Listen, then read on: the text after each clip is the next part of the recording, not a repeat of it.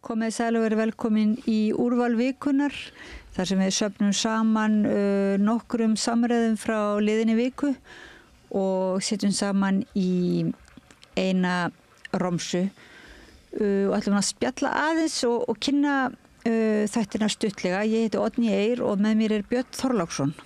Sæl og blessuð, Oddný. Takk fyrir samveruna hér. Já, sömuleiðis. Og í vikunni. Við ætlum einmitt að byrja á að leika samræðu sem þú áttir við, við ætlum ekki að leika hana kannski við hérna, en við ætlum að spila hana, sem þú áttir við útvarpsstjóra, Stefán Eiríksson og Ragnar Sigurður Kristjánsson, hagfræðingi hjá Viðskiptaráði, og þeir eru þarna að spyrja þetta svona háhitamál Ríkisútvarpið á auglýsingamarkaði.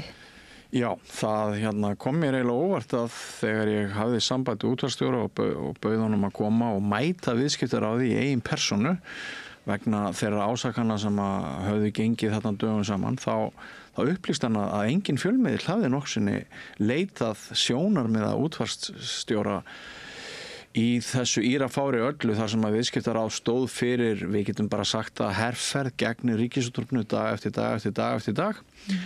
Þannig að það var var svolítið óvænt og skemmtilegt að samstöðun skildi vera eini fjölmiðill landsins sem að náði þessum debatti. Og já, það bara, mér fannst mjög gaman að spjalla við og báða. Þetta eru menn með gjörólíkar skoðanir og ég held kannski að á einhverjum tímapunkti komi fram sannleikskorn þegar ég spurði hagfræðinginn unga hvort sýn þeirra á íslenska fjölmiðlamarkaðinn litaðist ekki að einhverju leyti af inngróinni andúð Viðskiptaráðs á ítök ríkisins. Hann bara viðurkenndi það að kannski væru úttektir Viðskiptaráðs þegar þeir eru að fjalla fjölmiðlamarkaðinn og drulla yfir Ríkisútvarpið að kannski sæist þess stað að það sem að ég kallaði inngróna andúð Viðskiptaráðs á ítökum ríkisins. Þetta er mjög þörf umræða og við erum alltaf búin að vera að ræða hérna og sérstaklega þú fjölmiðla sem reynist vera bara mjög þörf umræða og allir eiginlega tilbúinir til að taka þátt í henni og ég held að hlustendur hafi líka svona mjög mikið gagn og gaman að því að heyra eiginlega fólk sem er að stjórna fjölmiðlum eða svoleiðis vasast í fjölmiðlum tala aðeins að sína á spilin, af því að þessi umræða verður svolítið furðuleg þetta hvort að Ríkisútvarpið eigi rétt á sér og gagnrýnin á Ríkisútvarpið sem að þú stundum hefur líka verið með í hvaða samhengi við setjum það ertu að gagnrýna bara einmitt ríkisrekstur almennt, Ríkisútvarp almennt eða það auglýsingarnar, þannig að það þarf að ræða þetta alveg í nokkrum eins og þú varst að segja þetta það þarf alveg nokkur að þætti til. Já, það er eiginlega neyðarkall, það var eiginlega það sem að rak mig áfram í það að vera með vikulega þætti fjölmiðlun að ég horfi bara á stöðuna sem neyðar ástand. Fjórða valdið svokallaða er að molna í sundur. Það er ekkert að verða eftir af okkur og reynslu lítil flest okkar sem eftir erum.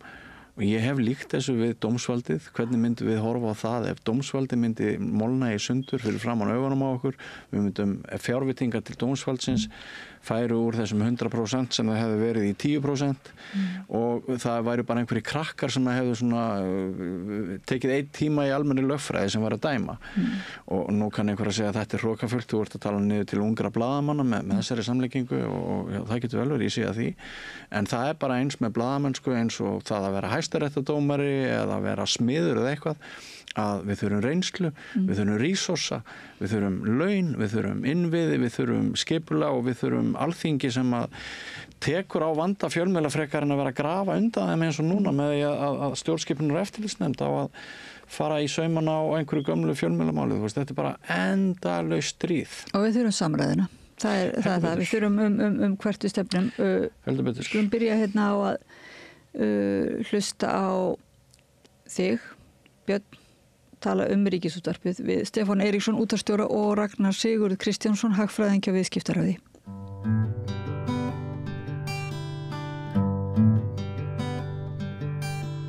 Já, komið sæl og blessuð. Við ætlum að hefja rauða borðið í kvöld á umræðu stöðu fjölmiðlunar á Íslandi. Mörg ykkar hafi tekið eftir fréttum sem hafa verið sagðar undanfarið sem hafa fjallað skýrslu viðskiptaráðs þar sem meðal annars hefur verið sett fram að einkareknir fjölmiðlar nánast lepji dauðan úr skel eins og það var orðað á fundi sem ég satt í síðustu viku hjá viðskiptaráði á sama tíma og Ríkisútvarpið sé bara að bólna út og það mikið rætt tök Ríkisútvarpsins á auglýsingamarkaði og af hverju Ríkisútvarpið á auglýsingamarkaði. Myndi það skipta einkarekna miðla miklu máli ef Ríkisútvarpið myndi hætta á auglýsingamarkaði? Þetta svona brot af þeim spurningum sem við ætlum að reyna að fá svör við hér í dag. Það eru komnir 2 góðir gestir. Stefán Eiríksson, útvarpsstjóri, vertu velkominn. Og Ragnar Sigurður Kristjánsson, þú ert hagfræðingur hjá Viðskiptaráði og ert sem sagt með höfundur þessara skýrslu fjölmiðla sem ég nefndi áðan. Já, það passar. Sko, velkomin einnig. Takk. Ef við byrjum kannski á því að ræða þessa þróun þegar þið segið að það hefur fjölgað hvað er þetta, 1200?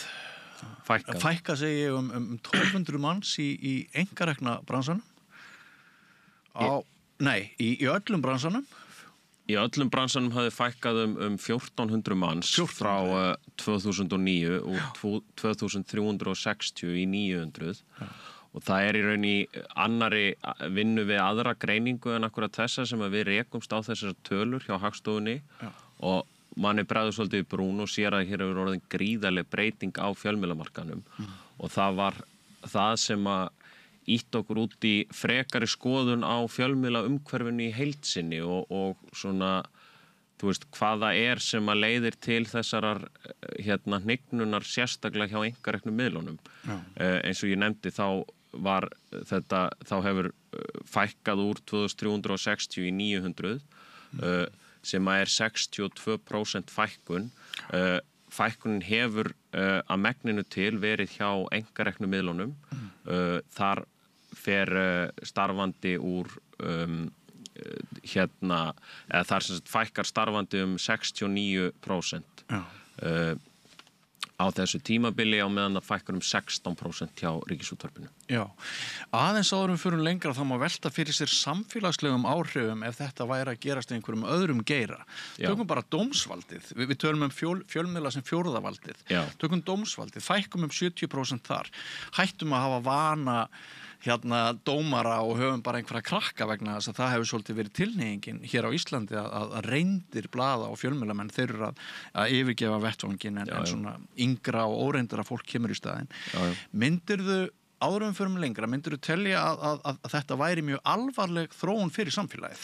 Já, auðvitað væri það mjög alvarleg þróun en það náttúrulega kannski erfitt að setja þetta í samhengi við dómsvaldið því að hér erum við að tala markað sem hefur í auknum mæli færst yfir á alþjóðlegan vettvang eins og Stefán þekkir og þið báðir þekki mjög vel. Þannig að það bæði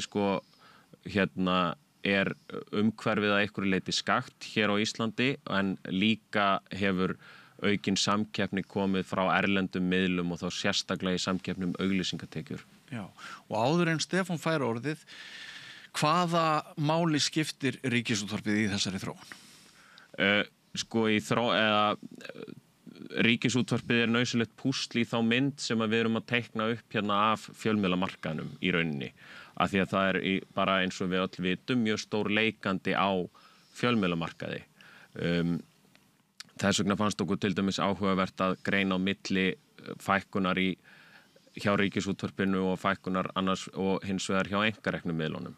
Þannig að Ríkisútvarpið skiptir mjög miklu máli á þessum markaði en bara svo það sé sagt í upphafi samtalsins þá þessi greining ekki gerð til höfuðs Ríkisútvarpsins eða eitthvað slíkt Við einfaldlega rekumst á þessi gögn og fannst áhugavert að skoða markaðin í heild sinni og þegar maður gerir það þá verður maður auðvitað að skoða alla aðila á markanum og þar með talið Ríkisútvarpið. Fyrirlesturinn á fundinum í síðustu viku og pallborðið var nú samt töluvert gagnrýnið hvað varðar stöðu Ríkisútvarpsins á markaði og þið hafið svona stilt í upp sem hefur mér skilið sem hálf óeðlilegu að Ríkisútvarpið sé að fjölga starfsmönnum og meðan fækkar svona mikið í einkageiranum, ekki satt? Já, sko, það var nú ég sem flutti þennan umtalaða fyrirlestur. Hann var í rauninni magninu til endursögn á skýrslunni og reyndi að setja það í samhengi. Svo var pallborðið bara, þar buðum við reyndum fjölmiðlamönnum sem höfðu algjört frelsi það að segja það sem þeir vildu í sínu pallborðu og gerðu, í pallborðinu og gerðu vissulega Ríkisútvarpið að töluverðu umtalsefni. Enda þekkja þeir betur en við að keppa á markanum við Ríkisútvarpið. Þannig að það var auðvitað eitthvað sem var rætt mjög mikið. En við setjum til dæmis stöðuna í samhengi við Norðurlöndin og drögum þar fram markaðshlutdeildina sem tæplega þrefalt meiri hér á Íslandi heldur en á hinum Norðurlöndunum að skoða hlutdeild ríkismiðilsins í tekjum. Og sömuleiðis sker Ríkisútvarpið sig úr hvað varðar heimild til auglýsingasölu. Ríkisútvarpið eini ríkismiðillinn á Norðurlöndunum sem hefur heimild til auglýsingasölu að TV2 í Danmörku frátöldu sem hefur heimild til auglýsingasölu en nýtur ekki opinbera styrkja eða opinbers framlags líkt og við greiðum til RÚV í gegnum útvarpsgjaldið að þá nýtur TV2 ekki þeirra framlaga heldur fjármagna sig og starfar í rauninni svo einkamiðl en í eigu danska ríkisins. Og skýr krafa hjá ykkur að Ríkisútvarpið hætti á auglýsingamarkaði? Sko, við leggjum fram 4 tillögur í þessu riti okkar hvernig megi leiðrétta samkeppnisstöðuna og skapa heilbrigðara fjölmiðlaumhverfi hér á Íslandi. Ein af þeim tillögum að Ríkisútvarpið hverfi af auglýsingamarkaði samhliða því að fjölmiðlastyrkirnir verði afnumdir. Og hvernig færi það til að ganga upp? Hvað meinarðu? Einkareknir fjölmiðlar, þeir fá eitthvað súrefni núna í gegnum þessa styrki. Ertu vissum að einkareknir miðlar fái auglýsingatekjur Ríkisútvarpsins ef Ríkisútvarpið hættir? Akkur ætti þá ekki bara hlutskipti einkarekinna miðla að verða enn verra? Sko, við skoðum þetta aðeins nánar og í samhengi við skiptingu auglýsingatekna á milli innlendra og erlendra aðila á markanum. Og eins og skiptingin núna, þá eru erlendir aðilar með 49% auglýsingatekna miðað við nýjustu gögn frá Hagstofunni, en innlendir miðlar með 51%. Ef ég man rétt, þá var RÚV árið 2023 með tæplega 2,5 milljarða í auglýsingatekjur. Við áætlum að auglýsingaféð muni skiptast á milli innlendu og erlendu miðlana í sama hlutfalli og skiptingin núna. Sem sagt að 51% muni þá renna til innlendu frjálsu fjölmiðlana og 49% muni renna til erlendu miðlana. Það er tekjuaukning upp á tæplega 1,3 milljarða. Þannig að ef við myndum ráðast í þessa aðgerð alla í heild sinni að taka RÚV af auglýsingamarkaði og afnema fjölmiðlastyrkina, þá það nettó áhrif upp á nettó tekjuaukningar áhrif upp á tæpar 800 milljónir fyrir innlendu miðlana. Þannig að það ekki nokkur vafi í mínum huga að þetta hefði jákvæð áhrif á innlendu miðlana. Já. Takk fyrir þetta, Ragnar Sigurður Kristjánsson. Það margt að spyrja, Stefán. Eitt það að þú heyrir það og lest það reglulega að það skjóti skökku við að þessi stofnun þín sem að mér skilst að tekjur hennar séu milli 9 og 10 milljarðar á ári, þú kannski leiðréttir mig ef það rangt, en að það skjóti skökku við þegar þú talar að ykkur sé þröngur fjárhagstakkur sniðinn og þið að skila tapi upp á einhverju 100 milljarða. Upplegg viðskiptaráðs í síðustu viku að einkareknir fjölmiðlar lepja dauðan og skel en Ríkisútvarpið svolítið strýkur í struna?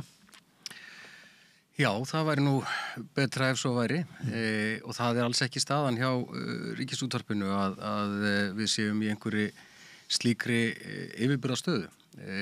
Og ég sendi þið nú áður en ég kom hérna í spjallið nokkrar glærur sem að gefa ágætis mynd af því hvernig tekjur ríkisútvarpsins hafa þróast á undanförnum árum og áratugum raunar.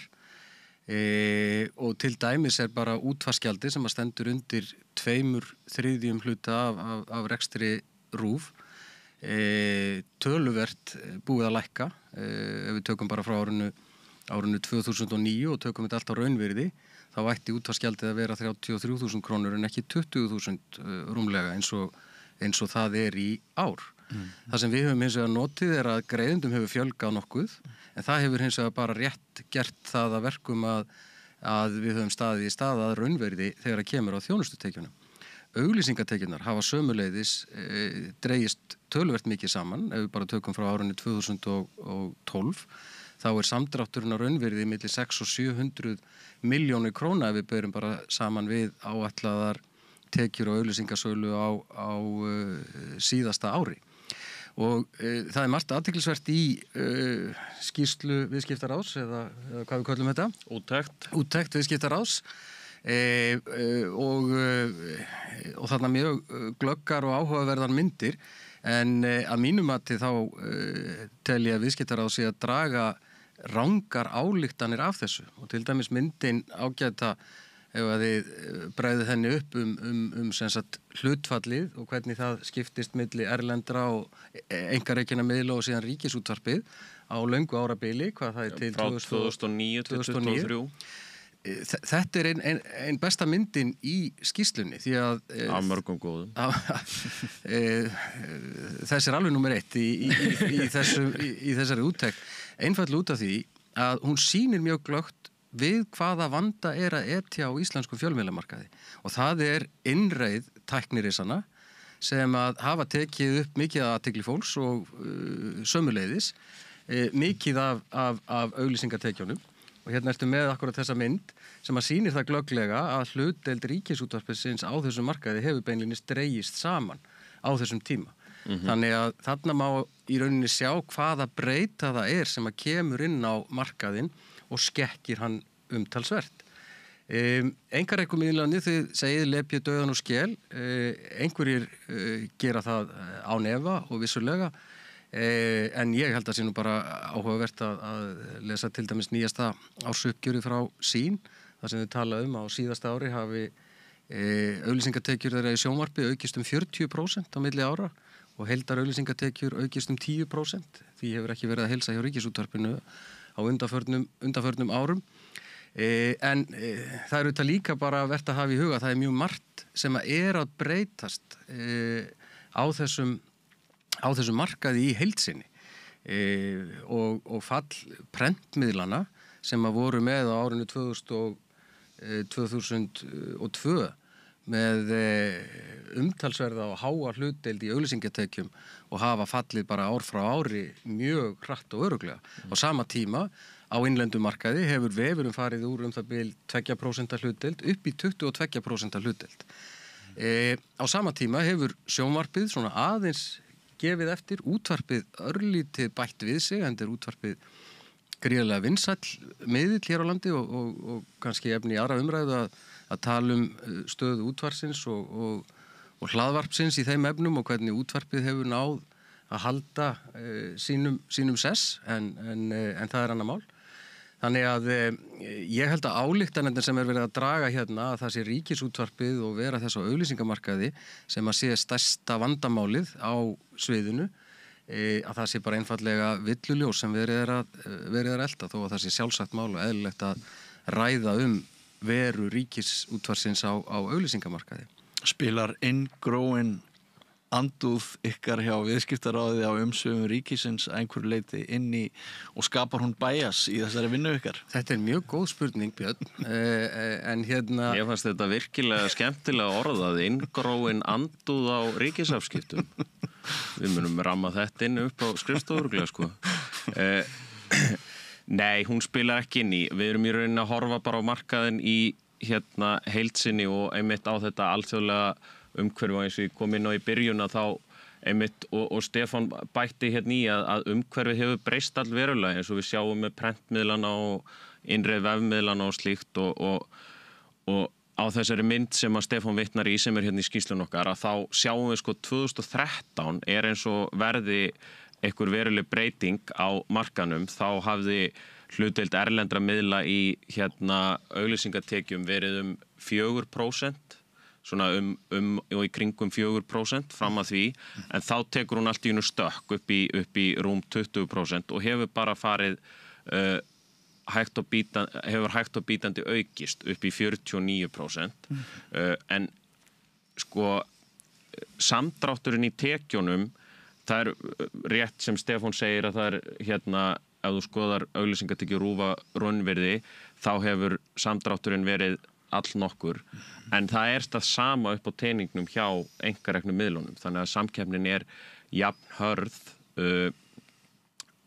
sko gagnvart einkareknu miðlunum og gagnvart RÚV, og þegar við skoðum umhverfið eins og það í dag, þá þetta alþjóðleg þróun að hérna Facebook og Google og YouTube og allir þessi miðlar sem að við neytum öll flest daglega, að þeir í auknum mæli að keppa við þessa legacy miðla sem að sama í hvaða landi þeir starfa, og þetta í raun alþjóðleg þróun og ég meina við getum reynt að synda á móti straumnum í þessu, en ég veit ekki hvernig við ættum að gera það eða hvernig við eigum að reyna að koma í veg fyrir þetta. Þannig að þá horfum við á markaðinn hérna innanlands og hvað það sem öðruvísi hér samanborið við stöðuna til dæmis á Norðurlöndunum, og það sem klárlega öðruvísi hér og ólíkt með RÚV og öllum hinum ríkismiðlunum vera ríkisútvarpsins og auglýsingamarkaði. Þannig að þess vegna drögum við þá ályktun að það sé ein leið til þess að efla frjálsa fjölmiðla hérna á Íslandi sé að þeir þurfi ekki að keppa við ríkið á auglýsingamarkaðinum. Ég held þetta sé nefnilega mjög mikilvægt tímamark sem hérna nefnt. 2013, því að þið sem þekki vel til á fjölmiðlamarkaði viti það að á þessum tíma þá voru verulegar takmarkanir á umsvifum RÚV og auglýsingamarkaði settar inn. Þarna var dregið úr möguleika ríkisútvarpsins til þess að vera með kostanir í sama mæli og verið hafði, auk þess sem að mínútufjöldi auglýsinga og klukkutíma var styttur þarna verulega, og þetta hafði eins og má bara sjá þarna veruleg áhrif á auglýsingatekjur ríkisútvarpsins á þessum tíma. Og þetta akkurat á þessum tíma sem að stóru netrisarnir að taka inn, og þeir taka þetta alveg með húð og hári og höggva líka í tekjur einkareknu miðlana á þessu tímabili. Þannig að þarna sjáum við bara svart á hvítu hvað gerist þegar að skorður eru settar við tekjur ríkisútvarpsins og auglýsingamarkaði. Það ein af þeim athugasemdum sem að ég myndi auðvitað vilja koma inn í þessa umræðu. Þetta mat á því að auglýsingatekjurnar myndu fara í sama hlutfalli yfir til einkarekinna miðla og erlendra aðila. Því að við höfum gögn og upplýsingar við að styðjast í þeim efnum, og ef að viðskiptaráð hefur til dæmis boðið mér að koma þegar úttektin var kynnt á sínum tíma, þá hefur við getað komið með þessar upplýsingar inn í umræðuna, og þess vegna ég þakklátur þér, Björn, og samstöðinni fyrir að bjóða okkur hingað. Þið raunar fyrsti fjölmiðillinn sem hefur samband við ríkisútvarpið til að óska eftir viðbrögðum eða innleggi inn í þessa umræðu sem að skiptir máli.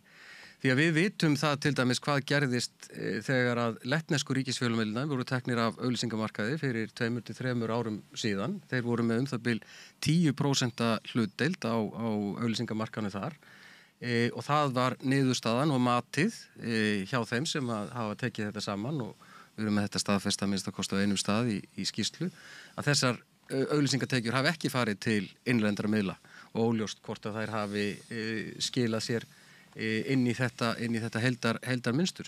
Sama gerðist í Spáni og Frakklandi fyrir 20-30 árum þegar takmarkanir eru gerðar á umsvifum ríkisfjölmiðlana þar á auglýsingamarkaði.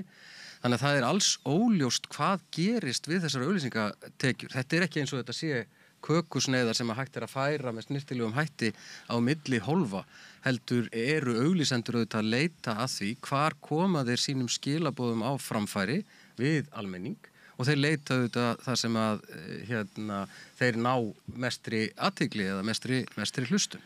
En Stefán, það kannski erfitt fyrir okkur að spá hvað yrði auglýsingaféð ef þið mynduð hætta á markaði. Þau hjá viðskiptaráði hafa reiknað út, gefið sér einhverja forsendur. Við vitum samt ekki hvað gerist, það alveg rétt. Við vitum heldur ekki hvað myndi gerast ef stjórnvöld myndu setja upp einhverja skattlagningu á þessar erlendu efnisveitur sem að taka auglýsingafé í auknumæli. En það sem við vitum að það mjög mikill ófriður Ríkisútvarpið vegna þess að það á auglýsingamarkaði. Það hlýtur að skipta Ríkisútvarpið, útvarp allra landsmanna, miklu máli að það sé góð sátt á meðal almennings og Ríkisútvarpsins. Já. Þessi sátt, hún sumpart ekki fyrir hendi vegna þess að þið eruð á auglýsingamarkaði og það sem eiginlega verra Stefán, þið hafið haft ansi mikla svona harkara í þessum bransa og þeir hafa verið mjög intensífir, mjög ákafir í að ná í auglýsingar og þeir hafa verið að greiða fólki á 3 milljóni í mánaðarlaun fyrir að harka inn auglýsingar sem ansi há tala ef mínar upplýsingar eru réttar. Og þarna eru þið að taka örlítið súrefni frá einkamiðlum eins og þessum, líkurnar á að við fáum auglýsingar frá innlendum fyrirtækjum, þær eru að okkar mati aðeins meiri. Ég veit ekki hve miklu meiri, en þær eru aðeins meiri ef þið væruð ekki svona öflugir á ykkar markaði. Og þá komum við að spurningunni, ef þú fellst á það sem ég er búin að nefna hér sé góðra gjalda vert og þú ert sammála þessu með sáttina og allt það, væri þá ekki bara miklu hreinlegra ef rekstrarformi Ríkisútvarpsins yrði umbylt, þið færuð á markaði en ykkur yrði bættur upp tekjumisserinn með öðrum hætti? Þetta góð spurning og en bara til þess að taka fram varðandi forsendurnar sem þú gefið þér, þá ég ekki sammála þeim öllum. Ég til dæmis kannast ekki við það að við séum að greiða fólki sem að vinnur við sölu auglýsinga hjá okkur á 3 milljón króna. Það bara engin dæmi slíkt í rekstrinu hjá okkur. Fólkið sem að starfar við auglýsingasölu hjá okkur ekki á árangurstengdu launum og hefur ekki verið árabil. En það var þannig? Já, það eru 5 eða 10 ár síðan, ég ekki með það á hreinu. Ég hef verið þannig 5 ár og það ekkert slíkt sem þarna er. Og svo gefur þér að það sé líka mikill ófriður þetta. Við höfum spurt það á hverju einasta ári. Hvernig fólk sjáu þetta fyrir sér varðandi sölu auglýsinga. Hvort að Ríkisútvarpið eigi að vera óbreytt, minnka og svo framvegis. Og það bara yfirgnæfandi meiri hluti landsmanna sem vill að Ríkisútvarpið sé fjármagnað með sama hætti eða jafnvel með meiri auglýsingatekjum. Ófriðurinn hins vegar alveg til staðar. Hann heyrist auðvitað mjög hátt í fjölmiðlunum sem eru á þessum markaði og vilja kannski horfa á þetta með aðeins öðrum hætti. En í grunninn þetta bara pólitísk spurning. Almannaþjónustumiðlar eru starfandi í öllum löndum Evrópu og þeir eru starfandi í eiginlega flestum löndum heims í mismunandi horfi. Í Evrópu eru almannaþjónustumiðlarnir 70-80% af þeim eru fjármagnaði með blönduðum hætti. Þannig að ríkisframlögum sem eru þá tryggð annarkvort með afnotagjöldum eins og við þekktum hérna til ársins 2009 eða framlagi ríkisins eða útvarpsgjaldi eins og hér er. Og síðan eru viðkomandi fjölmiðlar á auglýsingamarkaði. Ég held að meðaltali sé það bíl svona 20% eitthvað svo leiðist, 10-20% og þessi tekjuhluti sem kallaður commercial að stórum hluta auglýsingar en svo þetta líka sala á efni, kostanir og slíkt. Og Norðurlöndin skera sig að einhverju marki þarna úr eins og Ragnar nefndi varðandi TV2 í Danmörku sem 100% á auglýsingamarkaði og áskriftamarkaði en 100% í eigu ríkisins. Þannig hlutunum ekki háttað í Noregi þó að þar séu fjölmiðlar sem eru á markaði sem eru líka að sinna almannaþjónustu hlutverki. SVT með mjög þröngan stakk þegar kemur að möguleikum til tekjuöflunar en þeir geta þó aflað kostana eða styrkja inn í stór prógram eins og bara Melody Festivalin sem var að ljúka núna helgina og svona mætti áfram telja. En við það talað það að Ríkisútvarpið að fjármögnun þess sé eitthvað einstakt fyrirbæri og Norðurlöndin tekið til samanburðar. En þegar þú horfir á Evrópu í heild sinni, þá eru 70-80% miðlana fjármagnaði með þessum hætti. Og við getum tekið bara gott dæmi, RTS, stöð okkar á Írlandi, hún bara með eiginlega nákvæmlega eins módel. 1/3 tekna af auglýsingum og 2/3 af afnotagjaldi eða framlagi frá ríkinu. En eins og ég segi, þetta pólitísk spurning hvernig á að fjármagna almannaþjónustuna. Við höfum gert þetta með þessum hætti í 95 ár. Það hafa alltaf verið auglýsingar í ríkisútvarpinu í einhverju mynd og tekjur komið inn til þess að standa undir rekstrinum, en það sjálfsagt mál að velta því fyrir sér og ræða það á öðrum grunni og margir hafa fært fyrir því góð og gild rök að dagskrágerðin yrði áhugaverði, þéttari og betri ef að útvarpsrásirnar okkar og sjónvarpsrásirnar verið alfarið lausar við auglýsingar. En ég ekkert viss það þegar til kastana kemur að almenningur horfi á það með þessum hætti. Það sé best og skynsalegt eins og ég hef vísað til. Við höfum sett þessa spurningu inn í kannanir okkar á hverju einasta ári og meiri hluti landsmanna á því að núverandi fyrirkomulag sé rétta fyrirkomulagið. Vilt þú bregðast við þessu með einhverjum hætti? Já, sko, það bara í raun áhugavert að heyra það sem Stefán segir í mitt tengslum við ríkismiðlana í Evrópu, þú segir að 20% starfa á þessu markaði svona eða 20% starfa á auglýsingamarkaði, það ekki? 20% starfa? Ríkismiðla í Evrópu starfa á auglýsingamarkaði? 70-80%. Með þessa blönduðu fjármögnun? Með blandaða fjármögnun. Það sem sem sagt 10-20% af þeirra tekjum. Við erum með hátt í 30% eins og þekkir 1/3 sem er með þessum hætti, þannig að við erum vissulega í hærri kantinum heldur en flestir.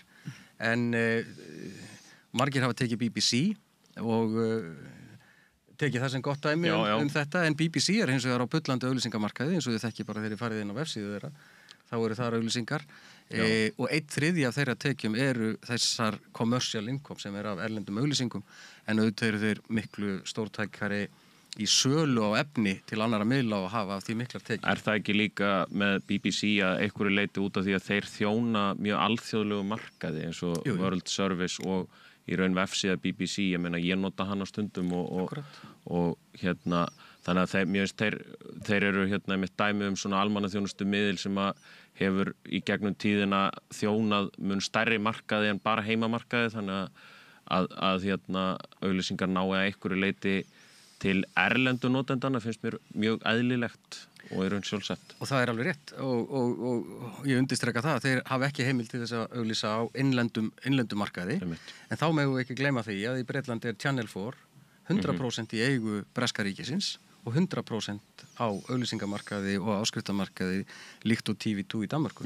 Þannig að ríkisstjórnirnar í gegnum tíðina og þingin hafa tekið ákvörðun það ekki vera bara með eina og í Bretlandi ekki bara 2. Þær eru miklu fleiri almannaþjónustu stöðvarnar í Bretlandi heldur en Channel 4 og BBC. Það eru þá svæðisbundnu miðlar. Svæðisbundnar, það þú veit með velska útvarpið og fleiri dæmi þetta.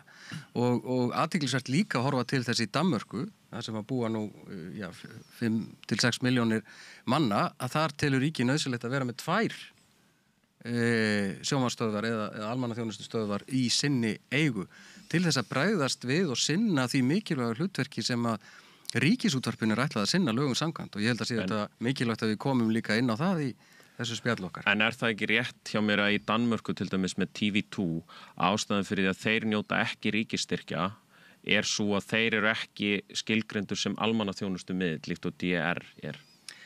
Já, ég veit ekki betur en þeir séu skilgreindir með almannaþjónustu hlutverk, og þegar ég til dæmis fær gögn og upplýsingar frá EBU sem eru samtök almannaþjónustu miðla í Evrópu, þá TV2 í þeirra hópi. Það athyglisvert að heyra. Og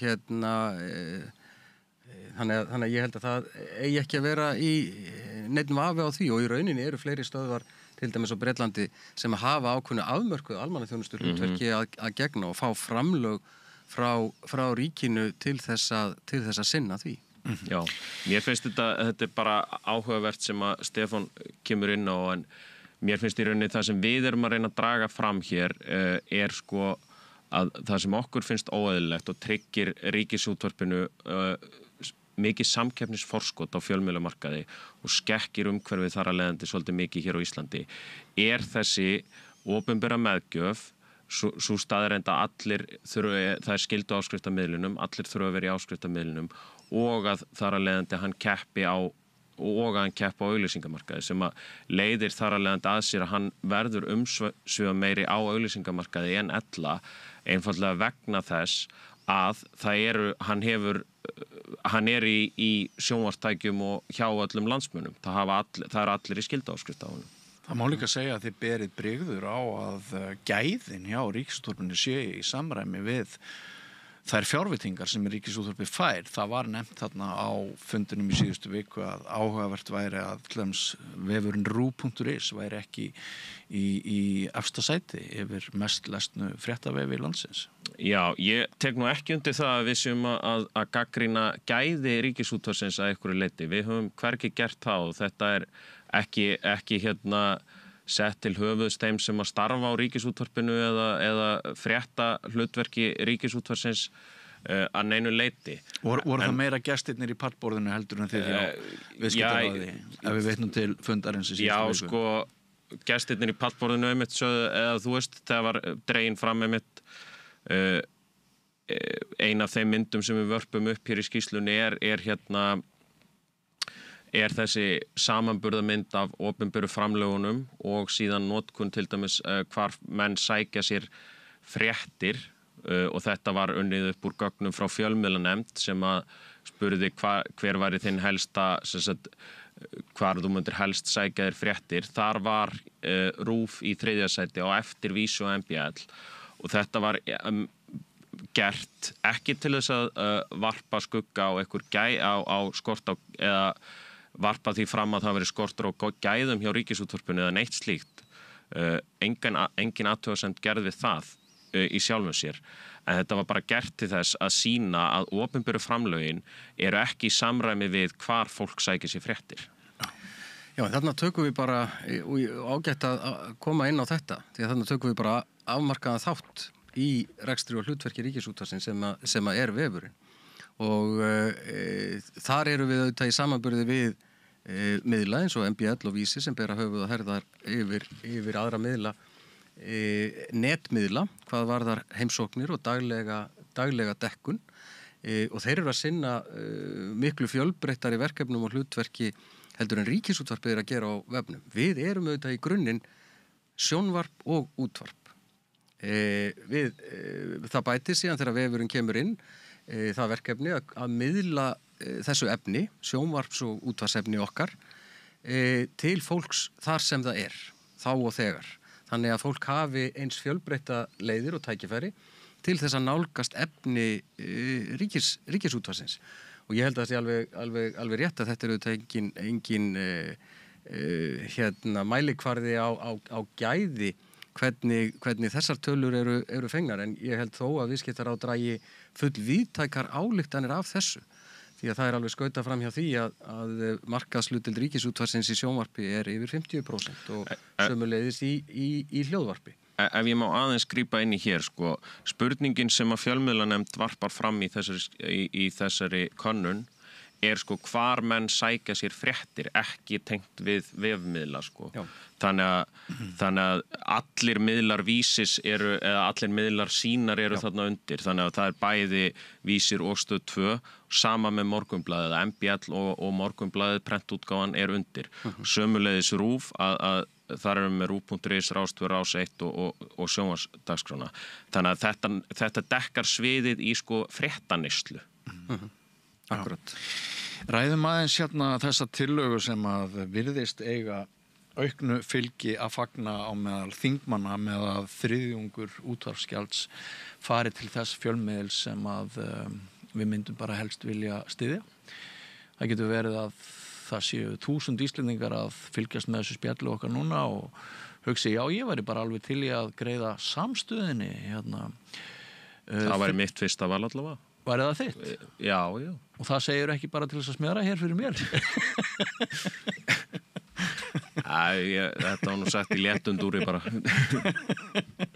Sko, en hvað sem því líður, þá þetta svona eitt af því sem að fólki finnst skemmtilegt að ræða þessa dagana og þetta líðræðislegt, það það sem gott við þetta, að þú greiðir atkvæði með höndum og fótum, sú stöð eða sá fjölmiðil sem líkar, 1/3 af útvarpsgjaldinu færi þangað, þið eruð náttúrulega hrifnir af þessari hugmynd og hafi stutt hana.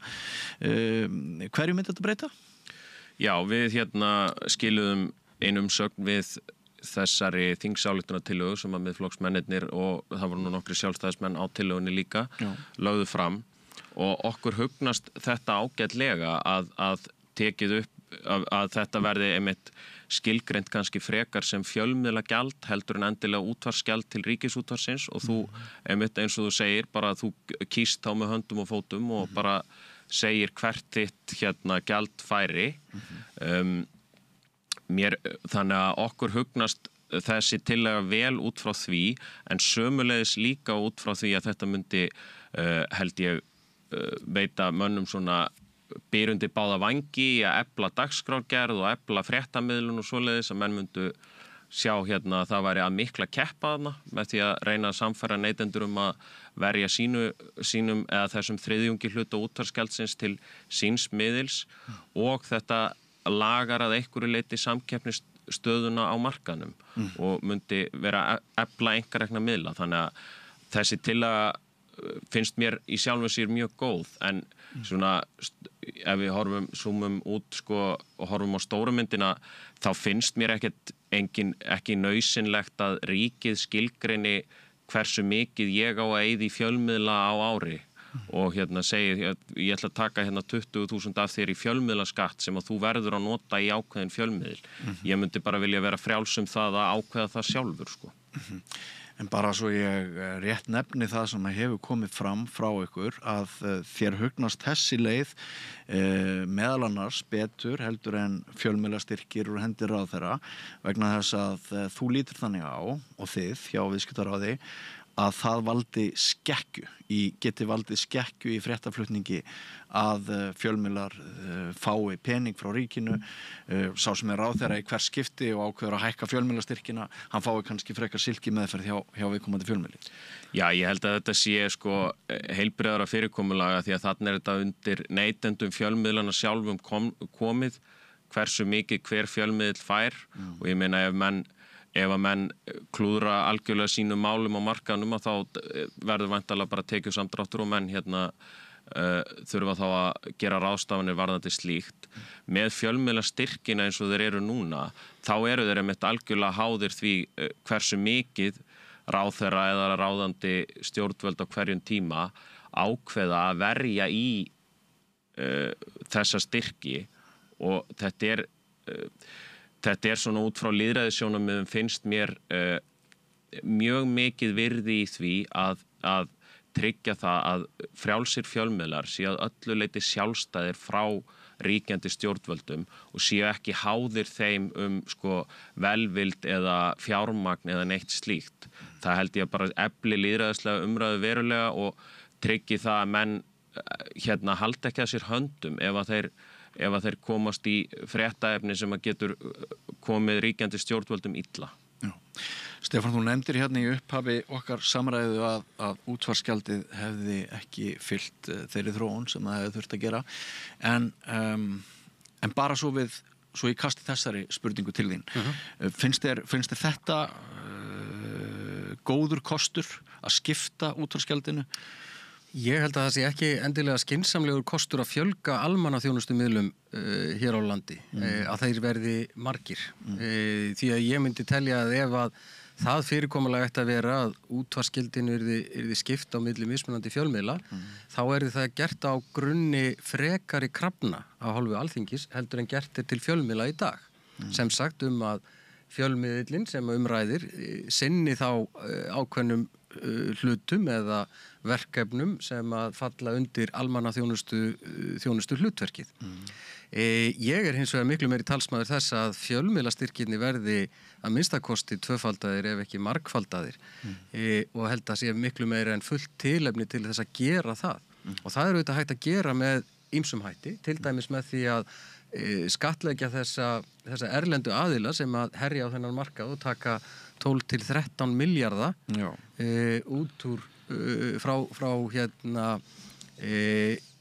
íslenskum fyrirtækjum og almenningi. Eins og ég nefndi áðan, hefur komið því sjónarmiðið þín og framfæri við ríkisstjórnina, við ráðherra að þetta getur skipt miklu máli?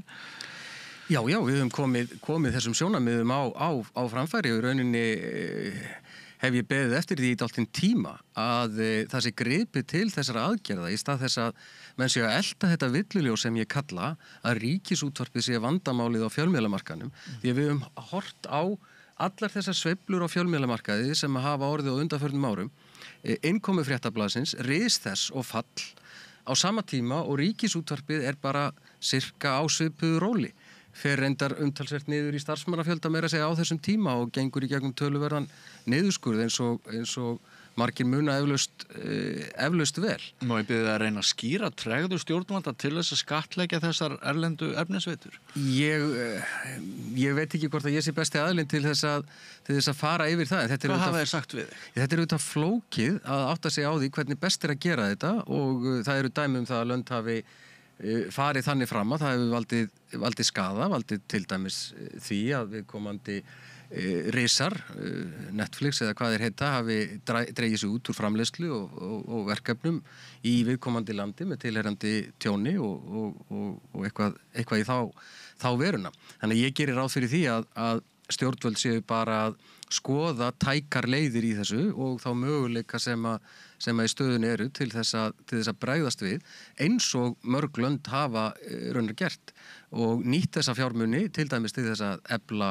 innlenda dagskrárgerð, framleiðslu á innlendu efni og það auðvitað líka verið gert og gert hér á landi með því að gera ákveðna kröfur til miðlana að hafa ákveðið hlutfall af efni af evrópskum uppruna og svo framvegis. Þannig að það eru ýmsar leiðir í þessu. En ég held að það sé brýnasta verkefni stjórnvalda að auka og efla styrki til innlendra fjölmiðla.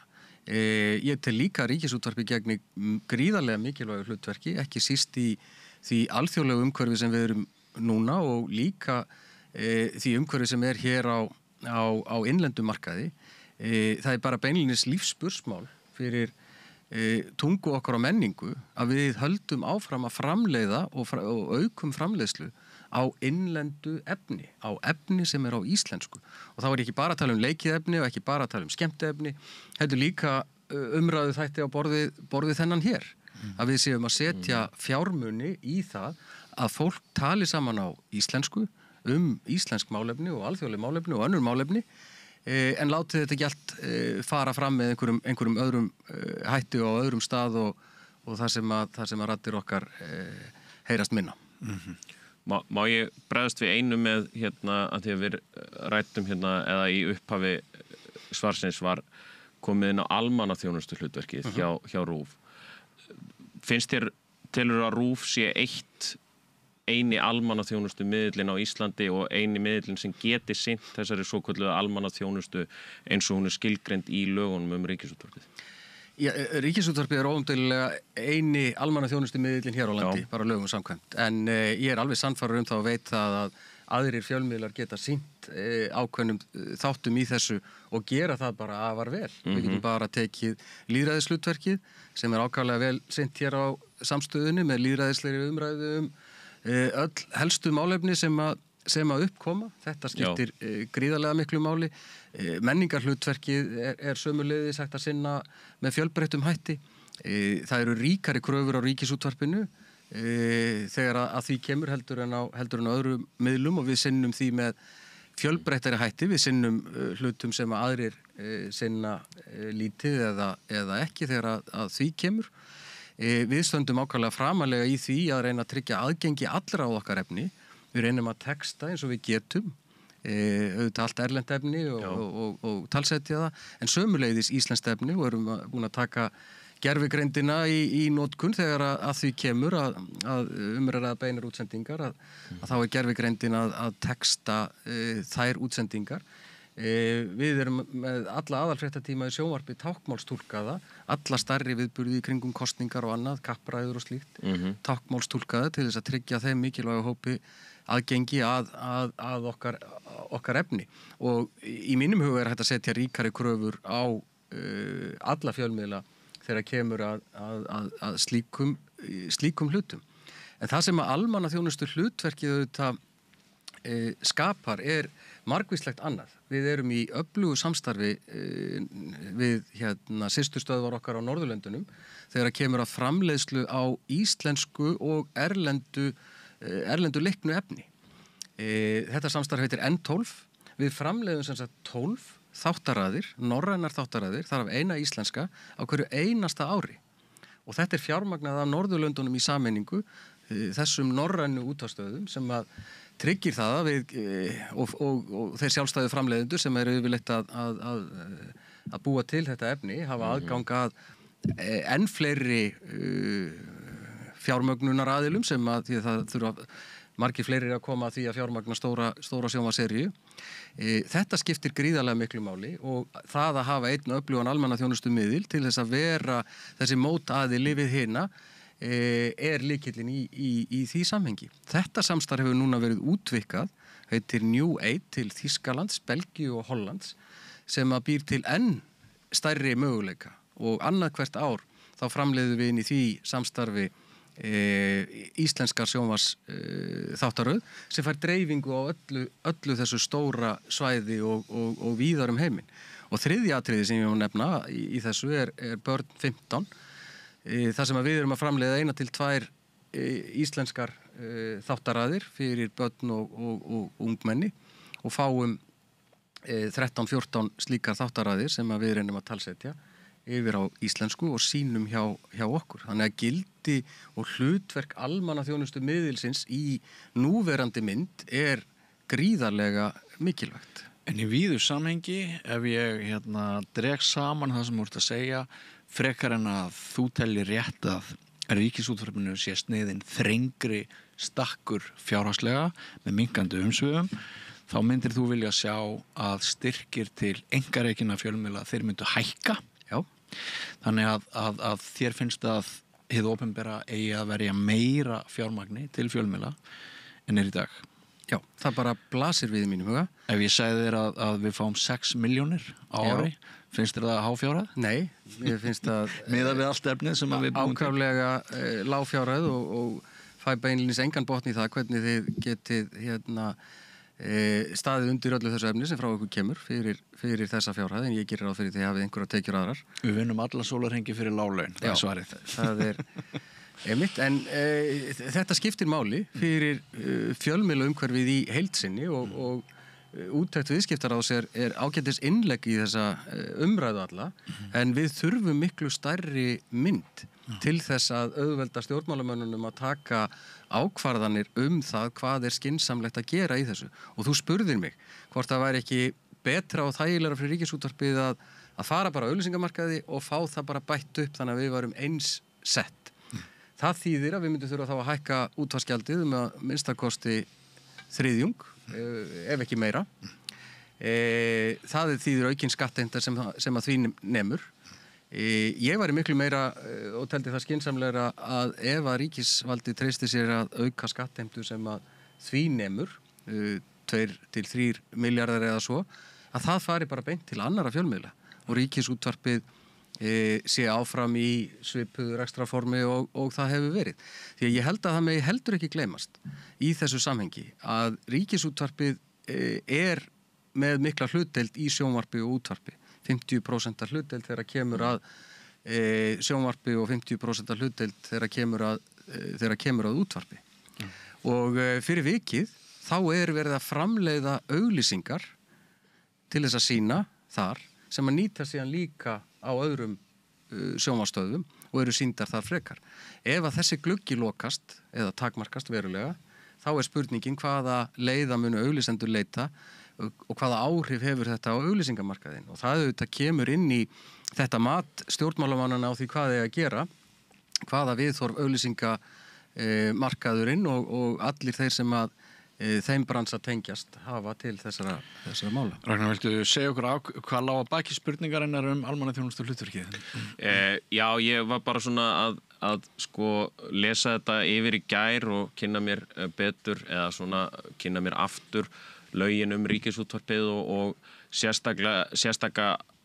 hafði sérstakan áhuga á þessu almannaþjónustu hlutverki og eða þú veist rendi gegnum þá skilgreiningu og mér fannst í raun margir miðlar vera fitta inn í þessa skilgreiningu sem að var sko efling á samfélagslegu, lýðræðislegu og menningarlegu efni eða framleiðsla á slíku efni og síðan efling lýðræðislegar umræðu og slíkt og mér fannst bara þegar ég var að skoða þetta eins og til dæmis núna gengum við gegnum 2 kosningar á síðasta ári það voru einkareknir miðlar sem stóðu afar framalega í þeirri kosningaumfjöllun eins og við sáum sko spursmál hjá MBL, pallborðið hjá Vísir, þið vorum við hér með umræðu þætti. Beina útsendingu hvert einasta kvöld. Einmitt, og öfluga umræðu þætti og svona.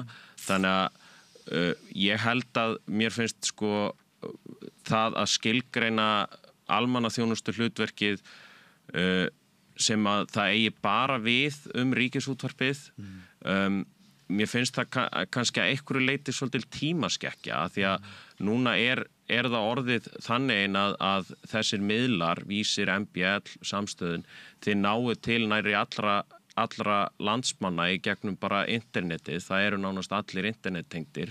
Það var náttúrulega ekki staðan þegar við vorum með RÚV og þegar opnaður var fjölmiðlamarkaðurinn, þá var aðgengi neytenda, sérstaklega í hinum dreifðari byggðum, miklu takmarkara heldur en það í dag. Nú neysla á fjölmiðlum miklu auðveldari. Ég meina, ég sjálfur frá sko Djúpavogi og ég 26 ára, fæddur 98. Ég man ennþá eftir því þegar Bylgjan var fyrst að koma á Djúpavog sko. Þú veist, það ekki lengra síðan, þannig að það hefur verið gríðarleg gerjun og gríðarleg breyting á þessu markaði. Þess vegna fannst mér áhugavert að ræða við útvarpsstjóra þetta almannaþjónustu hlutverk. Hver fittar inn í það og hver gerir það ekki? Já. Einu sinni hitti ég fyrrverandi menntamálaráðherra sem sagði við mig að vísu 2 manna tali.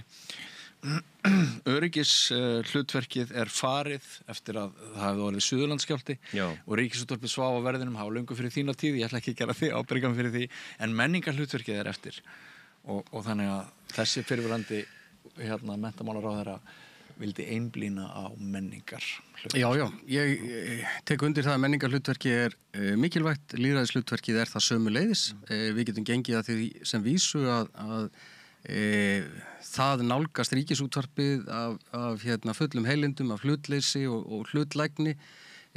Það á ekki við alla miðla eins og við bara þekkjum og vitum og það líka allt í góðu lagi og þeir sinna sjálfsögðu ákveðnum hlutum líka, lýðræðishlutverki og svo framvegis. Öryggishlutverkið held ég að sé ennþá til staðar og sé mjög mikilvægt áfram. Og þetta sé ég glögglega þegar ég til dæmis að tala við kollega mína í Svíþjóð og Finnlandi út af þeirri alþjóðlegri ógn sem að þar blasir við og Ríkisútvarpið áfram skrifað inn í almannavarnar áætlanir. Við þurfum lögum samkvæmt að tryggja það að öryggisútvarpssendingar komist til allra landsmanna og það gerum við núna í gegnum FM-kerfið og ágætt kannski að hafa það í huga fyrir þau sem að það vita ekki að við erum að setja af okkar fjármunum á hverju ári það bil 600-700 milljónir króna bara til þess að tryggja dreifingu og útvarps- og sjónvarpsefni og stærstu hlutin af því 500 milljónir fara til Vodafone sem að vann útboðið á sínum tíma og sinnir þessum mikilvæga hluta í öryggishlutverki Ríkisútvarpsins. Þannig að þetta skiptir máli og við vorum að æfa hér, taka þátt í æfingu það til dæmis hvað gerist ef allt verður rafmagnslaust á Íslandi eða ef að ljósleiðarastrengirnir fara í sundur til og frá landinu. Hvað gerist og hvernig bregðustum við því? Hvernig komum við upplýsingum áleiðis út til almennings? og þetta hlutverk tekur Ríkisútvarpið að sjálfsögðu mjög alvarlega í samstarfi við alla sína samstarfsaðila. Einmitt. Búið að vera mjög áhugavert, fróðlegt og skemmtilegt að ræða við ykkur. Stefán Eiríksson, útvarpsstjóri, kærar þakkir fyrir komuna og Ragnar Sigurður Kristjánsson, hagfræðingur og viðskiptaráði. Takk fyrir að búa til þetta samtal með okkur og eins og ég segi, mjög áhugavert að heyra þau sjónarmið sem ég hafa verið uppi og gaman að leiða þig til svara við úttekt viðskiptaráðs. Ég vissi ekki að við værum fyrst til þess að bjóða þér til þess að bregðast við en þetta má ég aðeins bara, það var samt öllum boðið á fjölmiðlaviðburðin okkar í síðustu viku. Hann var opinn öllum. Allt það besta er ókeypis. Hrósaðu náunganum. Það betra. Samstöðin, þar sem manneskjurnar koma saman. Þarna heyrðum við Björn Þorláksson ræða við Stefán Eiríksson, útvarpsstjóra og Ragnar Sigurð Kristjánsson, hagfræðingi viðskiptaráði Ríkisútvarpið og auglýsingamarkaðinn. Við förum næst til Grænlands. Marja Lilja sló á þráðinn. Þetta náttúrulega bara allt í einu eru kosningar í Grænlandi og orðið alþjóðamáli. Fáir hafa haft áhuga á Grænlandi, má segja, því miður. Ég skal bara viðurkenna það að þetta er í fyrst skipti sem ég fylgist spenntur með kosningaúrslitum í Grænlandi. Og það er náttúrulega út af sjálflegum hvötum. Það vegna þess að nú erum við nágranni Grænlands skítrættum okkar eigin stöðu og fylgjumst með þeim út á Trump. Já.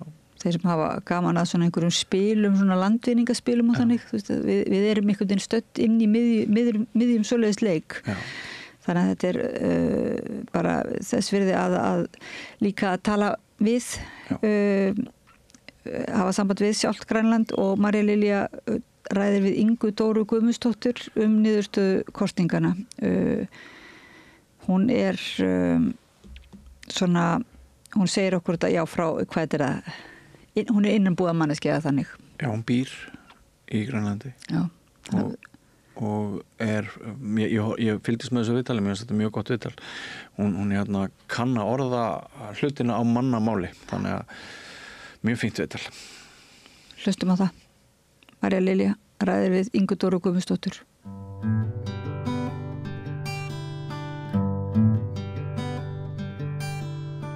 Já, komið sæl og velkomin aftur að Rauðaborðinu. Ég heiti Marja Lilja og hjá mér er Inga Dóra Guðmundsdóttir.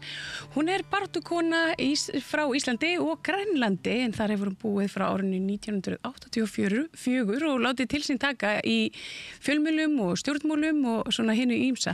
Inga Dóra, vertu velkomin. Takk fyrir. Hvernig nú voru stórar kosningar og mikilvægar í Grænlandi og úrslitin, komu þau þér á óvart?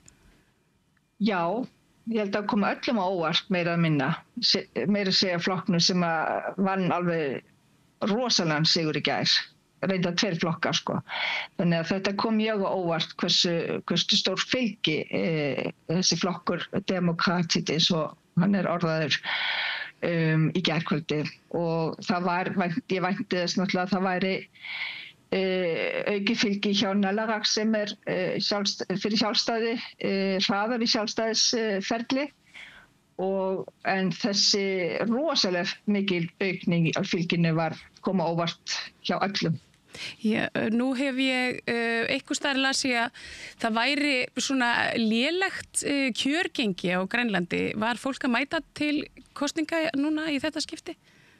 Já, þetta kjörsóknin var rosalega flott með við kosningar alveg almennt síðan fengu sjálfstjórn 2009. Þannig að þetta var upp í 71% tæft. Og það er nú hátt með við hvernig þetta var í síðustu kosning sem var 65%. Og enda fann maður það líka, bara í Núk til dæmis, þar sem ég var í gær upp í Íþróttahöll. Og aldrei séð svona marga í einu fara á kjörstað og það voru biðraðar alveg fram út á vegi, inn úr húsinu og út.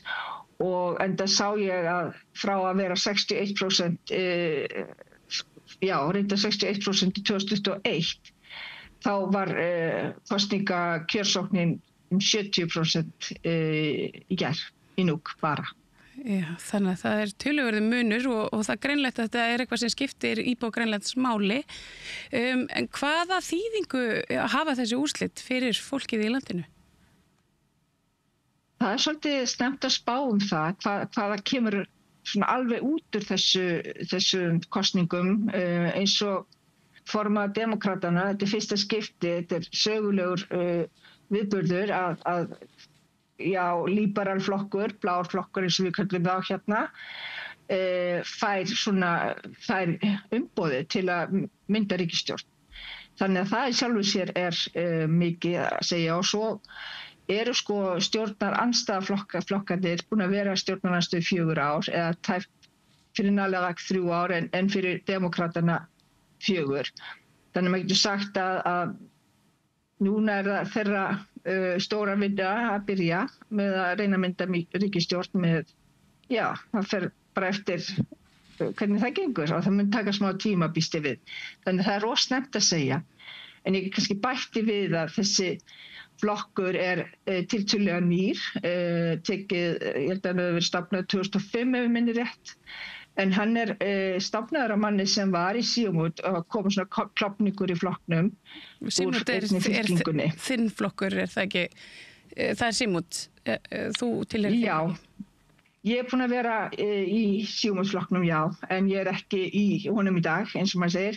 En ég get sagt ykkur að það allavega Síumút og IA, þessi stóru hefðbundnu flokkar búin að vera skiptast á að leiða ríkisstjórnir alveg frá við fengum heimastjórn 1979. Þannig að þetta fyrsta skiptið sem að fyrir hægri flokkur fær umboðið. Já, og nú mikið talað Trump og ég ímynda mér að Grænlendingum hafi mörgum brugði við þegar að Trump svona lýsti yfir, ekki bara áhuga, heldur tilætlunum hreinlega að ná til sín Grænlandi og svona undir Bandaríkin með hverju sem það kostaði. Hvað í þessu samhengi, kosningarna, hvernig horfir þetta við þér? Þetta til dæmis flokkur sem líklegur til þess að vinna með Trump eða slíta sig frá Dönum eða hvað boða þeir? Mér finnst skilaboðin mjög skýr frá fólkinu sem kaus í gær. Það vill ennþá vera í þessu svokallaða ríkjasambandi. Þótt að við séum ekki sjálfstætt ríki í þessu sambandi þá þetta orð ríkisfellesskapið. Og þetta skýr skilaboð að þessi meiri hluti að fólk vill stöðuleika, þar að segja það vill sjálfstæði en í passandi svona tempói, eins og maður myndi kalla það, meðan að hinn flokkurinn sem fékk líka rosa flotta kosningur í gær meira fyrir hröðuferli. Þannig að maður getur sagt að þetta rosalega mikið svolítið klopningur í 2 hluta, ytri hlutana, þannig að hefðbundu flokkarnir sem á miðjunni hafa náttúrulega mist marga þingmenn á þingi, en þessi 2 og þessi sem vann kosningarnir í gær miklu meira fyrir svona hefðbundnari leið að vera í betri ferli með ríkisstjórn í Danmörku í samtali við Danmörk, en hann alveg líka á þeim nótum eins og allir hinir flokkarnir hafa verið að það verður að gera breytingar innan ríksfellesskapið. Og gagnvart Bandaríkjunum þá skilaboðin líka svona skýr, eins og allir flokkarnir hafa verið að senda þessi skilaboð til Bandaríkjuna að við ekki til sölu en við alveg til að tala við, en talið við okkur beint og það þessi flokkur náttúrulega líka búin að vera að senda út skilaboð. Þannig að þetta mjög svona svolítið erfitt að lesa inn í hvernig þetta þá verður algjörlega, en þetta skýr skilaboð að maður vill stöðuleika ríkjasamband og kannski setur þetta svolítið pásu á þessi samræður ferlið, sjálfstæðisferlið. Já, en hvernig stemningin það nú bara laust eftir hádegi hjá þér þarna akkurat í þessu samtali en hvernig þín tilfinning, hver stemningin á meðal landsmanna eftir kosningar? Já, hún bara, það allir eru spenntir fyrir þessi nýja mynd sem að koma og allir eru svona spekulera í hvað gera hinir flokkarnir, hvernig hægt að mynda ríkisstjórn með hvað flokkum og hverju geta unnið saman og það svona mikið verið að pæla í því núna. Og svo náttúrulega líka flokkarnir sem töpuðu fylgi í gær, sérstaklega Síumút og IA. Þeir eru náttúrulega líka í einhverju ferli núna og ég veit að allavega núna þegar við erum að tala að miðstjórn, sem að kannski hovedbestyrelsen á dönsku, ég veit ekki hvað það heitir á íslensku, en allavega stjórn flokksins að funda núna. Að því í gær þegar flokksformennirnir komu inn í stúdíu í sjónvarpinu þá gaf Erik Jensen sem formaður Síumút flokksins sína yfirlýsingu að hann tekur fulla ábyrgð á þessu tapi og þannig að það verður spennandi að sjá hvað kemur út úr því líka. Heldur hann segja af sér þá eða voru það skilaboðin? Já, hann var alveg tilbúinn í að segja ég tek alveg ábyrgð á þessu lokatölum og þess vegna líka mögulegt að ég dregi mig tilbaka. En hann vil náttúrulega vita hvernig flokkurinn lítur á þetta og þeir náttúrulega að greina í þetta betur. Núna býst ég við. En það er þessi mikla kjörsókn og er ykkur sérstök ástæða fyrir því svona að þínu mati? Hvers vegna í ósköpunum sótti fólk svona hart í að kjósa í þetta sinn? Já, ég meina, við höfum aldrei nokkuð tíman séð svona marga fjölmiðla á Grænlandi í tengslu við kosningar. Aldrei. Og ég get nú bara nefnt það sem dæmi að meira segja ríkissjónvarpið í Danmörku og Stöð 2 hafa verið virkilega virk núna bara síðustu mánuði eftir að þetta fór í gang með Bandaríkjaforsetanum sínar yfirlýsingar við blaðamenn til að byrja með að hann hafði áhuga á Grænlandi. En svo kemur hann á ræðustól og gefur þessa yfirlýsingu að hann á eitthvað hátt mun Grænland koma inn í myndina í Bandaríkjunum og þetta náttúrulega þess vegna sem að áhuginn svo rosalega mikil bara utanfrá, frá útlöndum og það líka að við erum náttúrulega búin að vera í svona ferli lengi núna allavega 2,5 mánuði, það 3 mánuði þar sem að við höfum ekki vitað í hvaða fót við eigum að stíga. En það gerir það verkum að þetta voru mikilvæg kosningar að senda ykkur skilaboð og mér finnst Grænlendingar hafa meiri hluti Grænlendingar hafa sendt þessi skilaboð að það eru mjög breyttir tíma á leiðinni. Og þú horfir jákvæð fram á veginn? Já, ég jákvæð manneskja og náttúrulega vona bara til þess að við fáum bara stöðuleika. Þetta rosalegt verkefni sem liggur fyrir framan þessa nýju ríkisstjórn með öll þessi mál sem hafa verið á döfinni og sérstaklega þá núna gagnvart bæði Danmörku, ferli með Danmörku, ferli með Bandaríkin. Þetta er rosa stórt verkefni sem það er að fara að takast á við og sem betur fyrir formaðurinn, hann ungur og efnilegur. Hann með smá reynslu frá fyrir ríkisstjórninni sem að ég reyndar út af klopningi þar milli Síumút og Demókratunum í 2021 gerða verkum að við fórum í kosningar síðast fyrir tíma. Þannig að hann er með sína reynslu í ráðherrastól og svo framvegis. Já. Nú hvernig standa eins og bara réttindi jaðarhópa og annað svona með tilliti til þessar kosninga? Það nú kannski þegar það kosið svona stór atriði eins og hreinlega bara sjálfstæði þjóðarinnar þá kannski, ímynda ég mér að þetta séu svona hlutir sem að falla á milli en ég hef séð og fylgst með mikilli kvenréttinda baráttu og baráttu mæðra meðal annars við kerfið og við Dani sem að hafa verið að taka þetta börn, greina þær með svona ósangjörnum hætti sem óhæfar mæður. Það er eitthvað svona rasískar rætur alveg langt aftur í tíma. Þú þekkir hvað ég er að tala um, þessi mál mæðrana? Já, réttindi jaðarhópa myndi ég segja sko, með kosningunum í gær, þá kemur líka skýrt fram að þeir sem eru alveg rosalega sterkir núna í þessum jaðarsvæðum og réttindum og eru sko, í þessum minni byggðum sérstaklega í Norður-Grænlandi, að þessi flokkur sem vil Nalavax sem tiltölulega líka klofningur úr Síumút á sínum tíma, flokkur sem styður við bak við þessi litlu samfélög, litlu bæjarfélög og þar að leiðandi líka sko búin að vera að berja svolítið mikið fyrir decolonize hugsununum og koma því upp á yfirborðið og sérstaklega málefni sem varðar konur í Danmörku eða fjölskyldur vil ég segja í Danmörku sem liggja svolítið undir, búin að vera að liggja undir svolítið svona kerfisbundnu svona sálfræðinga test sem gilda eiginlega ekki fyrir grænlensku menningu. Nei, og þar að leiðandi bara dæmt úr leik einhvern veginn af því að þeir eru ekki alveg eins og við og þau búa í Danmörku sem sagt. Og það ekki tekið tillit til þess hvernig til dæmis maður tjáir sig á grænlensku, skilurðu.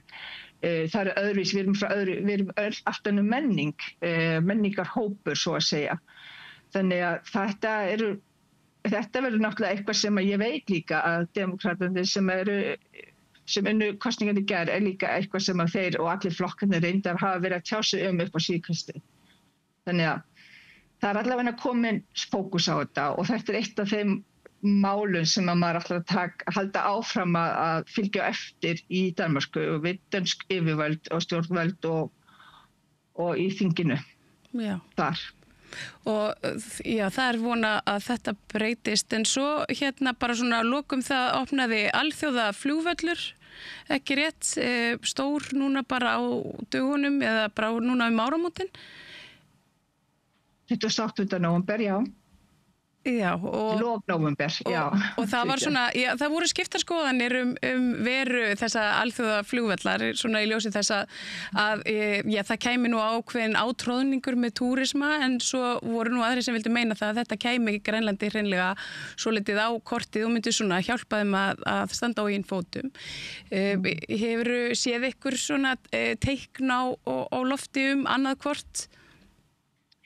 Já, þetta náttúrulega bara grundvallar innviði sem komið á laggirnar hér í Nuuk og þetta var ákvörðun tekin alveg tilbaka í 2015 svona formlega og svo ferlið með fjárfestingarnar gerða verkum að þeir byrjuðu að byggja flugvöllin hérna í Nuuk 2018. Þetta náttúrulega til þess að betrum bæta bara innviði fyrir landsmenn. Þetta ekki bara út af ferðamannastraumi eða þannig, en auðvitað leggum mörg ekki þennan bakka með að fá aukna tekjur frá ferðamannabransunum eins og Ísland búin að gera það. Og það sem setur svolítið náttúrulega mörg fyrir massatúrisma og mikið inni sem hugsa sjálfbarni, það náttúrulega vöntun á gistingu og starfsfólki. Þannig að það setur svona náttúrulega mörk yfir hversu marga maður getur tekið inn í einu. En þessi fjárfesting hefur þegar sýnt sig með að við erum að fá flugvöll núna í Ilulissat næsta ári og minni flugvöll í Qaqortoq, að þetta líka maður spara tíma og það tíminn sem maður sparar sem kannski það sem margir hafa ekki verið að pæla í að þetta rosalega stórt land að fljúga í og margar aflýsingar og fellt niður flug út af veðri hér og það. Þá ertu bara hreinlega stokk einhvers staðar in the middle of nowhere og það til að komast til móts við það líka að þessi flugvellir hafa verið byggðir. Þannig að já, þetta náttúrulega spennandi og við sjáum náttúrulega þegar þotur að lenda hérna úti á velli og ég vinn hérna bara rétt hjá, þannig að ég fer út og hleyp úti og ég sé einhverja þotur að koma frá einhver landi sem ég aldrei séð á þeir. Þetta er mjög spennandi. En þróunin í sjálfum sér þetta opnar Grænland á miklu annan hátt og áhugin bara orðin það rosa mikið líka og við sjáum það bara umfjöllun Grænland heim bara mjög mikið. Já, hún einmitt svolítið mikil og ég finna áhugi Íslendinga á Grænlandi og málefnu Grænlands hefur bara vaxið núna síðustu mánuði og ég ætla þess ekki bara Trump hreinlega að þakka. Íslendingar eru þetta hræddir sig og sitt og svo frændur sína, svona vestar í hafi. Inga Dóra Guðmundsdóttir, þakka kærlega fyrir að svona, stikla á stóru þessar kosningar og við fáum að vera aftur í sambandi við því kannski þegar það hefur dreyti tíðinda svona í stjórnarmyndun og annað. Já, takk og það var svo lítið. Og dokið við, það meira hér handa við hlið. Allt það besta ókeypis. Knúsaðu vini þína. Samstöðin þar sem manneskjurnar koma saman. Við heyrðum Maríu Lilju ræða við Ingu Dóru Guðmundsdóttur sem í Grænlandi og hún sagði okkur frá kosningunum í Grænlandi. Sigurður Stefánsson, framkvæmdastjóri Aflvaka, ræðir við Gunnar Smára húsnæðismarkaðinn og hvernig hann ýtir undir misskiptingu auðs. Já. Hann mjög svona, það mikil eldmóður í Sigurði. Hann hefur komið hérna líka kom hérna fyrir jól í spjall við mig og hann mjög mikil kennari líka. Þannig að hann setur hlutin í samhengi. Einn af þessum ómissandi mönnum fyrir samstöðina. Já, og hann hagsmunaaðili sjálfur en bara, vill sjá heildarmyndina og þótt hann sé framkvæmdastjóri, það má segja svona sumir halda að einhver framkvæmdastjóri geti hugsanlega ekki verið félagshyggju sinna en hann virðist vera hvort vekja. Já, hvar værum við stödd án allra þessara eldhuga sem að koma hingað til okkar að rauðaborðinu af því að þeir hafa brennandi ástríðu fyrir því að bæta heiminn. Og við erum ekkert að spyrja flokkni skoðun, við viljum gjarnan fá sem flesta hinga til að tjá sig og kannski það sem sameinar fólk að hér sem betur fyrir finnum fólk fyrir svona ákveðinu frelsi til þess að segja hvað sem Það eitt sem allir segja samstöðina að þarna sé mjög ólíkt svona skoðanafórum og það sé ekki auðvelt að benda á ákveðið erindi en það eru við, bara ég og þú við erum að mörgu leyti mjög ólík fáum ólíkar hugmyndir og erum með ólík efnistök en rúmumst vel undir þessu þæki. Jú, en við erum náttúrulega, svo sem svolítið augljóst kannski að við erum svona frekar kritísk og viljum veg félagshyggjunnar og svona. Við eigum það sannlega öll sameiginlegt að vera kritísk og viljum líka veita þeim rödd sem að kannski hafa ekki haft hana. Það eru auðvitað sumir sem koma hingað sem hafa auðvitað plattform til að tjá sig annar staðar en ég veist að svona meirihluti fólk sem kemur hérna hefur ekki kannski annan vettvang.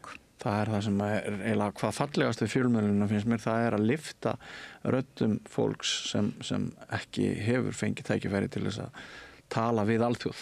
Það alltaf það sem maður ætti að hafa í huga að finna þær raddir því að hinar bjarga sér sjálfar. Já, og svo líka oft fólki sem í embættisstörfum eða stöðum og hefur raunverulega vald til að tjá sig en það kannski kemur hingað svona sem oft borgarar og að tjá sig á annan máta og í samræðu Einmitt, og færa að klára hugsununa líka. Hlustum á Sigurð Stefánsson, framkvæmdastjóra Aflvaka, greina það í samræðu við Gunnar Smára hvernig húsnæðismarkaðurinn ýtir undir misskiptingu auðs. Gjörðu þessu vel. Þú ert að hlusta á Samstöðina. Róttækt sjónarhorn á atburði dagsins.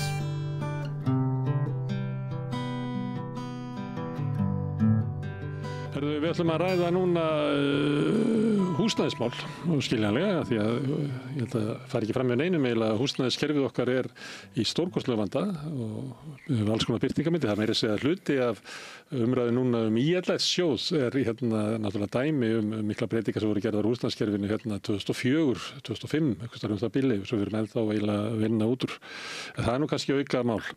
En Sigurður Stefánsson, hann framkvæmdastjóri Aflvaka sem að vinna að hugmyndum að byggja upp við Gunnarshólma hér svona ekki upp á Hellisheiði en svona á leiðinni þangað. En þú hefur verið að skrifa mjög áhugaverðar greinar húsnæðismarkaðinn og lagt svolítið áherslu í þeim einhverjum að húsnæðismarkaðurinn ýti undir misskiptingu auðs. og þess vegna ákveði ég að fá því hérna af því að þetta þú veit eiginlega svolítið svona rannsóknir á húsnæðismarkaðnum og ert að miðla til okkar það sem að þú komist að. Getur kannski útskipt fyrir mér hvernig virkar það að húsnæðismarkaðurinn ýtir undir misskipti guðs? Ég skal til að byrja á því og takk hérlega fyrir að bjóða mér hingað að tala um þessi mál og ég ætla að fá að hafa aðdragandi að svarinu ykkur. Þannig að ég held að það sé mjög hollt að taka aðeins skref aftur og bak og aðeins skilja hvernig húsnæðismarkaðurinn virkar. Og ég hef lagt mikla áherslu á það að deila þeim gögnum sem ég er að vinna með. Þannig að svolítið gagnadrifin nálgun. Og það er nefnilega alveg ótrúlegt að eins mikilvægur og húsnæðismarkaðurinn er okkur. Og ég vil ganga svo langt að segja að húsnæði sé frumþörf í okkar samfélagi. Að þá er afskaplega skrítið að sjá hver gögnin eru ill aðgengileg og það vantar bara verulega upp og við skiljum stóru myndina.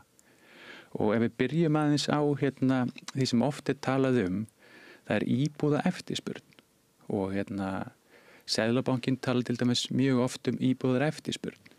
Íbúðar eftirspurn og íbúða þörf eru tveir ólíkir hlutir og þetta er rosalega mikilvægt að skilja. Íbúða eftirspurn er bara háð aðgengi að fjármagni. Við getum ekki keypt íbúðir nema höfum aðgang að fjármagni. Íbúða þörf er bara hver marga fjölskyldur, hvernig þróast það. Þannig að íbúða þörf þeirra sem er ekki aðgengi að fjármagni og geta ekki tekið lána, þá mælist ekki eða hvað? Já, það er munurinn á eftirspurn eins og í dag. Það er fullt af íbúðum til sölu og þá segja menn, það er takmarkað eftirspurn eftir íbúðum. En íbúðaþörfin er alveg til staðar, en meðan við höfum ekki aðgengi að fjármagni til að kaupa, þá hefur það áhrif á það sem köllum íbúða eftirspurn. Svo er ofta móti líka, skipti máli eins og núna, hafa eins og fólk er að benda á, hafa aldrei verið eins margar íbúð til sölu. En helmingurinn af þessum íbúðum er bara byggingu. Og stór hluti af þeim er bara ekki að mæta þeim íbúðum sem okkur vantar. Og okkur vantar minni íbúðir. Við erum að byggja risastórar íbúðir. Við erum að byggja 4 og 5 herbergja íbúðir. Við erum búin að hlusta á þetta í áratugi, sko. Ég meina, eitt af þessu sem að var að húsnæðis- og mannvirkjastofnun ætti að fara og telja íbúðir til þess að aðstóða verktakana til þess að framleiða íbúðir sem að væri eftirspurn eftir. Mér finnst alltaf svolítið hlægilegt að þið geta ekki bara talið þetta sjálfur, sko. Já, nákvæmlega. En þetta er partur af því, til dæmis athugað það að HMS er ekki nema rétt 5 ára gamalt. Fyrir þann tíma töldum við byggingakrana. Það var rosalega lítil vitneskja það hvað er í pípunum og hvernig lítur frambóðsliðin út á móti eftirspurninni. En ætti verktaki ekki að hafa eitthvað svona sans fyrir því? Sá sem er að selja ís, hann veit hvað eru margar ísbúðir í búðinni í hverfinu og það er bara okkur er alltaf verið haldið fram að þeir sem að fara með fjármagnið og eru í rekstri að þeir séu bestir í því að greina og taka ákvarðanir. Já, og það er bara samspil nokkra þátta því aftur á móti eins og aftur á því að þegar við erum að tala frumþörf að þá er rosalega mikilvægt að hafa skýra stóru myndina og ræðum það aðeins í dag er rosalega mikill munur á íbúðaþörfinni. Húsnæðis- og mannvirkjastofnun hefur bent okkur á það að við skuldum 15.000 íbúðir í dag. Það er ekkert smá mikið. Við við horfum á hvað við þurfum sem samfélag og mér langar að skipta því í tvennt. Það er annars vegar mannfjöldaaukning og hins vegar minni fjölskyldur. Minni fjölskyldur, það er tilkomið vegna þess að við erum að eldast sem þjóð, við erum að eignast færri og færri börn og það munar alveg ofboðslega miklu þar. Núna framöndan, næstu 15 árin, þá vorum við að horfa á það og þá tekið mannfjöldaaukninguna alveg út. Við þurfum 2300 íbúðir á hverju ári til að mæta bara þeirri þörf. Fleiri íbúðir sami mannfjöldi. Við erum að framleiða 2800 í ár samkvæmt talningu HMS og 2500 næsta ári. Þannig við náum ekki rétt nám að mæta því. Á sama tíma við út af öldrunni, við þurfum fleiri vinnandi hendur og við erum að horfa á það og ég er búin að gera mjög djúpa líðfræðilega greiningu á því hvað við þurfum að lágmarki marga inn í hagkerfið. Og við þurfum 5.000 auka hendur á ári og með þeim koma 500 börn. Það hefur verið að sjá, þú veist, hefur verið þróun síðustu 10 ár og það fyrir sig að það verði áfram. Því síðustu 10 ár þá hefur stæðista greinin sem er að vaksa að taka til sín, það eru heilbrigðis- og félagsmálin. Og við sjáum það með öldrunni, okkur mun vanta töluvert mikinn vinnuafla þar. En þetta er ekki háð vexti, áframhaldandi vexti ferðaþjónustunnar? Nei, ferðaþjónustan er bara rauninni 7. stæðsta síðustu 10 árin í mannfjölda. Í því að soga til sín? Já. Næststæðsta, hvað er næststæðsta? Næststæðsta er hugverkageirinn. Það er geiri og greina sem er að skapa gífurleg verðmæti hér. Dæmi það er fyrirtæki eins og Kerecis. Dæmi það er fyrirtæki eins og Alvogen. Alvogen er búin að fjárfesta hér, þú veist, á ekki mörgum árum 260 milljörðum í uppbygginguna. Landspítalinn er áætlaður að kosti 200. Þannig að það er þessar greinar, eins og samtöku iðnaðar sem að benda á, að ef við náum að hlúa vel að þessum greinum, þá verður þetta stæðsta greinin innan svona 10-15 ára. Og þeir hafa bent á það að við þurfum svona 9.000 þarna á þessum árafjölda sem er svona 500-600 eins og við höfum verið að framleiða. Þannig að við verðum að skoða það hvaðan kemur aukningin á mannfjöldanum. Það er oft sagt túristinn. En það er ekki alveg rétt ef við skoðum síðustu 10 ár. Það er þetta sem er að drífa og við munum þurfa til að mæta breytti samfélagi og stækkandi samfélagi þessu. Og heldur að þú ert ekki áherslu á að skoða gögnin og greina þetta vel, að þessi hugmyndum, að þessi túrismin sem að keyra þetta áfram valdi því að við bregðumst kannski síður við vegna þess að svona grunur að vöxtur túrismans muni kunni að hætta og þar með muni það vandamál hverfa og þess vegna væri óvarlegt að fara að framleiða, ég veit ekki hvað þú myndir vera að leggja til, 3.000 fleiri íbúður ári heldur en við erum að búa til. Ég kann ekki, ég hef alveg mína skoðunar á því hvað gæti verið, en ég er svolítið bara að draga fram gögnin og ég ætla að leyfa öðrum að draga ályktanir þar. Þú horfir á gögnin og ert með greiningu en þú heyrir líka umræðina. Ég heyri alveg umræðina, en þetta er bara orðið gamalt. Þetta er bara, þú veist, rauninni ferðaþjónustan, við erum að tala um það að hún vaxi 3-5% ári og þetta er orðið stæðsta útflutningsgreinin okkar. Hún er að skila virkilega miklum virðisauka inn í kerfið og ég held að við séum bara öll sátt með það. Hins vegar, rauninni, er þetta sem hefur ekki verið að dressað. Það er ekki búið að mæta þessum auknu þörfum sem var. Og ef við skoðum til dæmis bara skipulagsmálinu á höfuðborgarsvæðinu sem eru 2/3 af öllu landinu, það er bara skortstefna þar í lóðum. Það er ekki verið að bjóða upp á svæði til að byggja til að mæta þessum þörfum sem við verið að sjá síðan 10 árin og langt frá því. Og það er afleiðing af því sem við erum að sjá núna. Að húsnæðisverðið er að hækka langt umfram öll önnur lönd á Norðurlöndunum. Langt umfram öll önnur lönd innan OECD. Langt umfram raunhækkunin. Og það er þetta sem er að keyra upp verðbólguna. 61% af verðbólgu síðustu 10 árin tengist húsnæðisliðnum. Og hvað gerist þegar verðbólgan er há? Þá hækka vextirnir. Og ef við setjum þetta... Og þrengir enn að möguleikum fólks til þess að kaupa húsnæði? Já, ef við skoðum aðeins stöðuna, 2022, þá hófst vaxta hækkunarferli á Seðlabankanum til að ráðast gegn verðbólgunni. Þá, samkvæmt opinberum tölum, skulduðu við 4.500 íbúðir og athugaðu húsnæðisverðið er mesti drifkraftur verðbólgu. Í dag er íbúðaskuldin komin í 15.000. Þrýstingurinn á verðbólgunni undirliggjandi er gífurlega mikill. Við sjáum það samkvæmt gögnunum frá HMS. Þeir segja að við þurfum ákveðið margar íbúðir. Þeir eru búin að telja hvað koma margar íbúðir tilbúnar út í ár og næsta ári. Því það tekur 2 ár eftir að við hefjum framkvæmdir. Það er framkvæmdir sem við erum að undirbúa núna, það er verið tilbúnar 2027. Þannig að það er svolítið búið að læsa okkur inn í hvað koma margar íbúðir 2025 og 2026. Við erum að sjá íbúðaskuldin að fara 15.000 í 20.000. Hvað þýðir það? Undirleikiti verðþrýstingurinn vegna hækkunar húsnæðis er gigantískur á verðbólguna. Leiða við ef við setjum þessi samengi, hvað þýðir þetta?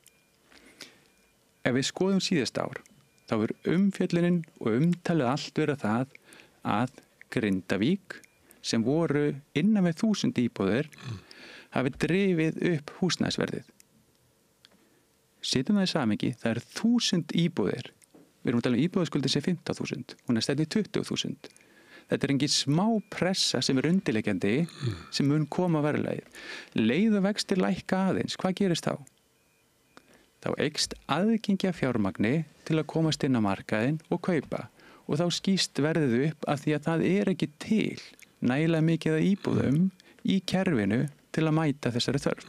Það kannski ástæða fyrir því að var hort sérstaklega til Grindvíkingana því að segjum þessum með 15.000 íbúðir þörfina. Af þeim eru margir sem að hafa ekkert efni á að kaupa sér húsnæði, fá bara ekki greiðslumat, hefur ekki bara með nógu mikla tekjur til þess að geta verið inn á sífellt hækkandi húsnæðismarkaði. Af því að það verður alltaf færri og færri sem geta verið þar. Þegar Grindvíkingarnir komu og fengu greiddar út sínar íbúðir, þá komu þeir beint inn í þetta efsta lag, að langstæðstu hluta. Þetta voru leigjendur líka hjá Grindavík sem í Grindavík sem að gátu ekki farið að kaupa sér húsnæði sérstaklega því að það hækkaði svo mikið. Þannig að kannski voru áhrif Grindvíkingarna á húsnæðisverðið meira heldur en kannski hlutfall þeirra af íbúðaþörfinni. Því það eru svo margir sem eru með íbúðaþörfina sem hafa ekkert aðgengi inn á húsnæðismarkaðinn, kaupmarkaðinn. Þeir eru lokaðir inn á leigumarkaði, það sem vantar alltaf sífellt meira húsnæði og þar hækkar líka 92% af þeim sem eru á leigumarkaðnum, þeir vilja ekki vera þar. Skiljanlega. Já. Og þetta hardur... Og eina leiðin, það bara raunveruleikinn á Íslandi það, eina leiðin til þess að losna út af okrin á húsnæðismarkaðnum þar sem þú ert með húsnæðiskostnað sem kannski meiri heldur en sá sem að kaupa, að fara og kaupa sjálfur. Og þetta vita allir leigjendur. Ef þú ert að kaupa íbúð, þú ert kannski að borga 220.000 krónur af láninu þínu á mánuði, en ég að borga 370.000 krónur fyrir húsaleiguna mína. Já, Og þetta vil ég losna. Já, að sjálfsögðu, því það þú ert að borga jafnvel minna að þú kemst inn á húsnæðismarkaðinn og þetta sýndi ég fram á í grein sem ég skrifaði síðasta sumar og þess vegna skiptir svo miklu máli að skapa jafnvægi á húsnæðismarkaði. Því að ójafnvægi á húsnæðismarkaði veldur húsnæðishækkunum sem keyrir upp verðbólgu sem að keyrir upp vexti. Og og lokar fyrir fleiri til þess að kaupa sér húsnæði, lokar fleiri inn á leigumarkaði, þar sem að þeir eru með hærri húsnæðiskostnað, sem að minnka líkurnar á því að þeir geti losnað og grefur öfulega undan lífskjörum þeirra. Þannig að þessi húsnæðismarkaðurinn bölva helviti. Það ef við kjörnum þetta aðeins, skipulag samfélagsfræði eins og segja það. Því að samfélagið að breytast eins og við erum að tala hérna. Og skipulagið tekur ekki mið af því. Hvað gerist þá? Og aðgengi að lóðum til að byggja, það í engun takt við það sem þarf að byggja. Við erum ekki með eins og höfuðborgarsvæðinu, það erum við umrætt vaxtamörk sem að læsa inni það magn sem að getur verið að byggja á. Það magn sem á lóðanu núna, það eru uppbyggingarsvæði sem atvinnubyggð á. Það tekur rosalega langan tíma, það tekur 18 ár frá því að byrjaði á skipulagi þangað til að komið að íbúð sem hægt að búa í. Og það partur af því að skipulagið ekki að taka tillit til þarfa samfélagsins, eins og ég var að segja. Af hverju fólk að spara lóðaúthlutanir þegar ástandið þannig að vantar 15.000, þú ert að spáði eftir 2-3 ár verið að vantar 20.000 íbúðir. Það ekki eins og að þú getur allt í einu ekki skipulagt Ártúnsbrekkuna af því að þú hafa búið að fullnægja þörfinni í Úlfarsárdal. Það engin hætt á að slíkt ástand komi. Nei, við þurfum bara að vera með að þetta tekur svo langa tíma. Ártúnsstöðum sem dæmi út að þú nefnir hann, það búið að vera verkefni síðan aldamótin, það tekur rosalega langan tíma og við þurfum síðan að færa og finna nýjan stað fyrir þá atvinnustarfsemi. Hvar pláss fyrir þessi atvinnustarfsemi? Það ekki búið að gera ráð fyrir í skipulaginu. Það bara takmarkaðu leyti. Þannig að þetta, það að flytja yfir, þannig að við þurfum að vera með þetta svæði, við þurfum að vera með fleiri svæði undir, við erum alltaf fá svæði, því að þetta tekur bara þetta langan tíma og svæðin svolítið sem við erum með núna innan þess skipulag sem að gildi fyrir höfuðborgarsvæðið og aðduga það var ákvarðað 2012-2014 og tók gildi 2015. Síðan þá hafa allar forsendur, svona mikilvæga forsendur og ég nefni það í grein sem ég ritaði í morgun, 7 veigamikla forsendur sem dæmi að það var mannfjöldasspá Hagstofu þar og okkur myndi fjölgum 100.000 á næstu 50 árum. Hvað gerist? Okkur fjölgar 100.000 á 15 árum. Það ekki búið að taka tillit til þess inn í núverandi skipulag. HMS búin að benda á það ef þú tekur ekki tillit til öldrunar þjóðar, minkandi fjölskyldur, þá ertu með 30-40% vanmat á íbúðaþörfinni. Það ekki tekið tillit til þess að forsenda inn í núverandi skipulagi. Þannig að það vantar ótrúlega mikið, það vantar að uppfæra. Við erum bara með eldgamalt skipulag sem byggir á allt öðru forsendum annað samfélag. Þannig að það það sem að skal segja, svolítið, því ég skoða gögnin, það vantar miklu fleiri svæði sem þurfum að byggja á til þess að ná að koma fleiri íbúðum út. Og íbúðaskuldin bara orðið það aðkallandi að hún farin að hafa áhrif á allt samfélagið. Það væri gagn að horfa á þetta líka þannig að við erum með 15, bráðum 20.000 íbúðþörf. Þar inni fólk út af fjölgun innflytjenda og fleira. Stærri hluti fólks á lægri tekjum sem lokað inn á leigumarkaði og fleira. Við erum ekki með neitt kerfi eins og við höfðum þegar við vorum með verkamannabústaðina sem að aðstóðu fólk á lægri millitekjum til þess að komast út á leigumarkaði og inn á séreignamarkað. Það ekki slíkt. Ég veit ekki hvort að við séum með raunverulegt kerfi til þess að aðstóða eða búa til hentugt húsnæði og hafa lána fyrirkomulag og annað slíkt fyrir eldri borgara til þess að sem að, ef við tökum svona í klísjum að hjónin eru eftir og börnin farin að heiman að því að þú talar skipulag og útlutun lóða að það þarf líka að vera fjármálakerfi þarf að vera þjóna almenningi og þörfu þess og Jú, og það skal segja, það nefnilega það sem gerist að skal segja, þetta náttúrulega bara gangverk og þetta er ringrás og hún þarf öll að gangi í takt og það snýst ekki fyrir marga Nei, þau liggja bara hana og aðeins þú komst inn á það með félagslegar íbúðir sem voru kauplegu til þeim sem síðustu aldamót þá mann rétt og voru með 4.500 til 5.000 íbúðir þar sem var verið að hjálpa fólki að eignast koma þeim af leigumarkaði yfir að eignast þak við höfuð og í dag eru við með kerfi sem hlutdeildarlán og sem að ég skil eins og segja að koma einhverju leiti, raunni í staðin fyrir þetta. Nei, það ekki. Fyrsta lagi þá vitum við að í sögunni að stundu bara virkaðu ekki af því þau eru háð einhverju tiltöknu verði og það fannst aldrei íbúðin sem átt að vera í 2 ár og engin hlutdeildarlán veitt. Það alltaf verið að vísa á þetta. Eins og þetta sé lausn, þótt að við vitum að þetta ekki lausn. Nefnum fyrir bara örlítinn hóp. Já, þetta ekki lausnin fyrir alla, en þetta er partur af því. En þegar ég horfi á þetta, að þá skal segja virðist vanta bara svæði til að fara í að byggja upp. Það ótrúlega verktökur sem að geta byggt inn í þetta, en það vantar lóðir. Og þeir hafa allir með tölu verið að kvart undan því að þeir hafa ekki lóðir til að byggja á. Og þarna erum við með, eins og ég leysir ekki allt, en við erum allavega með eina lausn sem að myndi hjálpa fyrstu kaupendum og að hjálpa fyrstu kaupendum, en það bara vantar þeim meira magni. Og í staðin fyrir að við verðum með 3.900 sem eru núna, það er búið að leggja áherslu á þetta, en þeir ná ekki að skala þetta upp virðist vera, það vantar fleiri íbúðir. Þetta ætti að vera svona 10-12.000 með við sömu, sama skala og værum aldamótin.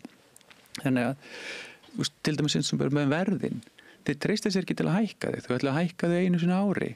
En að því að þessu verðbólgu hvetjandi, það er ekki tilneitt á markanum, leiðum til að hækka það, þá hækkar húsnæðisverðið og þá fyrir það strax í verðbólguna. Þannig við erum alltaf komin í skortstöðu að það bara ekki nóg byggt til þess að mæta þörfinni. Og þá lendir við því að kerfi ná ekki að virka eins og þau eiga að virka.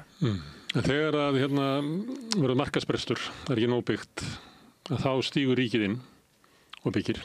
Það er þekkt bara í kreppu, ef bara dunkar niður uppbygging í atvinnulífinu, þá er eðlilegt að ríkið stíginn og verið með hvata. Er þetta ekki bara dæmi það að ríkið eða sveitarfélögin ættu bara að stíga inn í húsnæðismarkaðinn og byggja þessar smærri íbúðir, ódýrar íbúðir það sem sko langstæðsti hlutin af þörfin eftir slíku. Annars vegar hjá lágtekjufólki eða fólki á millitekjum og lægri tekjum og hins vegar eldra fólki sem að minnka við sig að ef að markaðurinn leysir þetta ekki með því að vera að kaupa íbúð, þú nefndir átúrs Holti, ég held að Orkureitur hafa tvisvar sem skiptum eigendur, ég held að sé komið inn í það núna að verðið áður en að byrjaði að byggja séu komið svona cirka 20 milljónir á hverja íbúð sem sko langstæstu hluti sko lóðabrask, eitthvað gatnagerðargjöld og annað slíkt, kannski 1,5, kannski 2 milljónir, en gríðarlegar fjárhæðir sem að liggja í kaupum og sölum á einhverjum verðmætum byggingareitum sem síðan velt út í verðlagið. Og ég held að þetta sé gott dæmi það hvað skorturinn leiðir af sér. Það gott dæmi það brask.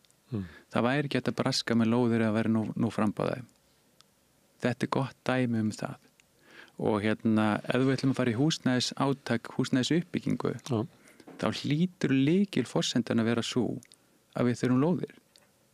Það ekki til í dag. Það ekki til lóðir eins og á höfuðborgarsvæðinu sem 2/3 í öllu landinu. Það bara ekki til. Það þurfum við ekki líka eitthvað sem að stýrir uppbyggingunni sem að horfir á íbúðaþörfina í staðinn fyrir eftirspurnina.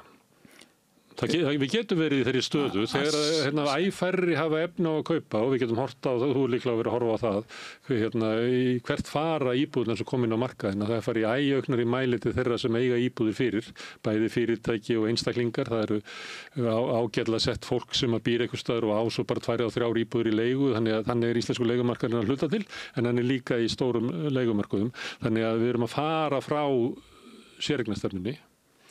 Í slíku umhverfi þar sem æfærri hafa efni á að fara inn og kaupa ædýrar íbúðir, að þá getur verið að það sé raunverulega hvati hjá verktakanum að framleiða íbúðir fyrir hinn að sko tekjuháu. Þess vegna erum við með þetta allt byrja að heita lúxusíbúðir í þessum þröngu byggðakjörnum á þessum þéttingareitum. En það sem að þörfin raunveruleg, það enginn að byggja fyrir það fólk. Og þetta það sem við erum að tala um, þetta afleiðing á skortinum. Þegar þú ert ekki með nægilega mikið á lóðum til að byggja og mæta þörfinni, þá gerist þetta í skortstöðu. Og það verður hvati til þess að fara ekki af stað. Það verður hvati til þess jafnvel að selja því þú græðir meira á því að selja því að þú veist lóða verður svo hátt, að því að það svo takmarka framboð á lóðum. Þetta allt sem gerist. Það sem seldu Orkureitin, þetta var eiginlega no-brainer fyrir þá að kassa inn, en þess að þau voru búin að ná inn sko megnin af þeim hagnaði sem gætu náð inn með því að klára að byggja. Kannski 80% hagnaðinu var þegar komin með því að fá byggingarleyfið í þessari skortstöðu sem þú lýsa og þau tóku bara penningin. Og svo einhverjir aðrir sem að koma og reyna að ná í síðustu 20%. En þetta afleiðingin að því þegar skoðurinni það ekki til lóðir. Ef þú bara skoðar fyrirsagnirnar skoðurinn hjá öllum framkvæmdaraðalanum, það allir að kvarta yfir þessu. Þeir eru með fyrirtæki sem þeir hafa byggt upp, sem kannski með starfsmenn upp á 500. Hvað þeir að gera núna? Þeir að vera að byggja þetta upp í mörg ár. Svo stendur þau fram við fyrir því að þú hefur ekki aðgengi að lóði eða þarft að kaupa hana á einhver himinháa verði bara til að halda reksturinnum saman. Það svo margt í þessu sem að ég að skoða í gögnunum sem að bara undirstrika það. Skipulagið ekki að mæta þörfum samfélagsins, lóðaframbóðið ekki að gera það. Og þú segir höfuðborgarsvæðið að því að við heyrum þetta svolítið frá sjálfstæðismönnum alltaf að tala um lóðasölu eða lóðaúthlutun í Reykjavík, þú tala allt höfuðborgarsvæðið, að því að það var nú eitt árið þá fækkaði íbúðum í Hafnarfirði sem undir stjórn Sjálfstæðisflokksins, þannig að þú ekki að tala um að þetta séu allt saman degi bjækisinn að kenna? Ég bara að tala um höfuðborgarsvæðið í heild sinni, og við sjáum það bara og eina greiningun sem ég gerði að lóðaskorturinn að hafa áhrif á hvernig til dæmis þessu borgin þróast, að barnafólki að fækka og barnafólkið að flýja höfuðborgarsvæðið. Reykjanes og í Árborg og upp á Skaga. Og bara tölurnar sýna það að þú veist, börnin okkar að fara út fyrir þó þau vinni á höfuðborgarsvæðinu og athuga það 2 langskólamenntaðir einstaklingar sem fara út fyrir bæjarmörkin og eiga lítið barn í leikskóla. Þú ert búin að taka annað þeirra út af markanum, hann getur unni við það sem hann er kannski búin að mennta sig. Þannig að það er rosalega svona, margar afleiðingar af því að vera ekki að byggja upp til dæmis á höfuðborgarsvæðinu. Það sem að megin þorri af mannfjöldaaukningunni hefur verið og vill svolítið vera því þar er atvinnustarfsemin. Sjálfsögðu að byggja upp landsbyggðina líka og það er margt að gerast það sem er virkilega flott og svo framvegis. Það hefur breiðst út, húsnæðiseklan hefur breiðst út all land. Já. Það til dæmis verðhækkanir á leiguíbúðum eru eiginlega út all land. Já. Það er ekki eins og margir geti haldið þetta að veri bara 101 sem að vera að hækka. En það þú getur séð bara stórkostlega hækkun á leiguverði í Búðardal. Já. Þetta hefur áhrifin bara þetta hefur áhrifin á allt landið. Og það sem að mér finnst alveg ótrúlegt, því að þetta er alveg nýtt fyrir, ég kemur allt öðru. Ég kom bara inn í þetta fyrir 3 árum. Og svona fór að skilja það, hvað samfélagsfræðin, ég hef aldrei verið í því að spá í því, hvað það skiptir ótrúlega miklu máli í skipulaginu og bara hvaða áhrif þetta hefur á uppbyggingu samfélagsins, bara félagslega samsetningu. Og ef við skoðum núna, bökkum aðeins, hvað hefur verið megin fókusinn hjá okkur Íslendingum síðustu 100 árin? Það er að byggja upp húsnæðisöryggi og fólk geti eignað sitt eigin húsnæði. Þar viljum við vera.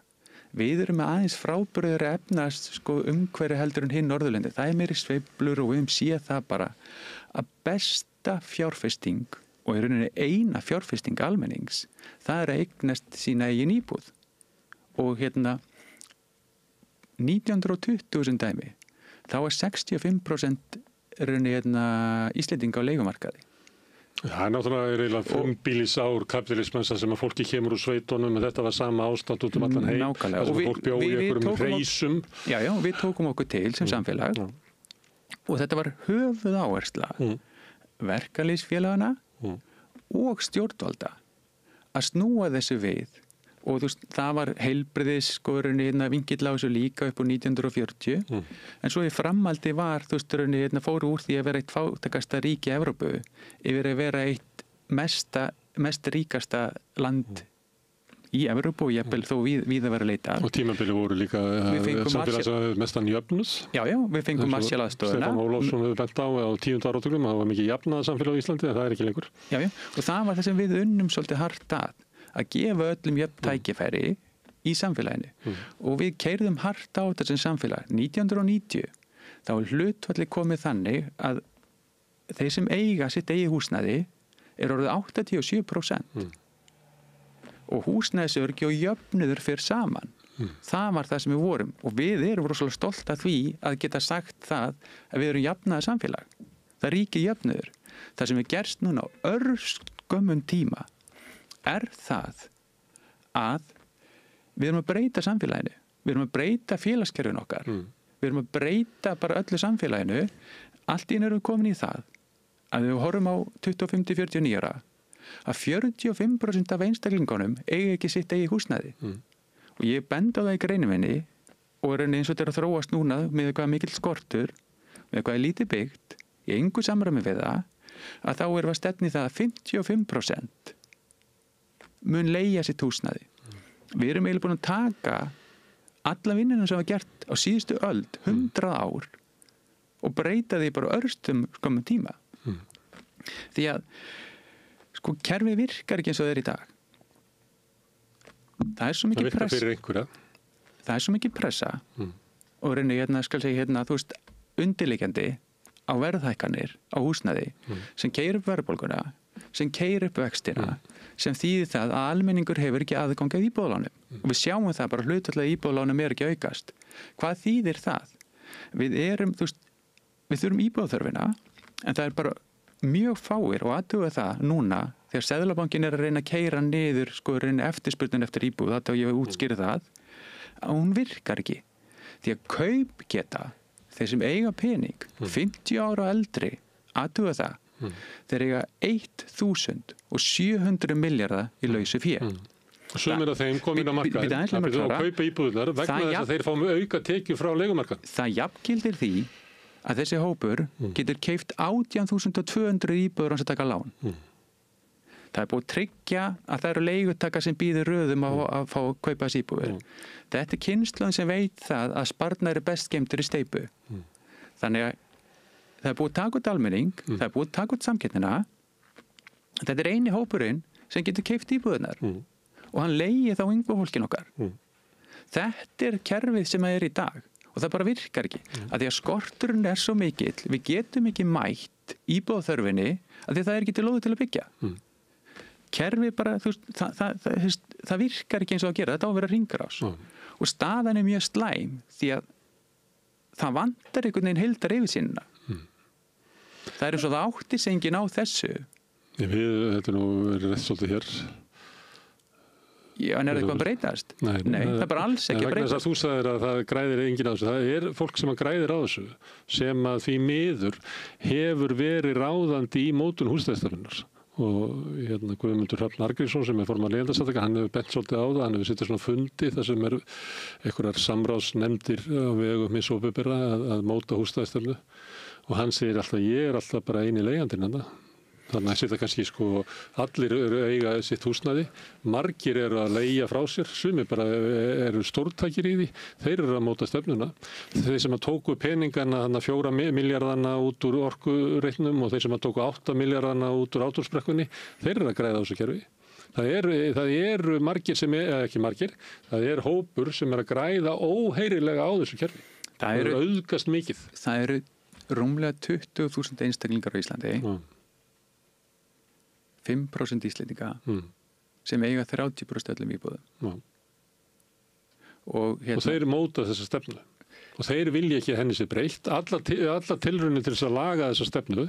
Ég veit að þú vilt segja að þetta einlaust sé bara lóðúthlutun, en það er meira að bæta réttarstöðu leigjenda. Því er alltaf hafnað. Það er ekki hægt að ná því í gegnum Alþingi. Það er bara ekki hægt. Og okkur heldur það sé, að því að þetta sé óréttlátt. Nei, þetta er sama, við hafa verið að fara fram á bara hluta af þeim réttindum sem að leigjendur hafa í næstu löndum. En það kemst ekki gegnum Alþingi vegna þess að þeir sem eru að græða á þessu kerfi hafa bara það mikil völd. Aðal málið, eins og ég horf bara á börni mín og barnabörn, aðal málið, og ég er ekki að segja við þurfum ekki að hafa sterka leigumarka, við þurfum að hafa hann. Það er efnahagsaðstæður sem við búum við á Íslandi.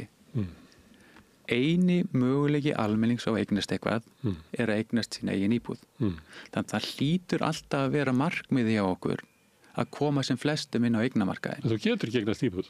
Nei. Ekki nema pappið eins er ríkur, sko. Já, og af hverju er það? Af því það er búið að brjóta, ég tekið nokkur dæmi sem að leiðinni. Horfum á stóru myndina, af hverju er það? Af því að við erum ekki að mæta þörfinni. Við erum ekki að byggja nægilega mikið til að mæta þörfun samfélagsins. Þar við samfélagsins aftur, þar er ekki bara mannfjöldaukningin, það er líðfræðilega breytingin. Við þurfum 2300 íbúður á ári og við erum ekki að mæta því. Við erum ekki að horfa á þörfina, við erum bara að horfa á eftirspurnina. Svo vantar okkur fleiri hendur í hagkerfið, því að við viljum meiri lífsgæði og við þurfum að standa undir stærra og stærra kerfi og þannig er það bara. Og meðan við erum ekki að jafna þessa hluti langt frá því, íbúðaskuldin er að aukast. Íbúðin er að aukast hraðar heldur við byggjum. Og meðan að staðan er svona og enginn skilur það, þá er afleiðingin þessi. Við eigum ekki möguleika á því að breyta þessu öðru sér heldur en að byggja meira. Og sjálfsögðu, það er ekki bara hlutverk eins aðila, það er allt kerfið átt að segja á þessu og sameinast það. Að við gerum bara fyrir einn hóp, frekar en annan, það kemur alltaf niður á hinum. Ef við byggjum bara leiguíbúðir, það er ekki nóg, við þurfum að byggja hitt líka. Við þurfum að styrkja almenna leigumarkaðinn. Og venjulegur verkamaður á að geta keypt sér íbúð. Að sjálfsögðu. Þannig leitu Íslendingar á það alla síðustu öld og þannig held ég allir Íslendingar lítið á það ennþá. En því miður hafa stjórnvöld byggt upp kerfi þar sem að það er orðið ómöguleiki. Fyrir venjulegt verkafólk. Skipulagsyfirvöld bara bera þarna mikla ábyrgð af því að skipulagið hefur ekki verið að taka tillit til þessari samfélagslegu breytinga. Og það er það sem ég er að benda á í gögnunum, það er það sem að það er svolítið potturinn brotin. Þú er ekki svo mikla áherslu á lóðúthlutina. Má ég pröfa aðeins að nefna nokkra þætti af því að þú ert að vísa til ákvörðunar sem var tekin inn í íslensku samfélagi að byggja upp húsnæðismarkað sem myndi tryggja sem allra flestum það að geta átt sitt húsnæði og það svona séreignarstefnan íslenski draumurinn á síðustu öld. Og í dag sem en hann bara því miður við sjáum að sko húsnæðiskerfið ítir undir svona leiguliða væðingu húsnæðismarkaðarins. Það bara breytir samfélaginu, þú ert komin í það að 55% af fólki sem að stefnir í það á ekki neitt og munurinn á því að eiga og geta og munurinn á því að sko eiga íbúð bara það að borga sömu mánaðalegu greiðslurnar ef þú kemst inn á eignamarkaðinn þá á einstaklingur eins og ég sýndi fram á 75 til 80 milljónir þegar hann verður 67 ára ef hann var á leigumarkaðnum þá hann 4 milljónir þetta bara svart og hvítt var til lífsgæði þegar við komum á efri árin ef eitthvað gerist versus að vera leigumarkaði versus eignamarkaði þetta það sem við viljum sem samfélag ekki við sjáum það bara 92% þeirra sem á leigumarkaðnum vilja ekki vera þar og það ástæði sem þeir vilja ekki vera þar af því að þetta bara svart og hvítt og þú bendir á að þeir sem á leigumarkað núna þeir koma yfir á efri árin og það svona samfélagsleg vandi sem að við eigum eiginlega eftir að horfast í augu við hvað gerum við þá sem eru búnir með starfsævinna sína og eru ennþá á leigumarkaði og þurfa að borga 370 krónur til að hafa þakka við það. Sjáum bara 2 hjón sem að kannski að leigja saman og annað að það var hjúkrunarheimili og helmingur að tekja með farin. Hvað verður hitt? Það næri ekki endum saman. Og sjáðu bara annað til dæmis. Eins og óhagnaðardrifin leigufélög, við verðum að styrkja það og hafa það sterkt og gott. Ef þú ert inn á þeim markaði og ert búin að vera kannski 5 eða 10 ár og einhver breytist hjá þér, eins og gengur að gerist, þú eignast barn eða þið skiljið og þú þarft að fara þá úr því húsnæði yfir í annað húsnæði. Það svo mikil tröppugangur, það svo mikil kraftur í hækkun á leigun alltaf ár frá ári að þú veist, það verður bara, þú getur ekkert farið úr íbúðum sem þú ert í. Þú ert bara þann fangi. En varðandi íslenska drauminn sem að dó. Hann að deyja. Nokkur atriði. Stærsta aðgerðin var Breiðholtið. Þar var opinberir aðilar sem að byggðu upp, fluttu inn nýja tækni við uppbyggingu, héldi niður framleiðslukostnaði húsnæðis áratugaskeið. Það þannig. Nú þetta algjört bara no. Það má eiginlega ekki nefna það að þið opinbera myndi standað húsbyggingum. Annað á þessum tíma að þá voru litið á lóðir sem sameiginleg verðmæti sem við ættum saman í sveitarfélaginu okkar og því væri eðlilegt að úthluta þeim eins og sameiginlegum gæðum. Svona kringum 1990 þá farið frá þessari leið sem hafði áður tryggt svona ákveðna valdreifingu á húsnæðismarkaði þar sem að þú sóttur íbúð og gast annarkvort farið með vinu þínum að byggja raðhús eða þú sóttur ásamt öðrum í stéttarfélaginu og lögreglufélagi byggði löggublokkina og þú kannast við þetta. Það sem var svona mikil valdreifing af því að lóðunum, byggingaréttinum var úthlutað til þeirra jafnt til allra hafa biðröð en allir höfðu sama aðgengi. Þá var kosið að bjóða þetta út, þetta var talið vera ósanngjarnt að úthluta þessu, að verið sanngjarnar að bjóða þessu upp, sem að þýddi það að þeir sem höfðu best aðgengi að fjármagni gátu keypt lóðirnar og á örskömmum tíma þá eiginlega allar ákvarðanir uppbyggingu teknar af örfáum aðilum sem eru bara fyrst og fremst einhverjir verktakar sem að kannski átt ekki mikið pening en höfðu aðgengi að peningum sem að við getum ekki farið og fengið 20 milljónir til að kaupa byggingarétt einhvers staðar. Ég veit ekki hvort að bankinn myndi hlusta á okkur ef við varum að byggja. Síðan erum við með verkamannabústaðina sem var svolítið lykilatriði að tryggja það að fólk ætti í húsnæðið og var heldur rík og öflug sátt en það var lagt niður af svona svolítið fölsku forsetu fannst mér að það var svona einkavætt innanfrá. Það var rétturinn til þess að selja út úr kerfinu. Þetta var lokakerfi sem var lokað vegna þess að fólk hafði haft aðgengi að ódýru fjármagni sem var sérstaklega miðað til þessara þátta. Það var litið á þess að vera þjóðslega hagkvæmt að taka lán og veita það á lægri vöxtum til tiltekina þátta því að við verðum að tryggja sko lágtekjufólki öruggt húsnæði. Það er bara gott fyrir samfélag okkar. Þess vegna höfum við þetta lægra. Gjaldið sem að lágtekjufólki hefur að það hefur ekki sömu eignamyndunina meðan það býr þarna, það hefur húsnæði til æviloka og ásett húsnæði. Þetta var lagt niður og brotið niður. Síðan erum við með einkavæðingu íbúðalánanna sem að við erum svolítið að horfa á afleiðingarnar á ILS-sjóðnum núna, þar sem að bankarnir ruddust inn á markaði með 100% lán og raunverulega íttu íbúðalánasjóði og húsnæðisstofnun út af markaðnum. Síðan höfum við haft markaðsvexti í húsnæðismálum, á húsnæðismarkaði. Við höfum haft markaðsverð á íbúðahúsnæði og í slíku umhverfi þar sem að þeir sem eru á lægri tekjum er hvorki varðir fyrir markaðssveiflum í vöxtum né í húsnæðismarkaði. Við vitum það og það vita allir sem hafa búið á jörðinni að það fólk verður þrýst út af húsnæðismarkaðnum og mun aldrei komast þar inn. Öll stóru húsnæðisátök á síðustu öld voru annarkvort að halda niður í verðinu með því að hafa þenni í lokuðum kerfum eða í opinberum kerfum eða í félagslegum kerfum, hvort sem það voru eignaríbúðir eða leiguíbúðir, eða með því að búa til sérstaka sjóði sem að deildu út lánum til húsnæðisuppbyggingar til einstaklinga sem að höfðu ekki efnahagslega getu til að lifa á húsnæðismarkaði þar sem að bæði vextirnir og húsnæðisverði sveiflast eftir markaði. Ég á fullt í fangi með muna hvernig ég er að svara þér, ég held að séu 4 hlutir. Mér langar að segja eitt til að byrja með. Ég held að sé óskrifuð regla að við höfum alltaf að vinna að því að lágmarka fátækt. Og ég held að séu bara allir sammála um það. Og það eigi bara að vera. Það er þessi óskrifuð regla. En ávöxtunum skuluðu þekkja það og ef stjórnvöld ekki að gera það þá efast maður að það sé raunverulegur vilji þeirra. Já, en sé ég allavega þannig er hugsunarhátturinn og þannig vinn ég alltaf út frá þessu og ég held að það sé svona heilt yfir bara raunni á að vera og skrifaða reglan okkar. Þú nefndir Breiðholt. Breiðholt er gott dæmi um það þegar þú skapar fyrirsjáleika. Hvað gerist þú að skapa fyrirsjáleika?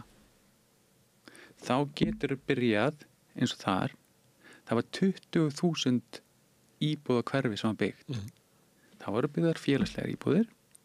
Það voru líka byggt stæðsta íbúða hverfi höfuðborgarinnar. Leið og þetta komið fyrirsjáleika og það sem gerðist þar, ef við setjum hlutin í samhengi, yfir heilan áratug, þá náðu þeir að byggja sem jafngildir að byggja 5.000 íbúðum á ári. Ef við setjum bara í samhengi. Þetta er hægt. Það er verkefni en það er hægt að gera það. Leið komið fyrirsjáleikan og byggir inn í það og þú getur tryggt að þú getur byggt ef þú stækkar fyrirtækið úr 100 starfsmennum í 300 og ert viss um það að þú getur haldið áfram ár frá ári, þá treystar menn sér í það. Ég vil halda til að haga að þetta var opinbert fyrirbrigði sem að byggði lungan að þessum byggingum og skilaði þegar þeir lokuðu sjoppunni, þau voru búin að byggja stóran hluta af Breiðholtinu, að þá gáðu þeir hverfinu Gerðuberg fyrir peningar sem áttu eftir. Já, ég þekki ekki alla söguna alveg niður. Þetta gátu við gert sko. Já, það er akkurat það sem ég er að segja. Leið og kemur fyrirsjáleiki, þá getum við það. Það er ekki þannig að við getum ekki byggt meira heldur en 2.800 íbúði í ári eða 2.500 á næsta ári. Það vantar fyrirsjáleikan, það vantar lóðir til að geta byggt á því. Þú kemur inn á sveitafélag farin að líta á þessum tekjustofn. Ég bara þekki ekki nægilega vel þar. Eina sem ég segi þarna, ef það er virkilega orðið þannig að sveitafélagin eru það þröngt í búi hjá þeim að þau þurfa að fara að selja lóðirnar til að standa undir kostnaðinum sínum, þá hlýtur að vera eitthvað að samskiptum á milli ríki og sveitafélaga. Það er einstaklega vitlaus skattstofn að leggja það á þá sem er í húsnæðisstörf í staðinn fyrir að leggja það bara á þá sem eru aflögufærir. Já, ég myndi miklu frekar skoða út frá vinklinum, það er greinlega búið að íta bara of mikið það skildum samfélagsins yfir á sveitafélagin. Án tekna. Og það er það sem þau eru að ströggla. Við vitum öll að þau eru öll í vandræðum. Það er hort á hverja einustu krónuna. Þannig það er þá eitthvað að í stóru myndinni þar. Það er bara greinlega búið að setja of mikið að skildum á þau á þess að láta tekjurnar fylgja með. Og á þess að vera að fara út í það, málið fatlara, það er bara listin er langur. Þannig Þannig að ég aftur kem að því þegar að grunnurinn að því að byggja fleiri íbúðir er aðgengi að lóðum, er ekki til staðar, þá náum við ekki þessar hringrás. Og við endum alltaf við því að það kemur húsnæðishækkun, það kemur verðbólguþrýstingur og ég var að benda ykkur á það hérna í gögnunum að hann hefur bara aldrei verið svona hár. Og á eftir að versna, næstu 2 árum. Hann er 3 sinnum meiri í dag, 15.000 íbúður í skuld á móti 4.500 þegar var vaxtahækkunarferli byrjaði og hann er fyrir sig að það endi í 20.000 aðeins eftir 2 ár. Og þegar við erum að byggja hægar heldur við þurfum þá sjáum við það. Leið og aðgengi almennings með vaxtalækkunum myndi aukast. Og við sáum bara Grindavíkur áhrifin, leið og kom 1000 íbúðir sem fengu peningi sem greiddan, áhrifin sem hafið það markaðin. Við erum að tala um miklu stærri skuld sem er hér þú veist, og miklu stærri tölur. Nefna að staðan sé svo að það sé einfaldlega ekki hægt fyrir Seðlabankann að lækka vexti út af þessu.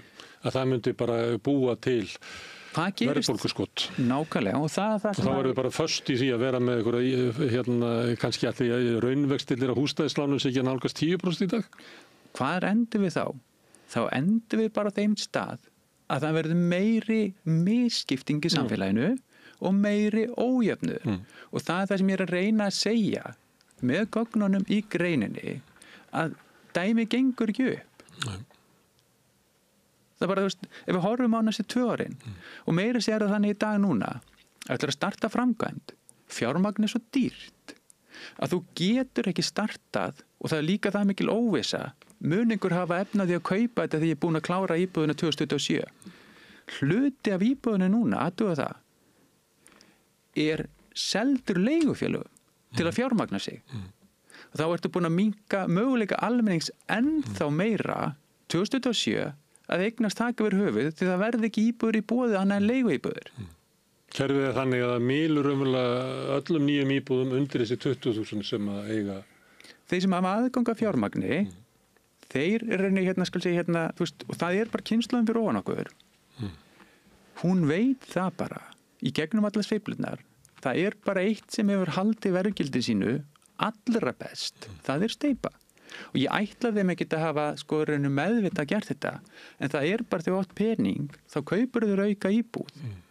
Þú veist að það er peningurinn best geymdur á Íslandi. Það hefur alltaf verið. Og töluna sína það. Það er 2-falt meira hækkun á húsnæði heldur hækkun verðlags síðustu 25 árin.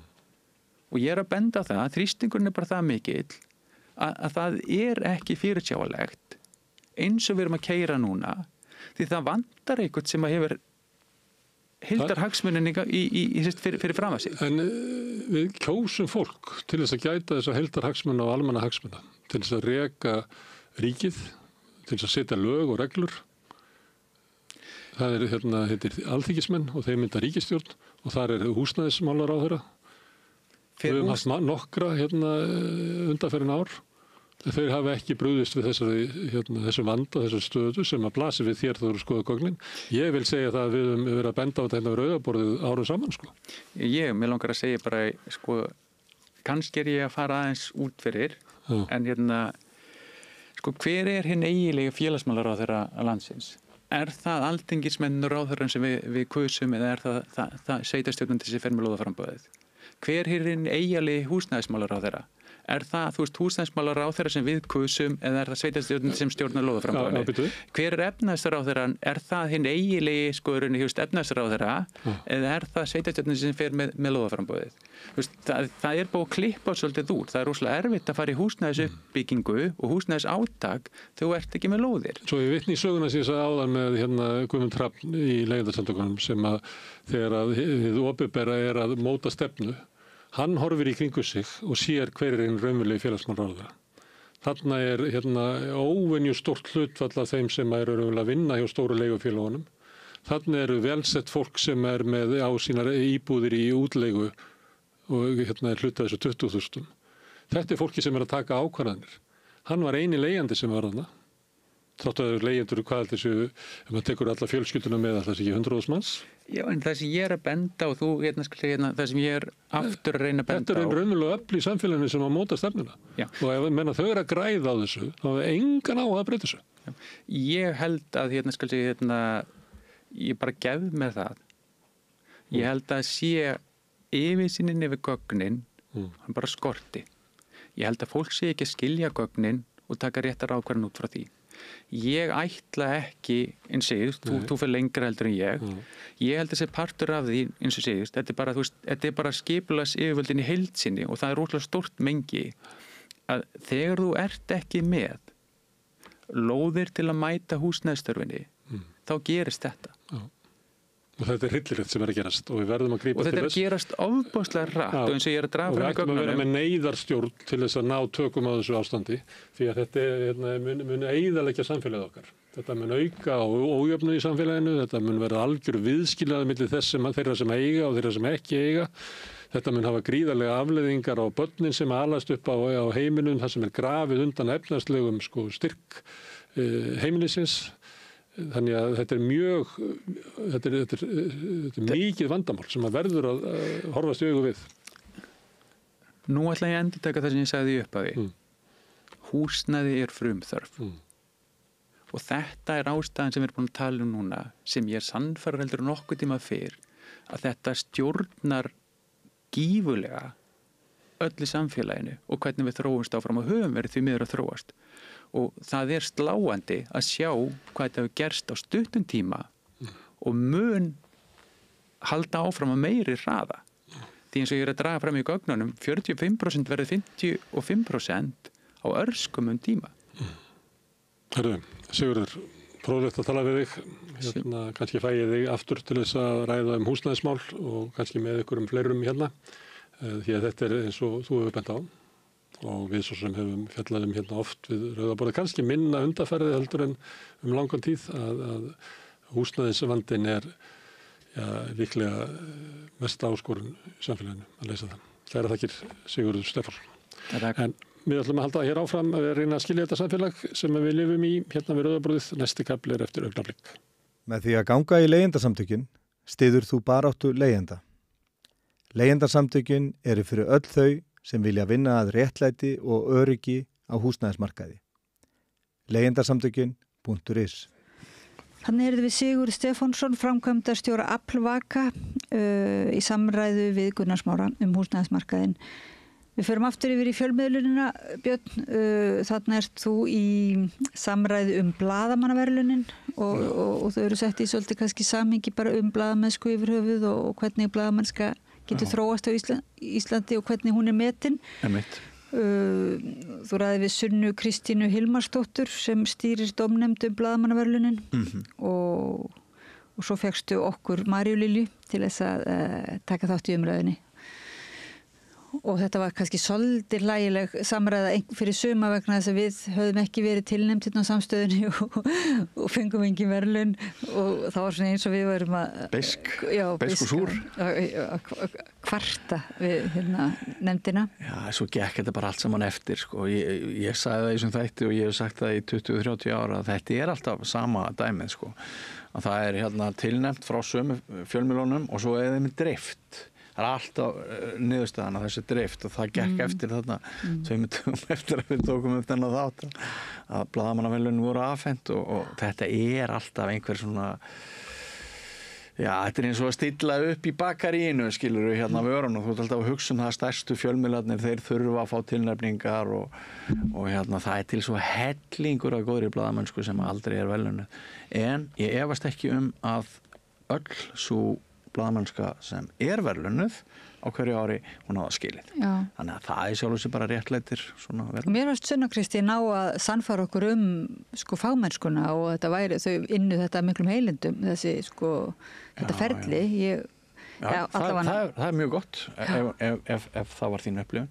Og svo vorum við svolítið að takast á þarna inn í þættinum Stefán Einar og annað en ef ekki bara vinda okkur í að hlusta á þetta. Smá hiti í þessum þætti á sjálfum. Það var alltaf hita. Björn Þorláksson ræði við Sunnu Kristínu Hilmarsdóttur og Maríu Lilju Þrastardóttur, Ingveldardóttur Kemp og Oddný Eir mig, já, gjör þessu vel.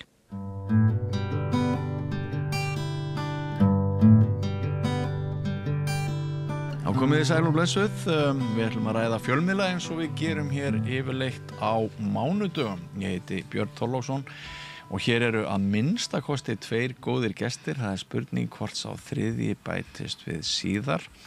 En hjá mér Sunna Kristín Hilmarsdóttir. Þú ert formaður dómnefndar blaðamannaverðlauna, ekki satt? Jú. Já, velkomin til okkar. Takk fyrir. Og svo María Lilja, þú ert mér nú að góðu kunnug. Já, hæ. Samstarfsmaður minn hér á Samstöðinni. Þið eruð báðar blaðamenn og ég blaðamaður og blaðamannaverðlaunin eru fyrirbæri sem hefur verið töluvert fjallað á samfélagsmiðlum núna síðustu daga. Okkur að bætast liðsauki? Já. Oddný Eir Ævarsdóttir hér á leiðinni. Vertu velkomin.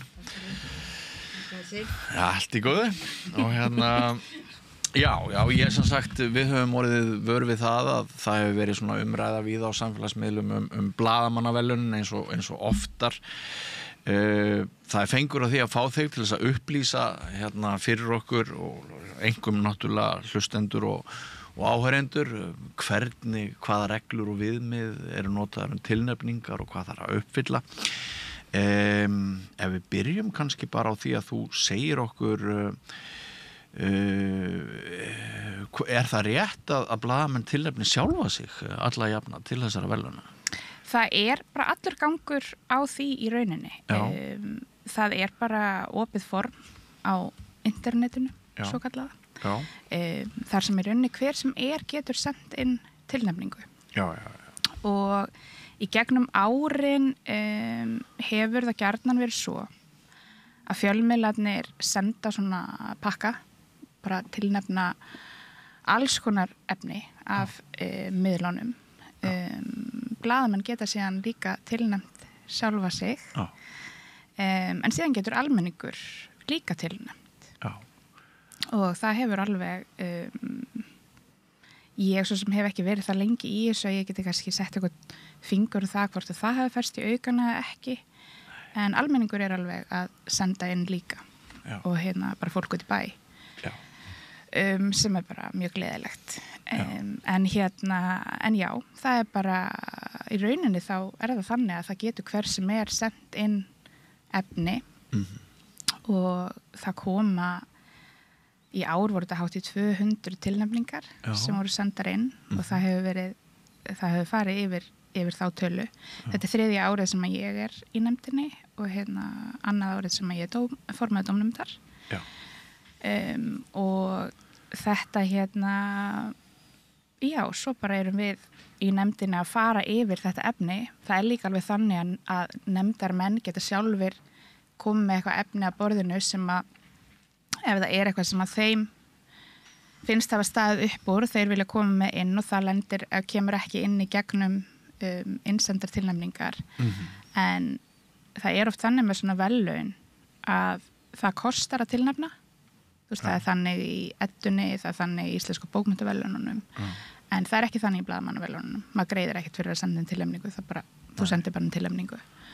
Og svo það dómnefnd sem að velur tilnefningarnar og líka sigurvegaran. Þannig að já. Þegar þú segir sko að fjölmiðlarnir sjálfur svona sendi einhvern pakka, þá ertu að vísa til stærri fjölmiðlarna, þessara svona öflugu fjölmiðla. Ég hef sjálfur verið á þeim og þá kannski tekin umræða það innan hús í ritstjórninni. Já, ef ekki þetta var svolítið gott, ef ekki að íta þessu og þessu. En náttúrulega minni fjölmiðlarnir eru kannski veit ekki einu sinni að þeir koma til greina.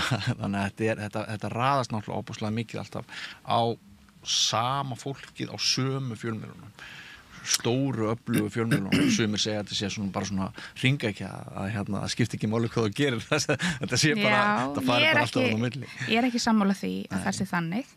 Það fólk að fá tilnefningar í ár sem hefur aldrei fengið tilnefningar til blaðamannaverðlaunanna og Bændablaðið held ég að fá sína fyrstu tilnefningu til blaðamannaverðlaunanna í ár.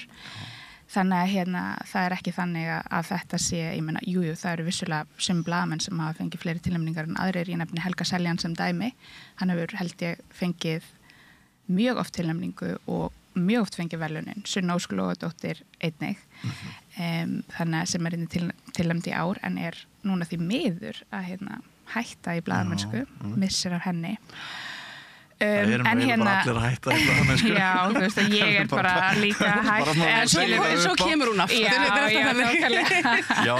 En þannig að en ég, þú veist, ég meina, ég skil alveg þessa gagnrýni og ég skil alveg þessa umræðu og það auðvitað þannig að ég var að vinna inn á Fréttastofu Stöð 2 Vísis og Bylgjunnar á sínum tíma og þá var þetta umræða sem var tekin bara hvað þetta senda inn og það var í rauninni oftast sendi meira en minna og ég veit ekki hvernig það á öðrum miðlum, ég þekki það bara ekki að því ég hef ekki starfað þar, ég hef ekki unnið á Mokkanum, RÚV, Heimildinni, þú veist, Bændablaðinu eða öðrum minni miðlum eða hvernig sem að skilgreina það en svo þetta bara eins og allt, ég meina fólk hefur mismunandi skoðanir á því og skárra væri það nú ef blaðamenn hefði ekki skoðanir á því hvað kæmist í gegnum nálar auga 5 manna dómnefndar og þetta þetta frekar fáar tilnefningar þó þetta séu margir flokkar, það bara 3 tilnefningar í hverjum flokki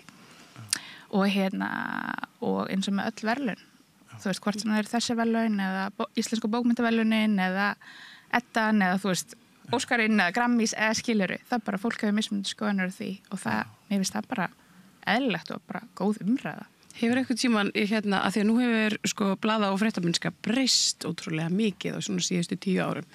Það eru öll podcastinn og podcastveiturnar og svo náttúrulega allt lífstílsefnið.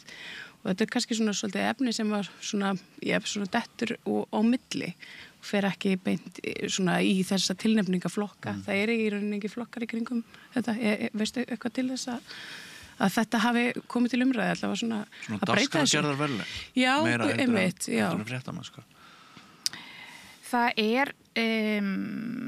náttúrulega einhver umræði sem að þyrfti í rauninni bara taka á aðalfundi félagsins af því að dómnefndin í rauninni sækir umboð sitt til félagsmanna en ég bara það var allavega ekki á þeim aðalfundi sem ég mætti síðast á, þá voru önnur mál á dagskrá. Já, það var mjög heitur fundur. Já, en það hafa alveg, þú veist, síðan ég byrjaði, þá hafa alveg verið dottið inn, þú veist, inn í innsendartilnefningar, einhver podcast ef mann rétt og núna náttúrulega ein útvarpsþáttaröð vissulega á Rás 1, en hún svona í podcast formi eða skiluru, þú veist, það svona, þú veist, RÚV auðvitað hefur hafið innreið sína inn á hlaðvarpsmarkaðinn sem líka umdeilanlegt skiliði, þú veist, og og svo ég hugsa bara þú veist, hugsa svolítið lífið og Vísi. Já, ég hugsa það náttúrulega oft alveg stærri viðtöl og ég man að ég minnst kosti í fyrra, þá fékk hún Auður Ösp Guðmunds. Hún fékk tilnefningu til viðtals ársins. Þannig að, ég myndi alveg segja að þetta alveg inn á radarnum, þú veist, hjá þeim sem að senda inn, þú veist, en líka alveg hjá nefndinni, Ég myndi alveg svona, þú veist, en svo bara, þú veist, spurning hvort að það ætti bara, minna það þetta, Eddan ákveðin dagskrárgerðarverðlaun í sjónvarpi, en útvarpsmiðlinn kannski ekki gert nægilega hátt undir höfði í einhverju svona, en þó alveg, hefur þó alveg fengið, það var rataðin tilnefningar fyrir útvarp í blaðamannaverðlaunin, Já. Hver þín brennandi spurning, Oddný, til þessar umræðu? Hver var í fyrsta sæti? Er það sem ljóst, ekki? Ekki búið að veita þau verða veitt á miðvikudaginn. Já, þau verða veitt á miðvikudaginn, já, einmitt. Þannig að ég get ekki sagt það.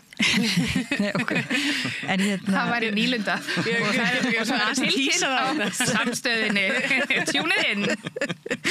Já, getur við sagt okkur þetta Þessi þáttur tekin frekar árla morgun.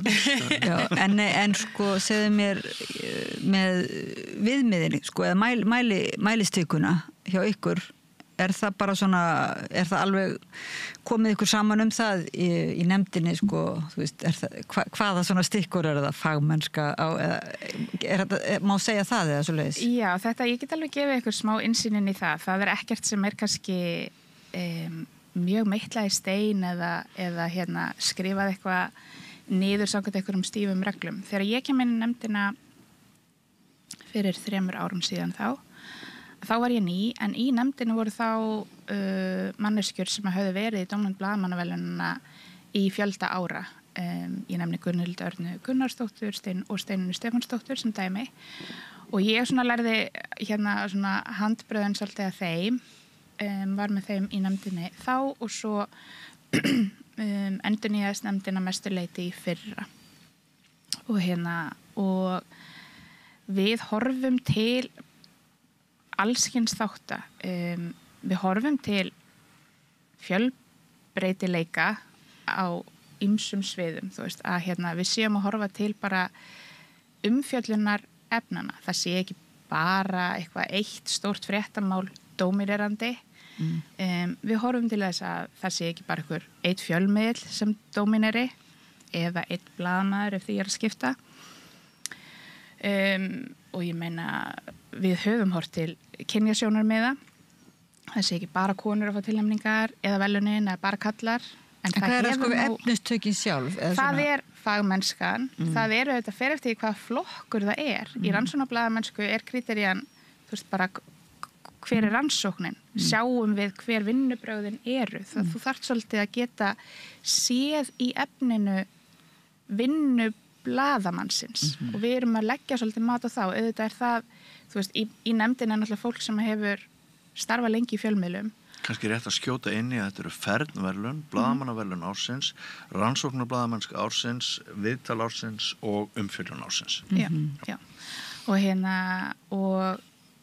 Og svo þetta bara, það í rauninni bara mismunandi kríteríur sem við erum að horfa til í hverjum flokki í rauninni. En þið að reyna að vera eitthvað mótvægi við vinsældirnar, segjum sér svo eins og núna talað að eins og talað við Rauðaborð að það nægir þingmönnum að segja eitthvað svona nægilega ósvífið til dæmis eða eitthvað sem stuðandi að þá sé það frétt til dæmis. Já, svona smellidólga fréttir. Og fréttir séu svolítið. Velun í flokki smellidólga. Það var vel. Nei, þannig að raunverulega þið að búa til ákveð mótvægi líklega, skilur að horfa á ferlið, á vinnuna sem liggur að baki. Já, við erum að horfa í rauninni til gæða. Þú veist, við erum ekkert kannski endilega að horfa til við höfum alveg hort til áhrifa umfjöllunar, skilur hefur einhver umfjöllun orðið til dæmis bara drifkraftur einhverja breytinga í samfélaginu, eitthvað hefur gerst inn á Alþingi, kjölfar einhverja uppljóstruna. Ég tek sem dæmi í fyrra fengu Helgi Seljan og Aðalsteinn Kjartansson tilnefningu en ekki velunin fyrir umfjöllunum snjóflóðun í Súðavík.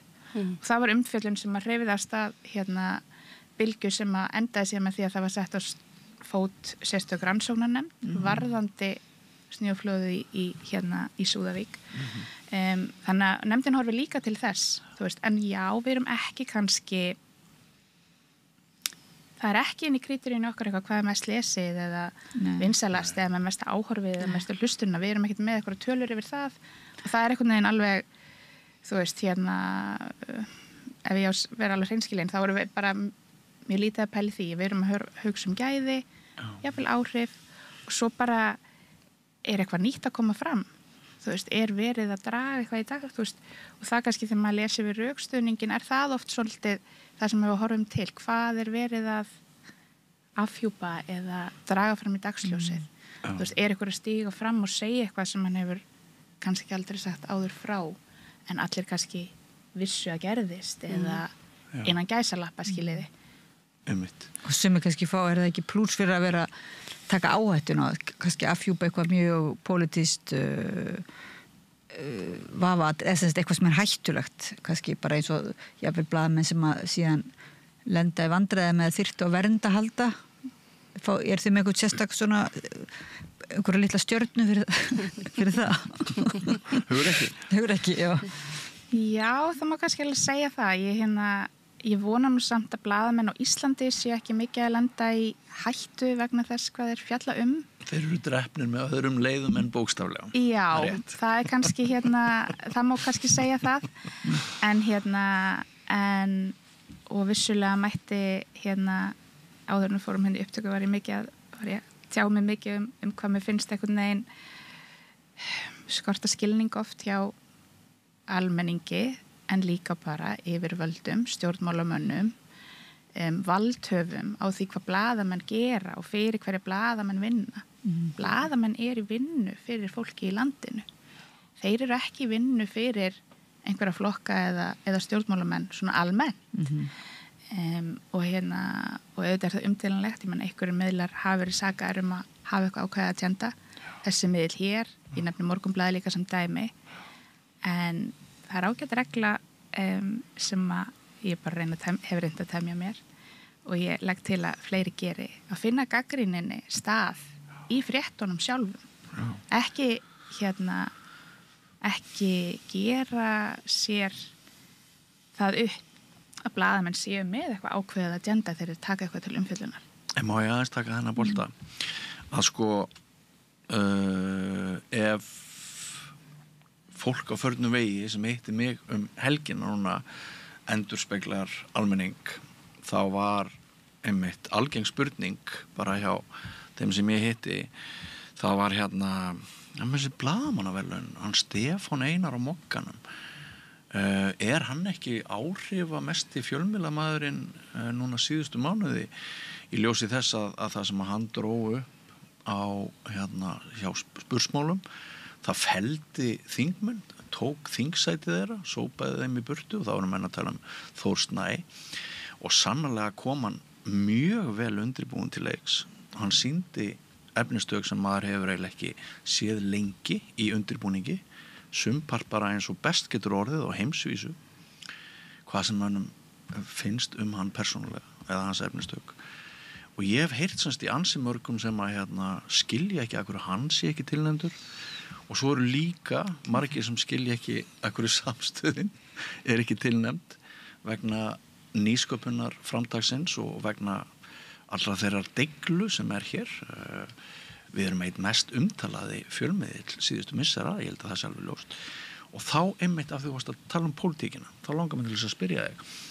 Það sem að dæmir fólk úr leik ef fólk heldur að sé einhver pólitísk tenging að þú segir að samstöðin það er ekkert launungamál að hér hefur hluti fjárveitinga verið fyrir frá sósíalistum en við erum hins vegar ekki öll sem tengjumst sósíalistum sem erum hér í dagskrárgerðinni og útilokar það þá samstöðina því ég veit að menn hafa verið að tilnefna okkur út í bæ útilokar það okkur og það eins með Stefán Einar hann bara orðið nóg pólitískur og þá kemur kannski síðasta spurningin ég veit þetta er orðið mjög löng ræða en þá hvar eru skilin og ef þú getur aðeins brugðist við þessum pælingum af því að þetta er almenningur að spyrja Ég þetta þótt ég sé formaður þá er ég bara eitt fulltrúi í þessari dómnefnd og og get kannski ekki talað fyrir hönd allra í henni en almennt séð þá myndi ég segja að svona pólitískar tengingar útiloki ekki það að fólk fólk þetta er náttúrulega einstaklings verðlaun svo því sé haldið til haga þó að fréttastofur hafi vissulega fengið svona í gegnum tíðina kollektívar tilnefningar þá erum við oftast að tilnefna einstaka blaðamenn og áhrif hafa vissulega eitthvað að segja en líka gæði og en ég ætla ekki svo sem að fara eitthvað dýpra í það varðandi einstaka menn eins og Stefán Einar eða ég get nefnt Gunnar Smára eða eitthvað slíkt af því að þetta er bara mjög þröngt nálar auga sem það þarf að fara í gegnum hjá nefndinni og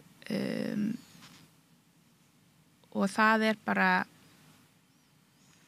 umdeilanlegt almennt, held ég, ekkert bara hjá dómnum blaðamannaverðlaunanna svo sem, heldur bara almennt að til dæmis efni í spursmálum sé alltaf af gríðarlegum gæðum, ef þú skilur hvað ég að fara. Þó að einstaka viðtal eða einstaka efnistöku eða hvernig sem það er. Þú ert að segja að Stefán Einar sé jafn mikið í pólitík og hann blaðamaður. Nei, ekki endilega, sko. Ég myndi alveg segja það, sko. Þú veist, ég held alveg... Ég get sagt það, ég er ekki... Nei, þú veist, ég meina, hann er örugglega með eitthvað agenda eitthvað tíman, en ekkert alltaf held ég, þú veist, og hérna, og ég held að, þú veist, meina, og ég held að sami segja hér, skilur, eitthvað tíman er fólk hér, eða blaðamenn hér með eitthvað agenda en ekkert alltaf, skilur, og hérna, en þá er það spurning, þú veist, fyndu gagnrýninni staði því sem er. Og það má kannski segja, ég meina, eins og með Stefán Einar, þú veist, hefði hann gengið eins fram gagnvart einhverjum í einhverjum öðrum flokkinn Samfylkingunni, eins og hann gerði gagnvart Þórði Snæ, ég veit það ekki. Það er enginn sem veit það, en maður má bara vona að svo sé. En því þú segir hann hefur undirbúið sér svo gríðarlega vel og svona grafið upp alls konar. Grafið upp, já. Gerði hann það alla? Þessu tilfelli var ekki? Ég er ekki sérfræðingur í vinnubröðum Stefáns Einar, sko.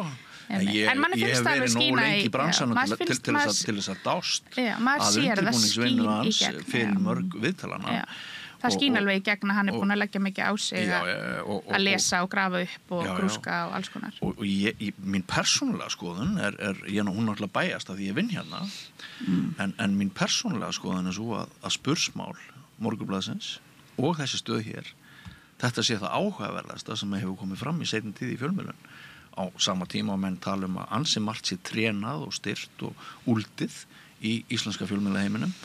Þannig að sko þá er kannski eðlilegt að fólk spyrji bara út í bæ. Algjörlega. Ég geti reyndar alveg nefnt að samanskapi, ég meina að þú veist eins og Marta María og svona fólk sem að ber svona höfuð og herðar yfir lífstílsefni, að því ég nefndi það einna áðan. Við erum að tala um að í mörgum tilfellum er þetta efni sem heldur vefnum hreinlega á floti. Þetta eru langmest lesnu greinarnar, umfjallarinnar og allt þetta, ég meina, þú veist, sitt sýnist hverjum kannski efnistökin, en þetta er mikið lesið. Tísku, ráð og matarblogg og allt þetta. Já, en þetta er kannski komið eins og vorum að tala um aðeins, kannski koma vinsaldirnar bara sem stjórna, þú veist, það þarf kannski ekki einhver sérstök blaðamannaverðlaun fyrir, ég veit það ekki, skil, og mjög svolítið sérstakt að þú sittir okkur hérna á Samstöðinni, undir sama hatt og hérna spursmál, mér finnst það ekki mjög góður hattur, sko. Ég er ekki að því. Ég er að endurspegla raddir fólksins í landinu sem að hefur verið að spyrja með síðustu daga, er það út af pólitískum tengingum sem að hvorki spursmálinn í Samstöðin eru tilnefnd til blaðamannaverðlaunanna, vegna þess að fólki finnst að þar sé kannski gróskan mest og deiglan áhugaverðust. Þannig að þú veist En er ekki pólitíska tengingi svolítið ólík samt þarna? Því það er talandi um þetta, hvað er íslensk orðið yfir agenda, vera bara með einhverja áætlu pólitíska erindi bara? Já, bara ákveði erindi og ganga erindi ákveðina stjórnmálaflokka eða hagsmuna, ég meina, þú veist hvaða erinda hverra gengur þessi stöð, erinda hverra gengur Morgunblaðið, ég meina, það er allt talað líka hjá almenningi að Morgunblaðið gangi erinda útgerðarmanna og sjálfstæðisflokksins. Það eru gríðarlegi styrkir líka þar undir og einmitt svona hagsmuna raunverulega hópar sem að liggja þétt upp og undir þeim fjölmiðli, en sem að mér finnst ekki alveg sanngjarnt að setja eins og hér, þótt einhver lítill hluti komið frá sósíalistaflokkum, þá er samt, sko, ef einhver myndi horfa á dagskrárgerðina, þá held ég að sé svona einmitt mjög mikil viðleitni til þess að búa til hérna vettvang í ákveðinu vöntun, vettvang fyrir raddir einmitt þeirra sem ekki fá einhvern veginn að njóta sín annar staðar. Þú veist, það er eiginlega númer 1, 2 og 3 hér, sko. Og svoleiðis að mér finnst það svolítið mikið ólíkt, sko. Já, en mér langar bara að segja, þú veist, að varandi þessar pólitísku tengingar, þá langar við bara að ítreka það, þó að það sé alltala hjá almenningi að mokkinn sé svona hinsegin eða Samstöðin sé svona hinsegin og með eitthvað erindi eða eitthvað agenda, þú veist, að þá er það kannski ekki það sem við erum að horfa til í dómnefndinni, þú veist, og ég bara ítreka það sem ég sagði áðan, að fólk finni gagnrýninni stað í því sem að verið að skrifa eða varpa fram, sjónvarpa, útvarpa, hvað sem það er. Er þetta ráð til blaðamanna? Nei, til almennings. Já, til almennings, já. Og stjórnvalda.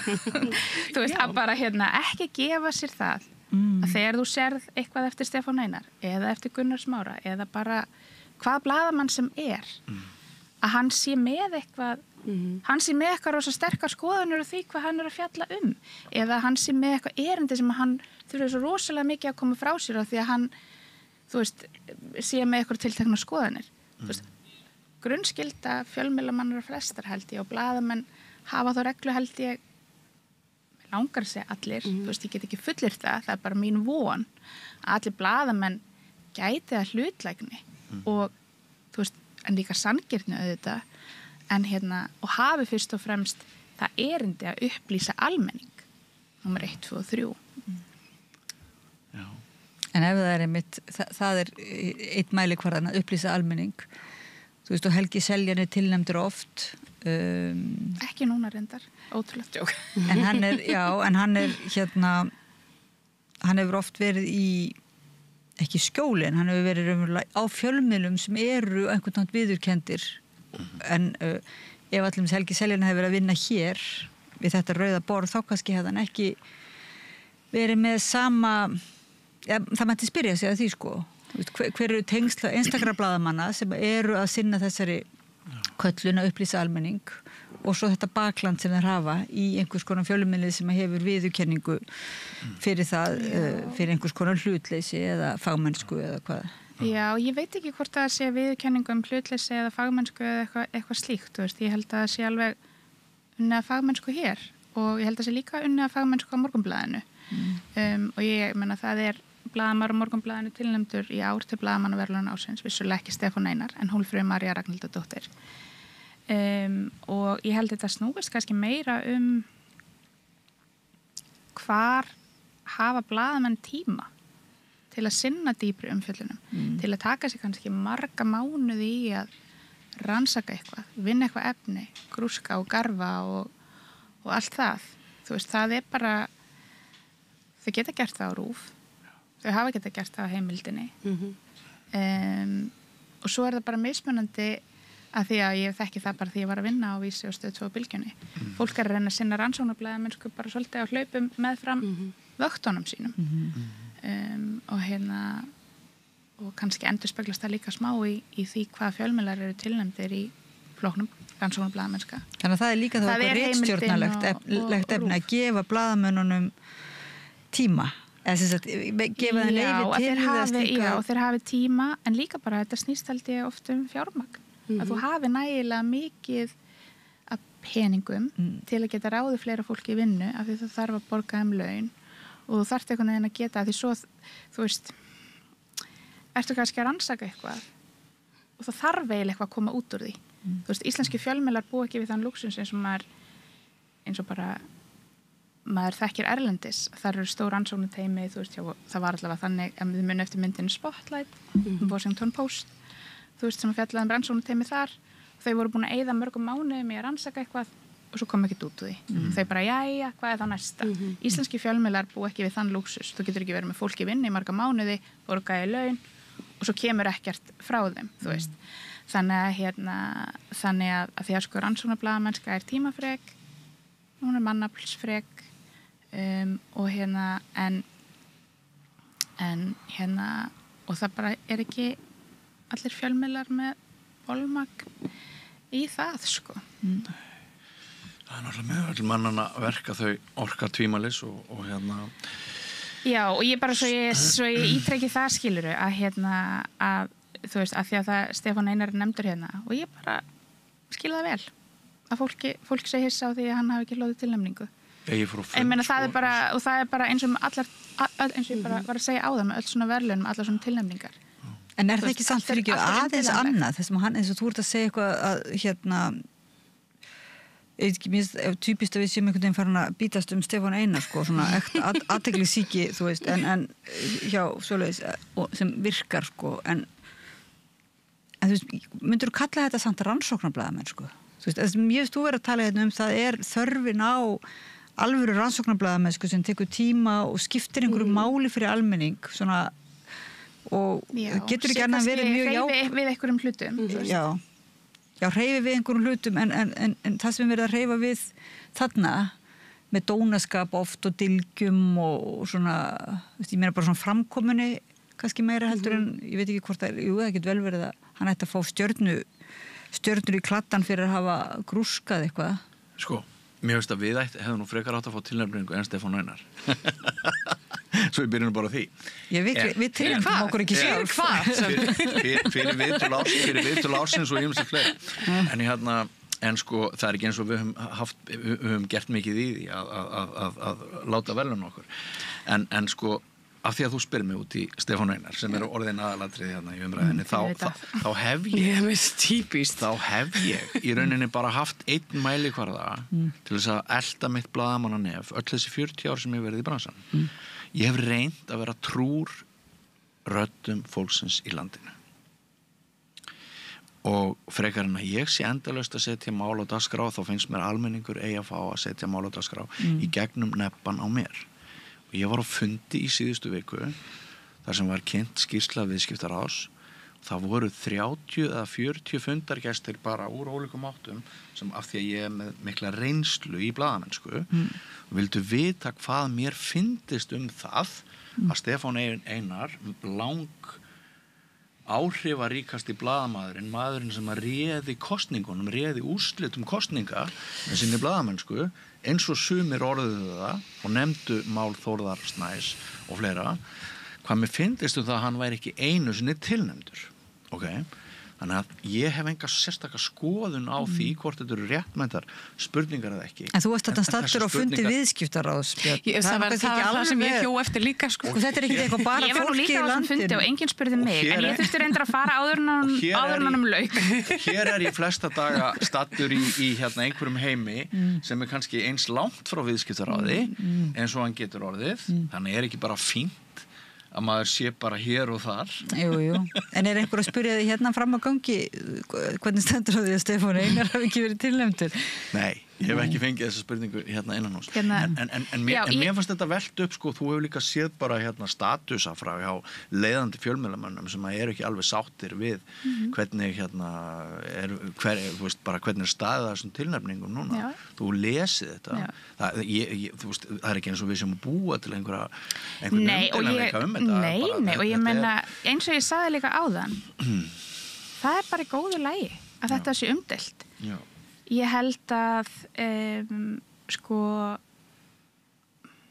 hvað maður að segja? Er það ekki bara frábært fyrir ykkur að það sé umdeilt og þá það verðist þetta að vera eftirsóknarvert. Og fyrir blaðamannafélagi líka og fyrir bara blaðamennsku að eitthvað svona skapi umræðu. Er það ekki bara gott? Er ekki bara gott að við sem að ræða þetta, við sem að velta vöngum, þú veist, einhverju séu ósáttir, einhverju séu sáttir og allt það, sko. En bara, þú veist, og eins og ég segi, þú veist, eina sem ég geti sagt varandi Stefán Einar bara, hann komst í gegnum nálarauga. Það mjög lítið. Og svo bara getur fólk bara haft alls konar skoðunar því að við hefðum bara átt að láta hann hafa tilnefningu en bara nefndin komst að annarri niðurstöðu. Þú voru bara aðri betri. Já, í rauninni má segja það. Það rauninni það sem felst í því að aðrir hafi fengið tilnefningu en ekki hann. En svo getur bara fólk verið ósammála því mati og það bara fullkomlega eðlilegt. Já, en hvernig komið þið í veg fyrir að þetta verði alltaf svona klúpa bragur á þessum mentala jafnvel ríkisútvarpið bara sem klúpp? Risastór stofnun en ættingar eru ráðnir og starfsmannastefnan þeir þurfa ekki að rökstuða hverja er ráða og hverja er ráða ekki af því þeir eru OHF og margt sem bendir til þess að ríkisútvarpi sé bara eftir svona makræði síðustu ára orðin klúbbur, sko, og þá getur maður náttúrulega ímyndað sér að líkurnar á því að einhverjir svona blaðamannanefnd sem dælir út verðlaun geti líka orðið klúbbur. Þú sagðir að hefur orðið mikil endurnýjun, það kannski ein leiðin til þess. Já,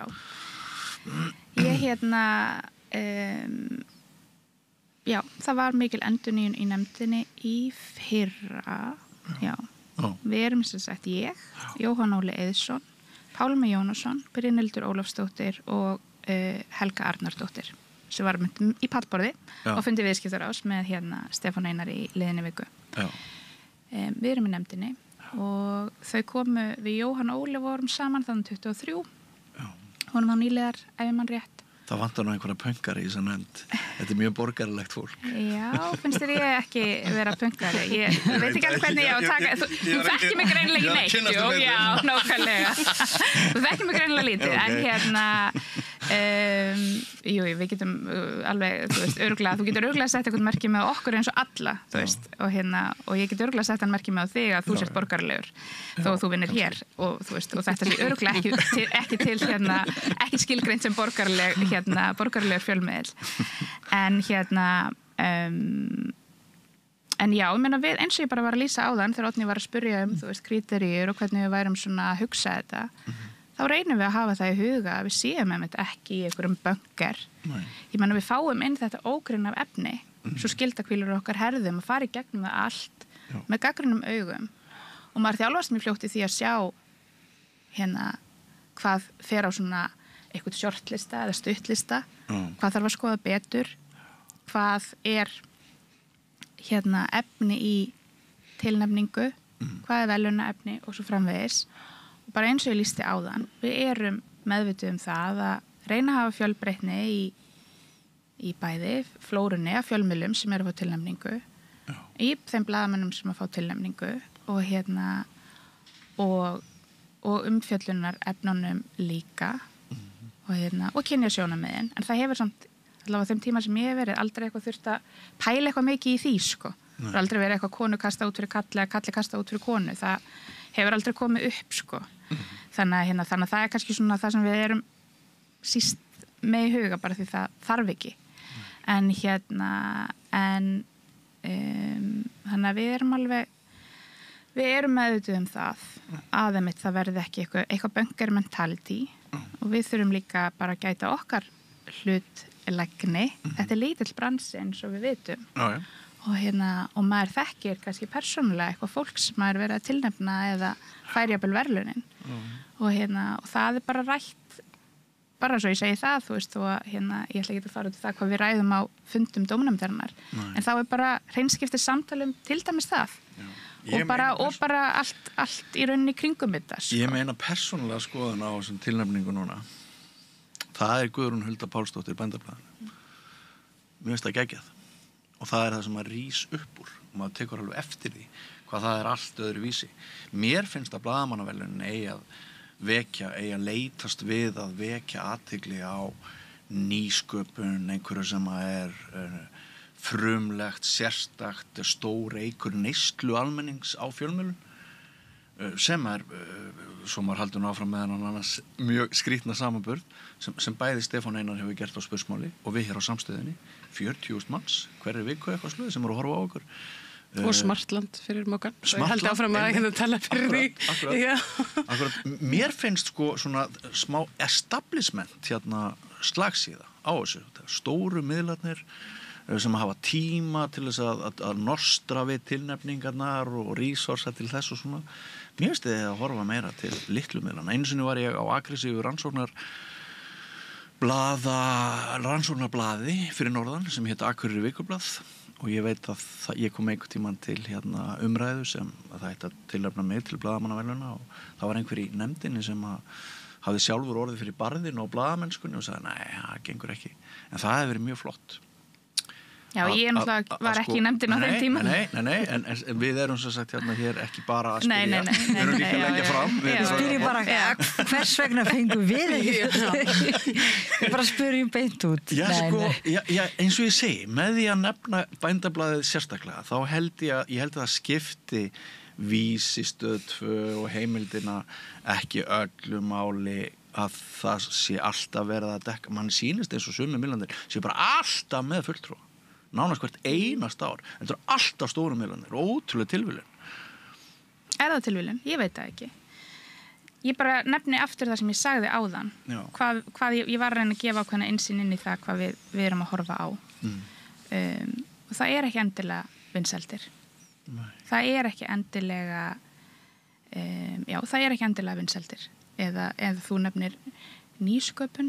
það hefur kannski ekki verið einhver sérstök kríterja hjá nefndinni þó að nýsköpun geti mitt oft verið mikil fagmennska fólkin í því en í gegnum tíðina hefur samt líka hafa alveg nýstárlegar aðferðir við miðlun hlotið tilnefningu og jafnvel verðlaun þú veist, ég nefni það með minnir árið 2014 eða 15 hafi mbl.is ég mani ekki hvort þau fengu verðlaun þau fengu allavega tilnefningu fyrir sko umfjöllunum brunan í Skeifunni ég man ekki hvort hann var 2013 eða 14 ég man ekki alveg hvaða áran var en þá fenguðu þá fenguðu verðlaun fyrir hérna mér minnir að hafa verið einhvern veginn orðað þannig að fyrir nýstárlegar aðferðir við miðlun frá vettvangi og þá hvernig þið notuðu netið eða eitthvað svoleiðis þannig að jú, það hefur alveg þú veist verið hérna svo sem uppi hjá nefndinni í gegnum árin en hérna en þetta bara góð umræða og holl og hérna og eins og ég segi bara fullkomlega eðlilegt að fólk hafi alls konar skoðanir á því en þú segir stóru miðlarnir og þú veist RÚV náttúrulega stór miðill með mikið fjármagn og það endurspeglast kannski einhver leiti í tilnefningunum af því að blaðamennir þar hafa góðan tíma Já, einmitt Viljið þið leggja eitthvað fram frekar í þetta?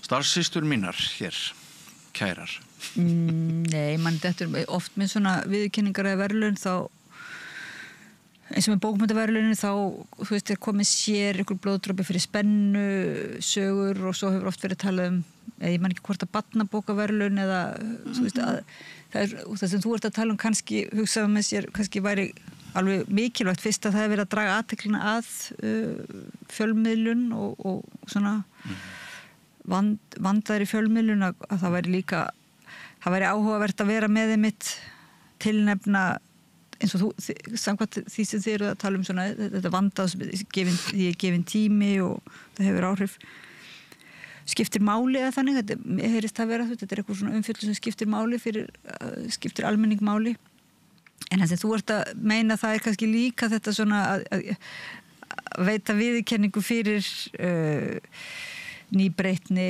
eða eitthvað lítinn fjölmiðil sem er að koma sér eitthvað lítið blað út á landi pínulitla, ég veit ekki, einhver dagskrár pjessi út á landi sem er allt í einu komin rosalega metnaður í og er farin að þú veist, segja almennlegar fréttir af því sem er að gerast í héraði, þá væri þetta skemmtilegt að svona benda á það sko. En kannski það á einhverjum öðrum vettvangi kannski er þetta bara ekki svona djúft við erum bara ekki blaðamenn eitthvað að rýna í Jú, nei, það er gaman, það er skemmtilegt en ég held að það sem kannski komið ljósa það er svolítið þörf á því að það sé talað fjölmiðlun og svona henni veitt athygli og við tölum eitthvað sem er velgert og ræðum og þú ert náttúrulega með þennan fasta lið hérna, ég held sem er mikil þörf á því að ræða bara fjölmiðlun og það hefur sýnt sig að það er mjög svona lifandi samræði hérna bara hvað skiptir máli að því að fjölmiðlun bara á undir högg að sækja í heiminum og það er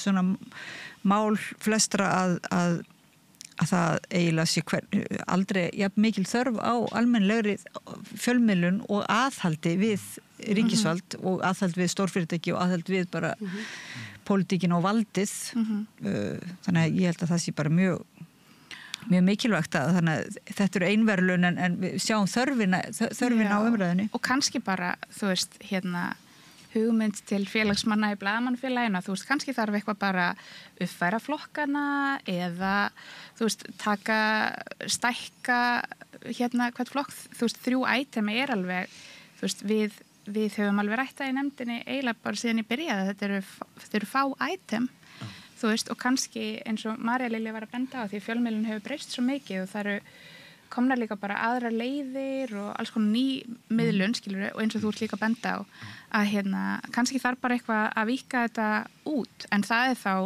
einhver ákvörðun sem að þarf að taka á stærri vettvangi en hjá 5 manna dómnefnd, sko, þú veist, þannig að ég bara, þú veist, þetta bara, að því við vorum líka að tala þú veist, dagskrárgerð, þú veist, og hún er hún víðar en bara í sjónvarpi, sko. Þú veist, eins og Eddan, eða skiljiði, þú veist. Þetta ætti bara að vera eins og Eddan, sko, núna. Þetta verða bara risa viðburður.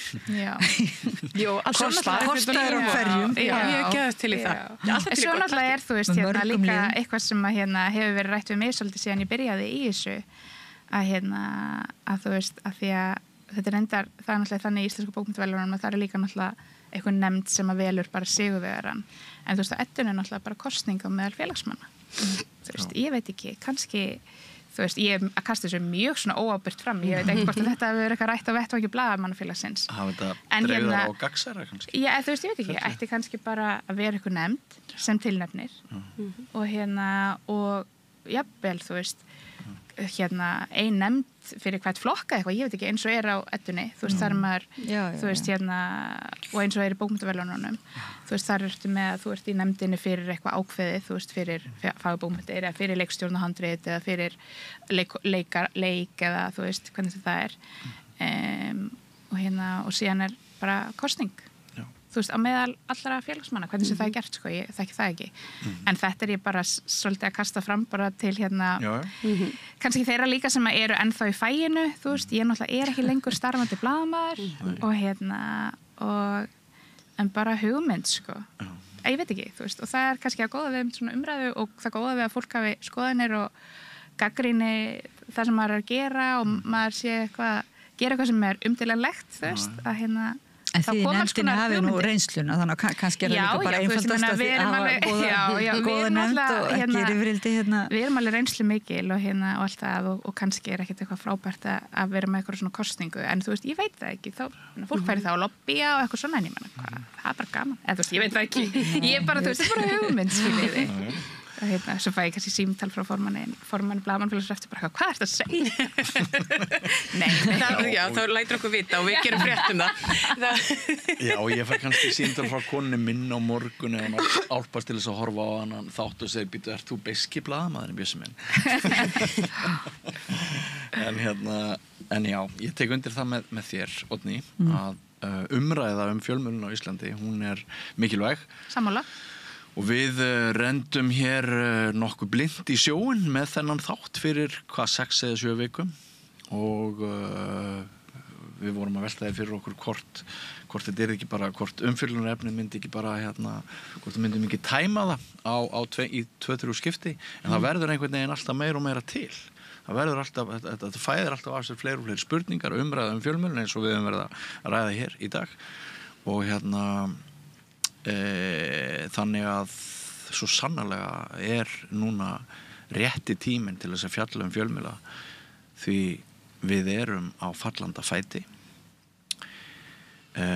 Ég skil ekki af hverju okkar besta fólk í blaðamennsku getur endalaust hoppaði yfir í annað og alltaf stendur sætið opið þegar að snýr tilbaka. Því ætti sjálfsvirðing blaðamennskunar og fréttamennskunar ekki að vera meira en svo að bara finnst það svona gaman í vinnunni frábær blaðamaður, já, en ef þú fer þangað þá ekkert víst að stólinn bara býðin auður þegar þú kemur tilbaka en Þetta vísi ég eitthvað sérstaklega, ég veit ekki alveg En þannig erum við, þau segja þetta öll Já, að dreynið atgerfisflóttin úr fjölmiðlun yfir í störf sem eru betur launuð hann svakalegur, hann líka svo mikill hvati til þess að stökkva því þú getur alltaf snúið aftur tilbaka inn í heim blaðamennskunnar. Já, það þannig, ég náttúrulega ekki að fara að stökkva eitthvað aftur tilbaka í blaðamennsku sem fullt starf, sko, ég ekkert vissum að ég gæti það svo glatt en að því það sem ég var að vísa í áðan að það ekki endalaust fjármögnin á miðlunum til að bæta endalaust við þessu fólki, sko eða þú veist, það örugglega svolítið mismunandi og eins og bara þú veist, hefur verið rætt eins og með RÚV að þú veist, það sagt að það sé ráðningarbann á RÚV það það sem blaðamenn eru að tala þú veist, að það sé ráðningarbann þar en þú veist ég veit ekkert hvað til í því, skilur Þeir voru að auglýsa eftir fréttamönnum bara fyrir hálfum mánuði og taka fólki í viðtöl. Já, en var það ekki líka fyrir sumarið? Vonandi fáðu nú eitthvað sumaraflýsingafólk en það var líka verið að auglýsa eftir fólki á Stöð 2 og Vísi. Það fóru nú 2 blaðamenn þaðan nýlega, Heimir Már Pétursson og Kristín Ólafsdóttir. Þrýrhaldig, þau fóru í aðstoðarmanni bara. Já, þau fóru í aðstoðarmanni, já, var ykkur þriðja sem var hægt þar. Og svo náttúrulega sem ég nefndi aðan, Sunna Ósk. En af hverju myndið þú ekki vilja fara aftur í fjölmiðlun? Ef við má spyrja bara. Já, ég fara persónulegu nótunar. Það nú aðalega bara, já, það aðalega bara álægið. Ég langveik. Skömmu eftir ég hætti fjölmiðlum þá greindist ég með ólæknandi krabbamein og ég þarf bara svolítið að huga að heilsunni minni og því að geta svona sett vinnuna svolítið til hliðar þegar ég kem heim sem að þið kannast við að blaðamenn gera ekki. Þú veist, þeir eru bara alltaf í vinnunni. Það bara, þú veist, vaktin klárist kannski klukkan 4 eða 5, svo bara kemur heim og þú bara stillir á speilin, kveikir á samstöðinni eða horfir á kvöldfréttirnar Stöð 2 og þú horfir á RÚV og svo þarftu að horfa á Kastljósið og svo þarftu kannski aftur að skipta á samstöðuna og tjekka á hvað var í mokkanum í dag. Ég var ekki alveg búin að ná að lesa það og var ég örugglega búin að lesa nýjastu tölublaða heimildinni. Og svo færðu ábendingar og svo ekki verður að kíkja inn á Facebookið. Svo ertu kannski að tala við heimildamenn líka, þú ert í símanum eða Messenger eða Signal og þú veist, svo er náttúrulega Silfrið og 10 æskiluru. Þú ert bara alltaf, þú getur ekki mætt á morgunfund og ritstjórn með eitthvað sem var í 10 fréttum á RÚV í gær. Við erum stundum að senda skilabóð okkar á milli eftir miðnætti. Einmitt. Nákvæmlega. Þannig að ég er, þú veist, ég er núna að vinna sérst í Háskólanum í Reykjavík og stundum er einhver óreglulegur vinnutími þar, en það er aðeins öðruvísi. Það er svona aðeins, það er aðeins rólegra umhverfin í akademíunni þó það sé mjög skemmtilegt og mikil gróska auðvitað að vinna í háskóla. En það var nú fallegt að þú skulle verið í þessari nefnda og sért að tilnefna fólk sem þú veist er einmitt búið að leggja mikið á sig og þekkir þá álagið. Já, mér finnst bara gaman að geta þú veist, tekið þátt í því að lyfta blaðamennsku upp og ég sá það einhverju umræðis á Facebook að blaðamenn séu sjálfhverfasta stétt á Íslandi og bara, mjög oft sagt okkur og blaðamenn elski að tala við sjálfa sig eins og við erum að gera hér. Þessi þáttur gott að hvað við erum sjálfhverf en sko, hver á að gera það? Hver á að lyfta blaðamennsku upp og einhvern veginn tala upp þessi mikilvægu stétt sem við viljum meina sé aðrir en blaðamenn, já kannski viðskiptaráð, ég veit það ekki, en sko þú veist, stjórnmálamenn gera það mjög takmarkað og kannski bara mættu blaðamenn vera ennþá meira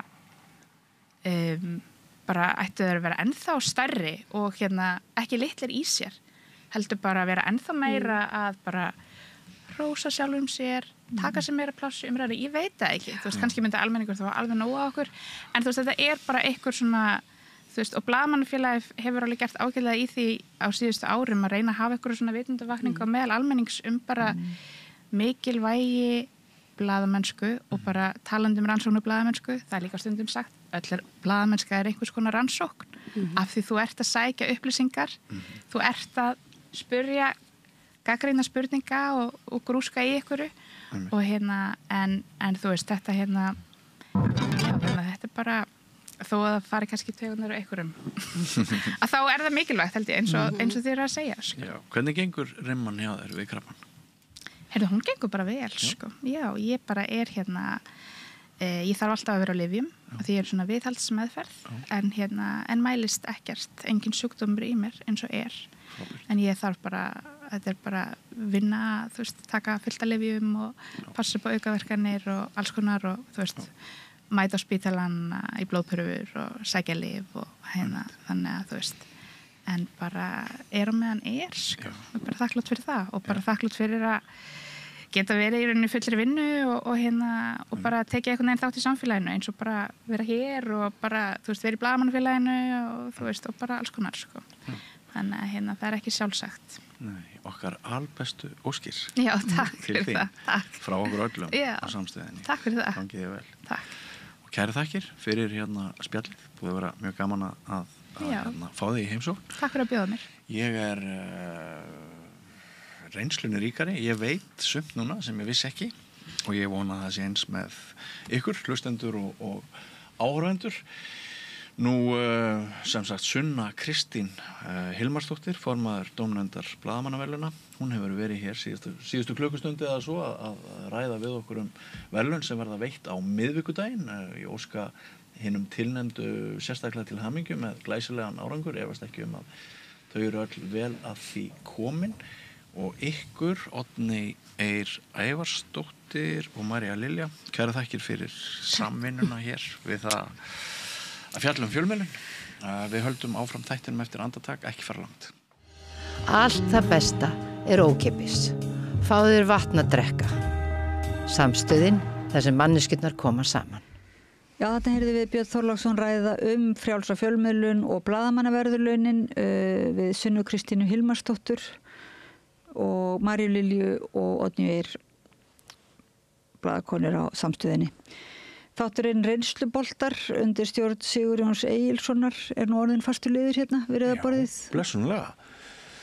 Hann ég hef sagt þetta áður sko að það segir held ég engin nei við Sigurjón Magnús Egilsson þegar hann ringir og segir, heyrðu, ert ekki til í að koma hérna á morgun og spjalla aðeins við mig þjóðmálin. Ef fólk segir nei þá er bara vegna að það er forfallað.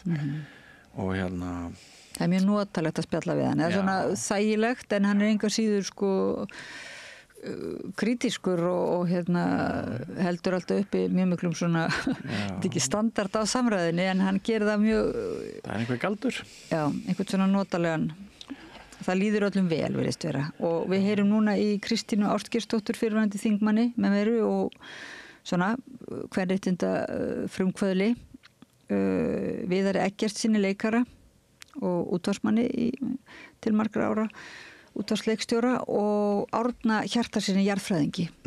Þau ræða nú daginn og veginn en þau taka líka á ansi stórum málum verði að segja í þessu spjalli og fá upp í fangið fréttir vikunar líka sem eru svolítið svona svæsnar. Ef ekki bara vinda okkur í reynsluboltana og fá njóta þeirra visku. Sigurjón Magnús Egilsson ræðir við Árna Hjartarson, jarðfræðing, Kristínu Ástgeirsdóttur og Viðar Eggertsson. Gjörðu þessu vel.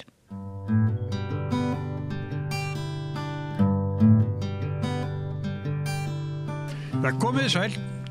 Þátturinn Reynsluboltar að leggja stað. Ég heiti Sigurjón Magnús Egilsson og ég með góða gesti. Það er Viðar Eggertsson, leikari og leikstjóri með meiru.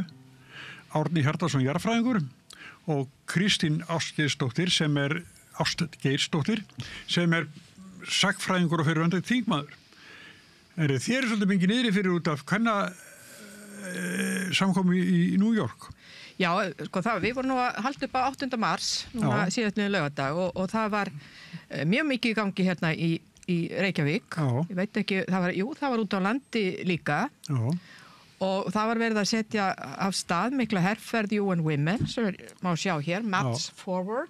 Við viljum áfram, við viljum betra samfélag, ekki fara aftur á bak eins og blasin og við svo víða í heiminum.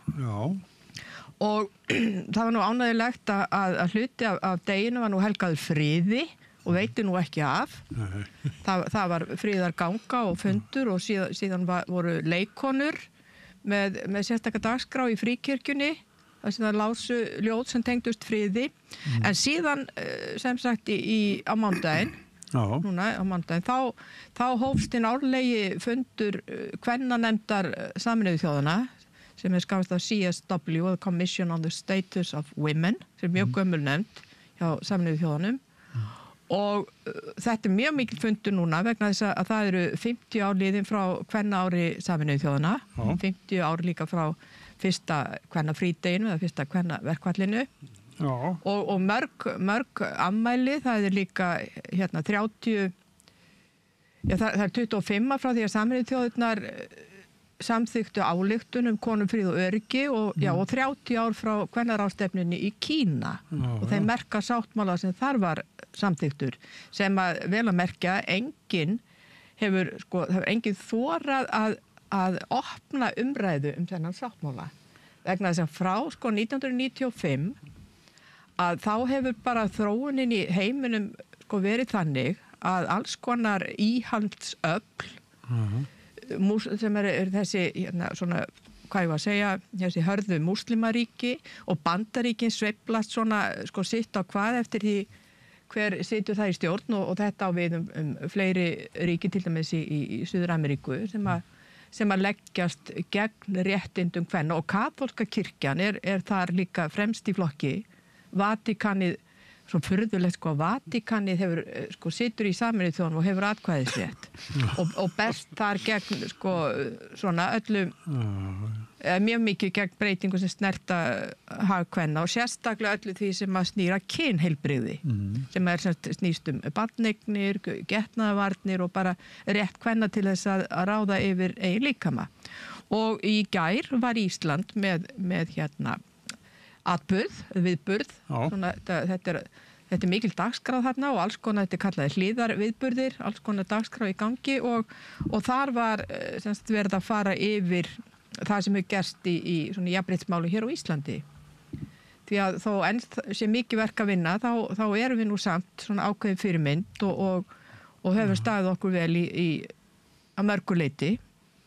Og verðum auðvitað að gera það áfram. Það er óskaplega mikilvægt á þessum tímum að það sé fólk sem að talar fyrir jafnrétti, jöfnuð og frið í heiminum því að þær raddir heyrast nú varla. Þannig að það er nú hægt að fylgjast með þessu á netinu ef að fólk vill.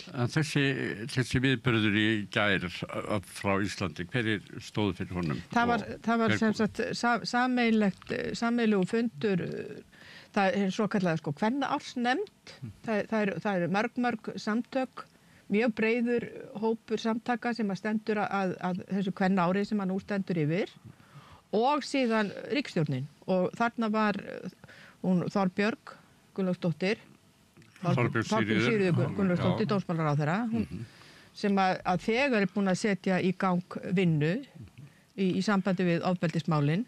Það reyndar sko þær breytingar með þessari nýju ríkisstjórn að mér skilst að mannréttindamál og jafnréttismál færður úr forsætisráðuneytinu yfir í dómsmálaráðuneytinu. Þeir voru reyndar áður komin í félagsmálaráðuneytinu því að Bjarni nokkur Benediktsson, hann hafði ekki mikinn áhuga á þeim málum. Það var því hann ýttiði frá sig þegar hann var þannig að þeir voru komin yfir í félagsmálaráðuneytinu en fóru núna yfir í dómsmálaráðuneytinu sem er Þorbjörg Sigríður komin með þennan málaflokk. Besta mál.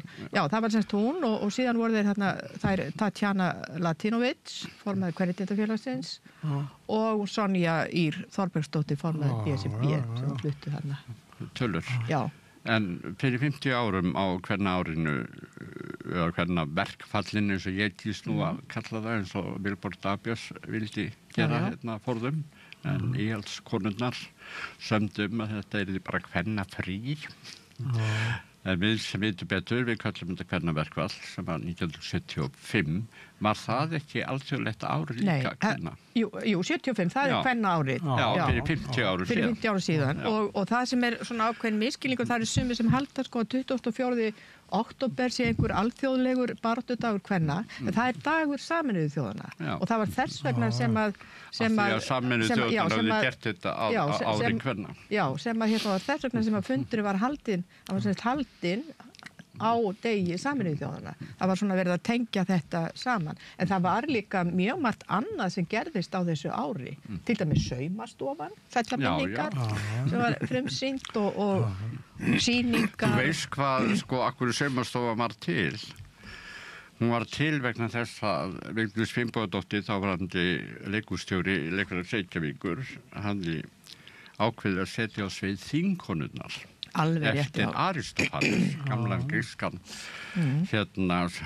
skemmtunarleik þingkonur og honum var fengið þetta verkefni honum Kjartani Ragnarssoni að setja þetta á svið en þá bara lagðist hann í skriftir og mælti bara með nýtt handrit til saumastofan og þá bara skúpaðist þingkonurnar burt.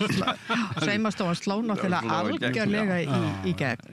Hún var semst eitt af því sem gerðist þarna á þessu ári, það voru sýningar og það sem er mjög skemmtilegt núna, það var semst ákveðið að lýsa þetta ár 2025, kvenna ár á Íslandi og þetta er bara á Íslandi og það er bara að spretta upp viðburðir hér og þar og allstaðar Það var til dæmis verið að opna daginn sýning á Kjarvalsstöðum sem heitir Olga.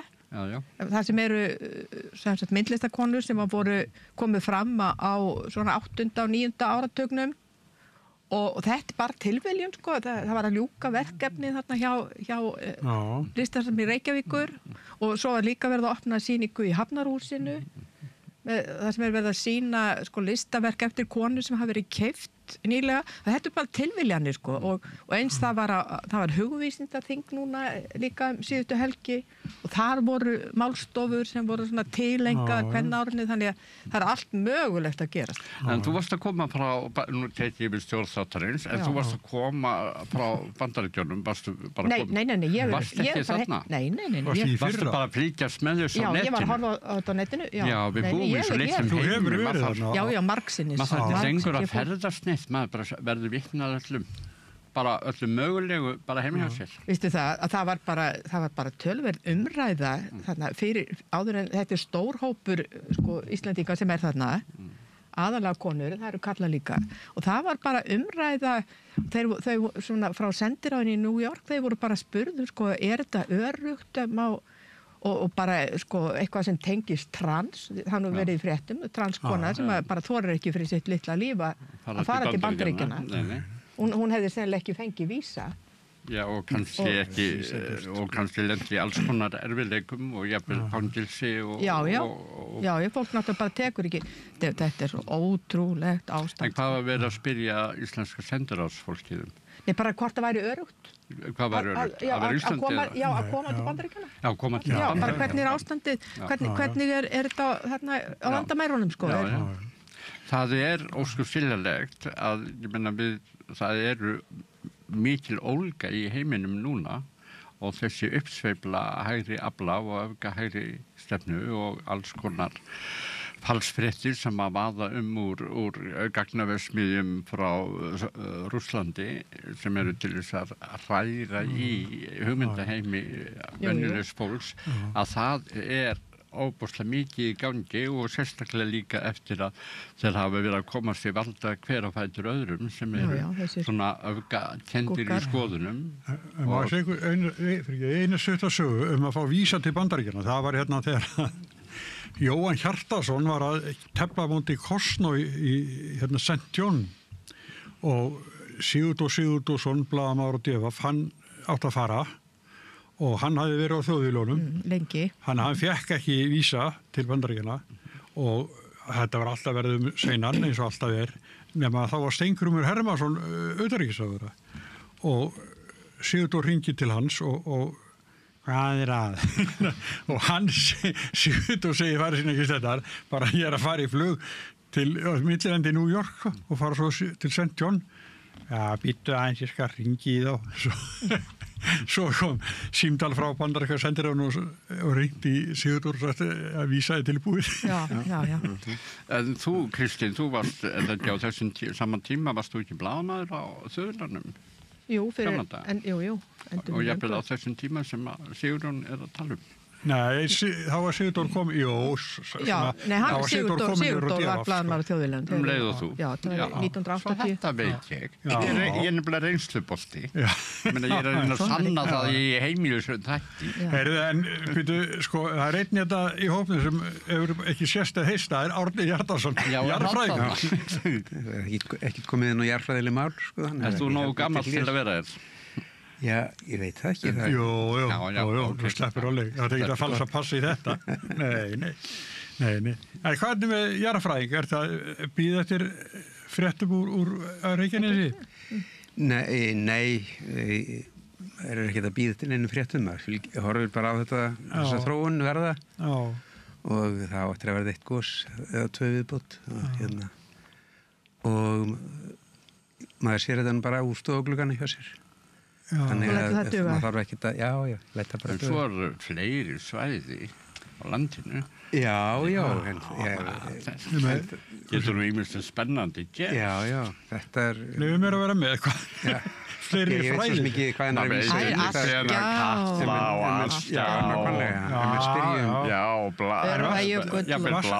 er ekki allir jarðfræðingar sem er að vinna í kringum jarðhræringar? Nei. Það bara lítið brot, sko. Og ég hef nú svona almennt séð látið mér, eða látið þetta fara fram hjá mér, sko. Svona eldvirknina, nú með skosti á síðari árum. En ég hef meira gaman að því að spá í eldvirkni fyrr á öldum. Já. Hellar, þú ert að mikið, þú ert hellar sérfræðingur. Já. Það er og við erum alltaf að finna nýja hella, það er ekki nýja, við erum að finna... Já, það hafa fundist alveg ótrúlega margir hellar sko á síðustu áratugum, sko. Það er síðan að Hellarrannsóknarfélagið var stofnað fyrir kannski 30-40 árum, að þá hafa mörg hundruð hellar fundist. En kemur þetta ekki fram í skriflegum heimildum eins og jarðabókin þarna frá 1703 eða... Hvað þá? Að þessir hellar hafi verið með bæina? Nei, það kemur mjög lítið fram. Já, þetta voru mikið fjárgeymslur. Þá varst þú að hugsa manngerðu hellana? Já, ég er að hugsa, það er svona... Já, þú ert að tala náttúrulega... Já, ég skoðu hvort tvekja. Þannig að það þurfti bara sérstakt félag til þetta uppfyttaðist allt bara Pandorubóksir, bara opnaðist, hella Pandorubóksir. Í þessu tilfelli var það þannig. Það að leita. Leita og þér munu finna.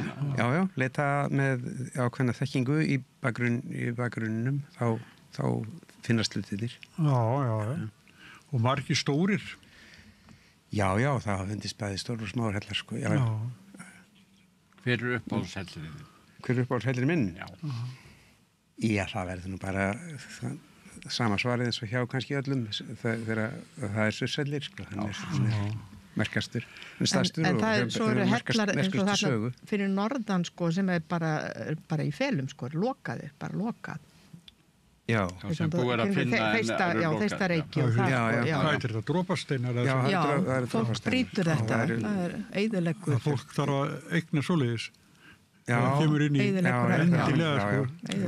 Það reynar ekki 1.000 hver og 1 og svo komaðum við bara 100.000 eða miljónir ferðamanna. Rosaleg eyðilegging þegar heilu hellarnir verið eyðilegir. Já, þannig hreinsaðir út af öllum. Það er ekki þess vegna sem eru lokaðir? Jú, bara verið á fyrir þjófnar og skemmtum.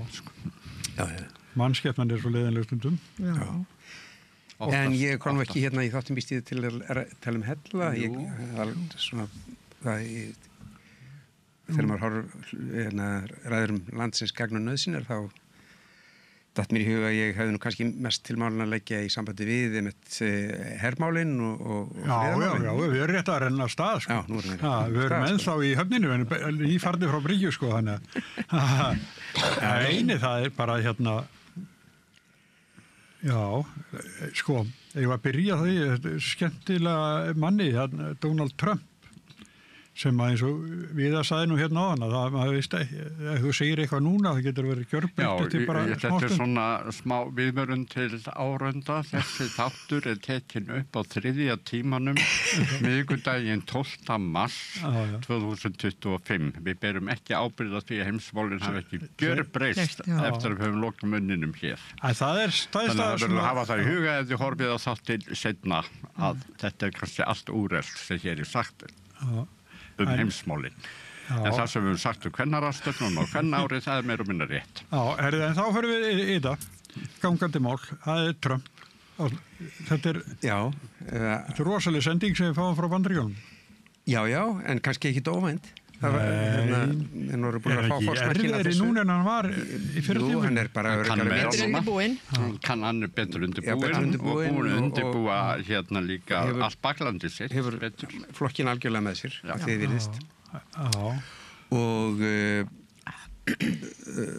við fengum fórsmerkina þessu á fyrrakjörtímabilinu og hann er alveg í sama takti en bara svona öruggari með sig og líka einhvern veginn ákveðnari í því að gefa algjörlega skít í allt sem heitir svona lýðræðisleg gildi og byggir líka sett sína stjórn og helstu meðreiðarsveina þannig upp það er fólk sem að það er stór auðvaldið í heiminum og það er það sem að núna ræður algjörlega för hjá honum. Sko, já, hann svona gróðari heldur hann var en hann líka, sko, hann fer svo við, sko, snertir svo mörg lönd og marga þjóðir núna. Hann að hóta tollum, hann að setja 50% lækna í 25 og kollakolli og þannig að það óvissa svo víða í heiminum að Bandaríkin eru bara það stór. Hann að skapa óróa, það er það sem hann að gera, sko. Það er taktinn. Það er hans stjórnar stíl, sko. En það sem meira að það er líka órói innan Bandaríkjanna því að þessi gjörningar hans varðandi tolla eru líka að hafa áhrif innanlands í neikvæða átt, þannig að það er líka að falla, dollarinn er að falla og hann vil meina að sé bara tímabundið en við eftir að sjá hvernig þau mál þróast því að þetta getur ekki, þó hann segist og hafa komið fram fyrir litla mannin, það er að segja þá sem búðu atvinnulaus í iðnaðarborgunum þar sem bílaiðnaðurinn hefur verið mikill en dregið saman stáliðnaðurinn og svo framvegis að þar er aftur á móti hætta á að þetta tollastríð hans muni jafnvel einmitt bitna á þessum sömu aðilum því að hann er fyrst og fremst milljarðamæringur. Hann er ekki maður litlamannsins. En það sé þessar gagnrýnisraddir í Bandaríkjunum, hann finnst það alveg ótrúlega lágarar og máttlausar. Alveg rétt. Og ráða ekkert við þennan ofsa sem að er í raun og veru í gangi hjá Trump og hans mönnum. Og sem var reyndar, menn voru virðist að vera furðulega undir þetta búnir, lítið undir þetta búnir, að hann tæki við og framfylgdi þeirri stefnu sem hann var boða. Sko. Og svo eru áhrif hans víðar í heiminum, eins og við tölum núna, það voru kosningar í gær á Grænlandi og það búið að fylgjast mjög grannt með þeim kosningum út af því sem að Trump hefur verið að láta út úr sér varðandi Grænlandi. En svo bætti vissi fylgi sem að eru jákvæða hvort. Já, en þá skulum við líka horfa til þess að þessi flokkur sem að hlindastur Trump og hafði líka áhrif á fleiri flokka, þannig að þeir flokkar sem voru ríkisstjórn sem að voru hófstilltari að þeir voru að tapa fylgi. En þarna þurfum við líka að horfa til þess að kjósendur eru líka að senda skilaboð til Danmerkur.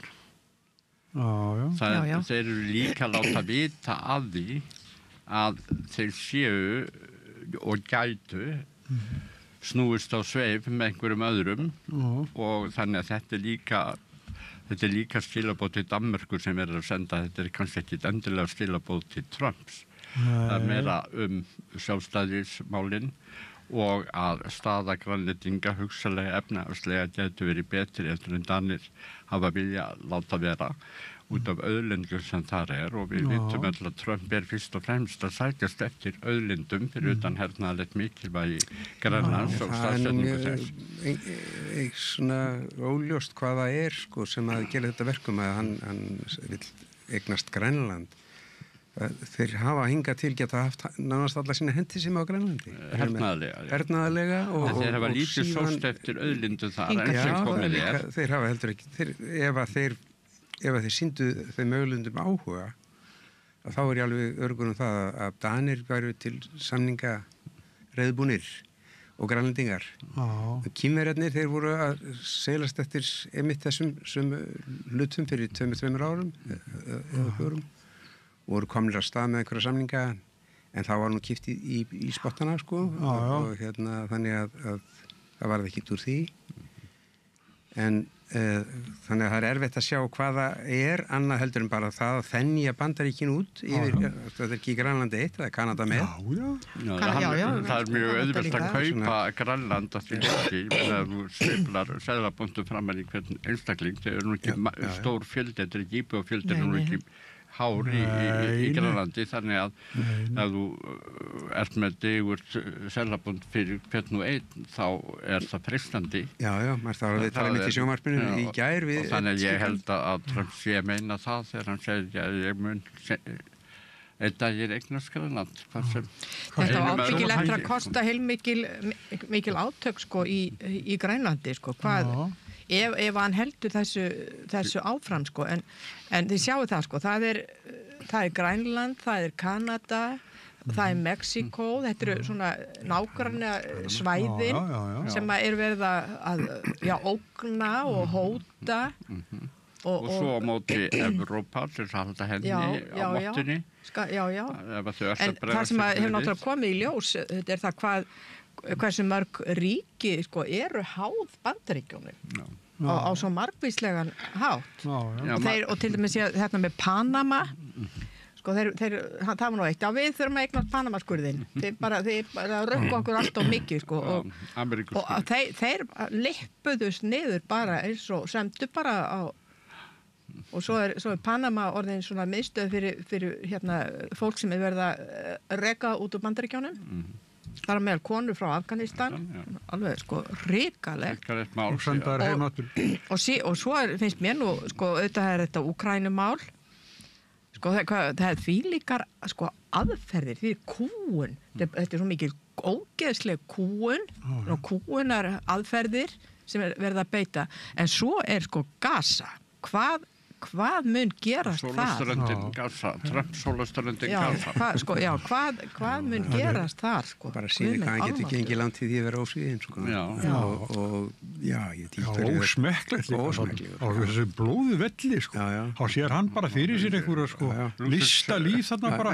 Og þjóðflutningar á fólki. Fólk sem hefur engan skilning eða samúð með öðru fólki og þetta kalla sér kristið. Já, þetta finnst mér einmitt mjög að þegar þú segir orðið samúð og þá man ég nú eftir orðinu samlíðanin með manneskjunni sem að minnir að hafa verið setning í sjálfstæðu fólki var samlíðinin með Ástur Sóllilju. Að þetta orð er raun og veru bara íslenska þýðingina á þeirinu hræðilega orði vók. Það hafa samlíður með einhverjum og það er að takast núna að gera það að skammarirði að hafa samlíðan með öðru fólki og það er kallað vók sem er alltaf kjarni kristindómsins samlíðan og er kjarni kristindómsins bara Guðs eigin landi og þar er búið að mjög röðum hætti að gera þetta skammarildi að hafa samlíðun með einhverju sem má sín minna. Ég held nú reyndar þessi einmitt Gaza-dæmið og framferðið Ísraelsmanna var, sko, þetta hefur grafið meira undan sko siðferðiskennd og virðingu fyrir lögum og reglu og alþjóða mannréttindum heldur en flest annað sem við gerst núna á síðari árum. Já, Trump er búin að segja sér frá mannréttinda Sameinuðu þjóðanna og heilbrigðisstofnuninni og talar um alþjóðadómstólnum og öllu þessu sem er verið að verja sem minna másinn undan ofur orkið þeirra sem eru sterkari en það er bara tími hennar sterku er komin. Við erum að upplifa bara sama aðdragand og varð í Evrópu fyrir síðari heimsstyrjöld. Já, og maður er bara stýntrættur hvort maður lifi það að það takist að hrinda af stað einhverjir heimsstyrjöld átökum sem munu það berast hér og víðan. Ég var á fundi með konum út af allt öðrum málum en þarna voru konur sem hafa meðan einn sem var nú að hætta hjá Sameinuðu þjóðunum sko, og það er bara verið að rústa sko, Sameinuðu þjóðunum því að það kom ekki lengur peningar frá Bandaríkjunum ekki í hinnar ýmsu sko, stofnanir og þeir eru ekki fyrir launum. Nei. Það er bara verið að sko... Er ekki svo mikið á konum að vinna það líka? Já, það er nú meira kvöldum. Eða það? Í þessum stofnum? Já, og á góðum launum. Já. En sko, afleikarnar að svolítið saman er meðal annars þær að nú erum við að fara að breyta nafninu á utanríkisráðuneytinu. Það er bara utanríkis- og varnarmálaráðuneyti. Eðlilega. Og þá erum við bara að taka þetta upp. Það verðum við konum með varnarmálaráðherra og vopnaframleiðslan í heiminum sko, það er ábyggilega margfaldast á síðustu árum. Já, nú það bara orðið og núna með bíða við færibandi núna.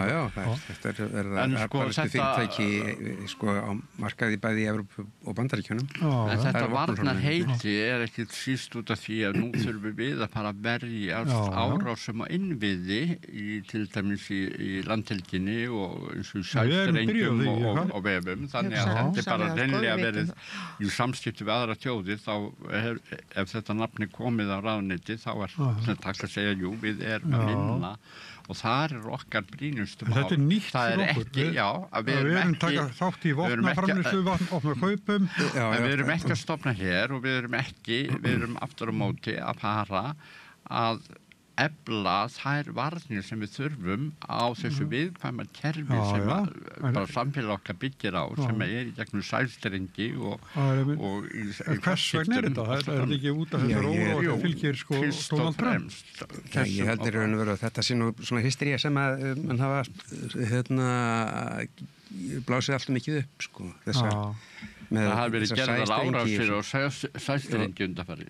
Já, menn það hafa skemmst sæstrengir, og það hefur eins og verið erfiðar að sína fram á sko hvort það var slys eða ekki. Já, þú ert þá að vitna í skipið, íslenska skipið sem rakst í vatnsleiðsluna til Vestmannaeyja. Þá horfum við á Kristínu Vestmannaeyja. Það voru Íslendingar sem gerðu það. Og svo í sambandi við sko notkunina á svona varnar, að þetta er allt orðið varnar og öryggismál sem við lítur að hernaði. Og þannig að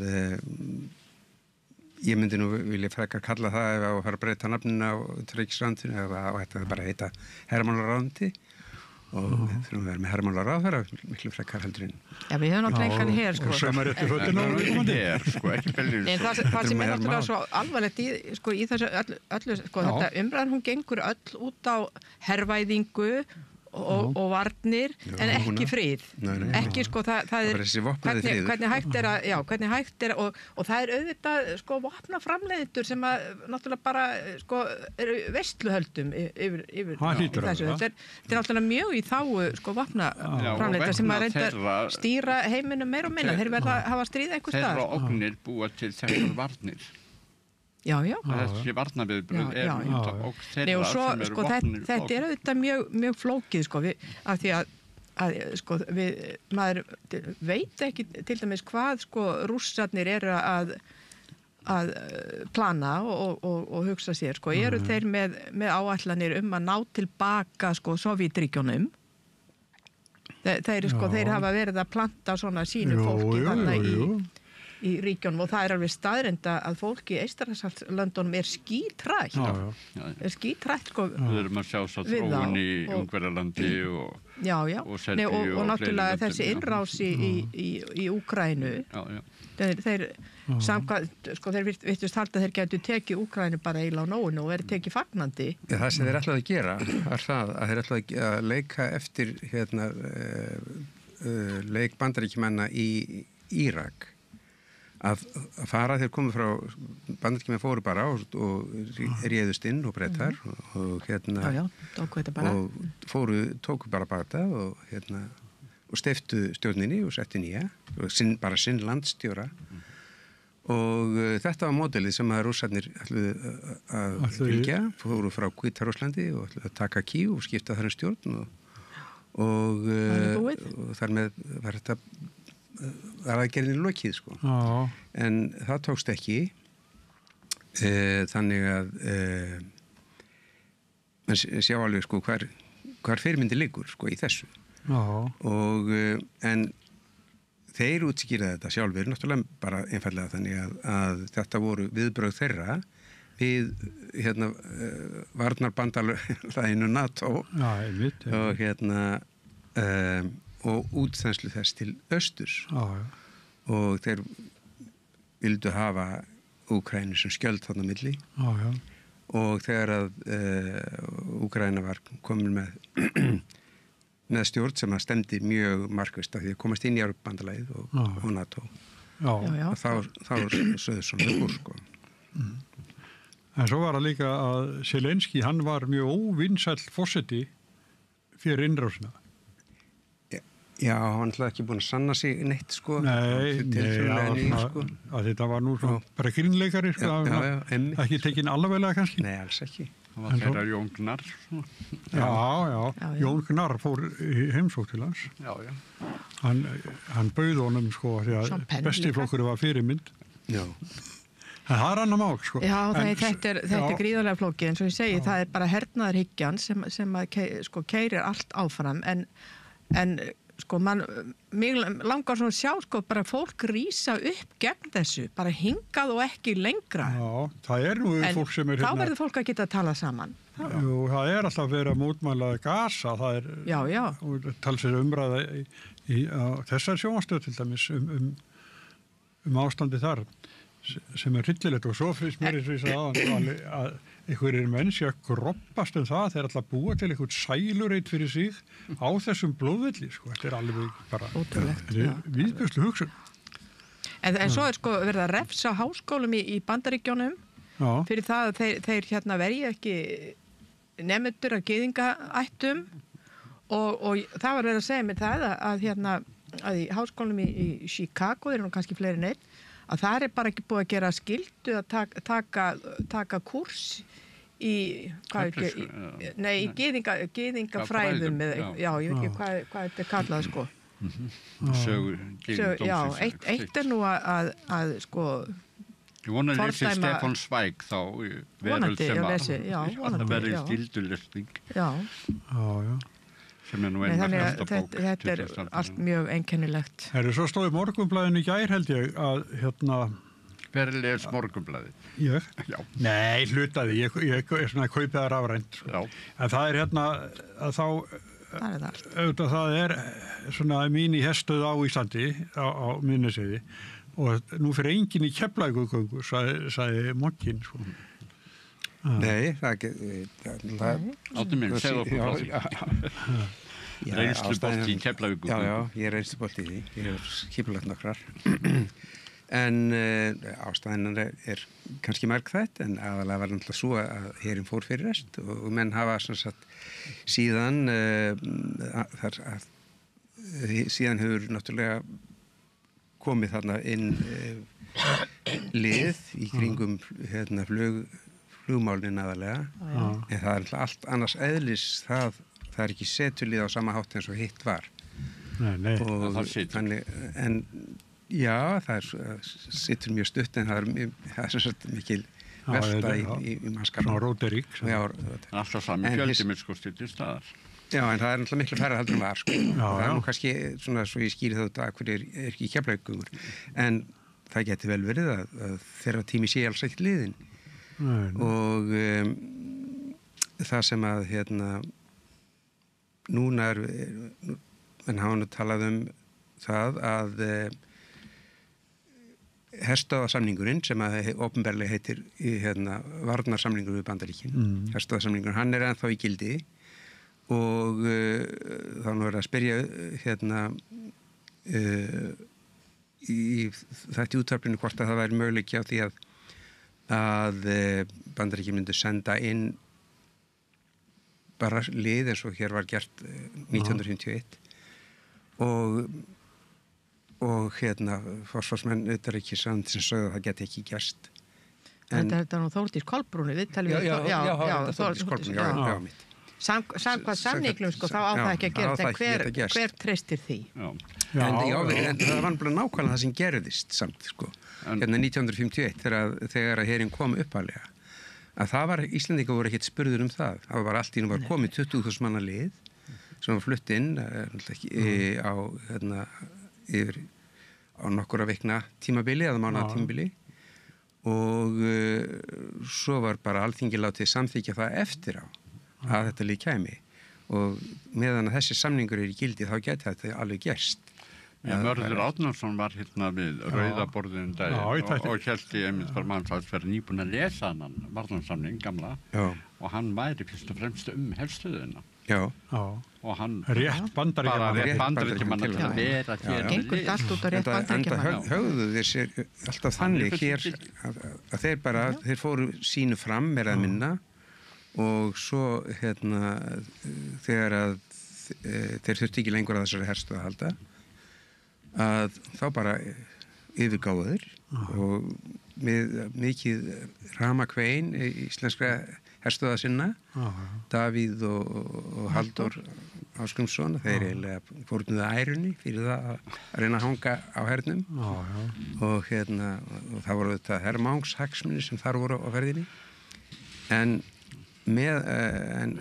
það sem var það hrapalega við þegar herinn fór, það var það að samningnum skildi ekki bara vera sagt upp í framhaldinu eins og reyndar Íslendingar höfðu hótað eða Davíð hafði reyndar hótað að gera en það var aldrei annað en innantóm orð í sjálfu sér og þetta gæti alveg maður sér alveg fyrir sér að þetta gæti endurtekið sig að Bandaríkjamenn ákveða það bara nú sé þannig ástand að það þurfi að manna þessa herstöð og senda 20.000 manna lið samningurinn hann kemur ekki hann einmitt gerir það fært að gera það fullu gildi.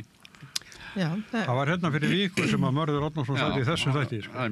Ég tók eftir sig, ég datt inn á einmitt þennan þátt og þetta fannst mér mjög athyglisverð lýsing hjá honum á þessum varnarsamningi. Já, en svo hérna heima að þá er hvorutveggja, það er nýr meirihluti í borginni og nýr ríkisstjórn og hvað finnst ykkur? Er svona einhver friður í pólitíkinni eftir þetta? Mér finnst nú eiginlega hlægilegast og skemmtilegast að fylgjast með stjórnarandstöðinni á Alþingi vegna þess að þessi stjórnarandstöð sem núna er eingöngu skipuð flokkum, reynda bara 2 eða 3 flokkum sem áður stærsti flokkarnir voru í ríkisstjórn meira og minna frá 2013 og þeir láta öllum illum látum út af málum sem nýja ríkisstjórnin sem búin að vera í nokkra vikur að fara að framkvæma því sem að þeir heiktust á sjálfir og þeir eru að skapa nýju ríkisstjórnina fyrir mál að hún skulle ekki vera búin að gera eitthvað á svo nokkru vikum sem þeir gerðu ekki á 10-12 árum. Það er mjög kostulegt og núna bara síðast Ingibjörg Ísaksen hún ekki þingflokksformaður Framsóknar og svona vonastjarna þeirra að hún var að skamma Ásthildi Lóu barnamálaráðherra sem tók við af Ásmundi Einari Framsóknarmanni sem heiktist á að bjarga þessum ungmennum sem að fara sér að voða í samfélaginu og setti mér svo svið bara einhvern fáránlegan gjörning fyrir kosningar og þetta allt búið að vera í panginu og Framsóknarmönnum meira og minna síðustu árin og þá rís núna Ingibjörg Ísaksen upp og skammar Ásthildi Lóu sem ný barnamálaráðherra fyrir að sé ekki löngu búið að gera þetta. En það er náttúrulega í staðinn fyrir að horfa í eigin barm og halda kannski bara ræðu og biðja þjóðina afsökunar að hafa ekki gert þetta. En þetta er náttúrulega verið að setja fárveik börn í fangaklefa þetta er hæðilegt og þetta átti fyrir löngu að vera búið að laga. Já, ég skil þetta, ég hef reyndar ekki kynnt fyrir þessi mál sérstaklega en mann finnst þetta mjög einkennilegt að núna þessi umræða til þetta heimili í Skagafirði þar eru þeir með fína aðstöðu og reynslu og allt sem þarf en af því að það er of langt að fara sem ég var erfitt með að sjá að geti verið mikið vandamál að þá vilja menn frekar kasta börnunum inn í tuktursklefa í gluggalausan og með glæpamenn í næsta Geti ekki eins og búið til rúmhandaðin þeir sofa hann á steininu bara með örþunadínu bara eins og einhverju sem eru teknísk bara til að vera einan nótt eða til að svo úsir eða eitthvað Þetta er auðvitað alveg hræðilegt en það þarf auðvitað tíma til þess að opna svona heimili upp á nýtt og mér skildi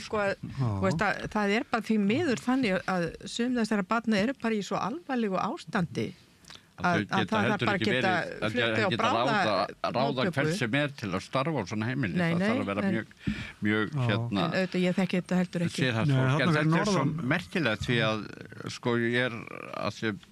ég hef stundu verið að fjalla barnæskuna sem að var fyrir nokkuð löngu síðan á 7. og 7. áratugnum og þá rifjast upp saga að því að við verið að fjalla þá vöggustofur sem þá voru En þá kom upp úr umræðu sem að varð Mökkustofuna, þá opnuðust þessi barnafangelsi sem var Elliðavogi. Það voru börn tekin af maður sínum og beinlínis stungið í fangaklefa. Og það var með vilja gert, það var ekki neyðarúrræði, það fyrst ekki annað. Lögreglan fór og náði í ógnýtta stráka og jafnvel yngri börn af heimilum fólk sem átti í vandræðum og setti þau beinlínis í fangaklefa eins og það var með vilja gert. Og mér finnst stundum þegar ég heyri fréttirnar í dag það er komin 2025 að það sé ennþá verið að setja börn í fangelsi. Finnst mér alveg með ólíkindum að við séum ekki komin lengra að þetta sé bara leyfilegt.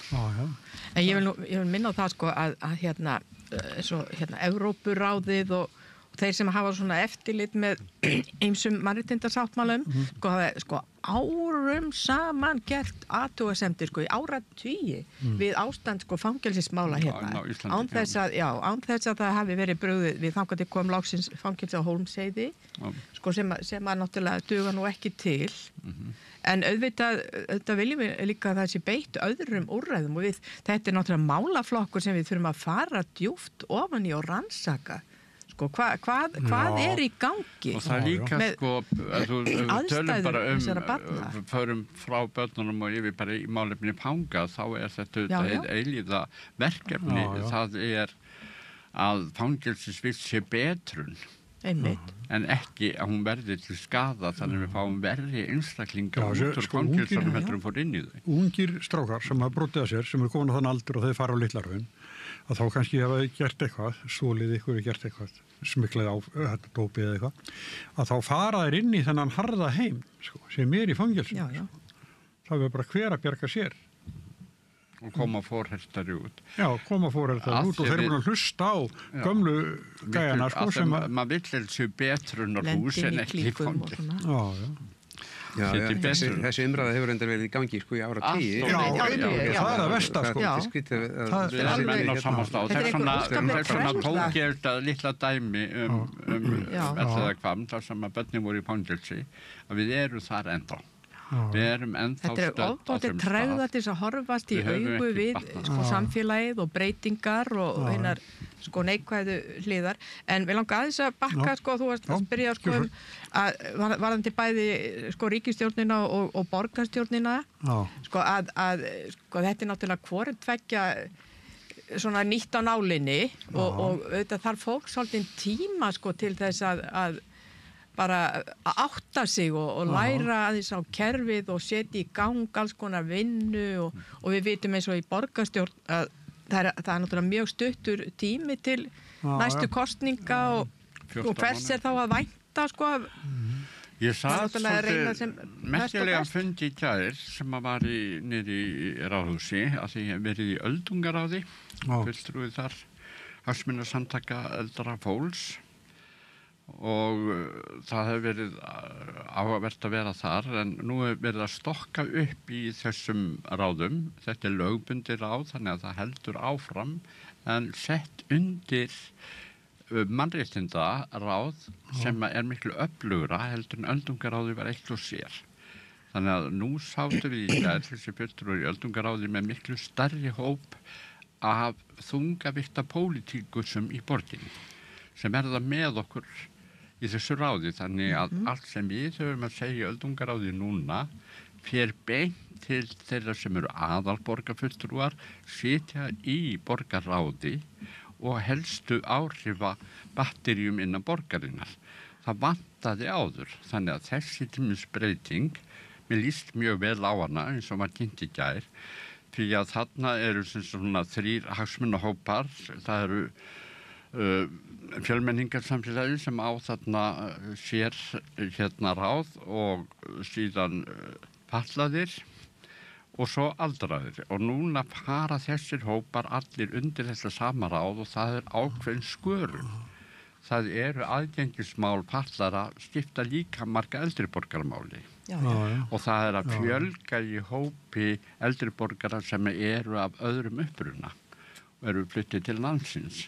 og það kemur fjölmenningaráðið inn í og það með því að geta byggt brýr á milli þessara ráða og beint inn í bara skýrgöng inn í aðal stjórnkerfið hjá borginni bindi mikla vonir við. En þetta eru breytingar og þegar við að vera að kynna þetta í gær á þessu fundi þá sá maður alveg að meiri hlutin átt alveg svona því að fá yfir sig einhverja gusu að því þetta eru breytingar. En ég nú svo breytingaglaður maður og mér er svo gaman að breytingum og þurfa að hugsa upp á nýtt og öðruvísi og nýjan hátta. Mér fannst þetta bara skemmtilega áskorun og sá möguleikana í því.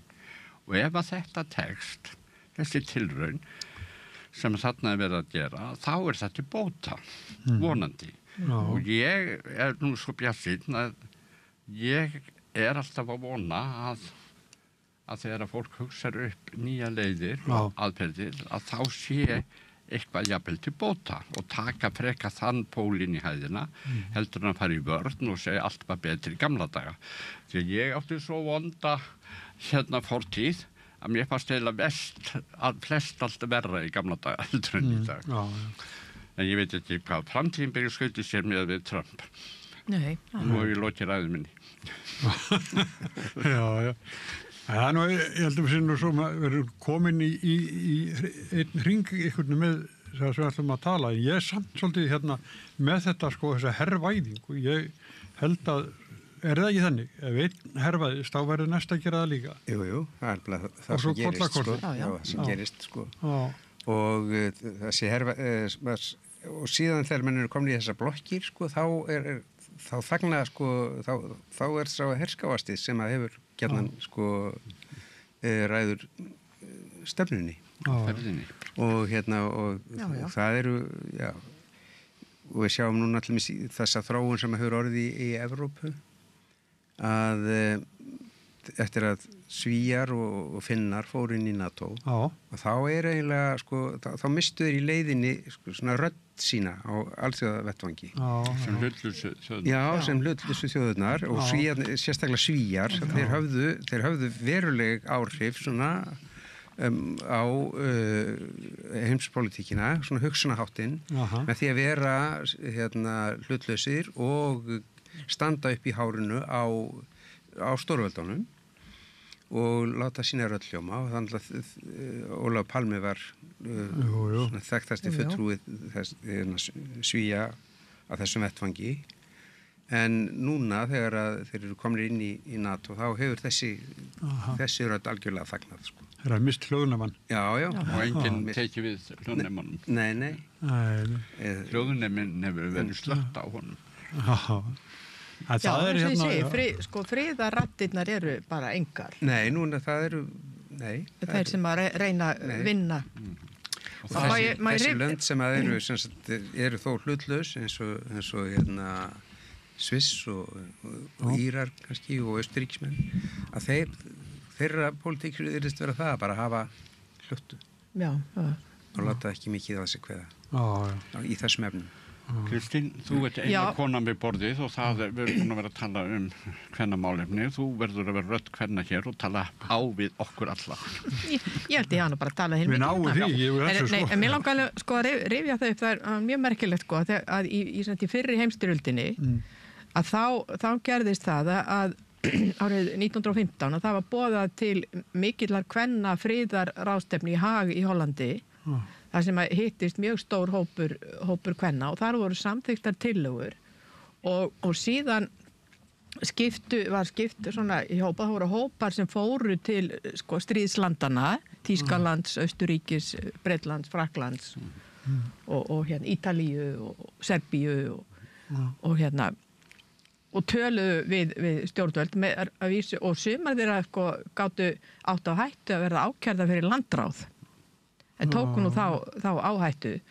En það var nú lítið hlusta en þessar tillögur reyndar skiluðu sér svo að einhver leyti inn í Versala samningana. Woodrow Wilson tók eitthvað upp að þessu. Það var náttúrulega með þjóðabandalagið og þetta búið til vettvang þar sem fólk gæti talað saman. En svo stöndum við bara frammi fyrir því núna að þessi vettvangur, náttúrulega sem tók, svo náttúrulega hunsuðu með þjóðabandalagið, alveg vilt og galið. Ítalir og Þjóðverjar og þar með var það náttúrulega úr sögunni. Svo taka mér upp þráðin með Sameinuðu þjóðunum og nú bara verið að rústa þeim. Og ekkert vald. En bara því svo forvitin, þetta var svo dramatískt þegar þú sagði þér að það áttu jafnvel yfir höfðu sér ákærum landráð. Varð eitthvað fyrir því? Nei. Það er sluppu. En hótunin lá í loftinu. Já. Það sem hótanir eru sterkari. Við erum búin að sitja á okkur tíman okkar hérna. Það er ekkert annað. Þetta bara búið að sinni. Já, við minnum á að þessi þáttur var tekin upp á miðjum degi, miðvikudaginn 12. mars 2025. Allt sem sagt var hér gæti verið orðið úrælt, áhorfandi góður eða hlustandi þegar þú sérstaklega vegna yfirvaldana í Bandaríkjunum. En það er Viðar, Árni og Kristín. Ég þakka fyrir að vera með mér. Já, takk. Og Rauðaborðið heldur áfram eftir augnablik. Þarftan að tala borgarfulltrúa. Borgarfulltrúar Sósíalistaflokksins eru með viðtalstíma alla mánudaga klukkan 13:30 til 14:30. Það þarf ekkert að bóka tíma, endilega kikið við í Bólholt 6, 105 Reykjavík. Þarna heyrðum við Sigurjón Magnús Egilsson ræða við reynsluboltana. Að þessu sinni voru þessi reynslu- og viskuboltar þau Árni Hjartarson, jarðfræðingur, Kristín Ástgeirsdóttir, fyrrverandi þingmaður og kvennabrautriðandi og Viðar Eggertsson, leikari og útvarpsleikstjóri. Núna er komið að spjalli, Björn, sem að þú segir eiginlega bara sem er gerbreytta stöðu í heiminum og ég vil gerbreytta stöðu Íslands. Og þú sagðir mér að þetta spjall hefði eiginlega bara breytt þér líka. Þetta er náttúrulega þinni afstöðu. Þarna ræður við Eirík Bergmann, stjórnmálafræðing og prófessor við Háskólann á Bifröst þessa stöðu. Eiginlega stöðuna sem ríkisstjórnin stendur frammi fyrir? Já, þetta er eitt af þessum viðtölum sem að fer á allt aðra slóður heldur en maður hélt að það myndi gera. Fyrir 2 vikum þá ræddi ég við nýjan þingmann og ég held að það er svona lífssögu viðtal en það fjallaði allt kynferðisofbeldi sem að þingmaðurinn hafði orðið fyrir og þá bara þakka maður kærlega fyrir það traust sem að manni sýnt og viðtali bara siglir inn í einhvern kima og er þar til enda og það var eins með svolítið þetta viðtal að ég held að ég væri að fara að taka viðtal við Eirík Bergmann 80 fyrstu starfsdaga ríkisstjórnarinnar og svona hvernig henni gengi að fóta sig hér í stjórnsýslunni en eftir tiltölulega fáa mínútur þá sigldi hann bara með mig út fyrir landsteinana hann sagði mér að í rauninni gleyma öllum fyrri viðmiðunum sem ég hefði haft hluti eins og varnir Íslands, hlutverk okkar í vörnum herleysi, stöðu okkar, hlutleysið, öll forréttindin sem við höfum notið og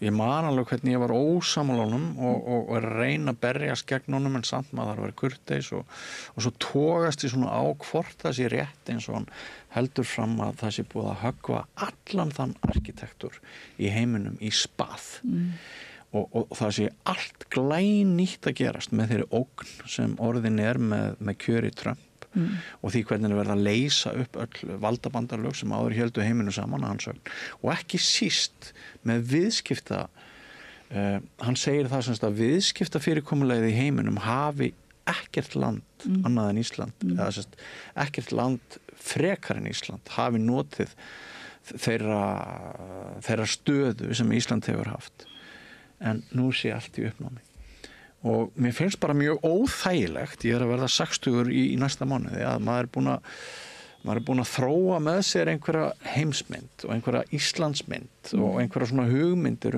stöðu okkar mér finnst mjög óþægilegt þegar bara allt sem maður hefur haldið að væri þegar því er feikt í burtu á einni nóttu núna er ég bara karta blanka ég veit ekki neitt, ég veit það eitt að ég veit ekki neitt og það er svolítið gott en það er samt svona svolítið gott fyrir okkur að endur hlaða okkur vera ekki föst í einhverjum gömlum kreddum eitthvað heimskipulag sem mögulega er hrunið eins og hann segir eða þá bara að rökræða af baráttu við Eirík og segja bara nei, þetta er rangt hjá þér það var ekki mitt hlutverk í þessu viðtali en já, þetta er alveg rétt sem þú segir ég sagði þegar ég var komin hann út úr búrinu og viðtalinu var lokið að þetta væri þetta þessum viðtölum sem bara breytti mér og breytti mínum skoðunum og Eiríkur má eiga það að það er eitthvað skiptar skoðanir hann og eins og með alla sem koma oft fram í fjölmiðlum og hvort hann með einhverja skekkju einhverja átt eða þar en hann má eiga það, mér finnst hann koma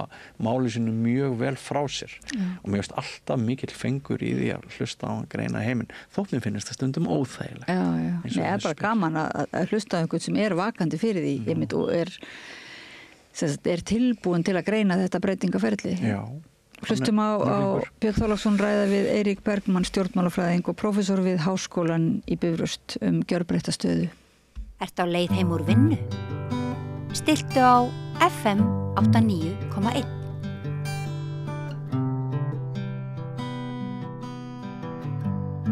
Já, komiði sæl og blessuð, nú þegar 80 af, 100 hveitibrauðsdögum ríkisstjórnarinnar lokið, þá gæti nú einhverjum fundist áhugavert og jafnvel skemmtilegt að við myndum aðeins fara yfir þessa byrjun hjá þessari merkilegu stjórn. Fyrsta lagi þá náttúrulega samsett flokkum sem nú ekki vanir að vera í ríkisstjórn.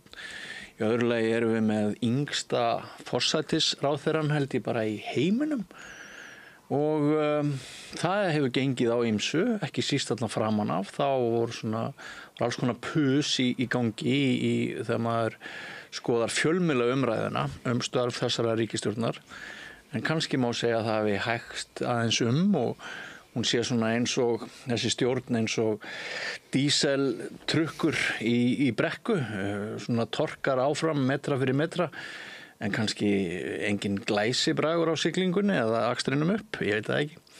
En Eiríkur Bergmann, stjórnmálafræðingur og prófessor við Háskólann á Bifröst komin hingað í samkvæmnisleikin að meta aðeins 80 fyrstu daga þessara ríkisstjórnar. Vertu velkomin til okkar. Takk fyrir það. Þú heyrið mig kannski líkenni þessari stjórn núna við díseltrukk sem þokast áfram en ég sagði að það veri kannski engin glæsibragur yfir siglingunni. Þetta var sumpart pínlítið brokkgeng byrjun hjá þessari stjórn, ekki satt? Ég held að það færi bara eftir því hvernig fólk líti á það sko. Já. Það held ég hægt að nota alls konar samlengingar til þess að lýsa þessari stjórn, en hún fer eftir öllum kennimerkjum vel af stað. Ok. Það ekkert sem hefur komið upp sem að bendi til einhvers annars. Jú, það hafa verið einhver einstaka máli, sérstaklega það aukningum flokk fólksins sem að hefur fengið að kenna á því aðeins í skoðanakönnunum eins og kannski von var með flokka þeirri gerð. En það ekkert ríkisstjórnir hafa ekkert lengur neina hveitibrauðsdaga Þessi gamla mantra 100 dagana. Já. Og að eftir þá fari stjórnarandstaðan að takast á við ríkisstjórnina. Þetta löngu liðin tíð. Og oft hafa ríkisstjórnir fengið bara vindinn strax í fangið. Það hefur ekki gerst með þessa ríkisstjórn. Það náttúrulega kannski bara einfallega viðfangsefnin þessar vikurnar stæst utan lands. Já, ég ætlaði að ræða það við þig að verkefni þessara ríkisstjórnar sumpart svolítið ólík því sem hefur verið. Og þegar að svo þá auðvitað auðveldara að taka við stjórn innanlands. Átakamálin í samfélaginu, þau pólitísku mál sem fólk bara út á götu að tala og hefur áhyggjur af, ekki verksvið þessarar ríkisstjórnar. Heldur hefur fólk áhyggjur af því að Ísland hugsanlega klemmist á milli stórvelda átökum. Það þetta hinn endursnúni bóndi í Hvíta húsinu sem hefur bara sett allt á annan endan í veröldinni og þetta snýst miklu frekar það núna hvernig Ísland á að fóta sig í þessu umhverfi og kannski má segja að einhverju leyti út af því að ríkisstjórnin var auðvitað með fókusinn á innlandsmálin og allt þetta að þá kannski tók hann einhver tíma að átta sig á því að stóru málin utanríkismál. Já. Og og Kristrún Frostadóttir til dæmis það þarna, þetta svona smáhyggst eins og það birtist þarna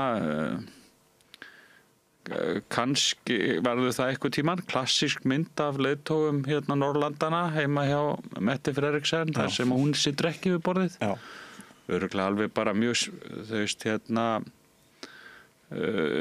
skýringar á því sem eru fullkomlega eðlilegar en eiga síður þá kannski bara staðan svo að þau tekið ríkisstjórn smá stund að fatta sig á því hvar átaka málin eru sko. Já, það líka spurning sko umboð þessara stjórnar af því að við erum að ræða utanríkismálin sko hve trúar ætla þær forystu konur þessara flokka að vera arfleiðinni fyrri samningum og venjum Íslands, hve herskáar ætlaðar að vera, hve mikla peninga ætlaðar að dorga út úr ríkiskassanum til dæmis varnarmála, hvað varðar Úkraínu og fleira. Þetta sko, það má eiginlega segja að það séu á einhverju leitir það ekki á bara fordæmalausum tímum. Sko, Björn, það bara búið að taka arkitektúr hérna Vesturlanda. Vesturlanda fórustu að byggja á alþjóðavettvangi og kasta honum út. Heilagi. Já, bara eins og leggur sig. Og hérna við erum á stað sem að heimurinn hefur ekkert staðið á frá lokum síðari heimsstyrjaldar. Nei. Þetta eru hugsanlega stærri flekaskil heldur en urðu við fall Sovétríkjanna. Þegar að hérna fyrst tekur við svona unipólar kerfi Bandaríkjanna sem vorum auðvitað í þessu tveggja póla kerfi eftir seinni heimsstyrjöld þar sem að tvö ríki höfðu forystu tókust á forystuna í veröldinni og Vesturlönd fylgdu Bandaríkjunum.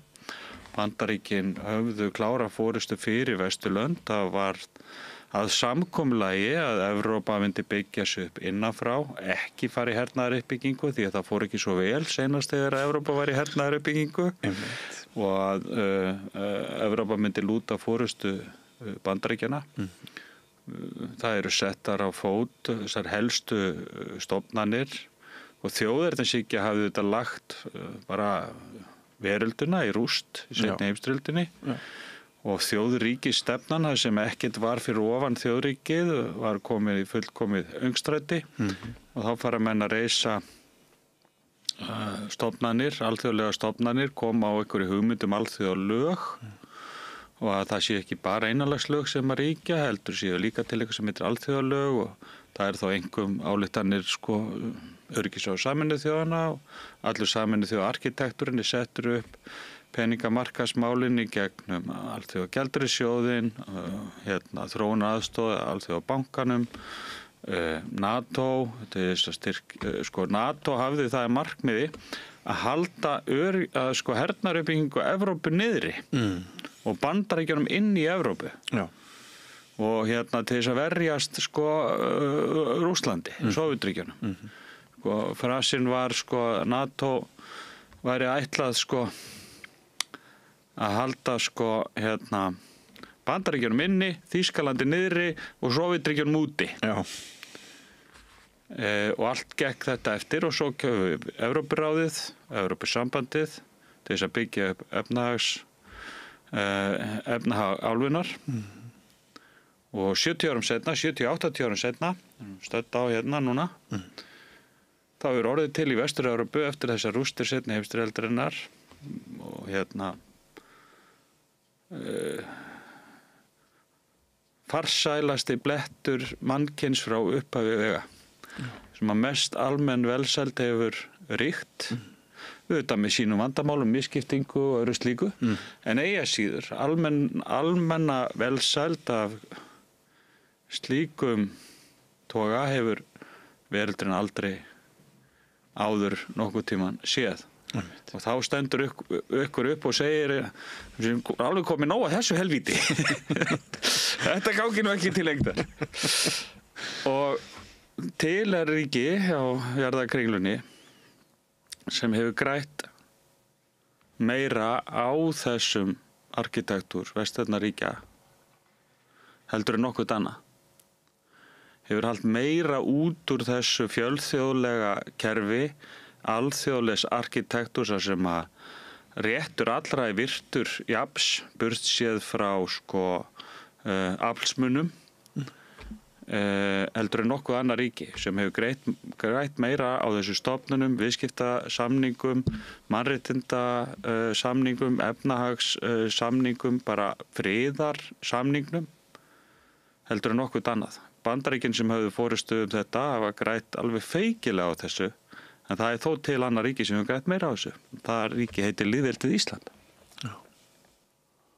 Farsæld Íslendinga byggist á þessu kerfi. Við vorum fátækasta ríki Evrópu fyrir við tökum þessar heimstyrjaldir saman fyrir og seinni fyrir heimstyrjaldina, þannig að breyst út, þá erum við fátækasta ríki í Vestur-Evrópu. Bara langt umfram og förum síðan upp í að verða alveg efstu. Þannig að þegar þessi arkitektur byrjar að brotna fyrir augunum á okkur, þessi heimsarkitektur sem að við höfum umfram alla aðra grætt miklu meira á heldur en nokkur annar.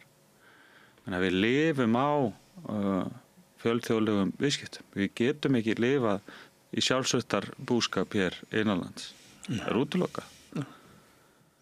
Þá hlýtur það, Björn, að vera verkefni nýrra ríkisstjórnar að reyna að átta sig á hver fjárinn er eiginlega á ferðinni. Já.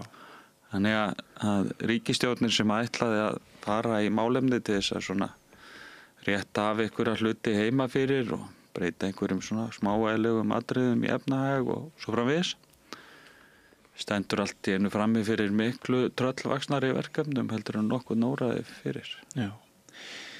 Eitt er, við höfum notið forréttinda, við höfum verið herlaus þjóð. Já. Við höfum ekki þurft að sinna útgjöldum til varnarmála. Við höfum ekki þurft að fórna ungu fólki á vígvelli. Nei, og við höfum ekki þurft að gera það. Já. Og við höfum verið í skjóli Bandaríkjanna og núna vitum við ekki alveg við hvað er að eiga þar. Nei. Maður heyrir náttúrulega skiptar skoðanir bara á kaffihúsunum þegar maður bara gengur frá borði til borðs. Þurfum við að dragast inn í þessa atburðarás sem núna er með auknum fjárveitingum og einhverju, eða getum við áframhaldið að vera bara hlutlaus, herlaus, eins og ábyrgðarlaus unglingur í samfélagi stórþjóða. Hvert er þitt mat á því? Það er fullkomin afneitun á stöðu mála að halda, við getum bara haldið áfram eins og frá var horfið og einhvern veginn ímyndað okkur að við verðum einhvern veginn bara stikk frí út ef við höfum einhvern veginn alltaf verið að hinga til. Já. Ég meina, fari svo að þróunin verði þannig frábært, en það er mjög óábyrgt að gera ráð fyrir því. Ég myndi halda að þessar viðsjár séu alltaf miklar til þess að það sé hægt að taka þá áhættu. Ísland verður að finna út úr því hvar það á heima í þeirri umpólun sem á sér augljóslega stað. Evrópa er að vígbúast sem bara aldrei fyrr. Það hefur nú yfirleitt ekkert farið sérstaklega vel þegar Evrópa byrjar að vígbúast. Nei.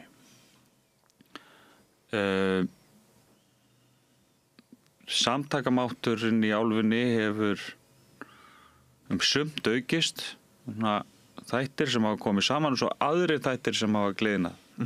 Svo það er að gliðna aftur á milli austurs og vesturs í Evrópu. Sér það á öllum þessum fundum sem eru núna í viðbrögðum við Úkraínustríðinu og öðru slíku, að það er verið að velja inn og úr.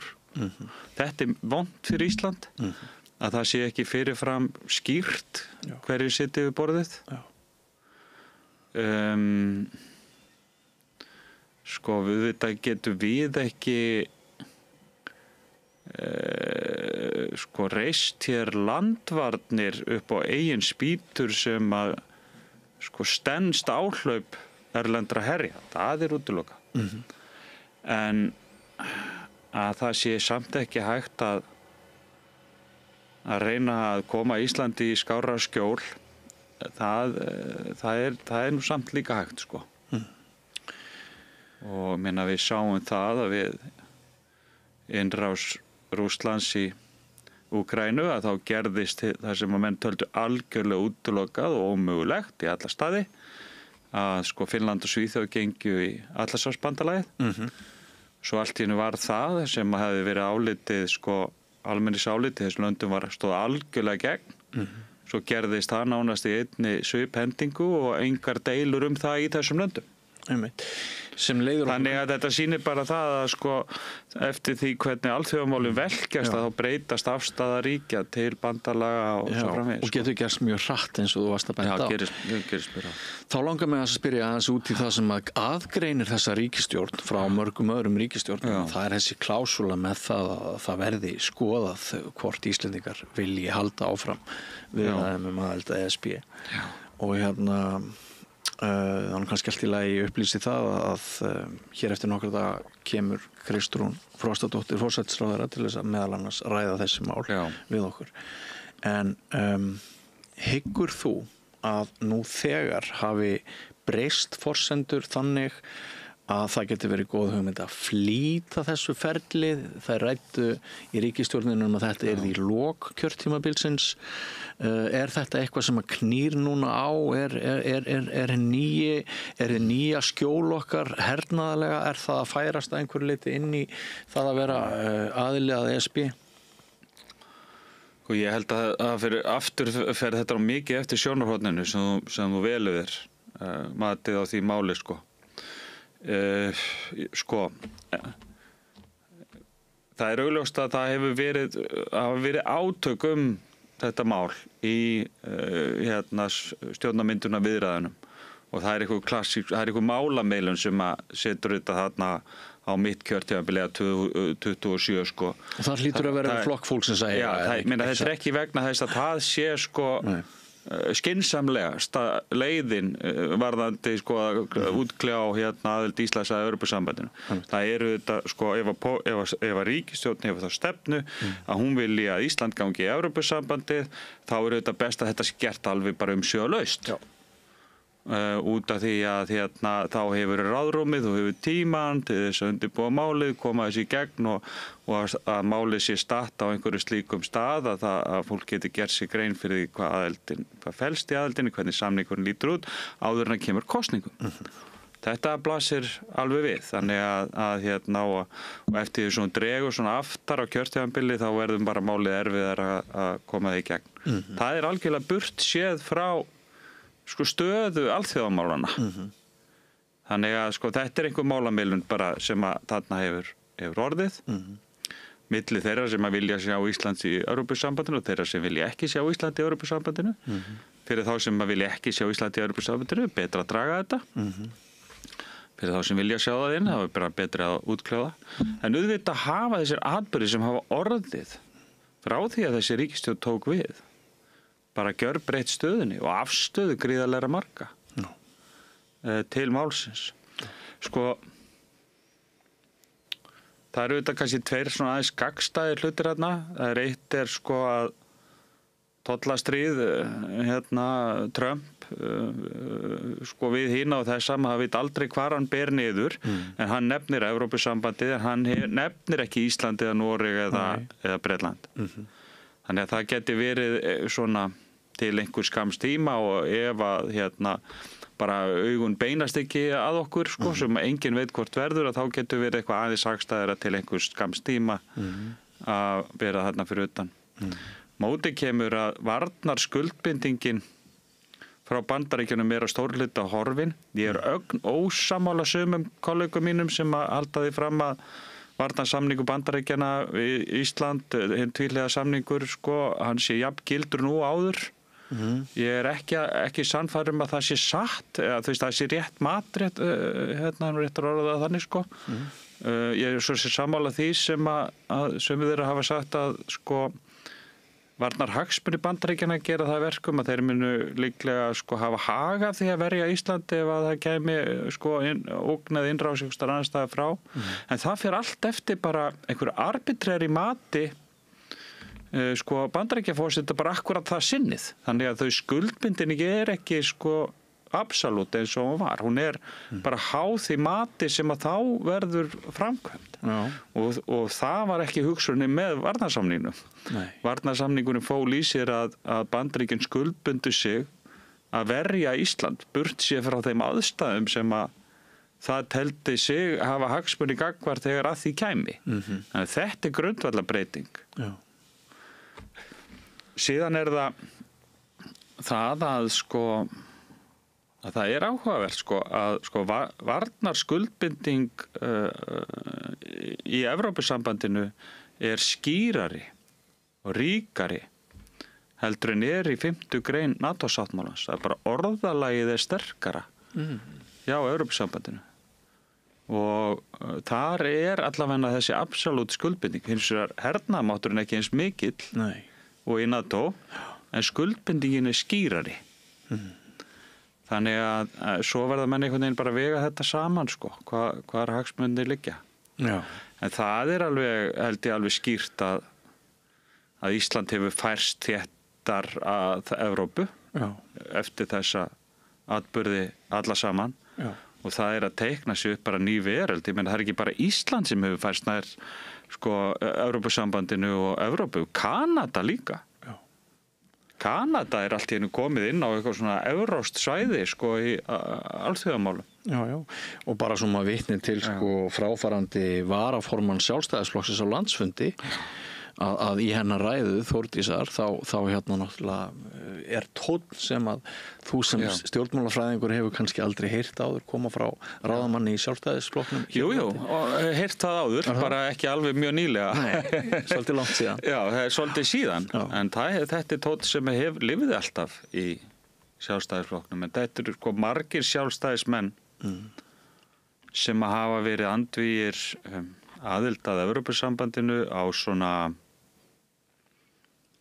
hvað ég að segja, svona heimspólitískum grunni, heimspólitískum hugmyndum, sjá Ísland svona á milli Bandaríkjanna og Evrópu og svona staðsetja sig þar á milli. Ísland sé svona og eitthvað hafa nú þjóðernislegar ástæður líka og svona þjóðernislegir þættir sem að koma þar inn í og allt þetta.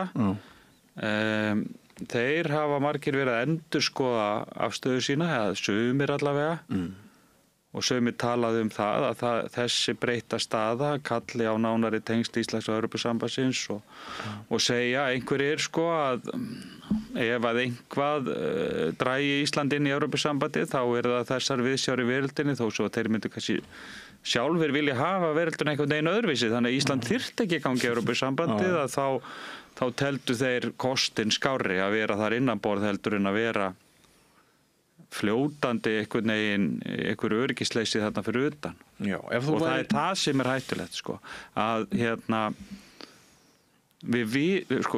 öryggismatið sem við erum að reyna að framkvæma eiginlega ómögulegt enn sem komir. Við bara vitum ekki hvernig við eigum að meta öryggi okkar. Nei. Og það dálítið málið og þess vegna vitum við þetta kannski ekki alveg strax hvernig hlutin geta sest.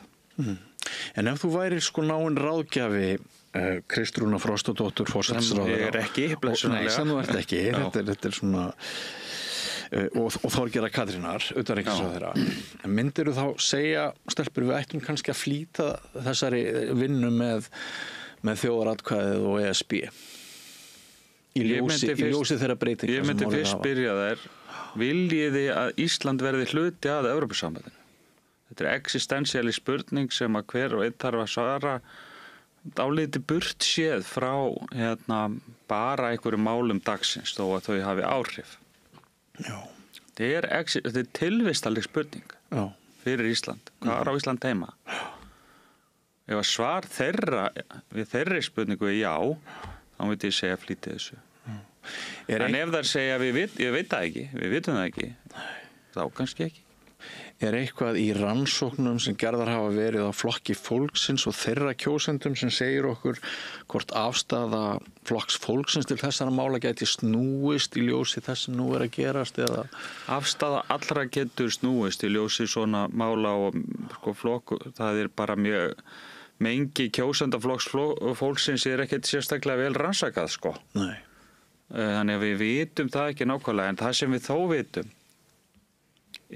að skoðanir Íslendinga almennt til Evrópusambandsins frekar bara svona laus í reipunum. Íslendingar eru bara satt að segja ekki alveg vissir hvernig þeir vilja hafa þessi tengsl, og til þess kannski samningurinn bara svona heppilegur út af því að hann fer svona bílbeggja, hann hvorki né, Við höfum séð skoðanakannanir sem sýna 90% þjóðarinnar vilja gangi í Evrópusambandi.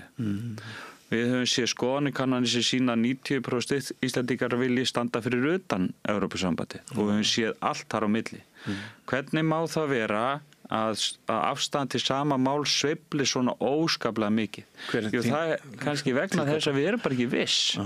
Sami maðurinn getur bara svarað því á mismunandi tíma hvað honum finnst í þessum efnum. Og þetta teygir sig inn í alla flokka.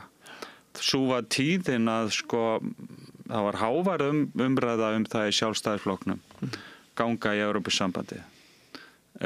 Og það voru alltaf svona stórir kampar innan Sjálfstæðisflokksins sem voru Evrópusinnar vildu gangi í Evrópusambandi, og ég meira sé að flokkurinn klofnaði á þessu máli.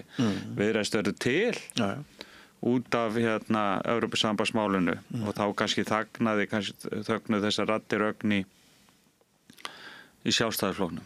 Svo var líka tíð einu sinni að það var formað Framsóknarflokksins sem var ákafasti talsmaður aðildar Íslands að Evrópusambandinu, þó svo að flokkurinn hafi ekki samþykkt það formlega. Þá bara de facto varð Halldór Ásgrímsson helsti talsmaður þess að Ísland ætti að gangi í Evrópusambandinu. Þegar hann var utanríkisráðherra, hann hafði forystu alla umræðuna og það þurfti ekki flókna kremlaralógið til að átta sig á því að hann var að undirbúa flokkinn sinn við það að taka þessa ákvörðun.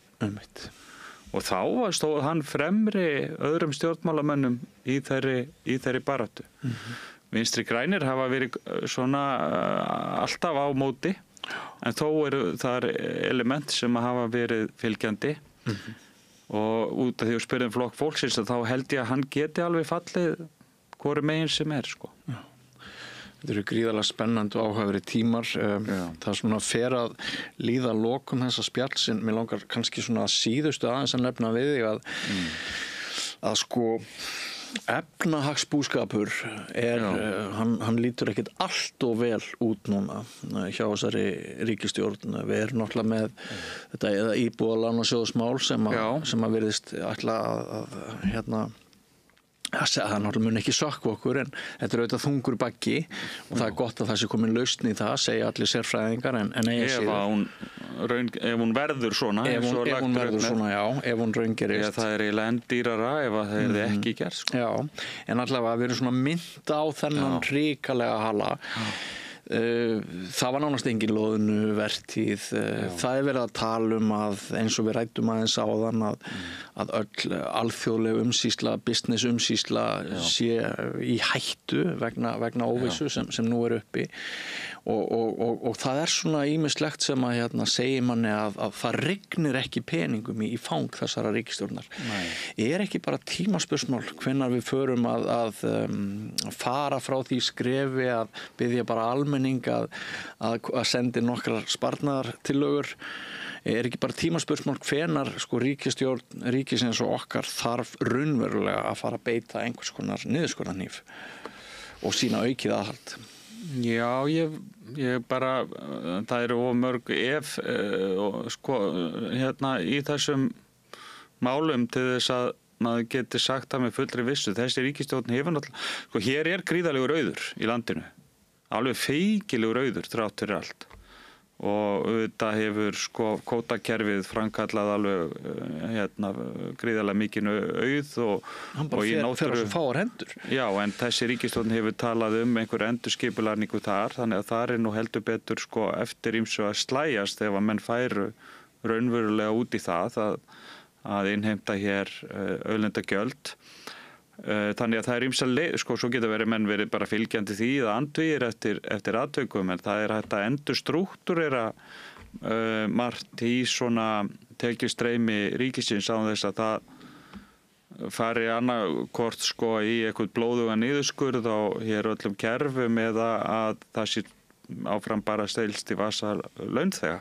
Það ekki tvíhyggja milli þessara tveggja kosta held ég að sé ekki sönn lýsing á ástandi mála. En sko það margt hægt að gera hér innanlands sjálfsögðu, en það sem við vorum að nefna hér áðan að staða efnahagsmála á Íslandi ræðst af utanríkismálum, ræðst af stöðu alþjóðamála og langt umfram önnur ríki. Við lifum á því að selja vörurnar okkar og þjónustu að einhverju leyti líka til landa hér í kringum okkur, og það staðan á þeim mörkum, og ekki bara staðan á þeim mörkum, heldur pólitíska staðan sko viðskiptasamninga sem ræður stöðu efnahagsmála á Íslandi. Alveg 90%, svo geta menn verið að gulla einhverjum 10% hérna heima sko. En það það sem ræður stöðu efnahagsmála á Íslandi og hefur alltaf gert. Það hvernig umhverfi okkar í alþjóðasamfélaginu. Það bara það sem að ræður örlögum Íslendinga sko. Eitt í blálokinu, ertu með skoðun á því hvort Viðreisn fékk svona meiri heimannmund svona. Þú hefur heyrt þessa umræðu að Þorgerður Katrín hafi náð að semja best. Já, mér fannst það nú eiginlega strax þarna í upphafi. Og svo hafa náttúrulega utanríkismálin bara orðið enn mikilvægari eftir að það var. Það blast alveg við sko að Viðreisn var svo flokkur sem hafði flesta kosti á hendi, sér aðra kosti heldur en þessa ríkisstjórn. Og þannig að hún gat vel spilað úr þessu, fengu utanríkisráðherrastólinn og fjármálaráðuneytið til sín og mikið af sínum málefnum í gegn og náttúrulega þessa Evrópusambands aðild og að það hafi nú frestast þarna og hvernig svo sem það nú fer. En þá held ég að Viðreisn megi mjög vel við unna sinn hlut hjá þessari ríkisstjórn. Þetta kannski svona óvissan í stöðu ríkisstjórnarinnar hverfist þetta svolítið flokk fólksins. Þar hafa málin verið að koma upp. Hún var sýnt gríðalegt aðhald á fjölmiðlum, sérstaklega Morgunblaðinu á tímabili og maður vissi ekki alveg í hvaða átt það var að fara. Já, sko, það bara í það veist að stjórnarandstæður, setjum kannski Morgunblaðið svo fyrir sögan, menn geta haft það innan eða utan þess mengis eftir því sem þeir velja sjálfir. En sko, stjórnarandstæða fer bara eftir þeim málum sem að sko einhver færi eru á. Og þarna hafa færi gefist og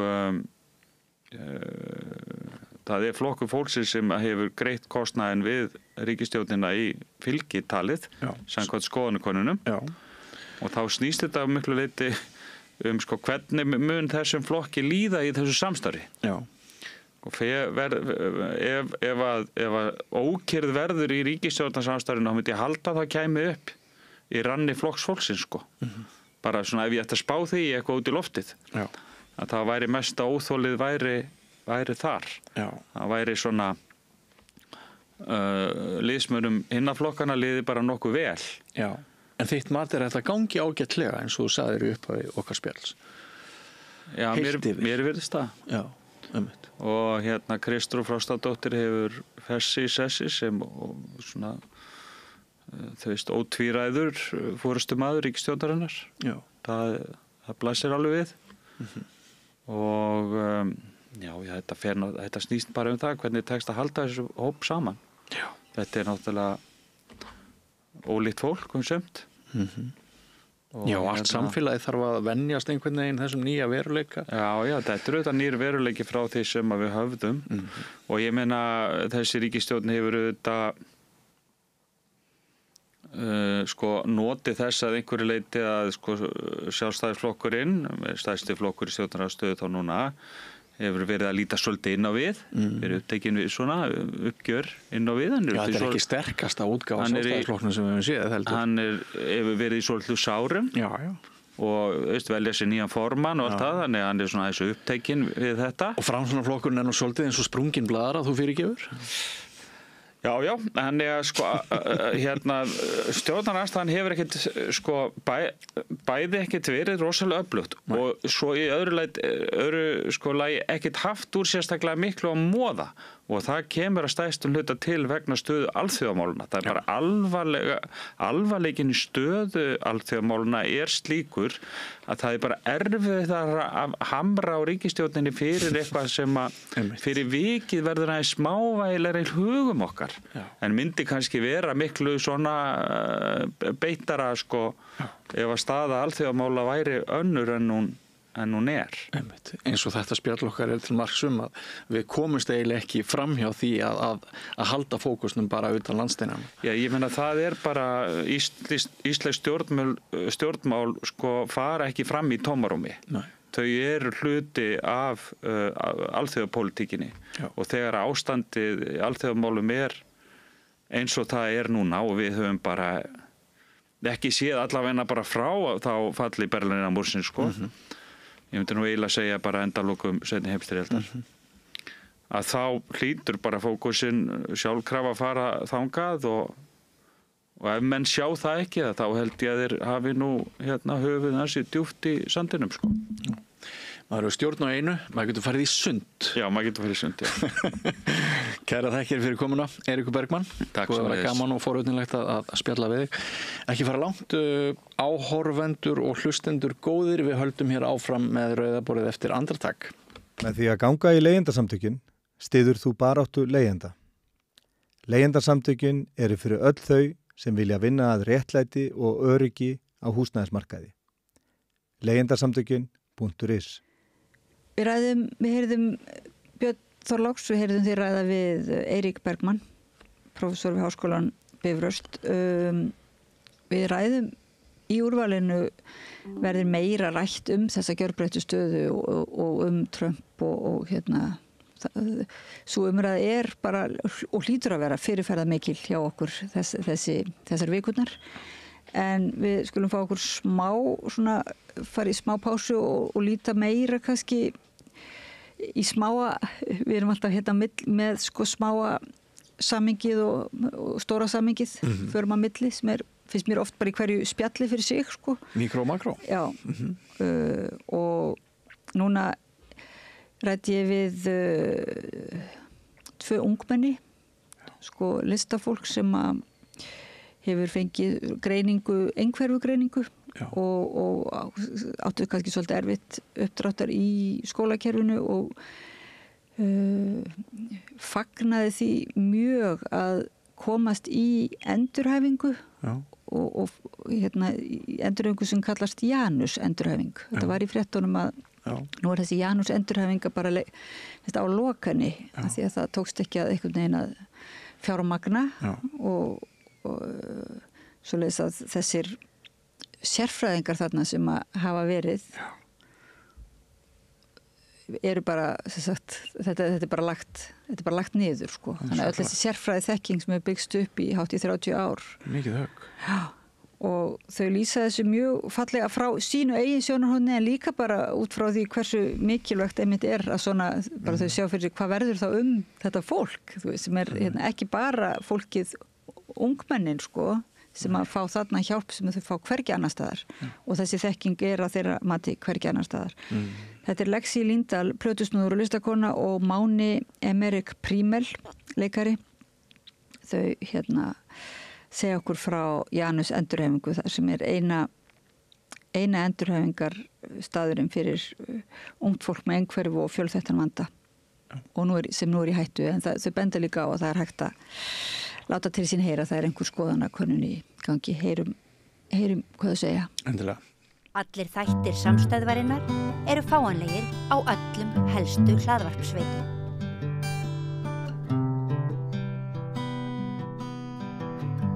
Komið sæl og verið velkomin í umræðu endurhæfingu og aðför að endurhæfingu. Hjá mér eru 2 góðir gestir. Það er Máni Emerick Prímel, leikari og Lexí Líndal, plötusnúður og listakona.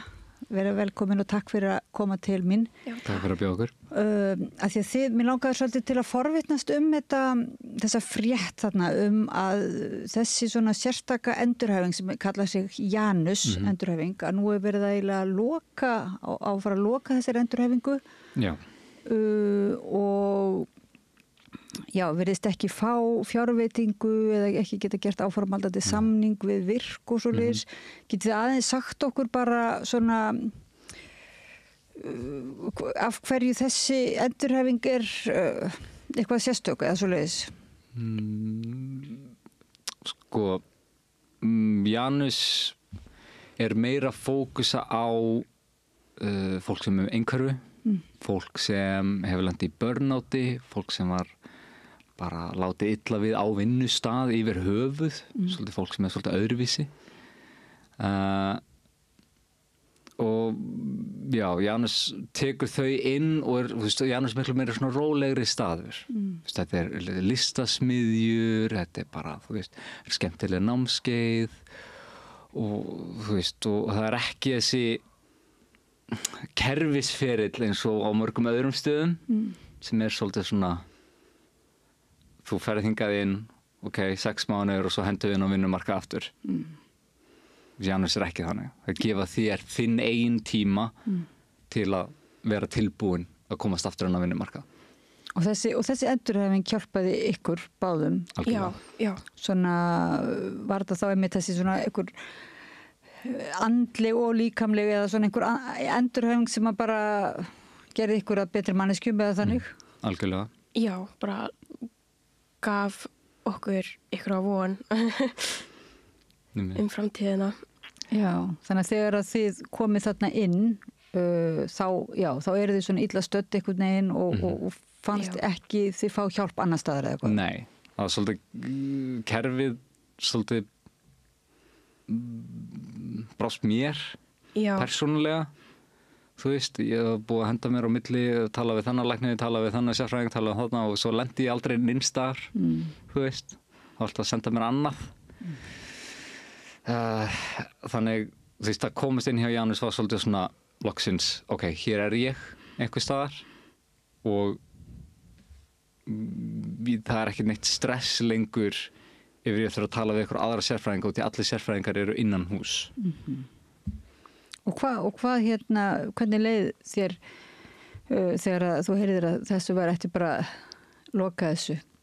Ég bara fór í hálfgerð sjokk, ég ennþá að reyna að prósessa að sé í gangi. Það alltaf svona eins og tilfinningarnar ná ekki alveg að koma upp strax, þannig að ég bara alltaf svona frosin. Og ertu í endurhæfingu það raunverulega núna en hún í gangi ennþá, endurhæfingin? Já, og endurhæfingin verður þá út apríl, já. Svo bara í maí með loka. Já. Og þá einhver önnur úrræði sem ykkur bent á aðra staði eða? Eina sem ég hef heyrt að virka og taka við en það enginn sem vinnur í virk sem með þessa sömu reynslu og Janus hefur.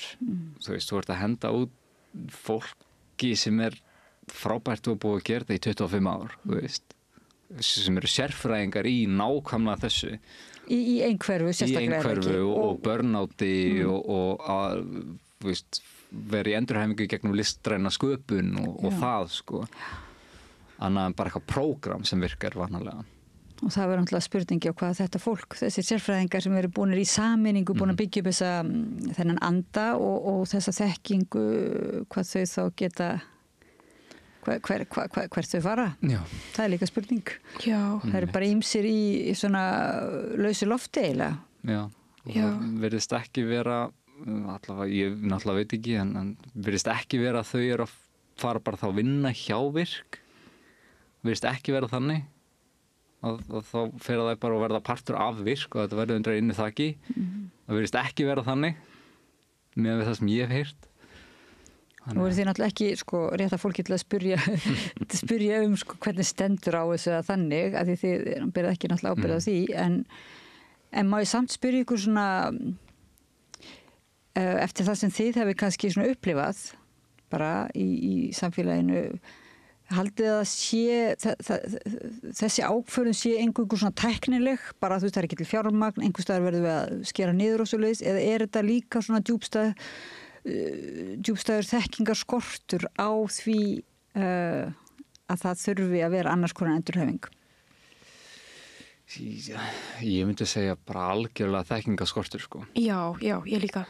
Þú veist, eins og ég segi, ég var að flakka á milli innan kerfið sem við höfum sko, og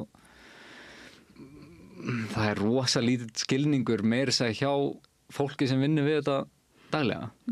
Þú veist, maður fór til læknis og læknir vissi ekki hluti sem þeir átt að vita og þannig já, ég held að sé mjög fáir aðrir sem hafa þekkingu jafn góða og Janus. Og þetta sko margir, þetta er fólk sem þið þekki líka sem hefur notið þessarar, þetta er fullt af fólki. Þú veist, fullt af fólki sem basically bara fara að vera að henda út á göttuna með ekkert öryggisnett. Fólk sem, þú veist, er í 10 sinnum verri aðstæður en ég, þú veist, sem, þú veist, kannski spjara ég mig, ég veit það ekki, en aðrir sem ég veit af bara eru búin að vera í paniki og kvíða út af þessu. Að þetta var svo mikill munur þegar þið fóru þarna inn. Getið lýst í fyrir okkur svona hvernig var að fá þessar móttækur og semst að það væri að þið mættu allt í einu þessari þekkingu, þessari skilningi á því sem þið væruð hérna gangi í gegnum og hvernig þið bara væruð eða hvað? Hvernig þið fungeruð og fungeruð ekki? Hvernig var svona að koma þetta fyrst inn? Munið það svona viðbrigðin eða þannig? Já, ég var mjög smeyk og því að þú veist það hefur verið mjög erfitt fyrir mig að finna úrræði sem virka fyrir mig. Þannig að þú veist, ég var mjög smeyk að þetta myndi bara vera sama sagan, þú veist. Ég myndi fara og enginn myndi skilja mig og að svona eins og já, ég hef alltaf einhvern veginn upplegað eins og að fólk veit ekki hvað á að gera við mig. En já, þú veist, ég fann mjög fljótt bara að þau einhvern veginn vissi nákvæmlega hvað þau voru að gera og já, þú veist, og ég var einhvern veginn, það sem fer rosalega mikið í mig með lokununa sérstaklega er að þú veist, ég er rosalega, þú veist, félagsfælin, þannig að það er rosalega erfitt fyrir mig að vera í hópum og eitthvað og mjög mikið af vinnunni í Janus snýst að vera í hópum og mæta á námskeið og eitthvað hannig. En ég gat það ekki í marga mánuði bara því að ég var svo félagsfælin og það er svo erfitt fyrir mig að vera í kringum fólk. En þú veist, einmitt vikuna sem ég heyrði að Janus var lokað, þá var ég einmitt byrjuð að fá kjarkinn til þess að fara í hópavinu sem minnst vera mjög óheppileg. En var tilfinningin þessi sko að það bara einmitt eins og segir, til eins og fólk vissi ekki alveg hvað þetta gera við þig eða svara þér eða svoleiðis. Já. Fannstu þarna bara allt í einu væri hlustað á þig? Og já, eða þú veist, svona, ég fann fyrir skilning meira en venjulega. Já, ég veit ekki alveg hvernig ég á að lýsa því, en já. Nei, ég er mitt lent í því að, þú veist, maður er svo vanað í að flakka á milli kerfisins að maður er bara komið næri því með handrit yfir, sko, allt það sem er að mér. Já. Þú veist. Það sem ég þarf að láta þið vita, það eru upplýsingar sem ég þarf að gefa þér. Og bara til að vera því fæða á móti að það er engin skilningur. En leið ég kemur í Janus og maður svolítið byrjar svona, ok, og núna þarf ég að segja ykkur alla söguna mína, að það var bara nóg að segja ég með einhverju, búið. Það var bara, ok. Þá bara vinnum við í því. Já. Þú veist, það var ekkert spurt, ok, en hvað og hvernig funkar það í samfélaginu en ertu virkilega einhvað það mikið einhverjur sem er eitthvað sem ég heyri margótt og því ég er leikari þú veist, lítur ekki út fyrir að vera einhverjur en þú veist Þannig að þá bara, þið getur bara hafist handa í svona jákvæða uppbyggingu og er þá líka verið að vinna svona með styrkleikana af því að náttúrulega það er oft alveg eins og í svona öllum rófum og skinn rófum og þannig að þá eru náttúrulega gríðarlegir hæfileikar oft, sko, það er þessir veikleikar út af við eða bara og vanlíðan og alls konar svoleiðis en það eru mjög miklu svona þetta sem sérkennilegt oft einhver sérkennilegir hæfileikar og fannst ykkur, Janus svolítið að vinna með það því þið talaðu listasmíðir og svoleiðis? Já, þú veist, það sem ég finnst svo öðruvísi við hvernig við höndlaða þar einhvern veginn að þau fara rosalega rólega í það, þú veist, þau ekkert eitthvað að íta manni strax, þú veist, til þess að reyna að finna strax bara eitthvað, hvað ertu góð í, hvað viltu gera, þú veist, það var meira svona farið meira varlega í það og þú veist reyna að vinna með manni. Við erum með stundatöflu með námskeiðum sem svo uppfærist á 6 vikna fresti og þú veist og þá bara ok, hvað langar þér að gera? Þú veist, hvað hefur þú áhuga? Hérna þú veist, spila tölvuleiki með hópa fólki, hérna að fara að mála, hérna að fara að sauma, þú veist, hvað hefur áhuga? Það ekkert eitthvað og þú verður að taka þetta námskeið og þetta námskeið og þetta námskeið þá ertu í endurhæfingu. Já. Það miklu meira bara svona hvað langar þér að gera. Já. Þú veist, sem miklu meira næs heldur en þú veist. Og meiri, og þið finnið þróunin eins og segir, þú finnur bara raunverulega þú varst alltaf í konum með hugrekki til þess að, eða sjálfstraust svona til þess að fara og vera með öðrum í hópi og svo leiðis. Já, og þú veist, ég hef upplegað í öðrum svona úrræðum, það meira svona pressa og bara já, ég veit ekki, þú veist og þú veist, það mjög auðvelt fyrir einhverja manneskjur að vera yfirþyrmd þannig að þú veist já, ég veit ekki. En skólakerfið þá, þið náttúrulega hljótið að hafa kannski upplifað erfiðleika eða hvað í skólakerfinu? Var mikill erfiðleiki hjá mér í grunnskóla skólakerfið algjörlega félst mér sko. Þegar ég fyrir í mentó og verða aðeins betra en samt sama sko. En hlutir eru víst að breytast núna þannig að mín upplifun svolítið gamaldags myndi ég segja með við eins og það núna. En skiptaði ykkur máli að fá þessa greiningu? Trúið þið að svona, nú svo margir að segja núna bara það að fá allir einhverja greiningar en var það svona styrkur fyrir ykkur að fá greininguna? Ég myndi segja að það mikilvægt að allir geta fengið greiningu eins lengi og kerfið getur grípið þau. Þú veist að hvað pointið að vita hvað þú ert með eða svona ADHD eða þú veist autisma eða eitthvað þannig sko, ef kerfið svo bara að fara að gefa pappír sem segir ok, þú ert með þetta, bless þú veist kerfið þarf svolítið að geta grípið fólk og hugsa ok, ef þú ert hér með þetta þá færðu hjálp, þá færðu aðstoð sérstaklega með ADHD, sérstaklega í skólum þú veist. En fannst þér það svona gott að vita að það væri einhver skýring á því einhvern veginn? Já, þú veist, ég var greind þegar ég var táningur, ég man ekki alveg nákvæmlega hvað ég var gömul, en mér fannst það alveg, ég man ennþá hvað var mikill léttir að fá greininguna þótt að allir í kringum mig voru bara eitthvað, þú veist. Já. Algjörlega, gott að vita, þú veist, að maður ekki algjörlega að missa viti, að það eru læknar og professional sem að segja, þú veist, nei, þetta er listin af hlutum sem þú hefur, þú veist, og þá fær maður svolítið svona léttir að, þú veist, vita, ok, ég er ekki einn. Þetta er hér hlutur sem er til í bara bókum, þú veist. Og svo að það sé þá einhvers konar endurhæfing sem að virkilega bara sérhæfir sig í því að hjálpa ykkur. Já. Það er náttúrulega alveg ótrúlega flott að svona endurhæfing hafi byggst upp á Íslandi. Algjörlega. Og þyngra en tárum tækið að því að bara vísa fólk út á götu. Vísa fólki með einu pennastriki, en það hafi nú foreldrar og er það ekki ýmsir hafa verið að svona mótmæla. Jú, ég veit að það er listi sem fólk getur skrifað undir sem var búin til bara held ég degi eftir að fréttina kom út sko. Já, svona eins og undirskriftarsöfnun. Og síðast þegar ég vissi það var 800 manns búin að skrifa undir.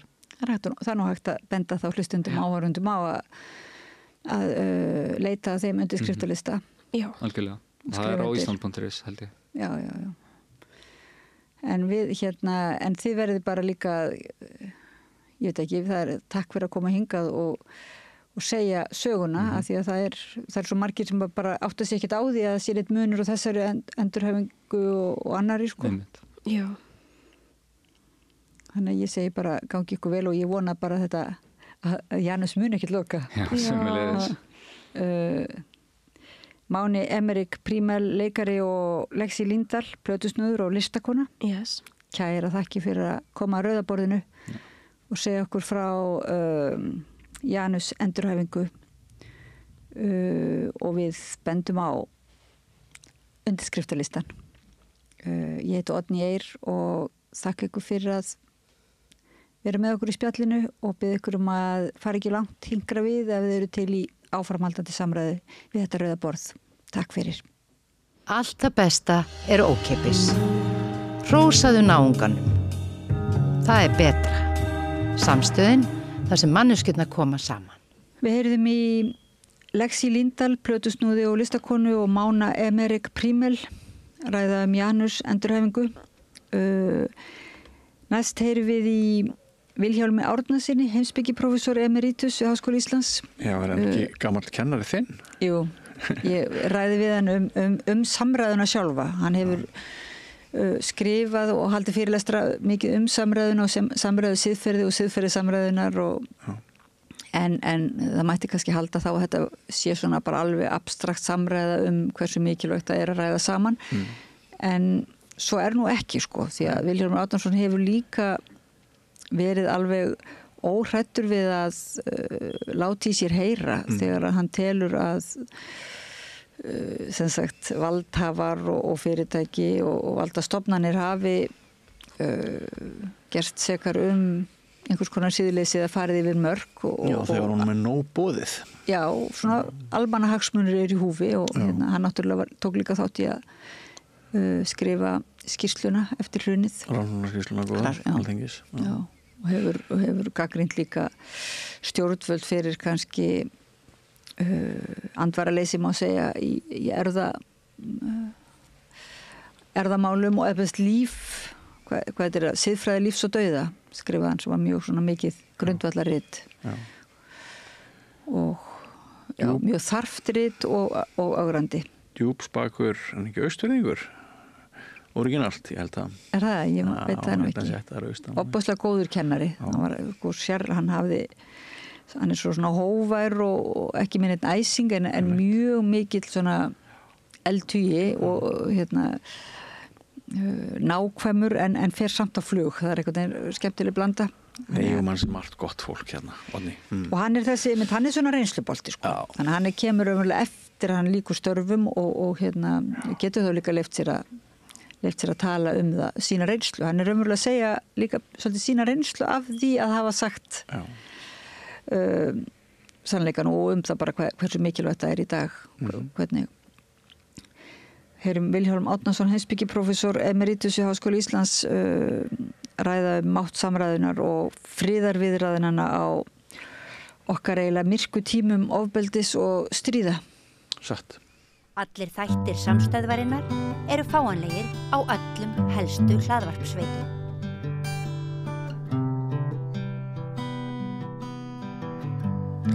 Komið sæl og verið velkomin í samræðu við rauðaborðið, eiginlega samræðuna. Svona á myrkum tímum, ég heiti Oddný Eir og er komin með mjög góðan gest.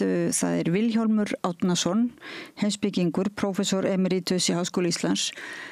Takk fyrir að koma og henda þér inn í samræðuna eiginlega svona, ég hálfgerður óvissu ferð, en þú hefur nú eiginlega sjálfur talað mikið og skrifað samræðuna og siðfræði eða siðferði samræðunar og samræðuna sem eiginlega bara fyrirbæri sem kannski, ég veit ekki hvort margir átta sig á því hvað samræðan eins og þú hefur talað hana og kannski margir heimspekingar er sérstakt fyrirbæri og kannski svolítið magnað.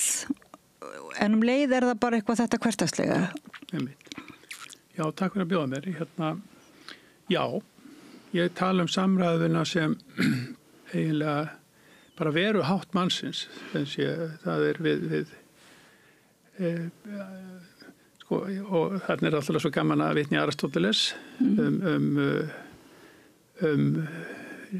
manneskjuna sem einu lífveruna sem gædd málhæfileika og málhæfileikan notar hann síðan til þess að skipa sínum málum réttlátlega ef vel tekst til og það þessi logos ég þýði þessi málhæfileika þetta logos hugtaki skynsemis hugtakið en líka það þessi hann það finnur sér farveg í málinu og eins og segir sko við lærum að tala við öðrum tilengum okkur sem sé málhæfi í uppeldi og félagsmótun og öðrum þetta rými í heiminum í vittum tungumálsins og með öllum þessum tíðum tungumálsins það eiginlega svo nátengt held í frelsinu og losa á viðjónum losa okkur úr viðjum helt náttúrulega þó við slítum þau þetta aldrei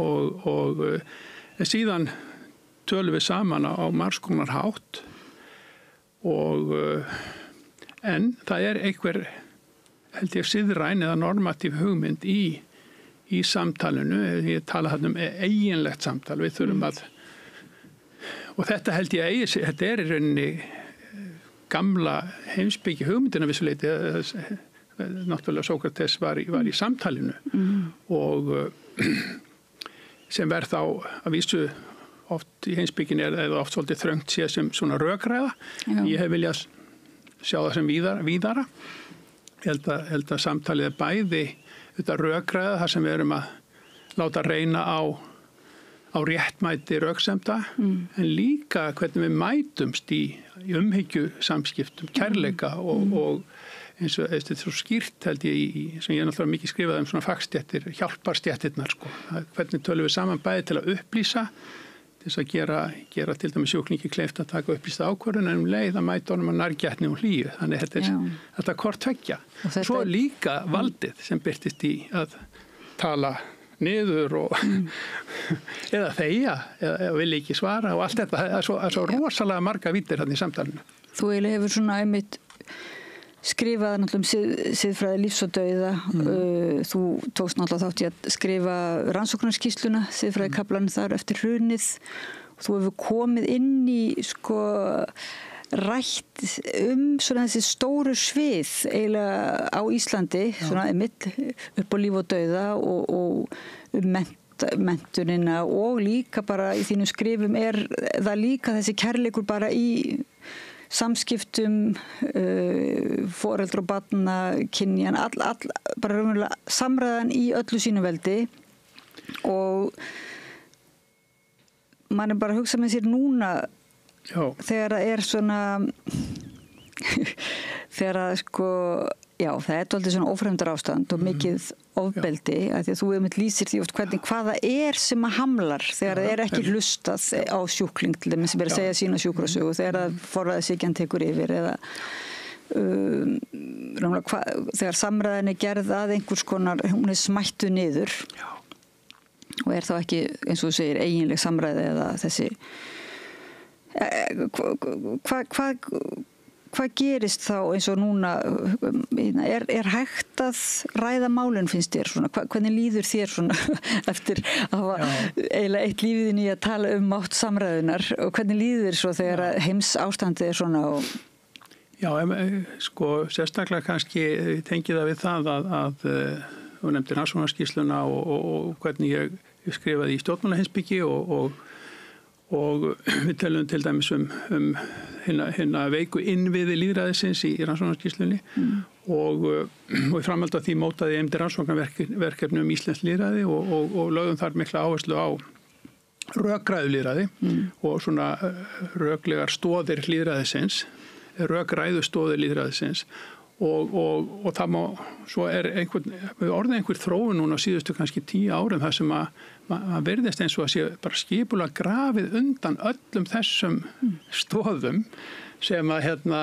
og bara öll þessi upplýsingaóreiða auðvitað og bergmálshellarnir og þessi gríðarlega manipulasjón, minnst alltaf svolítið auðvitað íslenska það orð, upplýsinga, þannig að lýðræði náttúrulega, margir hafa sagt hvað lýðræði sé í kreppu og sérstaklega auðvitað svona hugmyndir held ég, þetta verður svona í svona brotlending hugmynda beint lýðræði því að það sem að borgarnir verða í rauninni bara mjög berskjaldaðir gagnvart þessari.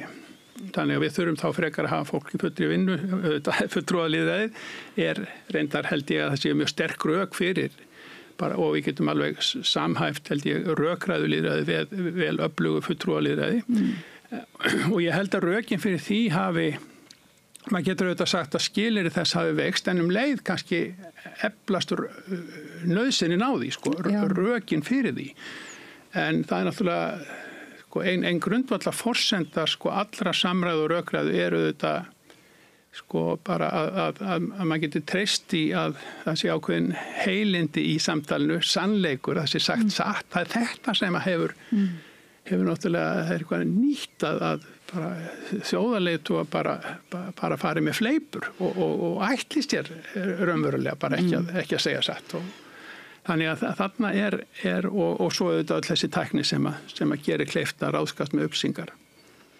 Þannig að þarna leið og manni finnst að þarna sé hoggið að öllum svona samræðu skilyrðum, þá finnst mér ekki síður rétt að einblína á, þetta eflir bara nauðsynina á að við reynum að finna allar leiðir til þess að Já, ég man eftir að þú náttúrulega hefur kennt, þú náttúrulega mjög góður kennari, verði að segja, hlustendum og áhorfendum og svona hefur haft mikil áhrif á stóran hóp nemanda og þegar þú varst að kenna með hugmyndasögu og ræða tímabilin þegar það var sótt mjög að samræðunni í svona allræðis ríkjum á sínum tíma og þessi svona mjög mikil ástríða fyrir með lýðræðispælingum fyrir samræðun og svona og svo sannarlega smitandi og sannfærandi en svo hugsa maður, það jafnvel maður hugsa núna það liggur að maður skilji það sem þú sagðir þá og það sem skrifaðir ennþá betur eiginlega núna eins og það eiginlega þörfin á því að treysta eða hugsa hvaða skilyrði hvernig getum við eiginlega rætt saman þegar aðstæðunar eru svona erfiðar og virðist vera bara eiginlega ómögulegt að heyra hvað hinn á að segja og að þá Já, ég er svolítið upptendur að ég var að lesa bara síðast í morgun núna aftur bók sem heitir stutt bók sem heitir harðstjórn og skrifuð inn í fyrra tímabil Trumps. Hann nefnir raunar aldrei það nafn, hann einsetti sér, þetta er hann Timothy Snyder, prófessor í sagnfræði við Yale og hann með svona 20 ráð. Þetta er svolítið sjálfshjálparbók á ógnartímum. Já, og kom út á íslensku. Já, kom út á íslensku þýðingu Guðmundar Andra Tórssonar 2018 og þar hann með einmitt, hann talar ekki sérstaklega samræðun en það ég les það þannig og því að hann að tala lýðræðið og í rauninni hvað þetta brothætt þetta stofnanabundna lýðræðis skipulag sem við höfum komið upp á síðustu áratugum.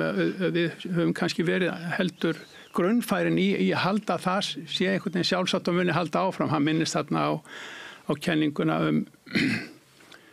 endalok sögunar sem nú kannski stundum svolítið miskilinn frá Fukuyama sem sé en allavega svona svolítið hegelsk hugmynd að við séum komin á ákveð stig í sögunni þar sem aðrar hugmyndir en einhvers konar frjálslynt lýðræði séu bara eins og þær mun ekki eiga upp á pallborðið heldur að við munum bara þróa þá hugmynd áfram en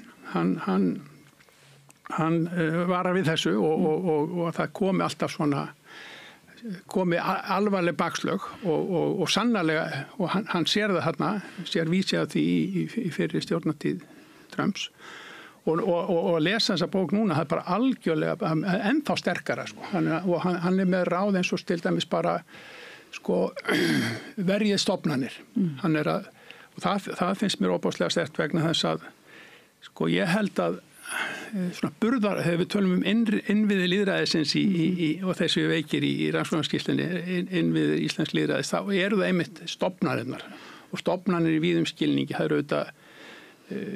það eru sem sé, þetta er svo fjölmiðla, við getum séð það eins og stofnun og grundvallarstofnun í lýðræði og þetta bara fulltrúa lýðræði, dómstólar, umboðsmaður, alþingis, öll þessar stofnanir sem hafa það að skilgreindu markmið að verja almannaheill. Og hann leggur mikla áherslu að það við verjum stofnanir og að stofnanirna sé ekkert ópersónuleg fyrirbæri, eru alltaf einhverjir forsvarsmenn, einhver fólk í hlutverkum sem verður að hafa hugrekki er lykilhugtaki á hana líka, sem verður að þora að standa fyrir það sem stofnunin á að verja. Og þetta verður með mjög hugleiki núna því að sko við náttúrulega höfum alltaf heyrt Bandaríkin sem þetta ríki sem með svo mikið jafnvægi og temprum valdsins og þó einhver maður komst til valda þá séu nú þarna stofnanir sem að haldi aftur af. Já, valddreifing og valdtemprun. En svo bara kemur í ljós að þetta verðist allt saman vera orðið mjög veikt og það hægt að koma skriðarlega langt einfallega í krafti þessa framkvæmdarvald sem hann hefur í hendi sér vegna þess að það er búið að manna, búið að setja menn á garðan sko, sem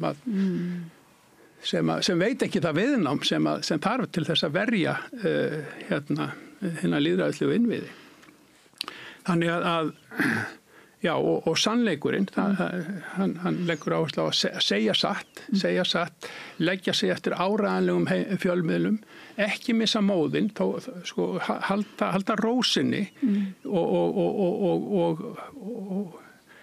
og hafa trú á baráttunni, hafa trú á viðnáminu gegn því að þetta muni ganga yfir. Þannig að það er svona bæði lærdómsríkt og líka svolítið svona örvandi, hressandi að lesa hann. Sko. Já, það er nú gaman að, sko það eru margir sem einmitt núna kannski að berjast fyrir, sem fara út í aktivisma og grípa eiginlega til, ég veit ekki, kannski bara að sinna ráða og það er mikil samstaða svona nýgagvart eftir til dæmis líka eftir Palestínu, svona árásir á Palestínu og áður en að Trump tekur við kannski aftur þá, þetta er búið að vera svona tímabil þar sem að ungt fólk er að taka sig saman líka í náttúruvernd og notar til þess svona ýmsar leiðir, hlekkja sig við eitthvað og þá hefur maður heyrt stundum sko ákveðið óþol gagnvart samræðu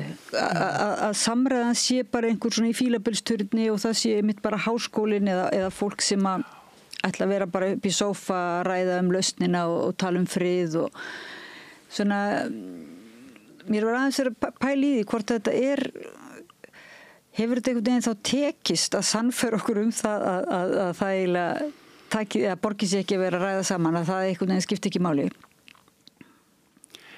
Sko, já, þetta er snúið vegna þess að sko, samræðan er náttúrulega, sko, hún nærist auðvitað á ákveðnum skilyrðum.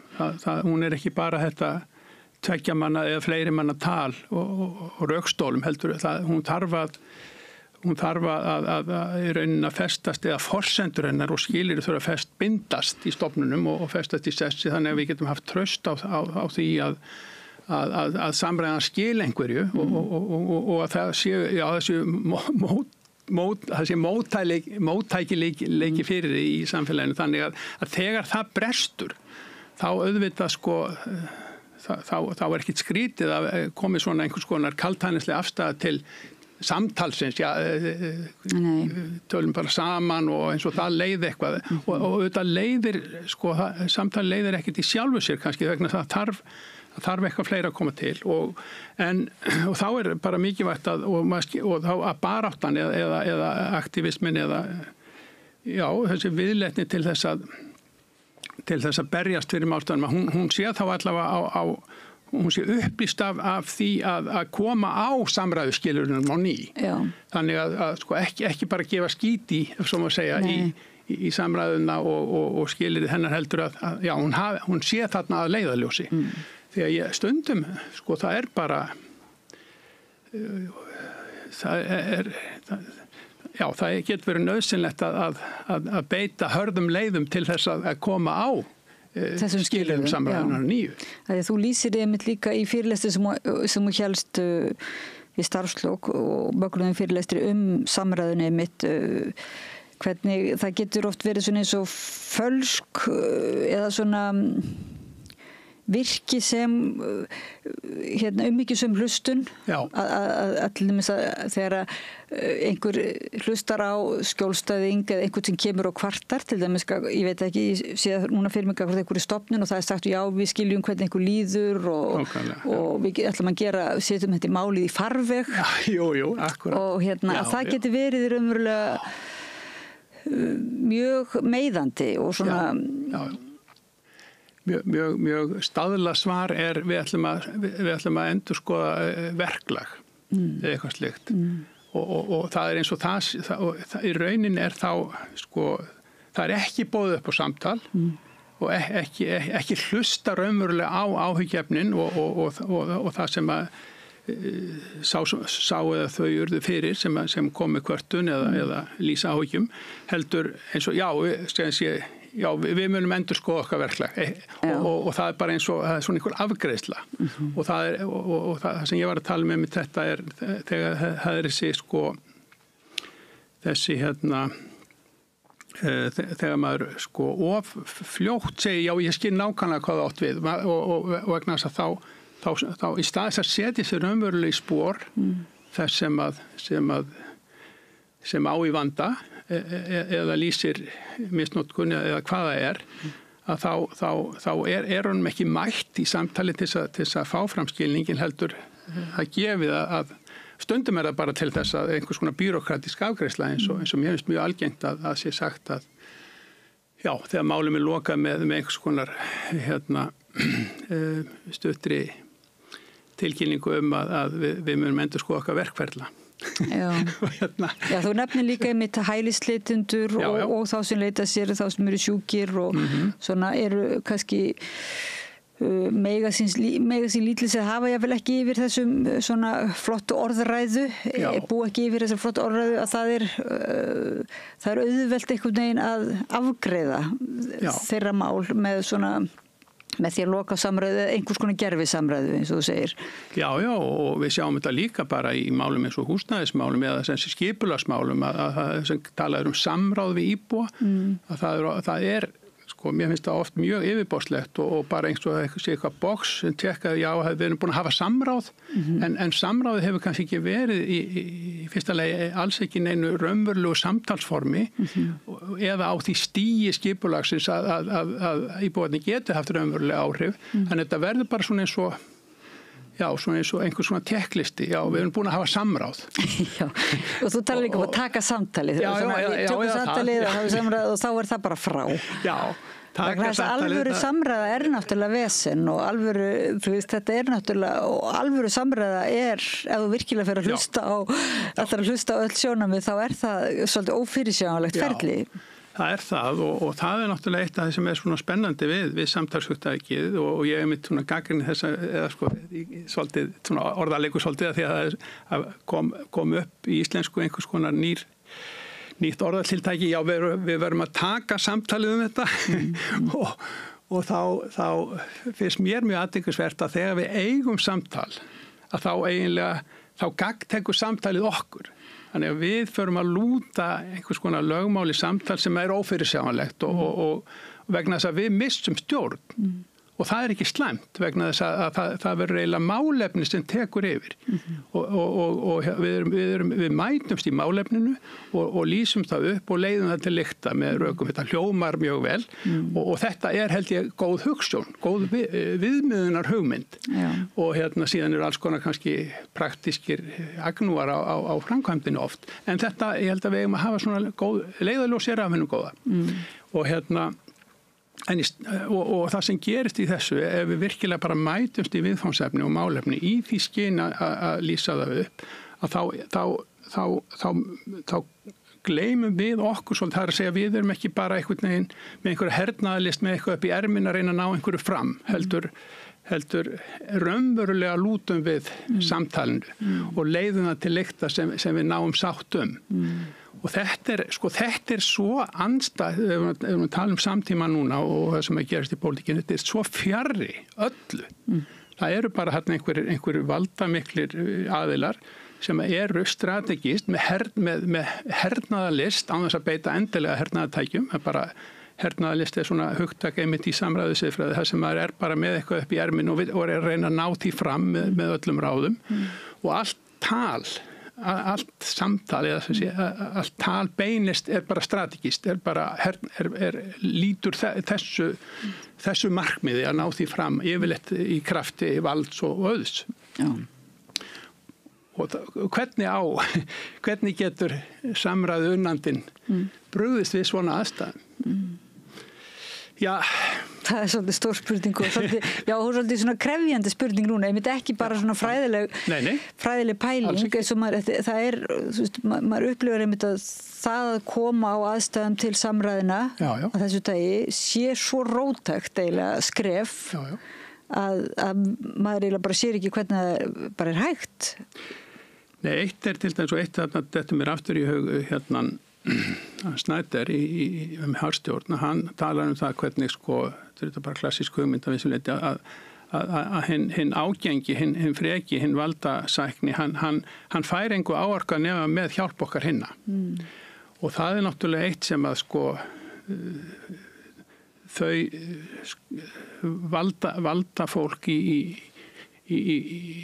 vestrænum ríkjum sem að telja sig vera að berjast fyrir ég skulle segja einhvers konar skipulagi sem að við höfum byggt upp frá seinna stríði með svona lýðræðislegar hugmyndir og að baki og er raunverulega eitthvað til í, það er þarna einhver grundvallar hugmynd sem við erum auðvitað alltaf síðan að reyna eða það er hugmynd sem áður alltaf verið að vinna að útfæra og auðvitað mjög broguð líka í framkvæmd. En þá er svo mikilvægt að þessir aðilar sé ekki að beygja sig í duftið fyrir gerræðinu vegna þess að þegar gerræði skapar svo mikinn ótta og þá fara allir eða mjög margir að einhvern veginn að geðjast og greiða fyrir valdinu og í staðis að myndugleika að mæta því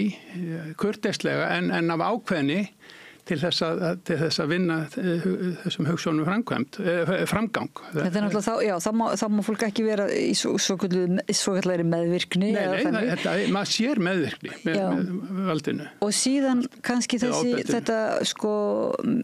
menntahugsjón líka að það þurfi að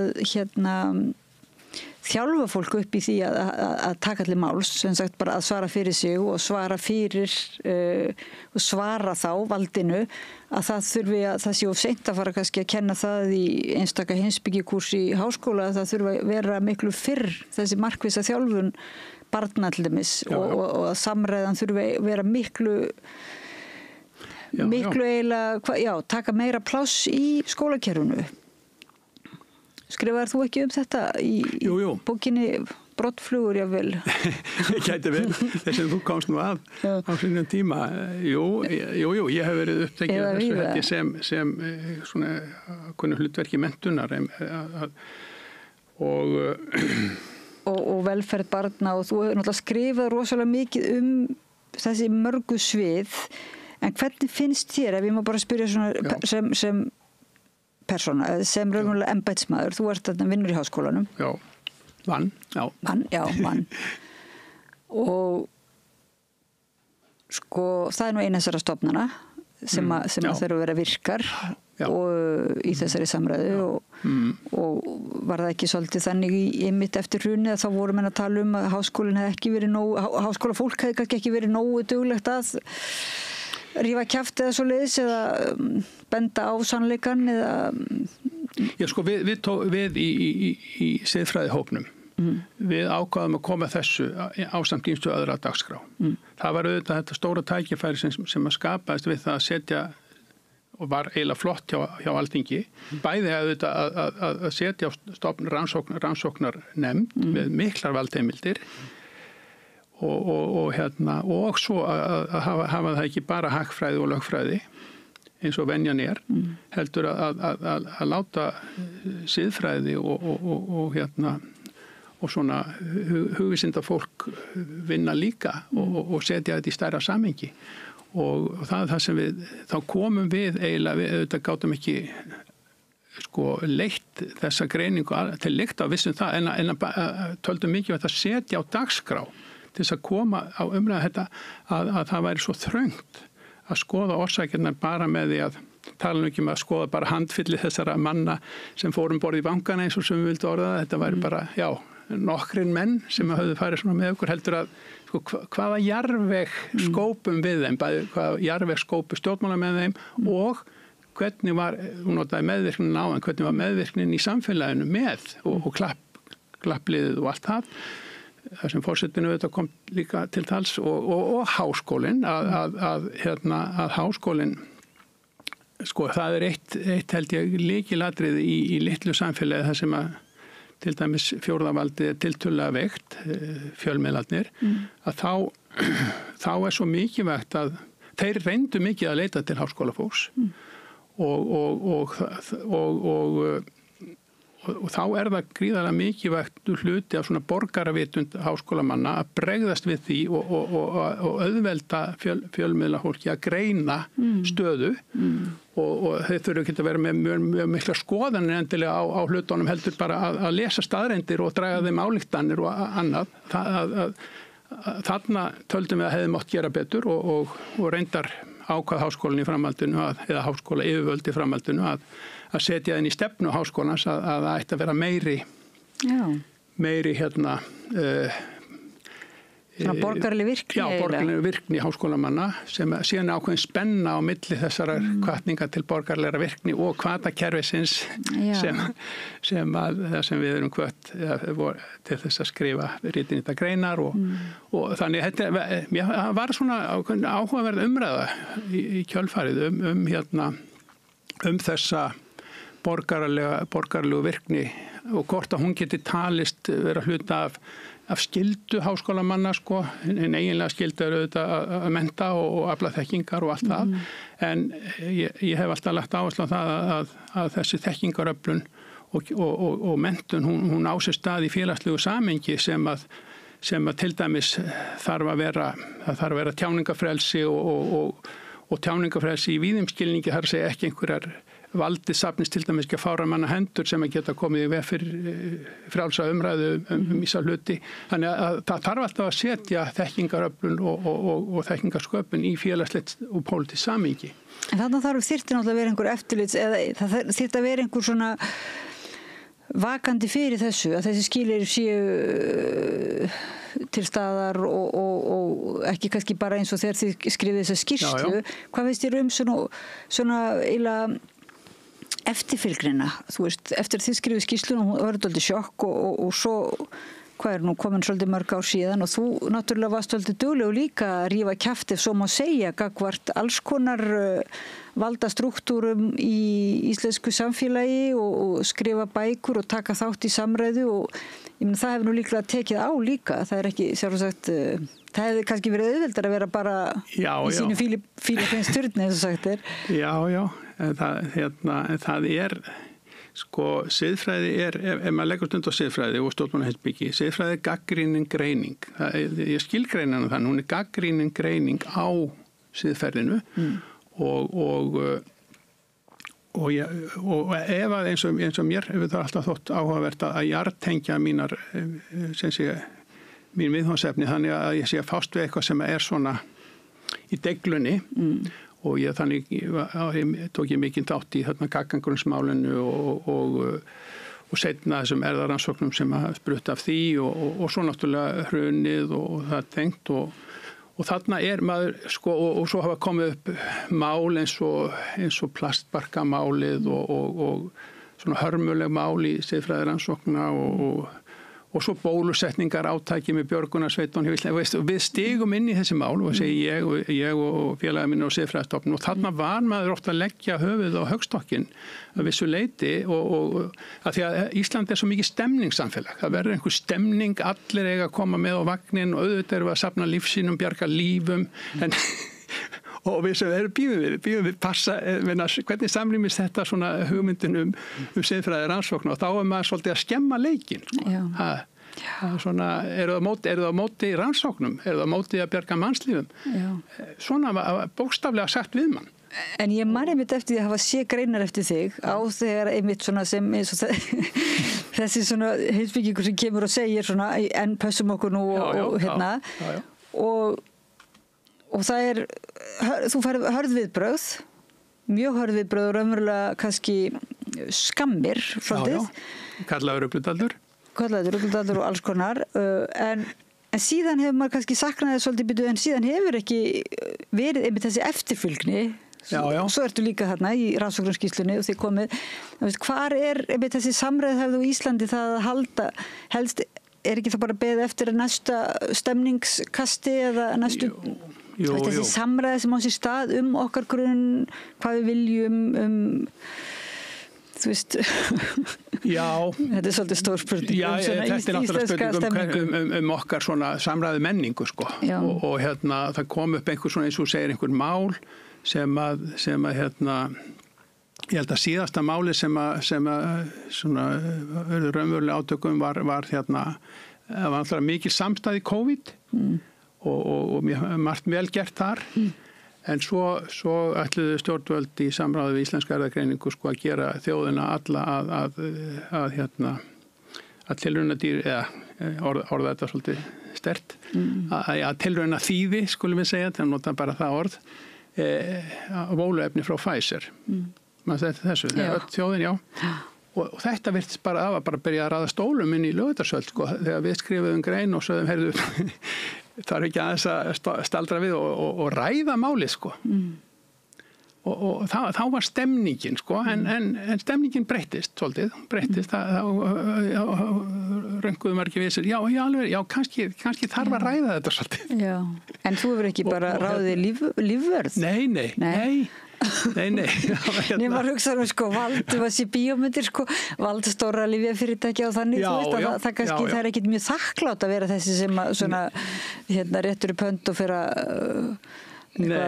tala hérna upplýst samþykki og lýðræði akkurat og siðferðislega rétt. Ég hef alltaf held ég sko þó að maður hafi þurft að ganga inn í svona hluti og reynt að leggja til að við þurfum að ég hef reynt að gæta hófs samt sem áður í orðfæri og slíku sko því að hérna það er náttúrulega mjög sko vinsælt að reiða hátt til högs og nota stórirði en það mér aldrei þótt að gagnlegt og hérna og kannski fyrir vikið þá ég hef ekki að reyna að hlýða mér með því en hérna ég held að menn kunni jafnvel sko þeir sem eru vest við mann kunni samt á endanum að meta að maður geti samt á endanum þá tala saman og hérna og þú hefur verið til í að halda samræðun áfram ef það hefur verið í boði þessi deiluefni. Mér finnst það mjög mikilvægt og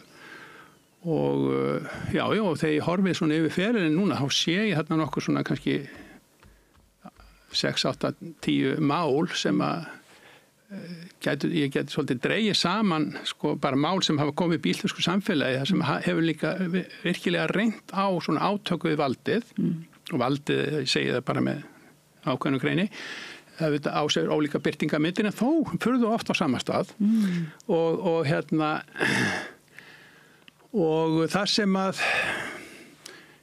sko það hefur alltaf verið þá þessi viðleitni til þess að ég veit ekki hvort ég á að segja boðberi einhvers konar rökræðu eða skynsemi, líðræði við þurfum að ræða þetta betur er þetta borgarnir raunverulega vilja og hvetja til þess að það held ég sko að sé sko það auðvitað sýnin frá samræðu siðfræðisjónum þetta sé ekki bara einhver gagnrýni eins manns vegna hans skoðana heldur að sko, þurfum við ekki sem að málið varðar að ræða málið betur og komast að ígrundaðri niðurstöðum. Því að það er svo algengt hér í íslensku samfélagi að hugmyndun sem bara kasta fram, það er að bara drífa allt í einu öllu. Eins og bólusetningarátaki, það var engin undanfari í umræðunni. Lífsýnasöfnun með björgunarsveitunum. Já.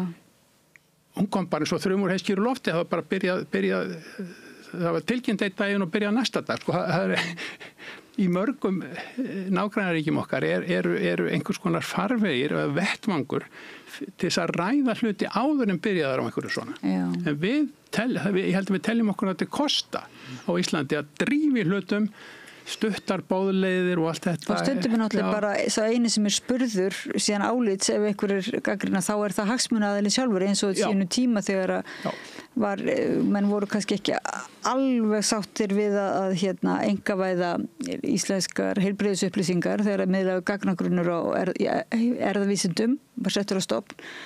Að þá einhvern veginn, þá var svolítið eins og líka blaðafólki datt ekki mikið annað í hugin að spyrja bara hagsmunaaðilann sjálfan sem var Kári sem manni fannst svo sérstakt sko, að spyrja ekki þá einhverja aðeins fleiri einhvern veginn út í málið. Þá var þessi svona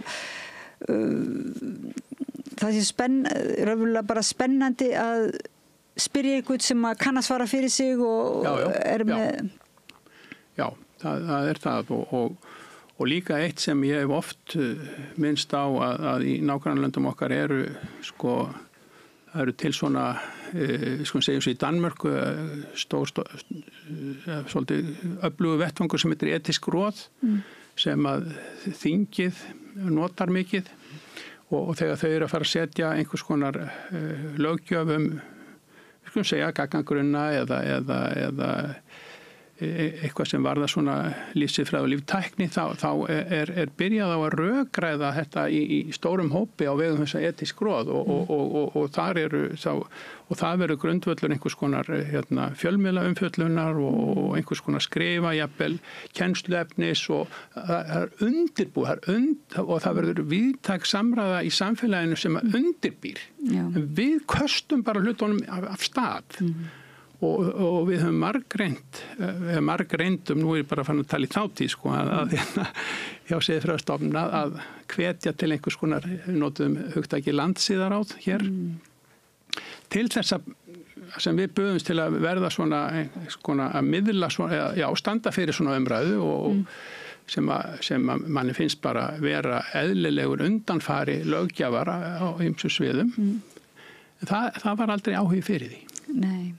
Bara vesen raunverulega. Sko það bara fólk út í bæ á ekki, fólk út í bæ, við erum kjörin til að gera þetta og það er náttúrulega þessi þrönga sýn á lýðræði líka sko. Það er sem ég held að sé mjög sterk hérna sko og auðvitað er það alveg rétt að fólk hefur ákveðið umboð til þess að fara með valdið og síðan tekur það afleiðingunum í kosningum og minnst 4 ára fresti.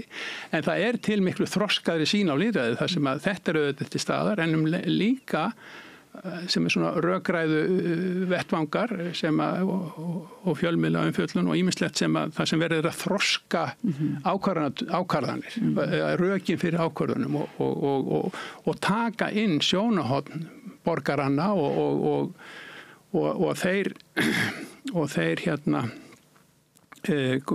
sem sé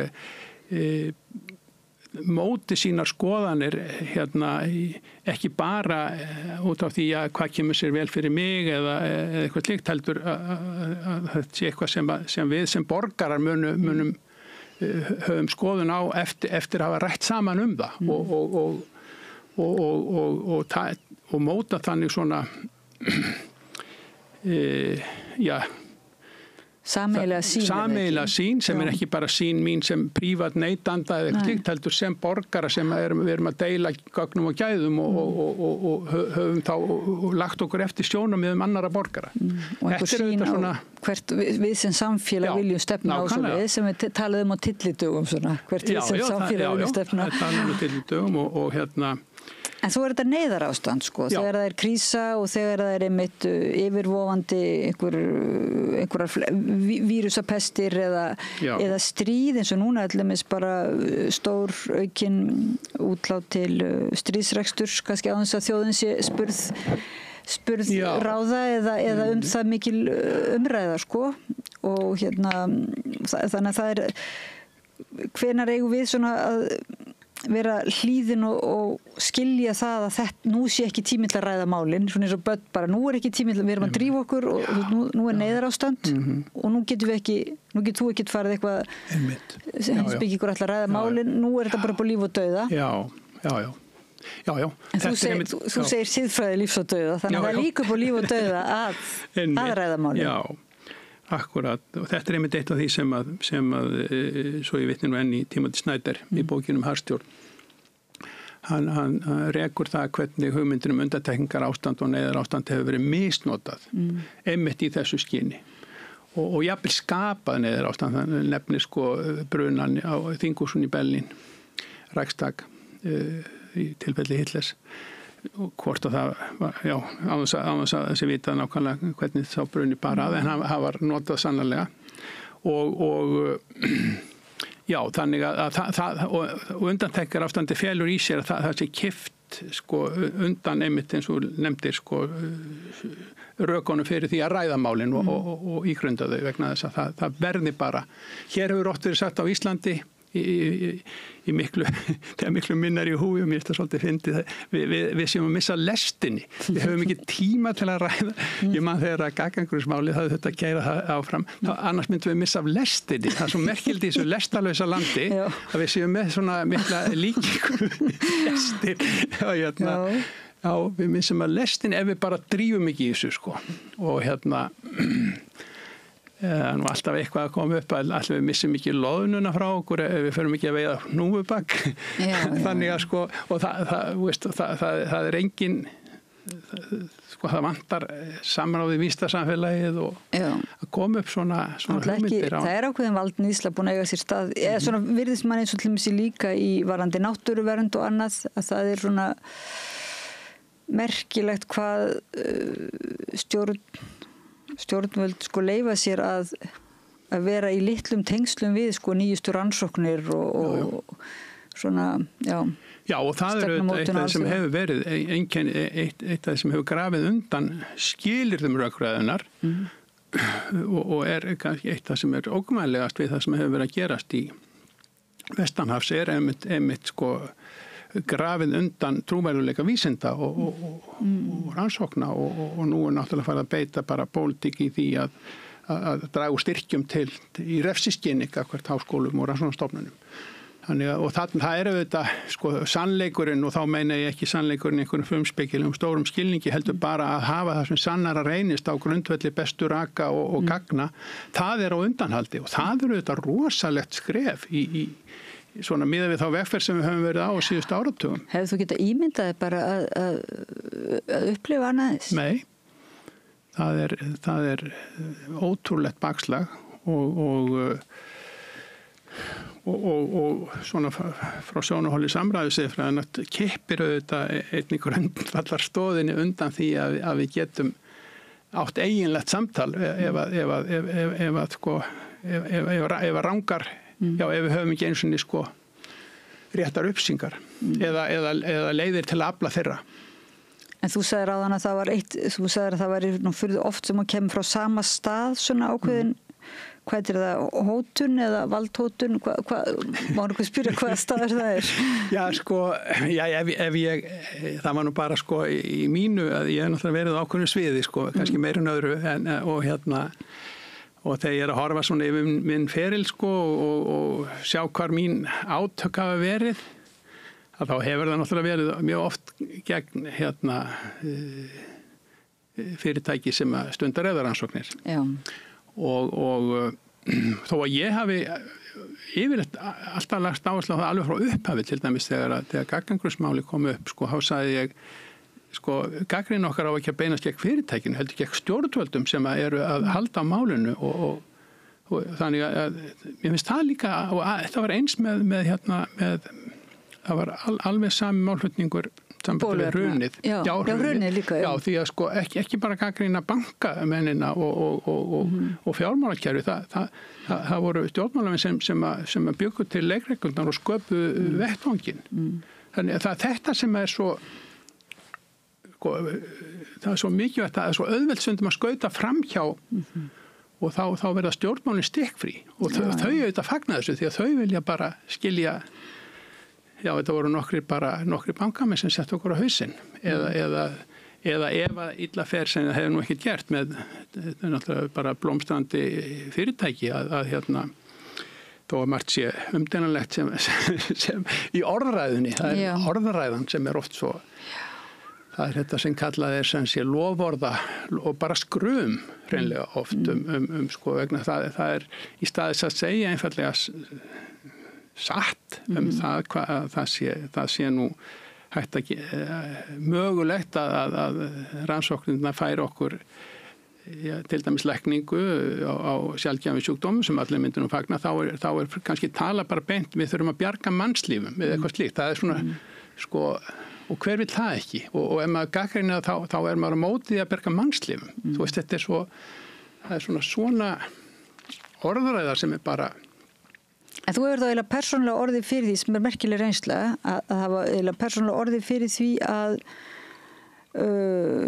svona má segja hálfgerð þöggunar tilburðir sko sem að kannski getur þá skilið betur svona kerfi eða ég voru að segja vitnaði Snæder og núna Trump þessar stofnanir sem eru svona veikar að þá eiginlega búið að veikja það búið einhvern veginn að annarkvort að hóta eða þagga í eða kalla til bara fólk og líklega hafa nú ýmsir verið sko reknir úr embættum í Bandaríkjunum til þess að auðvelda og það á sér stað núna það á sér stað núna, já á sér stað núna og sko ég held að ég held að þöggunin sko sem betur fer í íslensku samhengi ég held að það sé meiri hætta á sjálfsritskoðun heldur en sko að maður sæti einhverju refsingu eða maður kannski kallar einhverjum millum nöfnum en og ég held að ef ég skoði eigin barm eða þó sérstaklega svona með aldrinum þá sé mér hættara við sjálfsritskoðun heldur en öðru sko það að segja að maður getur orðið bara þreyttur á að ég nenni ekki að stíga inn í þetta því að það er líka eitt sem gerist hér ef að menn og nú ég ekki að tala sjálf mig kannski einhverju aðri sem að ef við stíga ítrekkað inn með gagnrýni þá verða það stimplaði sem kverulandar og ekki lengur marktækir þannig að maður þarf að passa sig hversu oft maður kemur inn með gagnrýni þetta er eitt sem maður hefur lærir að annars, það er alls konar svona til snúið svona, finna hvernig á til að koma þessum aðstæðum á þessum samræðaðstæðum en þú trúir ennþá á mátt samræðunar eða hvað? Og mér og í þau skipti sem ég hef sko, ef maður er bara sko, bara við sama borð og manneskja sem vill ekki eða takið þátt í samræðun eða notar orðfæri sem að eyðileggur samræðuna þá er langbest að mæta henni beint sko og segja er mikið leitt að þú talir svona við okkur eða eitthvað, heldur ekki bara vera sko einlægur og eitthvað slíkt heldur en að vera sko með útustúning eða stæla og það virka miklu betur því að en það er mjög algengt að sá sem í krafti einhvers svona valds fer fram með harða orðræðu að hann verði þá sem sé að það er svo margir sem bara lúta því og fara að reyna sko að koma sér vel við hann. Já, eða þá að ögra og fara inn í sömu lógík þá. Eða fara í, en ef þú svona einlæglega sko bara stjáir eiginlega bara tilfinningarlega þetta mér er misbóðið ef þú svara svona. Sko getum við ekki bara að tala saman.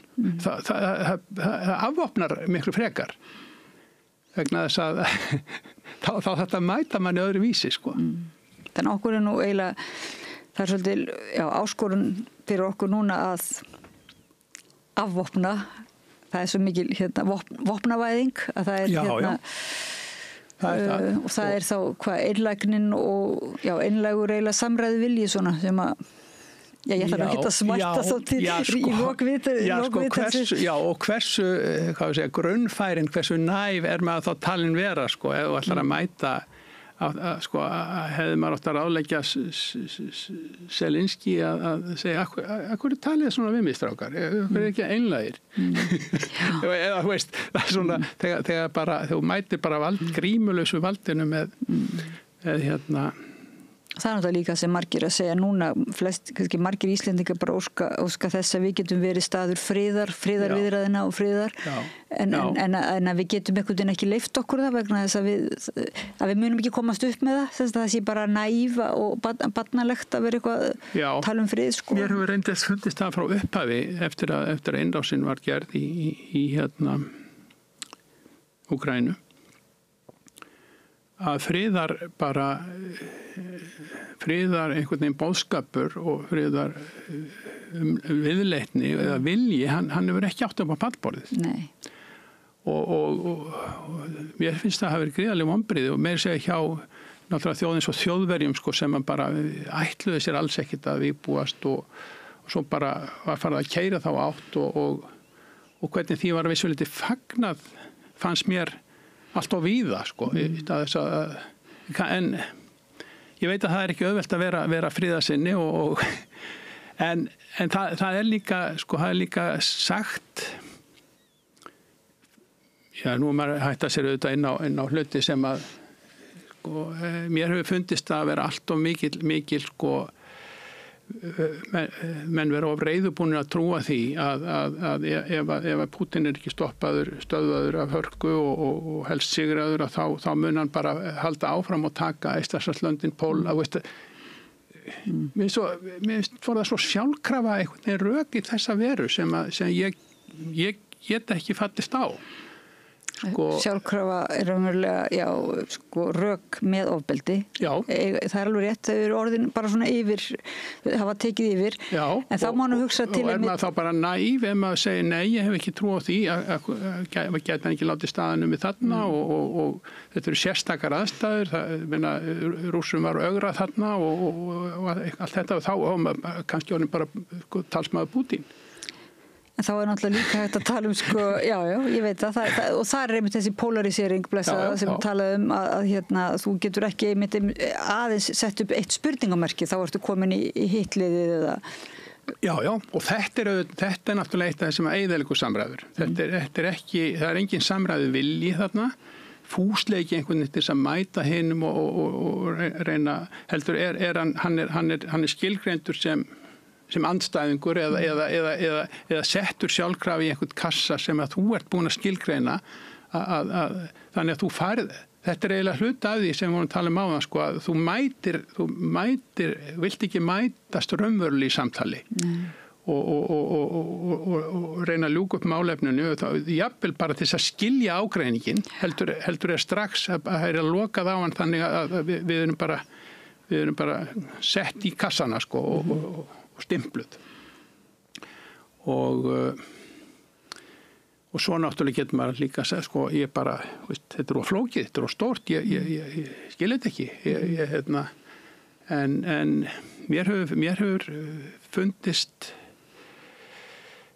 talsmenn bæði okkar og margra í Evrópu vera alltaf herskáir, Já, mér hefur fundist það líka, mér finnst það bara svo aftur þetta að friður og samræða og sé einhvers konar sem er bara heyrir fortíðinni til og að það sé ekki tímabært núna þar sem sé þetta neyðarástand. Það minnir mann á þessar pælingar hvernig er þetta réttlæta. Undantekningarástand.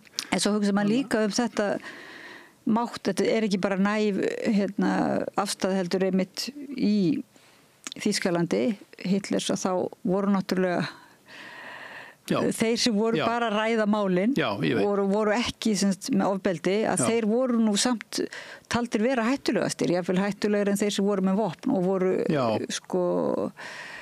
gert mjög mikið úr því að að vísa þeim úr landi og svoleiðis. Þannig einhver máttur er nú í orðunum. En samræðu okkar nú... Það er máttur sem að, en leið líka þeir sem kannski voru, það er líka þessi hörmulegu fordæmi kannski einhvers konar óraunsæs velvilja og vantrúar á ílskuna sem var í nasismannum og Hitler á sínum tíma að láta það ekki endurtaka sig því að það er óneintanlega grímulaus ilska í gangi líka þó að ég sé alltaf mjög skeptískur á að persónu gera ílskuna vegna þess að þó að einu manni sér upp úr vegi þá er einhver jarðvegur þarna til staðar sem hefur komið honum á þann stað sem hann er og sá jarðvegur stendur eftir og finnur sér sennilega nýjan holdgerving. En í samræðu náttúrulega eins og þú ert að tala um svona alvöru samræðu þá er ekkert verið eitthvað bara babla eitthvað. Það er alvöru samræðu þar sem að sannleikurinn, hinn harði sannleikur bara er dregin í ljós og það er ekkert endilega bara einhver ævintýra samræða. Nei, það er rétt. En svo er málið er í eðli sínu flókið og þannig að sannleikurinn þarna er það er engin handamanns þarna en hins vegar er leiðarljósið friður og allir tjennilega taka undir það en ræða kannski ekki að nógu miklum heilindum og alvöru leiðina að því. Vilhjálmur Árnason, prófessor emeritus í heimspeki Háskóla Íslands. Kæra þakki fyrir að koma að Rauðaborðinu og ræðum samræðu, frið. Kæra þakkir, sömuleiðis. Þakka hlustendum áhorfendum fyrir að vera með okkur í þessari samræðu og Laufey Líndal Ólafsdóttur fyrir að varpa henni yfir til ykkar og við höldum áhorfum eftir smá frímínútur hérna við Rauðaborðið. Takk. Allt það besta er ókeypis. Fáðu þér vatn að drekka. Samstöðin þar sem manneskjurnar koma saman. Þarna heyrðum við í Vilhjálmi Árnasyni, heimspekiprófessor emeritus við Háskóla Íslands, ræða við mig mátt samræðunar og eiginlega bara mikilvægi akkurat í dag. Þá vindum við okkur í næstu samræðu mitt. Það er svona meira á bókmyndasviðinu. Já, þú ert nú góð þar. Já, við Vigdís Grímsdóttir höfum verið með svona okkar vikulega bókaspjall. Frábær þáttur. Já, takk fyrir það og hérna, það er mjög gaman. Við erum líka svona, það er alltaf gagnrýni oft sem kemur fram þar á bóka heiminn eða þannig. Já. Við okkar bókaspjall fjall niður í þessu viku en Gunnar Smári ræddi við Auði Jónsdóttur, rithöfund og blaðakonu og Guðmund Andra Tórsson, rithöfund og pislahöfund.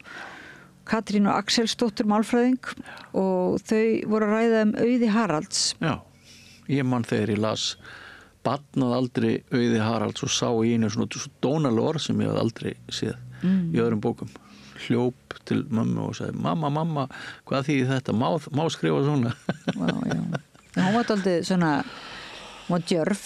Já, mann fannst það. Og hressandi. Já, á þessum tíma. Heitin, hún er nú frekar nýlega látin. Já, og er talin vera svona frumkvöðl í bókmyndum og textasmíð og líka svona í hvað er svona húmor og einhverju óheftri tjáningu. Skar sér sannlega úr.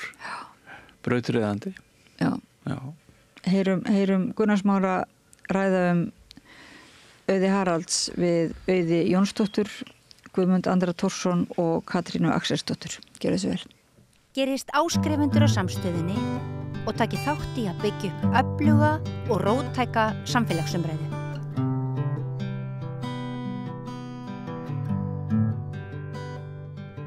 Já, það var hugvísinda þing daginn og það er alltaf gaman fyrir okkur sem erum að stýra svona þáttum að renna yfir hvað það sé eitthvað spennandi sem við getum flutt hingað að Rauðaborðinu og það var meðal annars eitthvað málstofa Auði Haralds sem var náttúrulega óheyrilega skemmtilegt fyrirbrigði í íslenskri menningu og bókmyndum.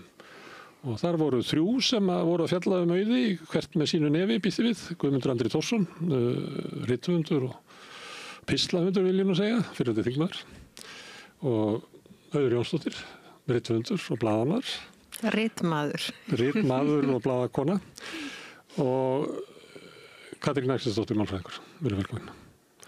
Herðu, Auður eitthvað svo, ég veit ekki, hún svona sér kapli, ekki? Jú. Hún svona, það ekki hægt að hugsa hana aðeins að hugsa svona einhvern veginn persónunnar. Það ekki allir höfund á þannig. Mjög margir. Mjög margir? Já, það ekkert óalgengt, sko. En hún svona stakkurfugl, taldið, sem að kom mjög skyndilega, birtist mjög skyndilega og út úr þjóðadjúpinu? Já, og mitt innlegg var það að fjalla pínlítið þessa bók sem að hún gefur út Kundagshetjuna sem kemur út 1979, var ekki rétt? Jú. Og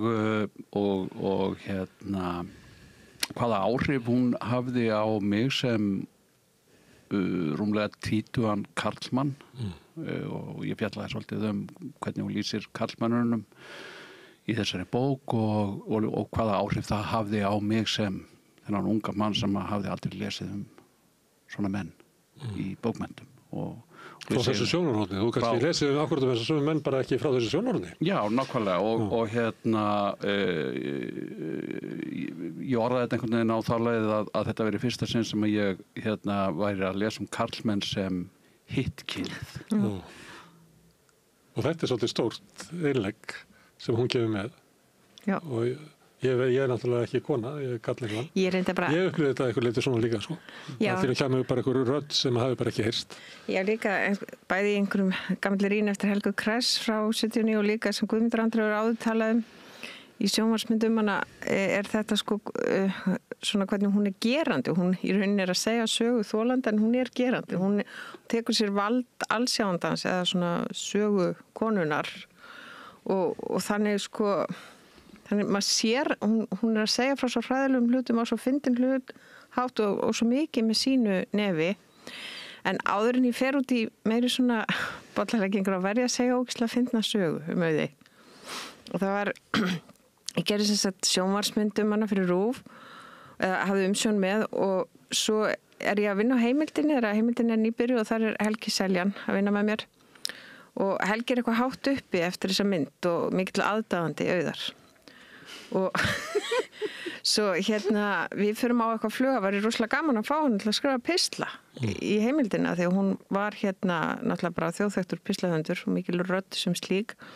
á Þjóðviljanum og Skjá einum og út allt og svo ég hringi í Auði og spyr hvort hún sé til að vera með pistla og það kemur eitthvað fát á hana einhverju tæknerfileikar hún segir ég bara svo illa tengdu heiminn að ég bara með svona það til þá sækit á kupp hjá mér ég get ekki gert betur og ég segi það ekkert málan Helgi Seljan svo spenntur að fá þig að hann getur auðvitað bara komið alltaf á náð í kuppin bara hún átti heima miðsvæðis og þá heyrist í Auði hann Helgi Seljan og ég segi já og hún segir hann kynþokkafyrsti karlmaður á Íslandi og ég segi hún segi já ef þú sendir hann Helga til mér og bara færði eins mikið að pislum og vilt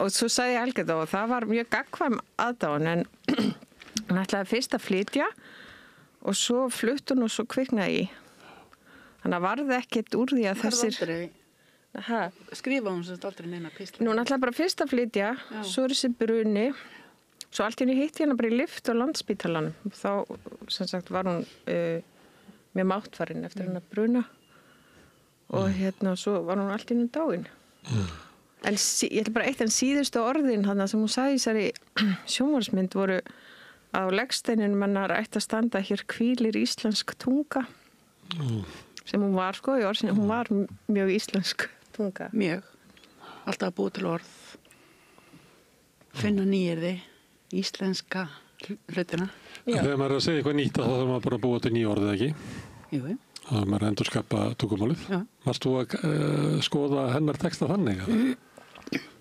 Og þegar hún lést í fyrra þá fylltist ég löngun til að endurnýja kynnin við gömlu bækurnar sem ég las á sín tíma og búin að vera að því núna síðasta árið og mér finnst mjög áberandi hvað hún nota mikið að stakorðum orðum sem koma hvergi fyrir annar staðar og svo það sem ég hafði sérstakann áhuga á, það var að skoða þetta gat, hún hættir að skrifa, hún skrifar mjög mikið á 8. áratugnum, frá 8. og 9. áratugnum, frá 79 þegar Kundasetting kemur út og til 89 þegar Ungká feg og ljósar kemur. Svo kemur ekkert fyrir 2000 og þá það þessi framhaldssaga, hvað Drottin og drolla, sem hún gefur út á striki.is. Það fór alveg fram hjá mér, ég las það ekki. Nei, þetta var alveg, hún var mjög mikil frumkvöld þar. Já. Það bara sáu þetta enginn. Það sáu þetta enginn, þetta var svona eins og Greifinn af Monte Cristo, þessar gömlu neðanmálssögur.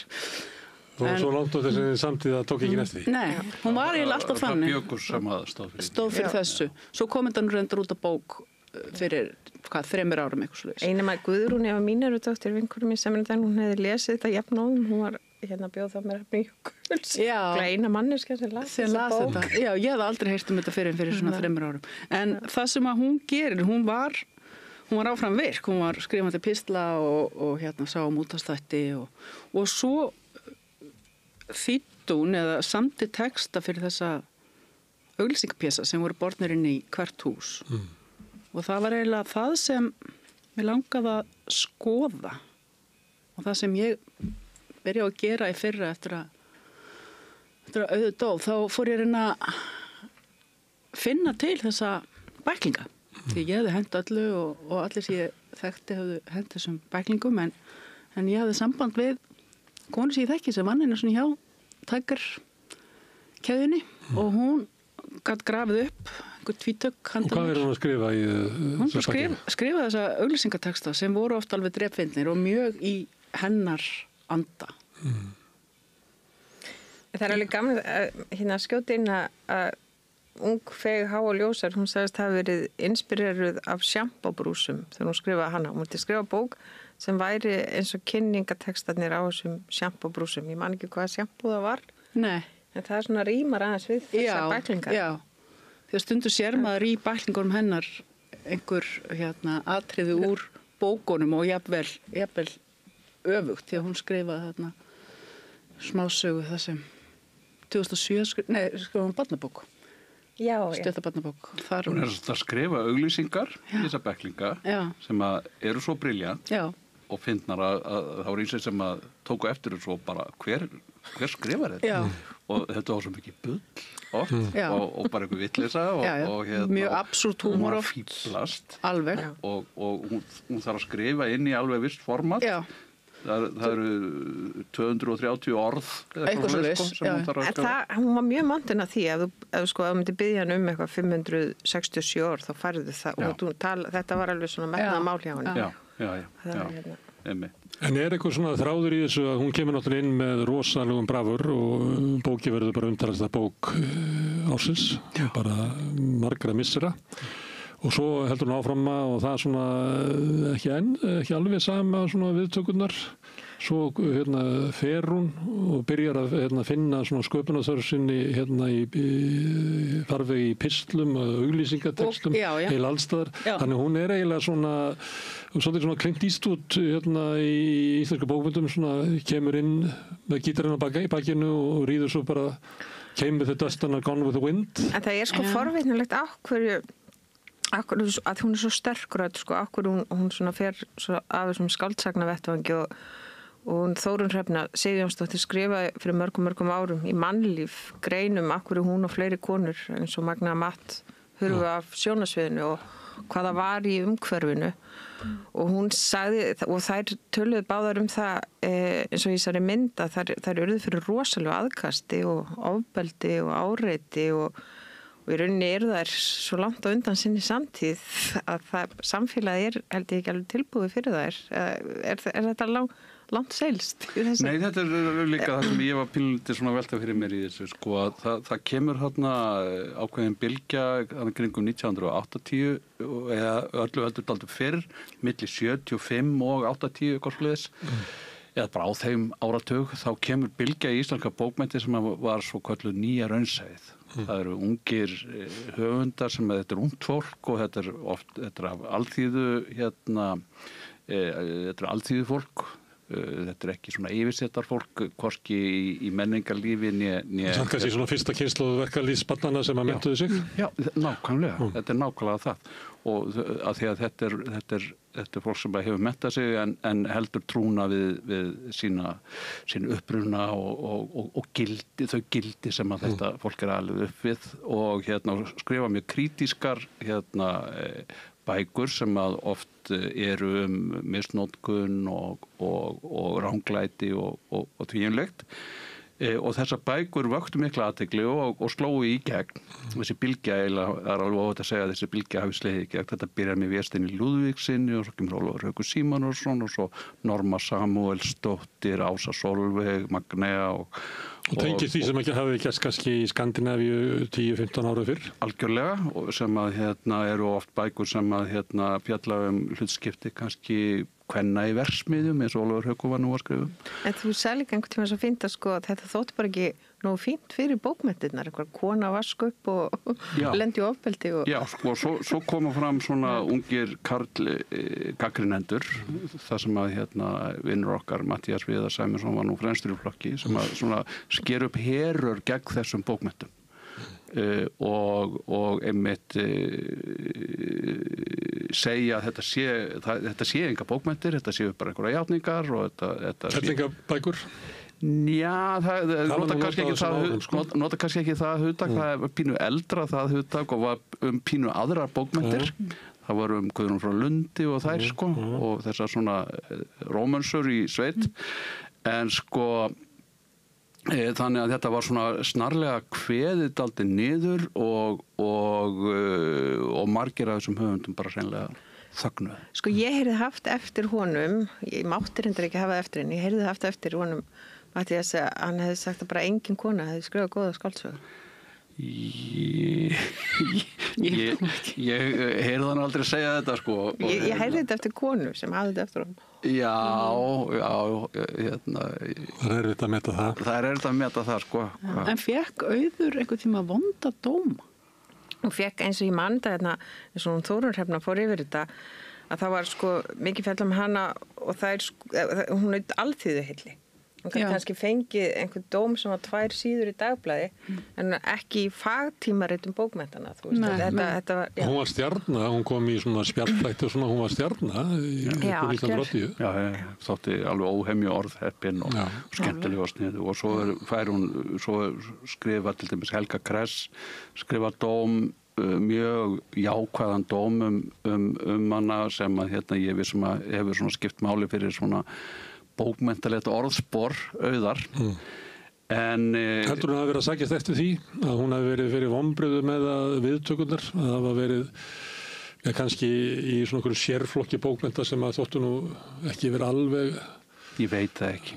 Ég veit ekki, ég þekkti Auði ekki persónulega þannig að ég veit ekki alveg hvernig hún hugsaði. Þú talaði náttúrulega við hana meira en ég og veist þetta kannski frekar. Því ég var að segja að hún hafi verið svona stjarna. 1980 hefði hún verið bara 3 viku í sófónum hjá Gíslamartinni. Já, en svona 1995 hefði hún aldrei verið á Gíslamartinni. Nei, en hún varð sjálf leið á þessu. Við töluðum alveg þetta, henni fannst svo gott að vera á Ítalíu að fara út úr íslensku samhengi, að fá bara að vera engin. Þannig ég held, og eins og ég segi, þetta var svo mikið áreitt og þetta var svo mikið, eins og hún talar það var hringt í hana að nóttu sem degi, fólk leta hann ekki friði, það var aggressíft út í það sem hún var að skrifa. Það var skvett framan í henn á veitingastöðu. Já, þannig hún fer, hvað er þetta, 5 eða 7 ár sem hann er í Róm? Hún er, held ég, 6 ár á Ítalíu. Já. Mér minnir hún hafi farið 86 og verið til 92. Ég þóri ekki alveg að fara með það, þetta er örugglega 6 ára tímabil og var bæði á Sikiley og svo í Róm. Og það er, hún er náttúrulega alltaf bara eitthvað að vinna til að eiga mat fyrir krakkunum, hún skrifar til að geta fætt börnin sín, 3. Ódýrar að lifa á Ítalíu?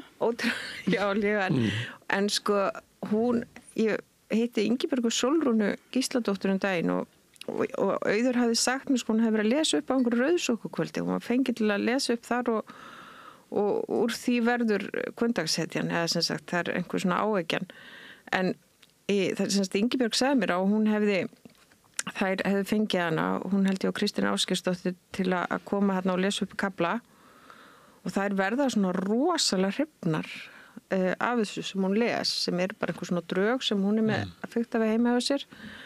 Þannig að Ingibjörg fer á heimsækir hana og bara til að spurja hvort hún megi taka hennan kafla sem hún las og sína Jóhanni Páli kaflan. Og hún leifir henni það og Ingibjörg fer og sýnir Jóhanni Páli kaflan og Jóhann bara segir bara það verður að gefa þetta strax út, eða bara þetta bara fá bók úr þessu. Og hann kunna markaðsetja. Og hann kunna, já, markaðsetja. Ég reyndar hef séð aðra útgáfu af því hvernig þessi bók var til og svona sett í pínlítið annað og öðruvísi samhengi, þar að segja ég skoðaði minningagreinar Auði og þar skrifa fyrirverandi ritstjórar Samúels ég veit ekki hvort ég muni þetta tímaritinu Samúel sem að það nú frækt í Íslandsvöginni meðlans út af viðtali við það var svona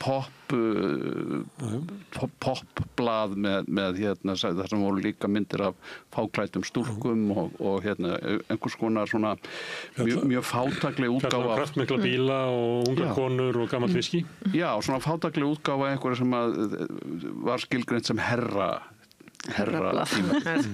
Og Auður hafa skrifað í þetta tímarit.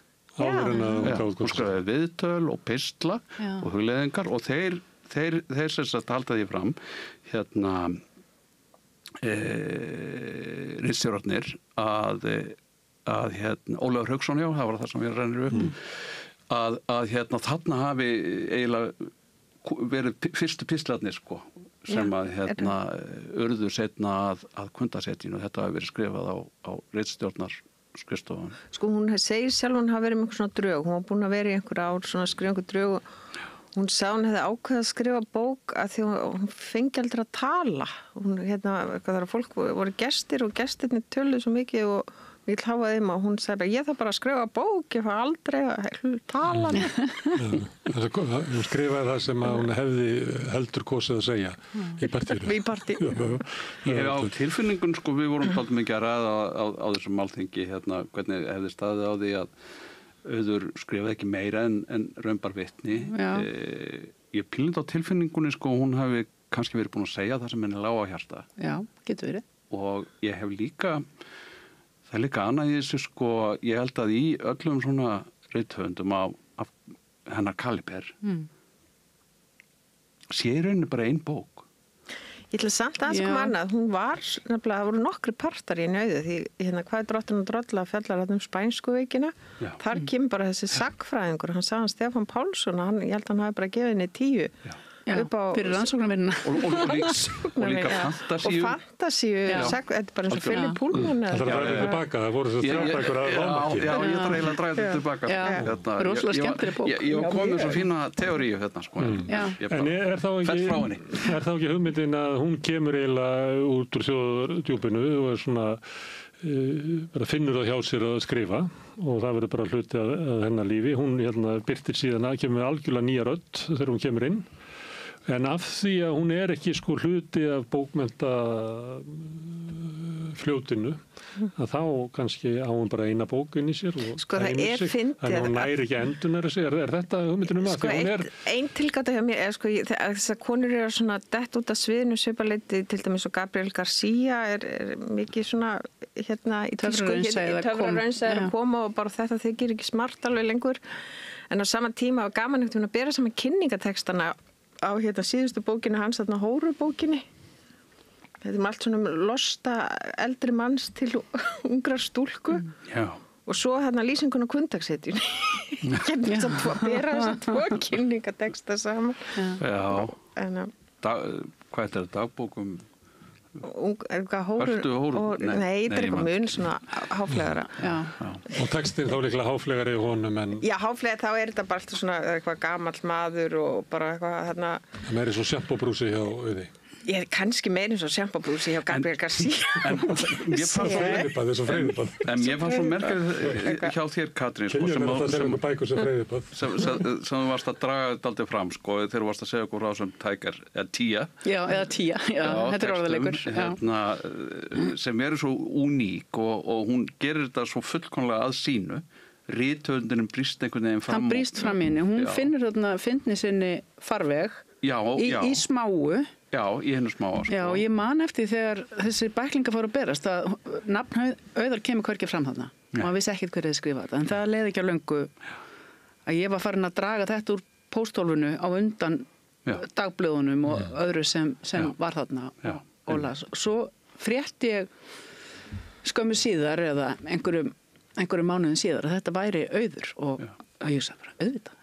Ég frétti þetta líka, ég man ekkert hvernig, sko, en einhvern veginn vissi ég að hún þetta væri segir frá þessu reyndar í viðtali í Moggana við einhverju fylgiriti Moggans, þá var viðtal við hana, þáttu ítaldu viðtal við hana, það sé tekið sumarið 2005 og þá er farið, þannig að þetta er skjálfest að hún gerði þetta og þá nefnir hún einmitt að salan hafi þarna rokið upp þegar bæklingarnir fara að koma. Ég held að Tiger sé sko stofna nokkur ára fyrir, Tiger sé stofna 2001 en bæklingarnir, elstu bæklingarnir sem ég hef spurður að vera frá 2004 og þá hafi hún fundið þarna þessa fjöl sína sko. En ég held að hún hafi þurft að vinna fyrir sér hún gat fundið þarna fyndninni farveg án þess að þurfa að skrifa undir samning við bókaútgefanda og svo var hún alltaf að taka sundu kerfi, hún var alltaf að gaggrina, hún var að gaggrina heimilisofbeldi, hún var að gaggrina samfélagið, hún var að gaggrina heilbrigðiskerfið og í sumum textunum hérna finnst mann hún bara að vera að gaggrina neysluveikina. Hún er að gera grín af skraninu sem og þeim sem að lesa bæklingin. Þeim sem að lesa bæklingin. Þannig að maður fekk svolítið svona blautu tuskuna framan þessi við að lesa þessa bæklinga. Og svo má ekki gleyma læknum. Nei, ekki gleyma læknum, nei. Og hún er svona, hún vill ekki láta svona festa sig, hún er í anstöðu við allt og alla. Ég held að sé ekki bara að vilja, hún er bara þannig, hún er bara einhvern veginn eitthvað ólíkind og tól. Já, og það er bara svona aflín og svona einhver svona hollur mótfrói. En ég er ekkert vissum að hún hafi tekið eitthvað nærri sér minkandi sölu á bókum eða minkandi vinsældi, hún var bara ekki þannig. Nei, það er nefnilega, hún er ekki sammála því. Ég er eins og það hafi ekkert... Mér fannst það nú samt að svona tímabili þá kom í hana svona kergjulegri tótt. Já, fannst þið það? Já, eins og oft að heyra á fólki sem að færi ekki áheyrn. Kannski asnarlegt dæmi að öryrkinn í hátúni sem hringir inn í út af sögu, hann kemur svolítið svona með kergjulegan tón, það er vegna þess að það er enginn sem hlustar á hann, sko. Það er svona byrjar á þar. Mér fannst þetta svona á tímabili hjá henni, kannski áður hún fór út til Rómar, ég veit ekki. Því ég var náttúrulega í blaðamennsku, þá var alltaf verið að fá þessa skemmtilegu penna sem við eigum til að skrifa. Þannig að, og það er sumliti áhugavert að veltaði fyrir sér hún og bókmenntaheimurinn, þar sem hún kemur eiginlega sem báðflæna og er ekki almennilega boðið inn. Ég bara ekkert almennilega, það er eitthvað svona, það er það sem er svo forðun sem hann Guðmundur Andri talaði bara þetta, það þótt ekki sko að hæfa bókmenntunum, því bókmenntunum voru settar á svo háan stall. Vísa til sæti svona í andirinu.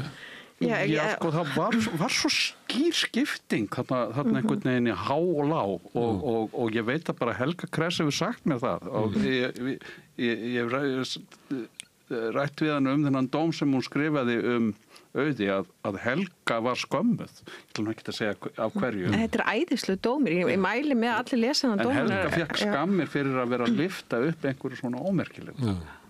Hjá fólki sem að bara áttaði sig ekki á list. Alveg magnað. Já, á listrænu gildi. En hún segir, ég segir bara þegar hún er þarna, Helga greinlega grípið alveg strax, hún bara segist bara sér langt sem hún hafi lesið bara eitthvað svona góða einlega, eða þú veist, hún er mjög snortin. Og svo er þetta bara svo flottu stíll hjá henni, þú last upp þarna daldið vænan bút úr einhverju verki sem ég man nú ekki hvert var þarna á þinginu og þetta var bara svo flottu texti. Já, það er náttúrulega það sem var með hann og hún var svo góður penni. Svo var hún náttúrulega ótrúlega fyndin. Já, náttúrulega fyndin. Já, náttúrulega fyndin. Hún bara réð ekki við það, hún gæti alveg... Hvað hún sagði, hún svo rosalega sögu í þessari sjónvarsmynd, lítill strákur sem baði sígarettu og hún hafði notið til píslu og segi ég eitthvað fer í fangilsi eða eitthvað, ég má ekki ólöglegt að gefa sígarettu en ég get nauðgað þér, viltu það? Eitthvað, þetta var eitthvað svona eitthvað, það er löglegt eða eitthvað, ég man ekki alveg hvernig sagan var. En málstofan hér finnust og það er það sem okkur finnst. Já, það er eiginlega fáir sem maður getur bent á sem hafa verið álíka fyndnir í texta. En sko þróa líka húma, því maður lá sem krakki í Elíasbókunum og svo Banneitra samband og Njálsgötunni, ég held bara með mína kynsló, hún svona örfaði og þróaði húmor, krakka gleypti þessar bækur í sig og bara...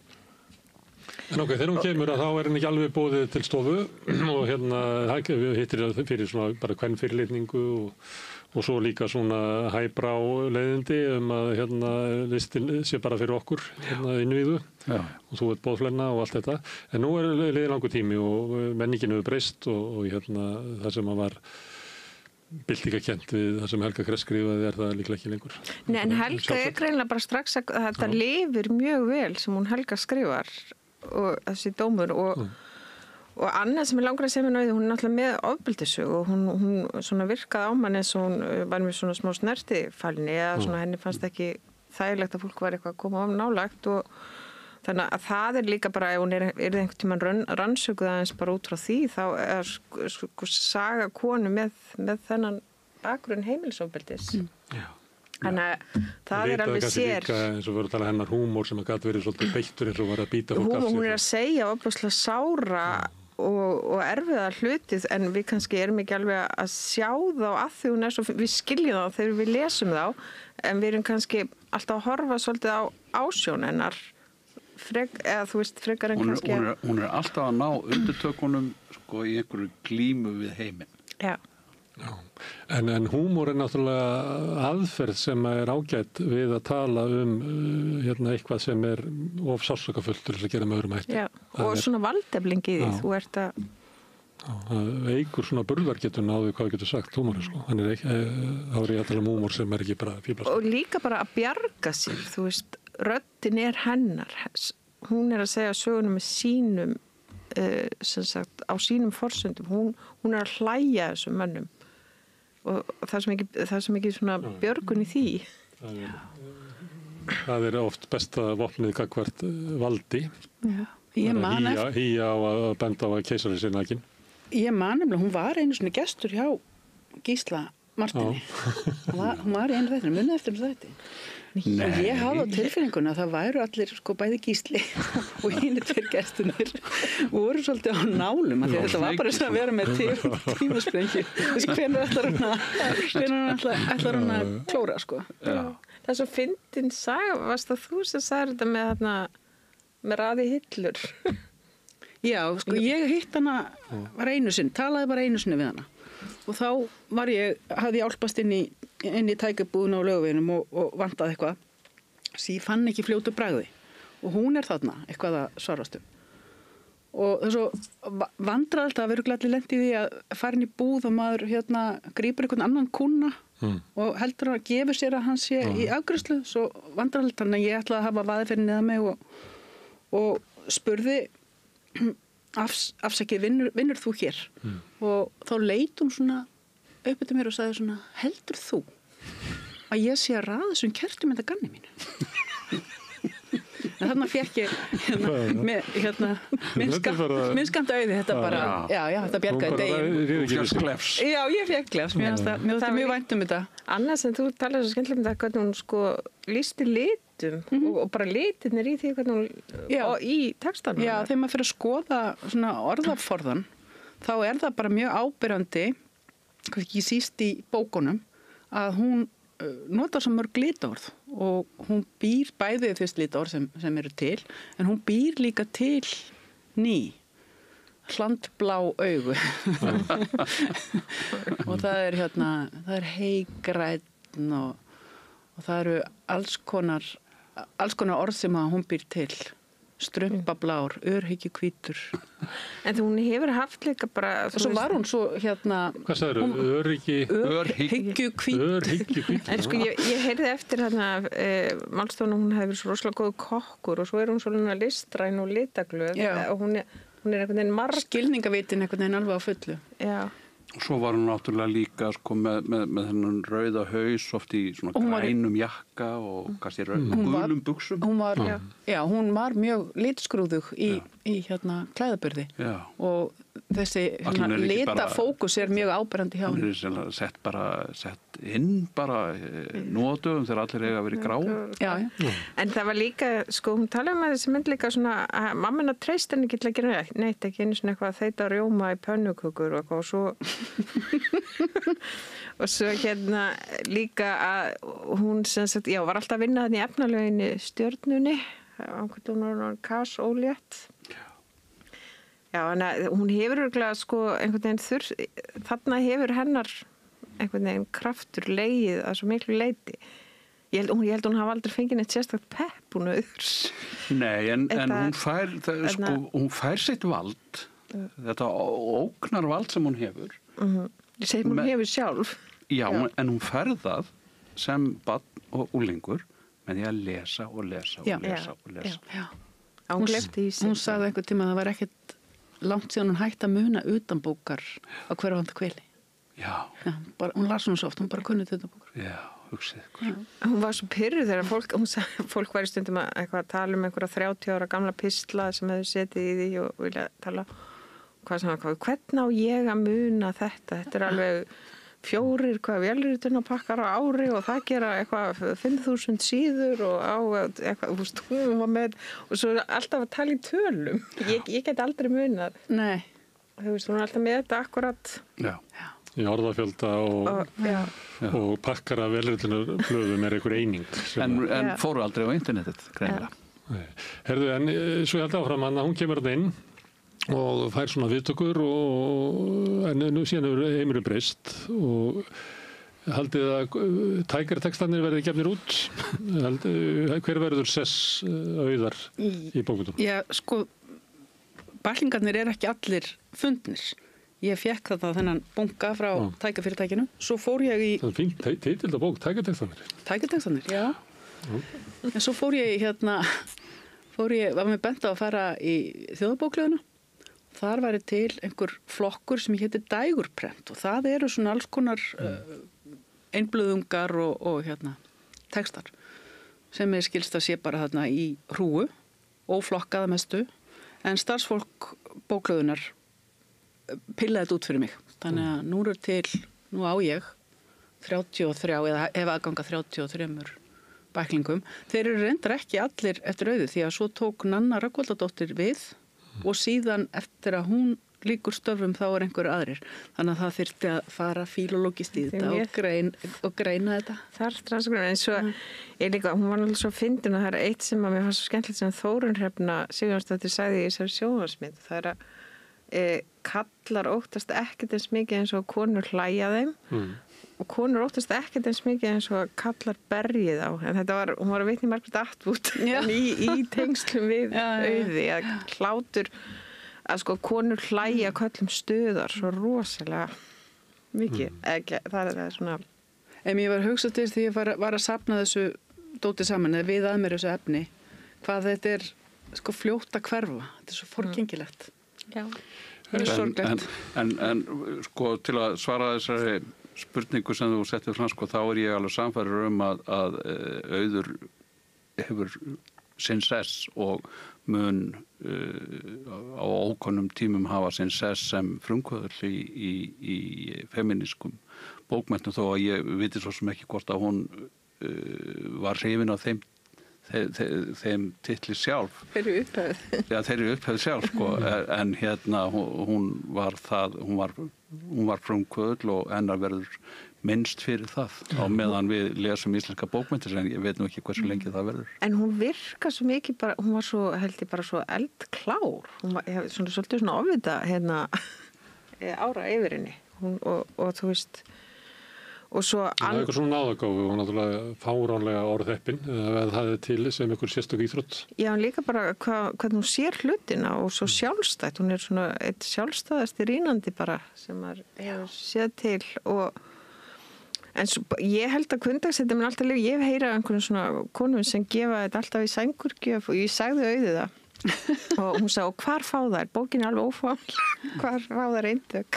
En þetta er alveg Og svo náttúrulega verður hún líka fyrst til þess að leggja til aðlögu við læknamafíuna og er að segja í fyrsta sinn hluti þar sko sem að eru nú, hérna er dálítið mikið verið að segja núna og tala núna, þar að segja hvernig hérna karllæknar gamlir hlust ekkert á konur.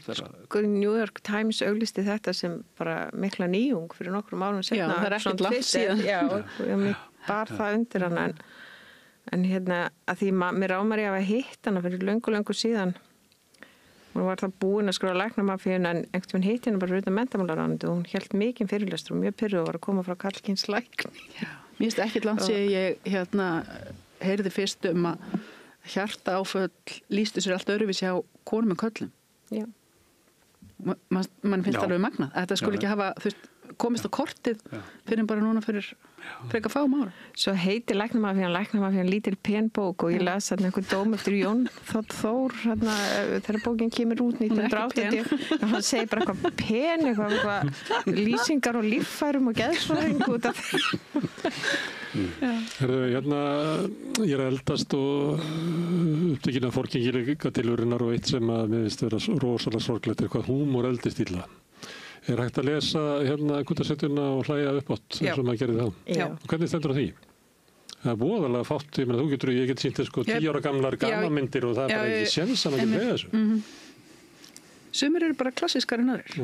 Ég get alltaf leiða Chaplin. Þóttu maður reyni ekki. Já, ég las aftur sko Kundarsveitina núna til að búa mig undir þetta þing og hérna, ég segi ekki að sko það er pínlítið búið að eyðileggja mig sem lesenda sko af því að lesa yfir mikið af bókum þannig að það kom dálítið upp í mér svona... Þetta er svo strætóbílstjóri umferðinni. Já, dálítið ég mætti nú kannski stytta þetta og hér má skera niður og kannski færa þetta eitthvað og ég var strax farin að hugsa svona sko sem er alveg óþarfi en þetta er alveg dásamlega bók. En hér svo stundum verður hérna í manninsnu eitthvað svo ég fara að neymdroppa Kári Stefánsson var einn svona tala eitthvað sjálfstætt fólk og einhvern svona bækur og var eitthvað að tala að hérna engin ritstjóri myndi hleypa sér gegn í dag en það er fullkomleikin verður til í ófullkomleikanum. Þú veist, það er einhver ákveðin tótt sem væri ekki þarna ef þetta hefur eitthvað ofsnirt eða þetta þarf að vera þetta fljót eitthvað. Jú, auðvitað eitthvað hérna sem, þú veist, myndi ekki verið hleypt í bækningin aftur eins og það er einhver rafluðpakki og þá heit þetta 10 litla negra rafluður eða eitthvað svona. Ég hugsa að það myndi ekki vera prenta núna, en mjög margt þarna er alveg að fyndið að vara á sín tíma. Mér fyndið að þetta er alveg bara pínu Daniel Karms. Ég er að hlusta núna á Banetra samband aftur. Mér finnst þetta alveg að fyndið aður. Þetta og þetta er eiginlega bara ramfyndið þessu kynlífslýsingarnar sem þú last upp. Já. Stórfljótið og hérna. Já, allt það. Herðu, takk fyrir að koma hingað og rifja upp Auði Haralds eins og voru að gera á Hugvísindaþingi. Gaman að fá okkur, Andri, Auður og Katrín. Kærar þakkir. Takk fyrir. En það verður eitthvað allt annað hérna handan horsins á Rauðaborðinu. Við erum alltaf að reyna að skilja okkur sjálf og samfélagið og heiminn og guðmættu hvað ekki og gengur eiginlega ekkert því að allt breytist þetta hraðar en við höfum undan. Næsti kafli er eftir augnablik. Þar stann á tala borgarfulltrúa. Borgarfulltrúar Sósíalistaflokksins eru með viðtalstíma alla mánudaga klukkan 13:30 til 14:30. Það þarf ekkert að bóka tíma, endilega kíkjum við í Bólholt 6, 105 Reykjavík. Þannig heyrðum við Gunnar Smára ræða Auði Haralds rithöfund við rithöfundina Auði Jónsdóttur og Guðmund Andra Tórsson og málfræðingin Kristínu Katrínu Axelsdóttur fyrirgefiði.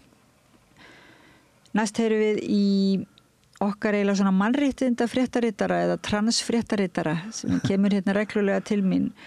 Arna Magnea Danks svona fylgist mjög vel með því hvernig Trump-stjórnin eiginlega bara fótum treður mannréttindi og hún svona fylgist með því út frá sjónarhorni trans fólks. Þetta var nokkuð stórt fréttamál þarna miðja vikuna cirka að transfólk hérna frá Íslandi treysti sér ekki lengur til þess að reyna að komast til Bandaríkjanna. og hún útskýrir það fyrir okkur og hún útskýrir mjög, hún óbærslega svona gjöfull kennari. Mér svo gaman að einhvern veginn hlusta á hana, hún leifir sér líka að fara á flug við rauðaborðið einhvern veginn og tengja bara einmitt raunverulega pólitíkina við sína persónulegu reynslu og svona, þannig að maður skilur og hún skilur sko sjónarhornið sem hún að lýsa betur en líka bara skilur maður tengsl auðvitað réttinda transfólks við mannréttindi yfir höfuð stéttabaráttu, bara alla réttlætisbaráttu. Hún segir okkur líka frá einmitt nýrri mynd sem heitir Ljósvíkingar, þar sem hún leikur í. Hún leikur bæði karl og konu og þessi mynd hefur bara hlotið svakalega dóma og góða dóma út heim og myndin sem sagt núna komin heldur til Bandaríkjanna. En hún segist ekki þora að fara á fylgjan eftir þangað sko. Við skulum hlusta á Örnu Magneu Dangs, leikkonu, mannréttinda, aktivista og kennara, leikstjóra, ræða nýjustu aðgerðir Trump-stjórnarinnar, Ljósvíkinga og hvernig eiginlega hennar tilvist eins og fokkmerki fyrir feðraveldið. Hún orðaði það þannig, djarflega. Vel orðað. Gjörðu þessu vel. Allir þættir Samstæðuverinnar eru á YouTube.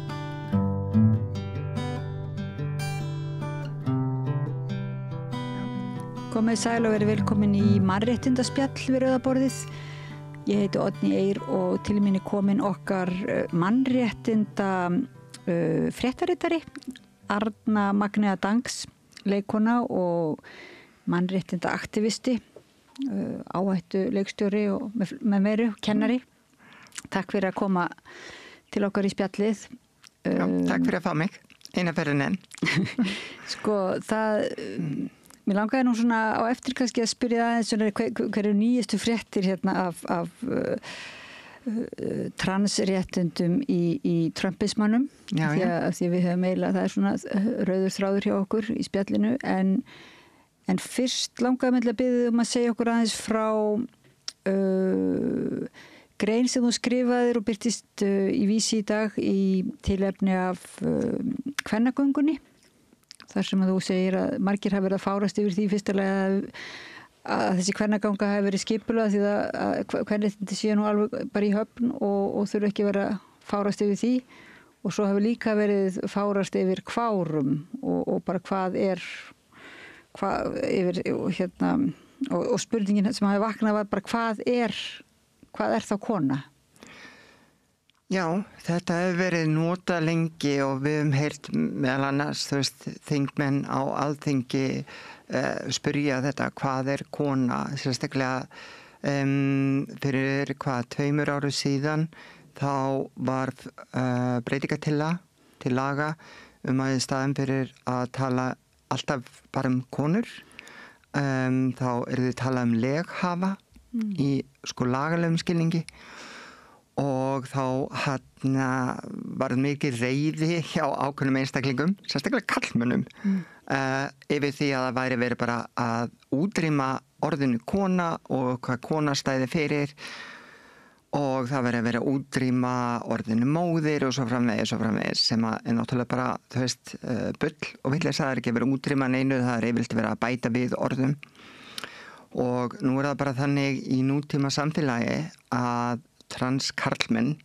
sem ekki búin að fara í gegnum kynstaðfestandi aðgerðir, þar að segja á kynfærum og eru ennþá með leg að þeir geta gengið með börn og þeir vilja að því að þeirra kynvitund er karlæg og þeir eru karlmenn og þeir tilgreina og skilgreina sjálfan sig sem feður en ekki mæður að þá finnst þeim þægilegra þegar þau fara til dæmis til hjúkrunarfræðings eða ljósmóður í skoðun að það sé tala leghafa en ekki konur í því tilliti og alla götu síðan er búið að vera svona ákveðin krafa hjá ákveðnum karlmönnum fyrst og fremst það að það sé bara skilgreind hvað er kona og það sé bara fest niður hvað kona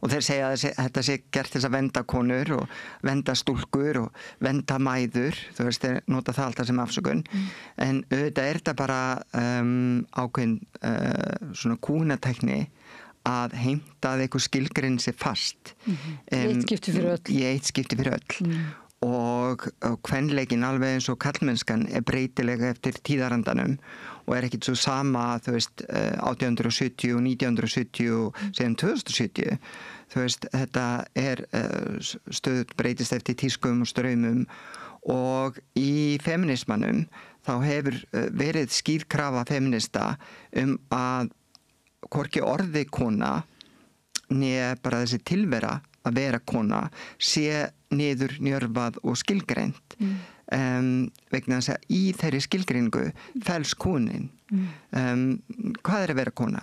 Kona að vera berfætt og ólétt og býða dreigimannu sínum bljúg heima og spyrja hann hvernig dagurinn hans var á meðan þú ert að útbúa matinn með 3 börn á handleggnum og það 4. í maganum þú veist, hvað að vera kona og hver á að hafa það skilgreiningavald?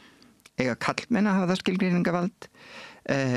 Svaraði náttúrulega nei og þannig að eins og Judith Butler sem að eina mínum uppáhaldshetjum kvenréttindabaráttunnar og feminismans að hann skrifaði að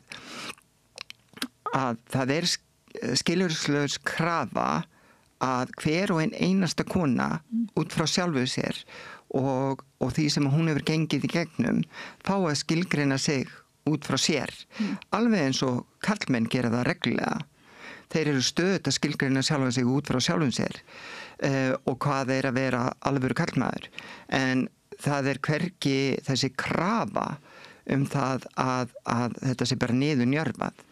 Og við heyrum, þú veist, að karlmennskan, hún svona meira flæðandi, hún meira í höndum karlmennar sjálfra, en enga síður þar að bakvið líka leynist ákveðin kúin vegna þess að innan karlmennskunar þar sem að í kynjafræðinni tala sem eitru karlmennska að þá svona má segja skilgreiningin sé að karlmenn mega ekki vera viðkvæmir karlmenn þurfa að vera svona og karlmenn þurfa að vera hinsegin karlmenn mega ekki gráta og þessi eitra karlmennska ítir náttúrulega undir vanlíðan og hjá þú veist stærstum hluta mannkynsins og þessi eitra karlmennska sem að við getum líka að tala sem kynjakerfi eða feðraveldi að þetta samofið bara stéttaskiptingu þú veist þá eru og sko í gegnum aldinar hefur náttúrulega alltaf verið þú veist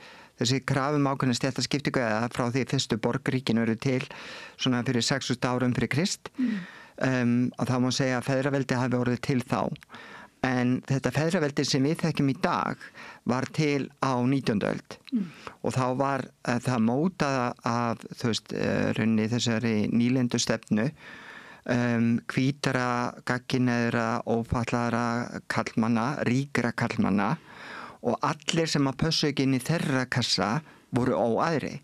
Það með konur, fátækir karlmenn og svo framvegis og það fer rauninni eftir í hvaða box, hvað þessu mörg box þessara, kannski segja, ofur karlmennsku þú getur tikkað í að þá því ofar ertu í stéttaskiptingunni og í bæði kynjabaráttunni því að kynjabaráttan stéttabarátta og barátta mannréttindabarátta stéttabarátta og þetta tengist allt vegna þess að þetta allt barátta við sama kerfið sem að við köllum kynjakerfi eða feðraveldið sem að ég segi enn og aftur ekki þú veist orða svona til þess að gagnrýna feður heldur var þetta á sín tíma setta því að það var að vera gagnrýna þessa hugsun að það væri bara einhverju örfáir kallar þú veist, sem að réðu allt og öllu og væri svona þú veist, þessir feður sem hefðu vit fyrir öllum hinum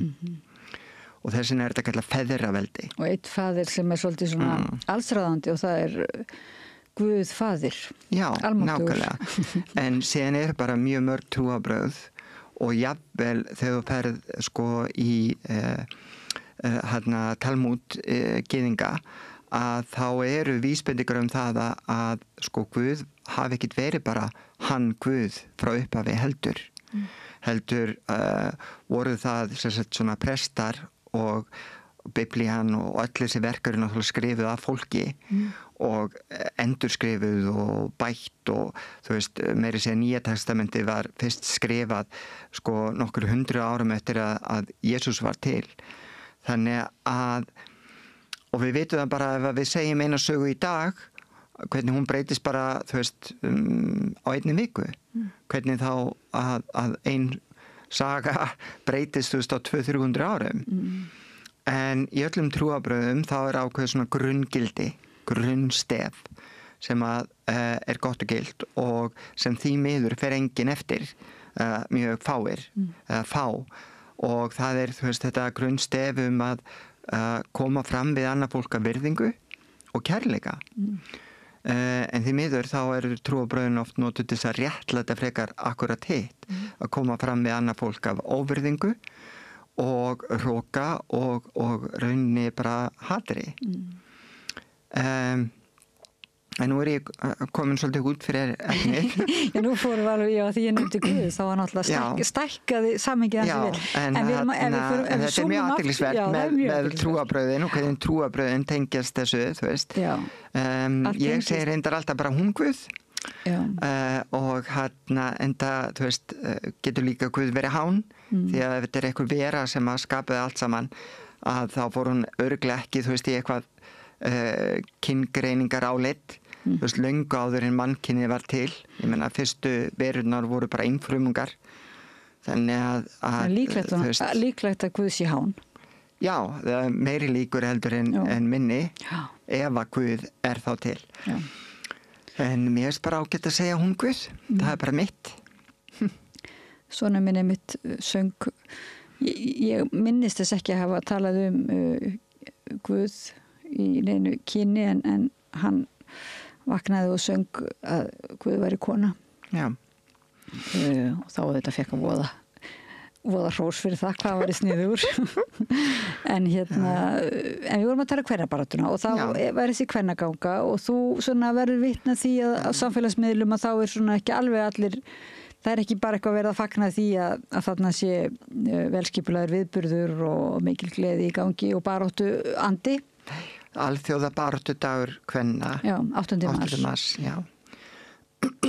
Og náttúrulega, þú veist, fólk fer svo oft í að bara hugsa út frá sjálfum sér og þú veist, meiri segja að þessir kallmenn sem þetta er svona 90% kallmenn, þó samt eru þarna konur líka sem mér finnst alltaf rosalega skrítið, alveg sem mér skrítið, þú veist, að konur sé að kjósa, þú veist, einstaklingar sem að runni að predika kvennakúun eins og Trump, þú veist, sem að fyrir kosningar predikaði það að fóstureyðingar yrðu, þú veist, gerðar svo gott sem útlægar og samt voru konur að kjósa hann og ég skil það ekki en svona er þetta nú skrítið og kannski, þú veist, eru við stundum föst í að vera meðvirk og þjóna kúaranum að því að okkur er kenta frá blötu bassbeini og það er oft erfitt að brjótast undan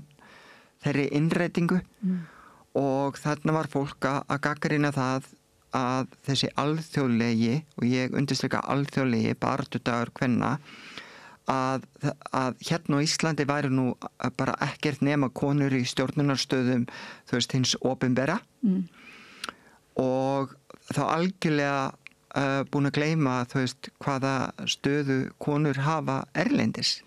Það er eins og, þú veist, ekkert skipti máli nema það sem gerist hérna heima. En endilega við skulum skoða hvað er að gerast hérna heima.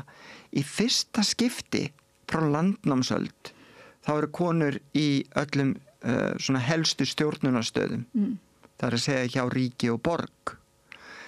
En það er ekki þar með sagt að það sé það hjá fyrirtækjum og hjá í hennum opinbera geira og hjá stéttarfélögum og þegar þú skoðar, þú veist bara almennt séð að þá eru konur ekki nema kannski 17% í stjórnunastöðum. Þannig að þó að einu sinni að konur séu við völd að þá þurfum við að hlaupa upp til hand og fóta og tala að þessi misskipting og greiði kallmennir eiga svo bátt að þeir eru ekki forsætisráðherra. Mér finnst þetta svo mikið, þetta er svo mikið bull og þetta er svona fólk að spila sig einhver fórnarlömb og þolendur sem eru það bara enga veginn. Og þetta er svona svipað þessu þegar hvítir gagnkynhneigðir kallar tala það að þeir eigi svo bátt að því að þeir hafa ekki orðið varir við það að þeir búi við einhver forréttindi að þeir séu fátækir eða þeir hafi lent í einelti eða þeir hafi lent í einhverju fullt af fólki lendir í alls konar en það er stigsmunur á því til dæmis að vera hvítur í heimi það sem að bara sjálfkrafa og þú ert hvítur þá færðu ákveðin réttindi. Þú þarf til dæmis ekki að óttast það í hvert einasta skipti sem þú ferðast að þá settu stoppaður á erlendu flugvelli. Eins og ég veit að vinur minn og skólabróðir sem að er borinn og barnfæddur í Breitlandi en er mjög dökkur að hann lendir alltaf í því að vera stoppaður. Þú veist, sama þó hann mæti jakkafötum á flugvöllin og hann gerði mér segja tilraun að vera með jakkafutt og skjálatösku og nýrakaður og hann var samt stoppaður bara því hann er svartur. Enginn er ástæða, velmenntaður, velmáli farinn, þú veist, flottur einstaklingur í allar staði og það er það sem við erum að tala að þú veist, forréttindi er ekkit endilega að þú sett ríkur. Forréttindi getur verið að þú ert ekki að búa við ákveðnu kúun sem aðrir einstaklingar búa við. Það er það að búa við forréttindi. Og það að vera kallmaður og ganga niður í bæ, þú veist, og þú ert kannski að fá þér í glas og þú veist, þú ferði í glas og þú hefur einhver ágjör af því þegar þú ert að, þú veist, labba út á stoppistöð. En að vera kona sem fer niður í bæ, þú ert stöðugt að passa glasið þitt af því þú ert skítrædd að einhver setji eiturlyf í glasið þitt og eitri fyrir þér og nauðgunarlyf eða eitthvað annað og síðan þú labbar bara út á stoppistöð þá ertu stöðugt, þú ert með síman í hendinni, þú ert með lyklan í hendinni, þú veist, þú heyrir eitthvað labba fyrir aftan þig og þú fyllist ótta og skelfingu vegna þess að þú veist ekki hvort að þessi sem er að labba fyrir aftan þig sé að ráðast á þig ekki. Þetta er upplifun sem að fæstir gagnkynhneigðir hvítir karlmenn hafa nokkurnum upplifað en ég held að nánast allar konur hafa upplifað og þar með transkonur því að við upplifum það mjög oft að það sé ráðist á okkur fyrir það eitt að vera trans. Ég hef lent í því að sami maður sem var að reyna við mig eina stundina ætlaði að drepa mig eina stundina þegar hann uppgötaði að ég væri hugsanlega ekki sískona. Þannig að og það er það sem allar konur eiga samanlega, transkonur og sískonur, að við höfum upplifað þessa, hvað segja, þessa skerðingu á mannréttindum sem að gagnkynhneigðir, sískynja karlmenn hafa ekki upplifað. Það er náttúrulega ólíkar leiðir líka einmitt þess að segir þegar fólk er að labba í gegnum til dæmis nóttina, hvaða leiðir konur fara, ekki í gegnum þröng húsasund og alls ekki það sem er myrkur, að leita því ljósið alltaf hreint og helst ekki að labba einstæðar. En síðan er þetta, þú veist, þetta fár kvár að þegar handóðir einstaklingar á lyklaborðanum, þú veist, sem eru stórir á baku skjáin, byrja að hrópa hástöfum yfir hvað er kvár og þú veist, þeir viti þetta alveg vegna þess að það er búið að upplýsa þessa einstaklinga aftur og aftur og aftur. Það er búið að leiðrétta það á samfélagsmiðlum en þeir vilja ekki læra og að þeir vilja halda fast í hatrið því að hatrið veitið þeim kannski einhverja, hvað segja, þeim líður eins og þau séu stærri eins og þau séu meiri. Þeir eru búin að velja sér málstað og þeir eru tilbúinir að rauninni bara deyja á þessari hæð fyrir þennan málstað að vera málsvarar hatursins En þetta þá svona sko, þetta þá kallmenn sem segja við erum búnir að samþykja að konur séu jafngildar, það komið þetta réttlæti og hvað þurfum við þá að vera eitthvað að biðja með eitthvað meira, líka eitthvað kvár og líka meira og meira. Er þetta svona tónnin eða? Þetta tónnin og þeir segja að þú veist, koma yfirleitt með svona eitthvað eins og það sé að konur þurfa að sanna og þá kynsegin fólk líka að þau þurfa að sanna að þau séu ekki komið í jafnrétti. Þannig að þeir leggja þetta yfirleitt fram eins og, já, þú veist, segja mér hvaða réttindi þið hafið ekki sem að við höfum. Þú veist, sanniði að þið séu kúaðar. Þú veist,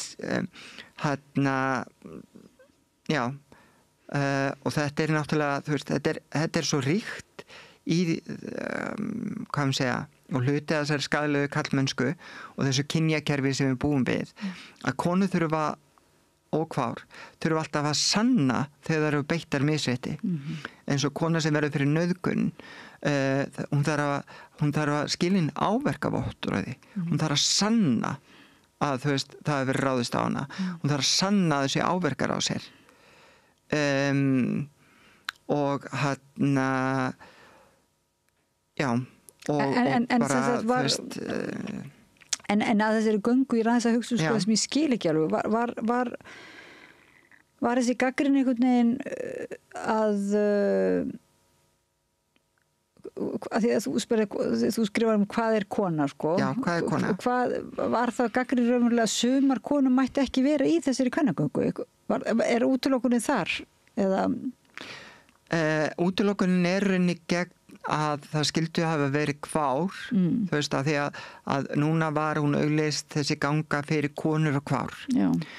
Og þá leið bara gagnrýnin á hvað er kvár og hvað er kona og gagnrýnin líka akkur er transkonur með öðrum konum.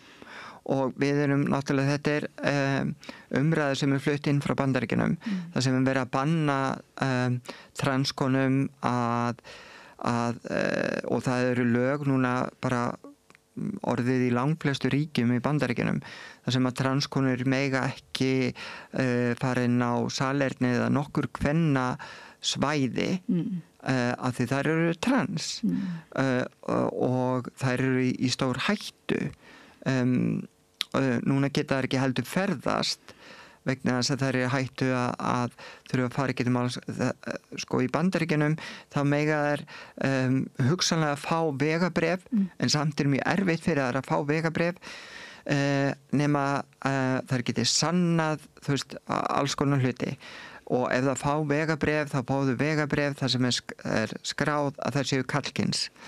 Það eru kannski búin að fara ekki kynstaðfestandi aðgerðir eru að fullu leyti líta út, tala og eru náttúrulega konur það er fara inn í annar land það stendur mail þú veist, karlmaður á vegabréfinu og það lenda strax í vesinni þær geta verið handteknar þær geta verið lenda í því að þær þurfa að fara í fulla líkamskoðun og það er allskis niðurlæging og annað sem fylgir þessu. Nú er reglan þú veist það ef að til dæmis transkonur fara til Bandaríkjanna reglar sem að settis að stoppa hugsanlega þú veist transkonur sem voru íþróttafólk að keppa á röngum forsendum þetta nær til alla transkvenna þannig að reglan er þannig ef að yfirvöld í Bandaríkjunum sem þess að tollurinn grunar að viðkomandi sé trans og það stendur kona í vegabréfinu þá að því að lögin í Bandaríkjunum eru þannig núna að þau viðurkenna bara kyn, þau viðurkenna ekki transfólk og transkonur þurfa að vera skráðar sig karlmenn og transkarlmenn þurfa að vera skráðar sig konur. Þannig að transkona sem kemur frá Íslandi með vegabréf sem ástendur réttilega female kona með F skráningu að hún getur átt höfði sér ef að þau tollurinn grunar að transkonu sé að ræða, þá getur hann átt yfir höfði sér að fá ævilagt bann og megi aldrei koma aftur til Bandaríkjanna, fá háa fjársekt og jafnvel sitja einhverju daga í fangelsi á meðan verið að greiða úr einhverju óvissu og þá vantarlega verið að tala að það þurfi hafa samband við íslenska ríkið, utanríkisráðuneytið og svo framvegis. Ég veit ekki hvað það getur tekið langa tíma, en það getur þýtt að þú þurfi að sitja einhverju daga, kannski vikur, í bandarísku fangelsi og þrátt fyrir að það eru dómar búin að falla í Bandaríkjunum að það megi ekki, þá eru þeir að setja transkonur í fangelsi með kallmönnum. Og þú ert náttúrulega í gífurlegri hættu sem transkona sem búin að fara gennum kynstaðfestandi aðgerð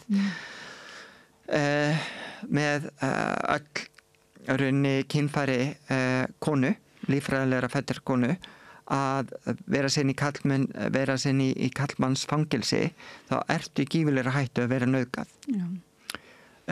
Og það er mjög traumatist, hvort sem það er einn dagur eða vika eða hvað sem það er.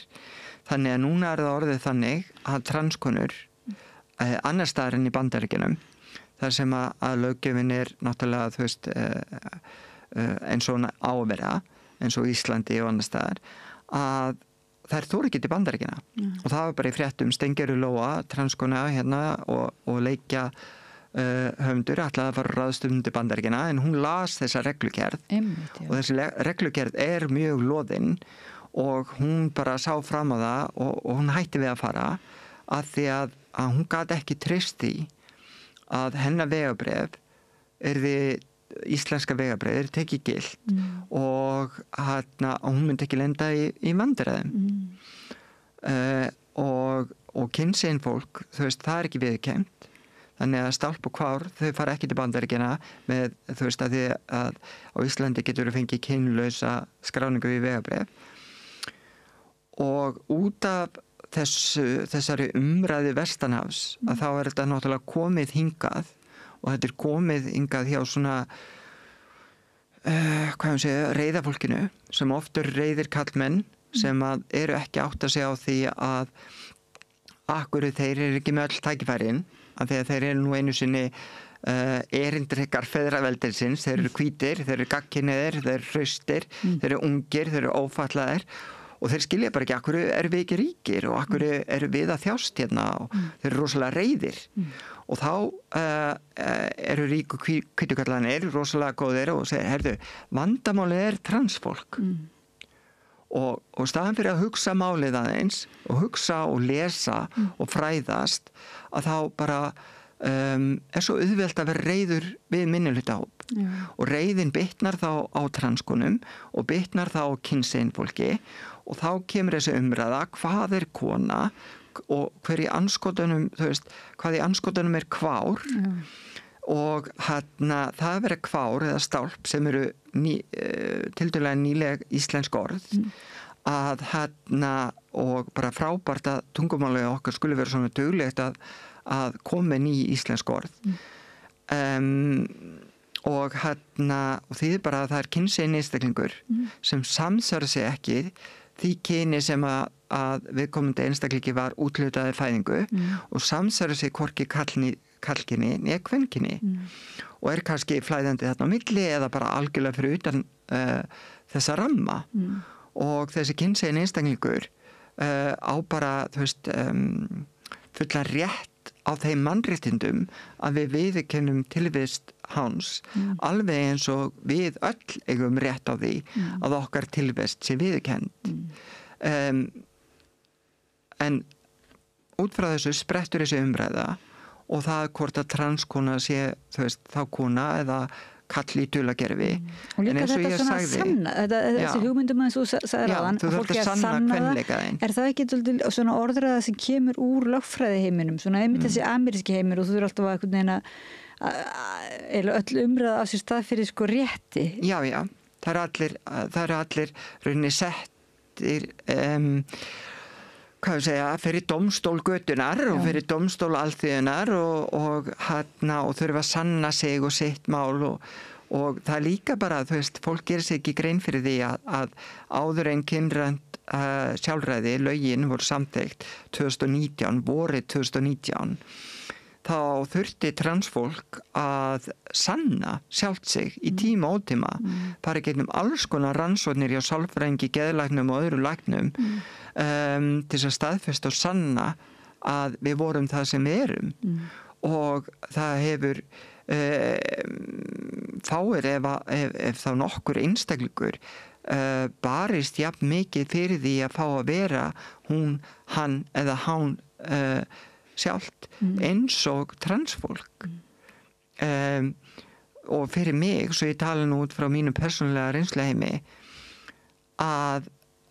og þetta er það sem að kynjafræðingar erlendis og feministar hafa bent á eins og Judith Butler að tilvist transkonu og reyndar kynsegin einstaklega líka en sérstaklega transkonu er gífurleg móðgun við feðraveldið og er ein mesta móðgunin sem að svona mesta og fyrirgefðu orðbragðið og þeir verið þá bara klippið út og svona mesta fuck you gagnvart feðraveldinu sem til vegna þess að ég sem að fæ úthlutað og gefins að vera ófatlaður, hvítur, gagnkynhneigður kallmaður ég afneita þessu öllu ég afneita kynhneigðinni þú veist, að því ég er ekki gagnkynhneigð ég afneita því að ég sé kall og síðan þegar ég fæ greininguna sem einhver þá er ég rauninni afneita því ég sé ófötluð þó samt finnst mér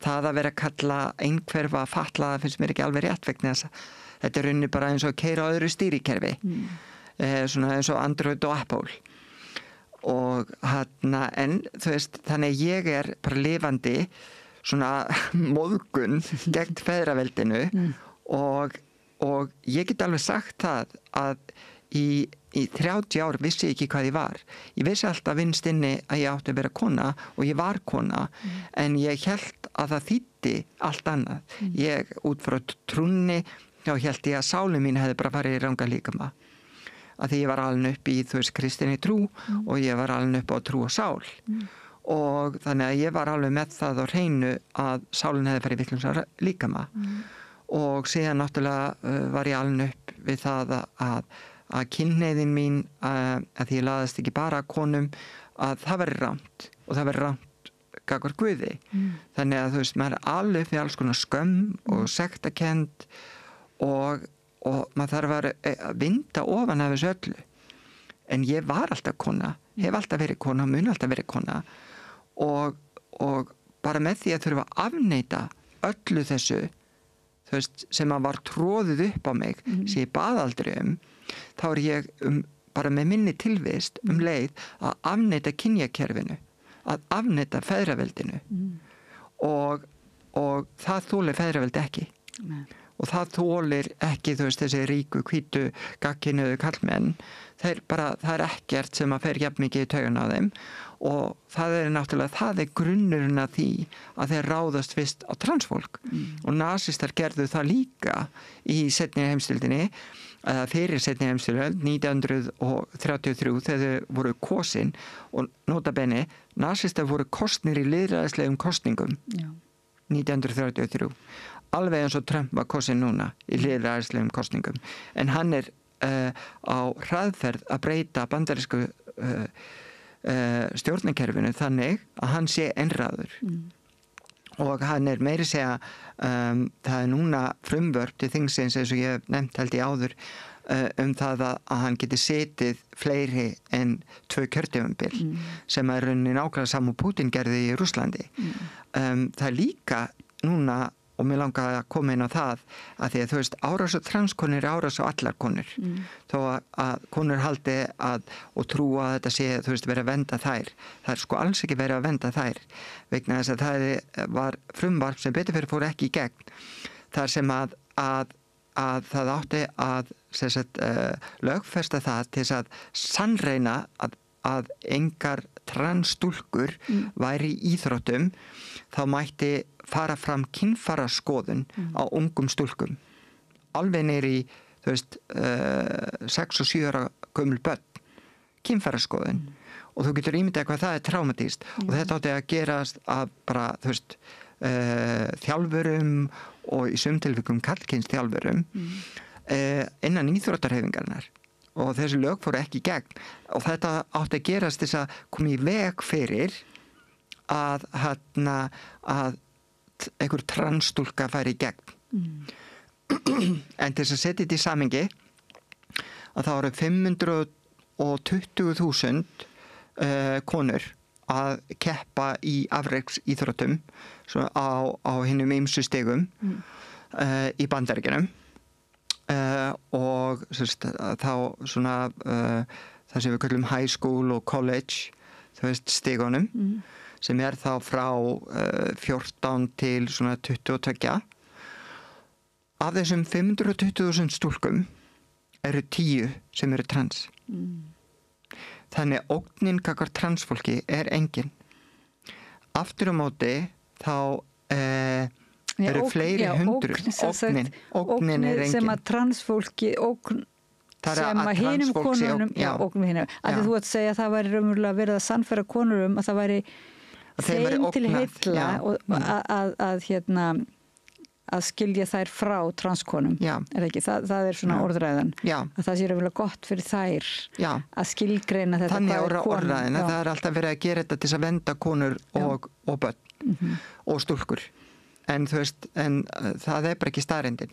Og bara þegar við skoðum staðreyndina, þú veist, bara nú nýlega var fyrirverandi svona trúarráðgjafi Trumps til margra ára sakfelldur fyrir að nauðga 12 ára stelpu.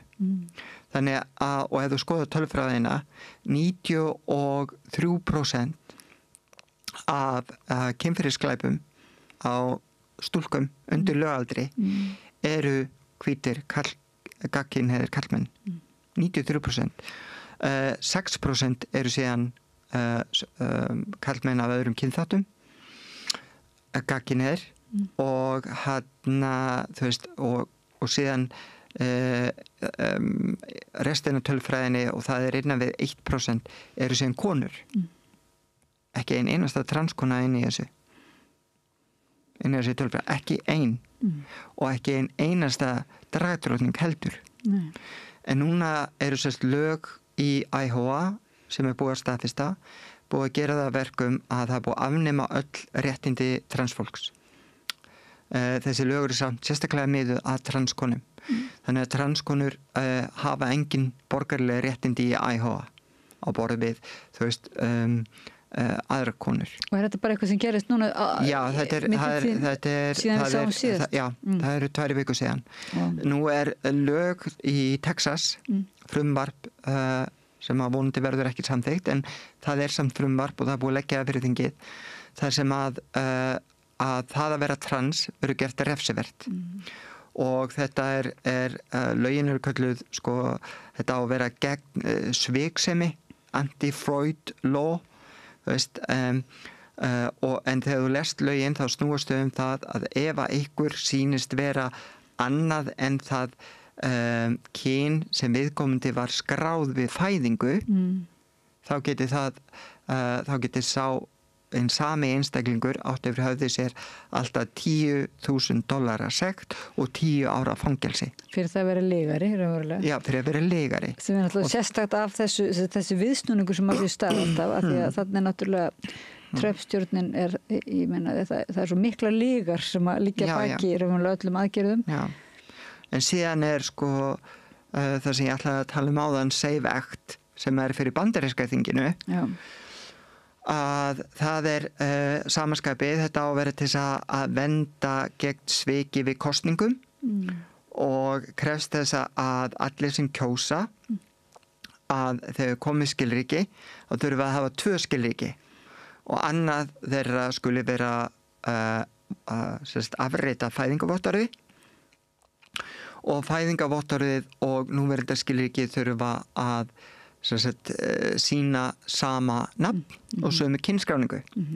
Þarna náttúrulega verið að útiloka transfólk en þarna líka verið að útiloka allar giftar konur sem að hafa tekið upp nafn eiginmannsins vegna þess að þær eru með annað nafn á fæðingaskírteininu heldur en nafn eftir giftingu og þegar þær eru með vegabréf eða segjum einhvers konar persónuskilríki sem að hefur verið gefið út eftir giftingu þá ekki samræmi á milli þess skírteinis og fæðingarvottorðins sem að þýðir það að það orðið erfiðara bara fyrir konur allar konur sem eru giftar að kjósa.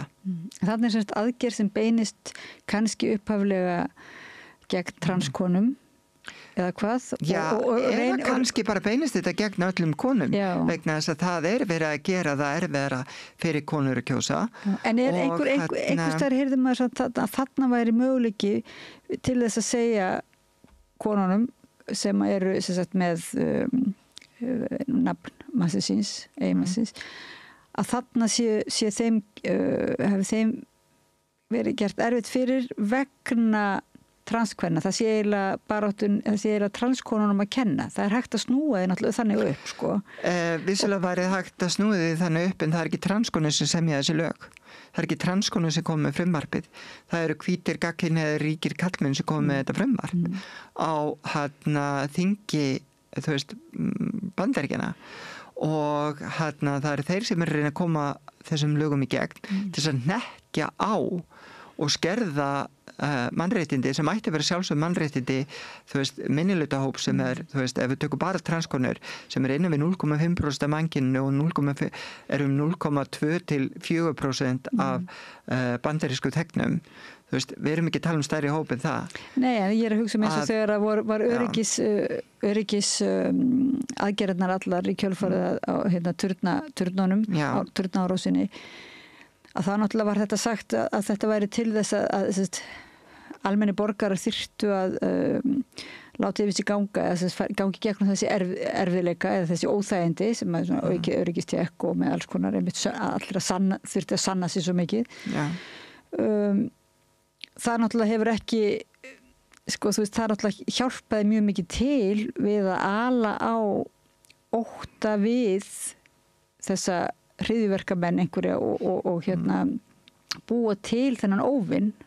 Já, ég meina Bandaríkjamenn hafa alltaf þurft á óvinn að halda og þetta hafa meira segja herforingjar sagt bandaríska herforingjar sagt að þú veist Bandaríkin þrífast ekki án þess að eiga óvinn. Þeir þurfa réttlæta þú veist til dæmis það að vera þvælast út alla trissur og skipta sér á öllu og og allar þess að hergagna framleiðslu þeir þurfa náttúrulega réttlæta það fyrir þú veist skattgreiðendum og fyrir sjálfum sér þannig þeir þurfa alltaf á einhverjum óvinn að halda Bandaríkin eru alin upp sko þú veist meira og minna á einhvers konar ofsóknarbrjálæði að vera þú veist á ótta vera sífellt hrætt við eitthvað og ég ætla bara að taka fram ég er ekki að leggja hryðjuverka fólk og transfólk sko. ég er bara að segja að lógíkin kannski svipuð en málið að það hugsanlega hægt að sanna það að einhver hinn úr þessir stóru einhver hlutur sé hvað heitir það öryggi óæskilegir einstaklingar eða sem sagt einstaklingar sem ógna öryggi en það umverulega eins og þú ert að vísa í alla statistík, það ekki hægt að sanna það að transfólk nokkuð tíman ógni nokkur öryggi þess vegna þetta þar með verður ennþá hræðilegra að það sé verður umverulega espa upp almenna andúð. Það þú veist og maður fær þetta regla eins og blauta tusku í andlitið það náttúrulega til þú veist kynferðisbrota glæpa fólk innan transsamfélagsins eins og alls þar annars þar. Við erum ekkit þú veist undan skilin öðrum þjóðfélagshópum en jafnvel þegar þú skoðar það tölfræðilega séð þá það mikið minna það þú veist það mikið minna það innan transsamfélagsins og við tökum bara þú veist eitthvað svona samanburðardæmi að þú finnir þar eitthvað kynferðis afbrota glæpa einstakling heldur en innan til dæmis prestastéttarinnar En þetta á sama tíma þá þetta notað til þess að gagnrýna allt transfólk og það er sífellt verið að nota sömu dæmin aftur og aftur og segja, sjáðu þessa transkonu í fangelsi í Skotlandi, þetta var nauðgari og ákvað bara að verða transkona af því að hún var að reyna að sleppa úr karlafangelsinu og vildi bara fara í kvennafangelsinu svo getið haldið áfram með nauðga. Þú veist, þessi saga er búið að vera sögð alveg ótrúlega oft og hún er notuð til þess að kúa aðra transkonur og gera allar aðra transkonur að ógn.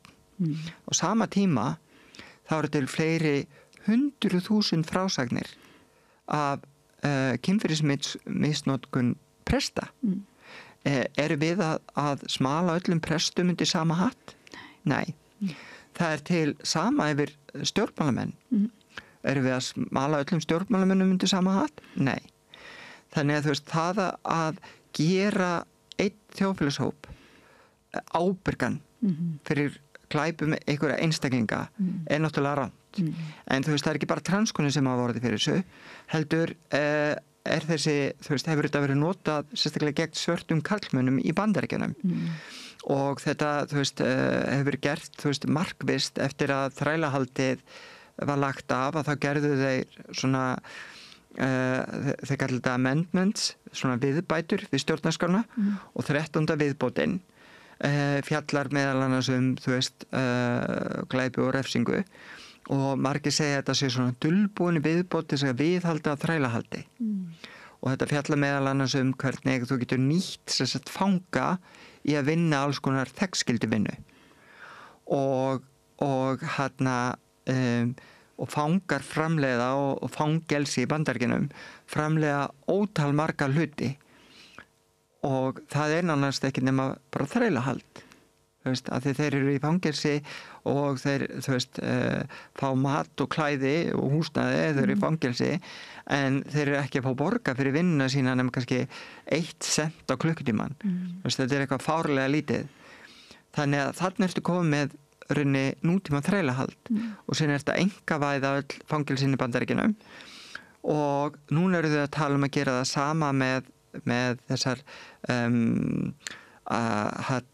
sérstöku búðir fyrir ólöglega innflytjendur en það er ekki bara ólöglega innflytjendur sem að lendi í þessu búðum, það eru allir einstaklingar sem á einn annan hátt get ekki sannað að þau séu bandarískir ríkisborgarar og þeir eru búin að afnema og gera upptæk öll svona skilríki transfólks því það er verið að gera það og sumt transfólk, sérstaklega þau sem að hafa ekki kannski mikla peninga milli handana og annað í erfiðleikum með að fá skírtinni bara yfir höfuð að þetta fólk á erfitt með að sanna að þessi bandarískir ríkisborgarar og þetta fólk, transfólk jafnvel fólk af frumbyggjaættum, það er að segja Indíánar Norður-Ameríku er að lenda núna í búðum fyrir ólöglega innflytjendur og þetta er ekkit annað en þrælabúðir og þetta er ekkit annað en nokks konar útrýmingabúðir í anda nasista seinni heimsstyrjaldarinnar og þetta er að gerast fyrir framan augun á okkur og við verðum að taka þetta alvarlega og við verðum að segja bara þú veist hingað ekki lengra og ef fólk er að segja þú mátt ekki bera þetta saman með nasistan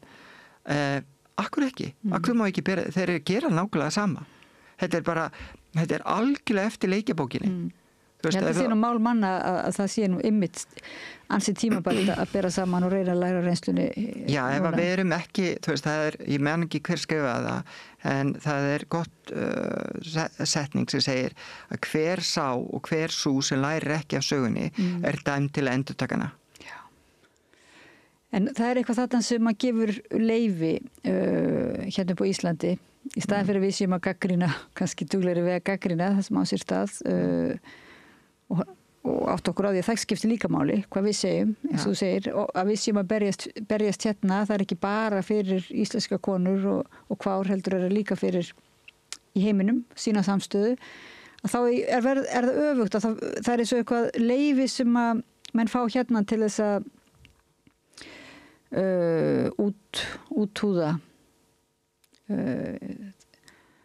sem sagt fólki sem að koma saman í gleði og berjast fyrir réttindum sínum. Já, það svona, þú veist, það Eða upplifir það sé eitthvað svona leyfi, við það eins og undir miklum bandarískum svona menningar áhrifum á samfélagsmiðlum að þú sérð beilinni svona áhrif inn í orðræðinu hérna? Klárlega. Ég meina, hatrið hefur bara vaxið í veldisvexti síðan hann var kjörinn. Já. Og eftir að Zuckerberg ákvað að afnema þessa öryggisvendla sem þó voru varla að virka hérna á Íslandi þegar þú veist það var sama hvað maður kærði að halda svo það var ekkert gert í því og ég held að sumuleyti að það veri vegna þess að skildu bara ekki íslenskuna að núna máttu segja hvað sem nú máttu fara á netið og skrifa hvað sem á þess að það veri fordæmt þar samkvæmt íslensku lögum þá getur við náttúrulega kært ýmislegt en það þarf þá að vera skýrt það hægt að hóta alls konar hlutum undir rós eins og ég hef orðið var við og hef upplifað á eigin skinni að þú veist, mér hefur verið að hóta líflátiðina þegar það var ekki, þú veist, viðkomandi sagðist ekki að hann ætlaði að koma og drepa mig, að þá var það ekki nógu skýrt til þess að ég geti kært viðkomandi. Og sanna það. Nei, að því að sönnunarbyrðin svo gífulega sterkt á þólendum. En núna komið skotleyfi á transfólk og transkonur alveg klárlega og við finnum alveg fyrir því á samfélagsmiðlum. Og við finnum fyrir því líka að okkar öryggi minna í dag en það var, þú veist, bara í október. Wow. Og það minna hérna á Íslandi en það var í október. Og við erum að finna það líka hvernig okkar tilvist svona, já, það rauninni að vera að þurrka út. Bæði Disney að beygja sig undir þú veist, stór fyrirtækir sem að gætu þú veist, sýnt dug sinn og veitt viðnám ekki gera það transkarakter sem áttu að vera í Disney teiknimyndaþáttum sem var búið að skrifa sér trans og var með þess að komin í framleiðslu en var ekki búið að birta var allt einu, þú veist, það var senkað útgáfinni og þessum karakter var breytt úr því að vera trans í að vera kaþólsk þú veist, fyrsti svona trúarkarakterinn hjá Disney yfir 20 ár og transkonur sem hafa verið þú veist í leiklist og bíómyndum og ýmislegt annað það bara oft þær eru ekki fánin hlutverk frægar transkonur hafa skrifað það að síminn hefur þagnað og þær eru ekki að fá tilboð og þær eru ekki að fá eins og viðtal eða nokkuð skapaðan hlut, þær eru bara ósýnlegar. Ég sjálf sem leikona hef alveg orðið var við það, ég orðin ósýnleg. Það bara ekkert að frétta. Þið voru að frumstýra mynd? Já, ég meina þú veist, ég mjög stolt af þeirri mynd og þessi mynd á eftir að marka og ég alveg viss það á eftir að marka sín spor í sögun, ekki bara hér heldur erlendis. Ég ekki búin að sjá hann. Getur þú sagt hlustendum frá hvað hann heitir og... Já, hann heitir Ljósvíkingar, Odd Fish á ensku, sem að mér fannst mjög viðeigandi að því að mér fannst ég alltaf vera einu og öðruvísi þegar ég var alveg upp. Og líður þannig oft ennþá. Þar sem að ég eina örfáum svona transmanneskjum af minni kynslóð hérna á Íslandi. Þannig að það er mjög auðvelt að svona upplega sér svolítið einu og öðruvísi. En hún einstakling, 2 vini sem að reka fiskveiðistað á Ísafirði, æskuvini og annar vinurinn sem að hét eða var, fekk útlutanafninu Björn við fæðingu og kyninu kallmaður við fæðingu hefur svolítið treyst á vin sinn Hjalta og svona elt hann gegnum alls konar ævintýri, farið á sjó saman og ýmislegt og en síðan horfir Björn fram á það faðir hans liggur banaleguna og og Björn getur bara ekki lengur verið að þykjast verið eitthvað annað en hann er í raun og veru og hann er í raun og veru hún og hún kemur út sem Birna og hérna þetta reynist besta vini hennar svolítið erfitt og við fáum svona þú veist á gamansaman hátt og mjög mildan hátt, þá fáum við að sjá svona alls konar fordóma, alls konar mýtur og alls konar spurningar sem að fólk spyr og oft þorir ekki að spyrja, að þetta kemur fram í myndinni og þetta er gert á svo kærleysríkan hátt án þess að vera með einhverja sleggjudóma eða fordóma á hvort veginn sem er og hérna og þetta er svona þú veist, þetta er svona eina myndin sem ég man bara eftir mér þar sem við sjáum sögu transkonu þar sem þetta er ekki bara allt eimd og volaði og hún deyr ekki í myndinni og hún á ekki við eitulega vandamála stríða og hún er ekki að selja sig þú veist og hérna samfélagið þú veist gengur ekki alls konar hluti með henni og sumir eiga auðvelt með að meðtaka þetta, sumir eiga erfitt með að meðtaka þetta og þetta er rosalega falleg saga og ég sem eina leiklista lærða transkonu í Íslandi lék bæði Björn og Birnu og þetta er og ég er eina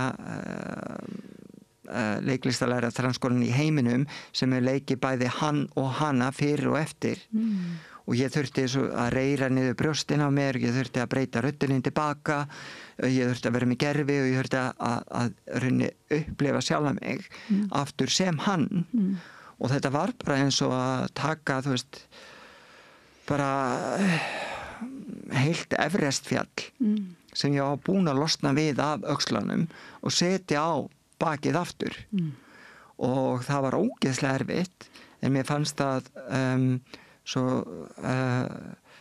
það var svo mikilvægt að þessi saga er þið sögð af transkonu það myndi aldrei hafa fengið neitt almennilegt vægi ef að það hefði ekki verið gert og og ég get ekki annað en hrósað leikstjóranum þú veist Snæfri Sölva og þú veist meðleikarunum mínum öllum og bara öllu krúinu fyrir hvað þetta er unni vel hefna verkefni og ég er að heyra því miður þá einhverju hluta vegna þá eru framleiðendurnir kannski ekki eða hver sem á að sjá svona PR-málin nógu duglega að láta það berast hingað heim en þessi mynd er að fá frábær dóma erlendis og frábær dóma hér heima og og var önnur mest sótta myndin á síðast ári og hérna á Íslandi og mun halda áfram vonandi að sigra þú veist, hún er núna að fara þú veist, á hátíðir í Evrópu og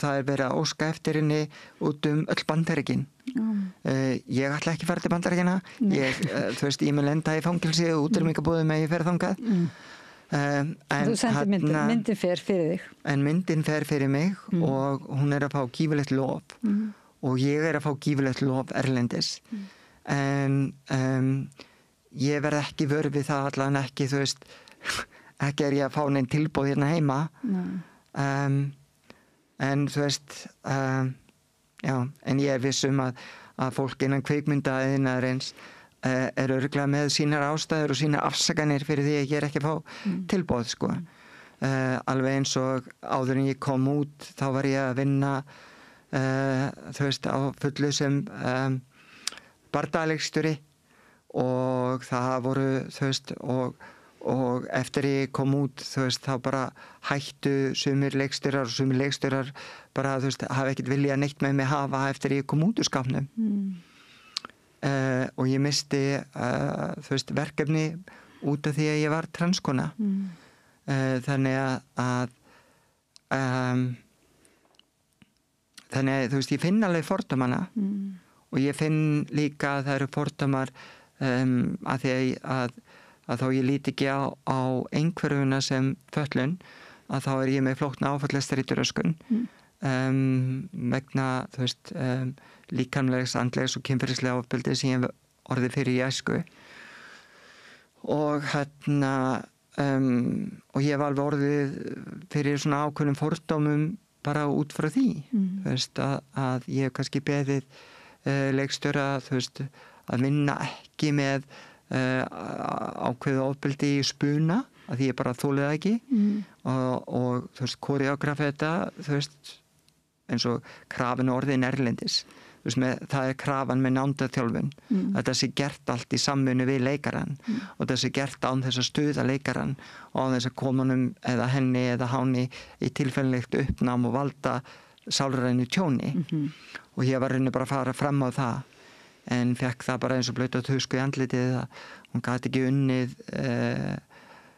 með svona þar að segja hún gat ekki unnið með svona föllun hún gat ekki, þú veist það var að vera að skerða hennar listræna frelsi þú veist, maður fær svona Er ekki góð tilfinning þá að þú sagðir að eiginlega þín tilvist væri nú einhvers konar fokkjú við feðraveldið, svo ég segi það nú aftur er ekki svolítið gott að svona fokkjú sé á leiðinni sé bara að gera það gott í Bandaríkjunum, einmitt kannski þar sem að feðraveldið orðið ansi eitrað Já, ég held að þessi mynd og fleiri myndir þú veist, það sem er verið að sýna þú veist, raunni, sérstaklega sem verið að sýna transkonur blómstra að ég held að fólk átti sig ekki á því að þú veist að mér var úthlutað við fæðingu öllum forréttundunum sem fylgir því að vera hvítur gagkynhneigður karlmaður það var það sem ég átti að vera og það var þú veist þegar fólk sá að ég var kvenleg og þú veist var ekki að haga mér eins og ég átti að vera þá átti að berja úr mér homman með góðu og illu og ég vil þú veist frelsa mig með biblíunni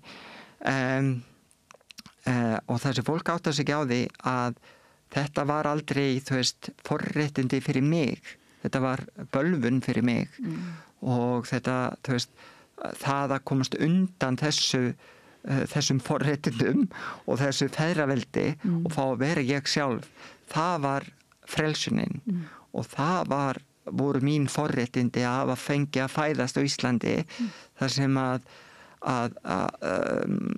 á endanum var mér mætt með skilningi og samúð og ég fekk að fara í gegnum ferlið og fekk að verða ég sjálf og fyrir það ég ævirendi þakklátt og transteiminu og samtökunum 78 og öðrum sem að hjálpuðu mér á þessari vegferð og og öllum vinkonum mínum og sískonunum sem að stuttu mig í gegnum tíðina ég var ekki hér án þeirra og Píeta samtökunum svo ég svona haldi áfram með þakkaræðuna en og sonum mínum því að þú veist þeir voru náttúrulega mín mesta stóð og stytta og þú veist það að þegar þeir byrjuðu að kalla mig mömmu þú veist gleðin ólýsanleg þegar barnið þú veist kynjaði rétt og kallaði mömmu og ég get alveg sagt að ég margfaldsinnum betri mamma en ég var nokkuð tíman sem pabbi og og ég svo miklu sáttari og hamingjusamari í eigin skinni heldur en ég var nokkuð tíman þegar mér var úthlutað þessu forréttindum þannig að ég get sagt það og kannski þess vegna hatar feðraveldið transkonur ég get sagt það að þessi svokölluðu forréttindi eru rauninni bölvun sem að kaffara og eitra fyrir okkur öllum þú veist 99% mannkyns þar með kallmönnum tali líka það bara 1% sem að græða á þessu og þar með sagt tengingin þú veist á milli baráttu transkvenna baráttu allara kvenna stéttabaráttu mannréttindabaráttu og þú veist þessari endalausu baráttu fyrir því að við öll sama hvað við erum að gera að við hættum að berjast innbyrðis sérstaklega kvennastéttir og að við öll getum lifað af því að vinna eina vinnu og lifa mannsamandi lífi á því að gera það sem að hjarta okkur stendur næst. Hlusta á börnin okkur og þurfu ekki að segja sannaðu það þegar börnin segast að voru fyrir ofbeldi. En hvar getum við séð myndina sem við höfum ekki séðan, Ljósvíkingar? Ljósvíkingar eru á þessum bottum, það er að segja leigumiðlunum, Símans og Vodafone, Stöð 2 og þar er hægt að leigja hana. Og ég veit ekki, það gæti verið hún sé líka á Bíóparadísleigunni, á þess ég veiti það. En það er náttúrulega hægt að stilla hana þannig að hún er með enskum texta, hún er ekki með ensku tali. Hún var bara tekin upp á íslensku. Og þannig að ég bara mæli með að öll horfið á þessa mynd vegna þess að þú veist, hún svarar svo mörgu. En umfram allt þá svarar hún því að þú veist, það bara skiptir ekki drull máli. Þú veist, hvort að þú sópar gólf eða þú ert kongur eða drottning og hvað þú gerir, hver þú ert, hvort þú ert trans eða sís, fötluð, ófötluð, lituð eða hvít eða gagginhneigð eða hinsegin. Það skiptir bara öllu máli að geta hort á sjálft sig í speglinum og spurt sig, er ég gott fólk? Og ef þú getur svarað já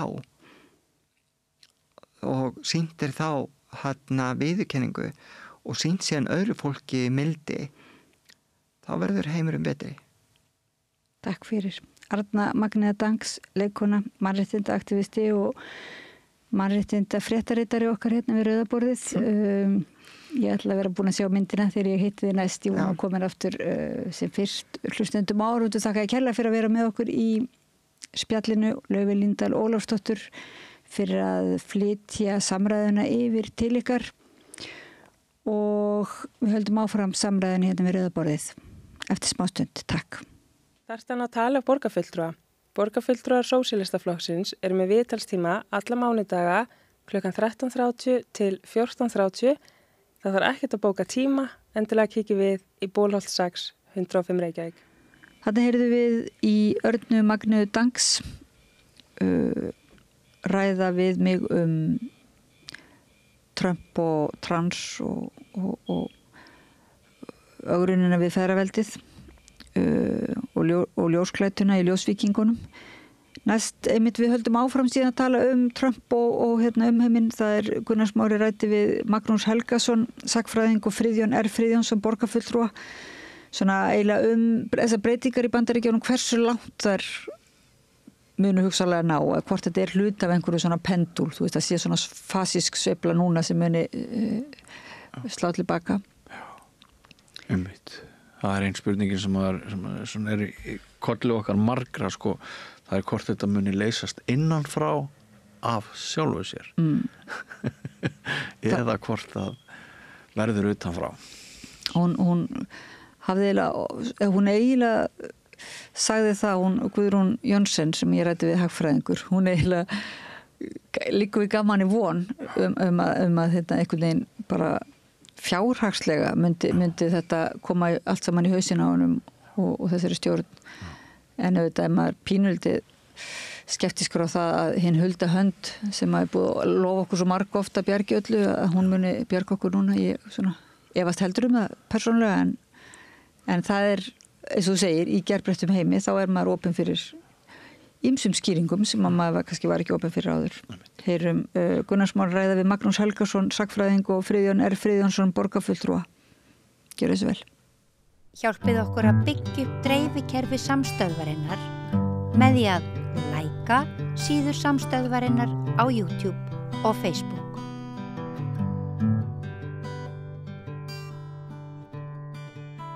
Þá er komið að föstu lið hérna við Rauðaborðið, það er að ræða Trump. Við erum alltaf að reyna að skilja hvaða áhrif hann hefur. Við höfum mikið rætt áhrif hans á öryggismál Evrópu og íslenska öryggisstefnu og heimsmálin, en okkur langar núna aðeins að horfa til hvaða áhrif Trump hefur haft á bandarískt samfélag og hvaða áhrif hann getur haft og hingar eru komnir miklir áhuga mennum bandarísk stjórnmál, Friðjón Friðjónsson borgarfulltrúi og Magnús Helgason sakfræðingur. Við erum velkomnir.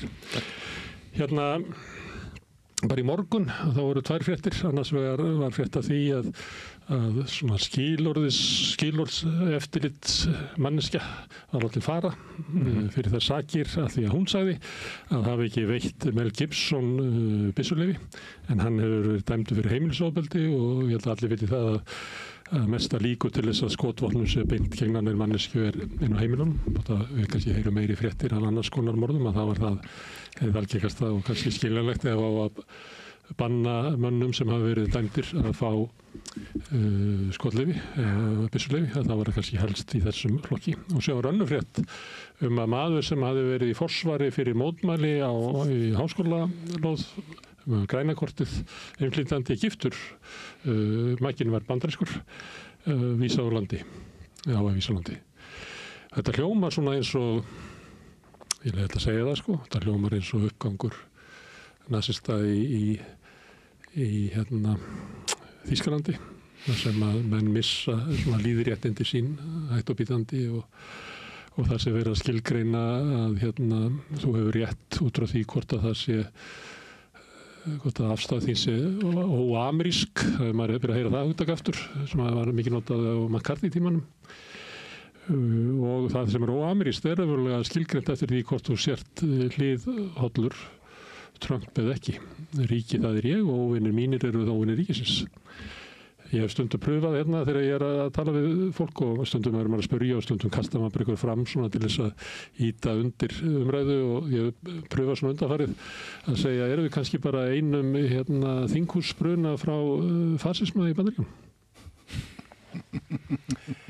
Já, þetta eru stór spurningar. Já. Við erum þar. 7. janúar var gerð tilraun til þess að kveiki þinghúsinu getur við sagt. Þannig það er nú eitt sem er áhugavert. Sagan alltaf endur tekur sig aldrei akkurat. En það er alveg ljóst að ég held að það sé flestir sem þekkja sögu millistríðsárið í Evrópu heyri og sjáu svona ákveðna tóna. Það er bergmál. Já, og það er svona samhljóm hljómar eins og andu nasista á svona frjálslindi væma lífðisins. Já, það eru Já, og það er í heimsmálunum svona óvissa, það er upplaust einhvern veginn viðtekina gilda og kerfa og allt þetta og það þinghúsbruni og segir 7. janúar, hvað var það annað en einhvers konar svona þinghúsbruna moment. Hvernig þetta allt sem hann endar, það er svo kannski er óþarfi það er ósnemmt að ræða það núna hvernig þetta endar, því við vitum ekki hvernig þetta endar og millistríðsárin endur mismönd eftir hvar maður var í heiminum. Þannig að millistríðsárin eru bæði tímabil uppgangs nasisma, þau eru líka tilurð velferðarkerfisins á Norðurlöndunum. Og í svona krísu eins og Bandaríkin eru að ganga gegnum í dag, augljóslega, að þá er óvíst það hvað kemur út úr henni, en það er alveg klárt mál að repúblikanar telja sig að þeir sem styðja Trump telja sig vita hvað komið út úr þessu og þeir eru að búa til þá Ameríku og það er kannski ýmislegt við þá Ameríku sem mönnum finnst líkjast óþægilega mikið því sem þið sjá millistríðsárunum í Evrópu. Hvort að það síðan verður og augljóslega menn endurskapa ekki fortíðina heldur búa til eitthvað nýtt, þannig að hvernig hinn trumpíska Ameríka mun líta út er svolítið erfitt að segja. En það er ekki sammála við Magnús að ástandið er þannig núna að því að hver nútími er óléttur á mörgum framtíðum og við erum alltaf með svona í huga svona hvert þróunin getur leitt. Nú erum við komin í þá stöðu að við verðum líklega bara að víkka hugmyndir okkar hvert þetta getur leitt. Jú, aftur, ég meina það sem var óhugsandi fyrir 2 árum er allt í norðu hugsandi. Það er það sem er merkilt finnst mér við þessa stundum. Ég held að við allir sem erum að fylgjast með bandarískum stjórnmálum og höfum verið að fylgjast með bandarískum stjórnmálum í einhver tíma séu sammála það að það var greiðlega mikið við bandarísk stjórnmál sem að gati einhvern veginn tekið sem vissu. Maður vissi svolítið hvernig svona hluti spilast út, svona hafaði spilast út, svona virka hlutin í Ameríku. En það er ekki lengur. Þannig að þess vegna að spá fyrir framtíðina byggt á fortíðinni er núna dálítið erfitt af því að það er búið að svo mikið af þeim reglum sem giltu hefur Trump sannað að gilda ekki lengur eða þá að hann hefur með einhverjum hætti afnumið þær, getur við sagt.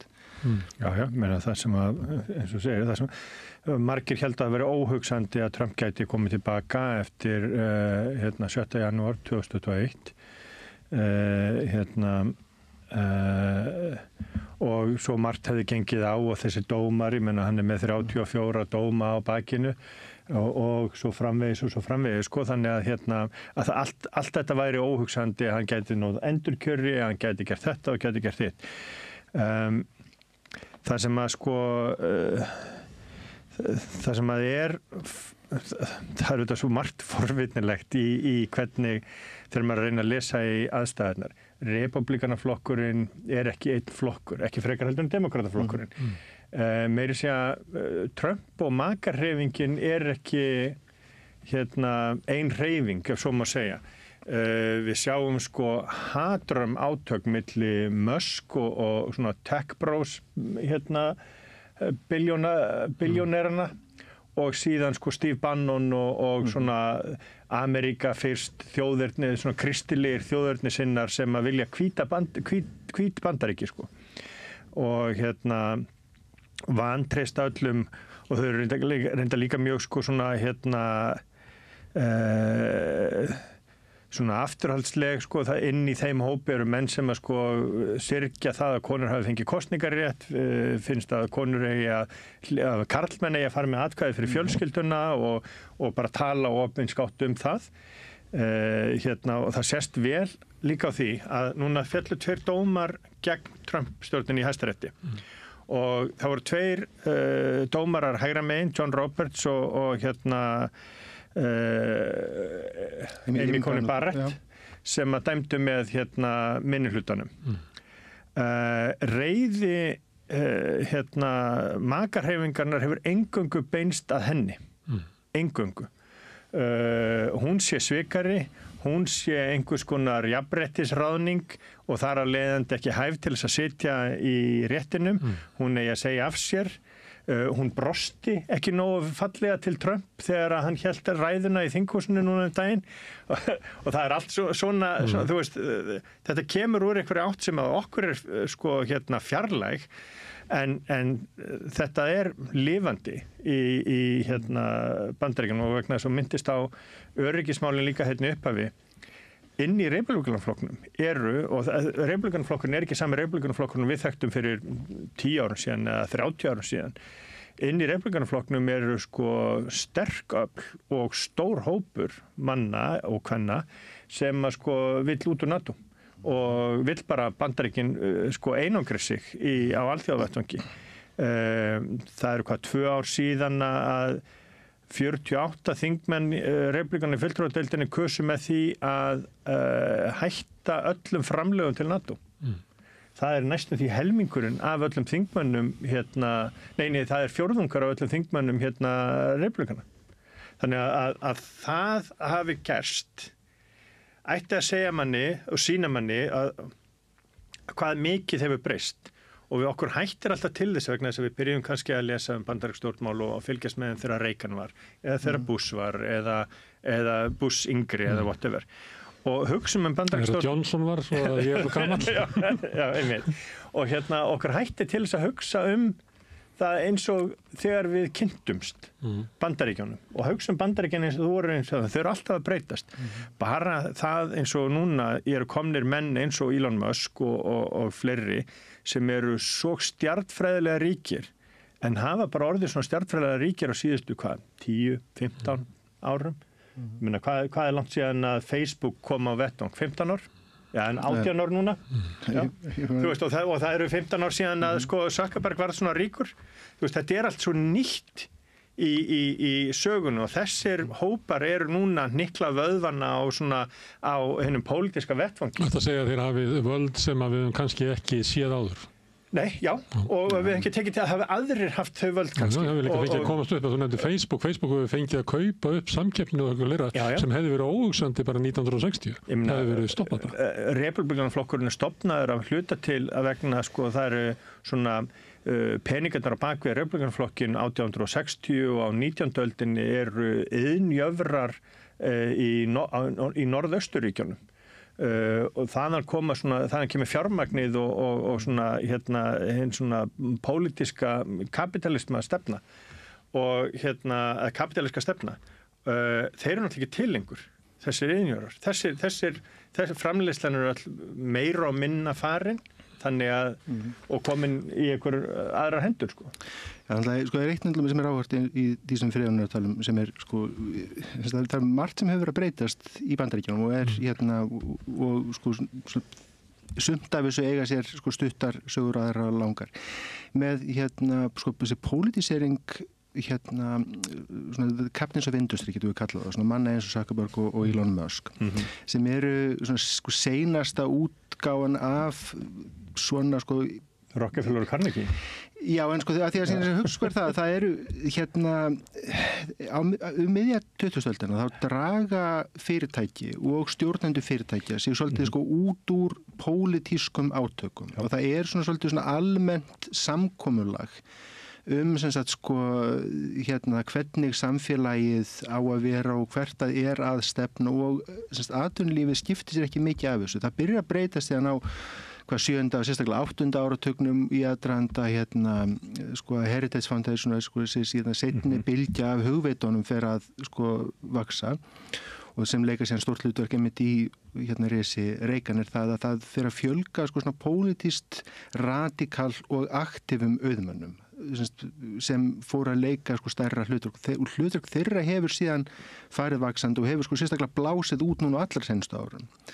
Og þannig að það þessi kókbræðurnir voru svona dæmi þetta í upphafi þessar aldar, fyrirferðamiklir auðmenn sem eru að fjármagna róttækar hreyfingar á hægri vægnum og það hefur ekki verið sambærilegar hreyfingar vinstri með. Þannig að vinstrið hefur notið góðs af legacy funds frá þessum auðmennum 19. aldar en er Rockefeller Foundation og þarfningotin sem fjármagna svona liberal og frjálslynd og vinstri sinnuð málefni og hreyfingar. Vinstri sinnar og bandaríska mælikvarða.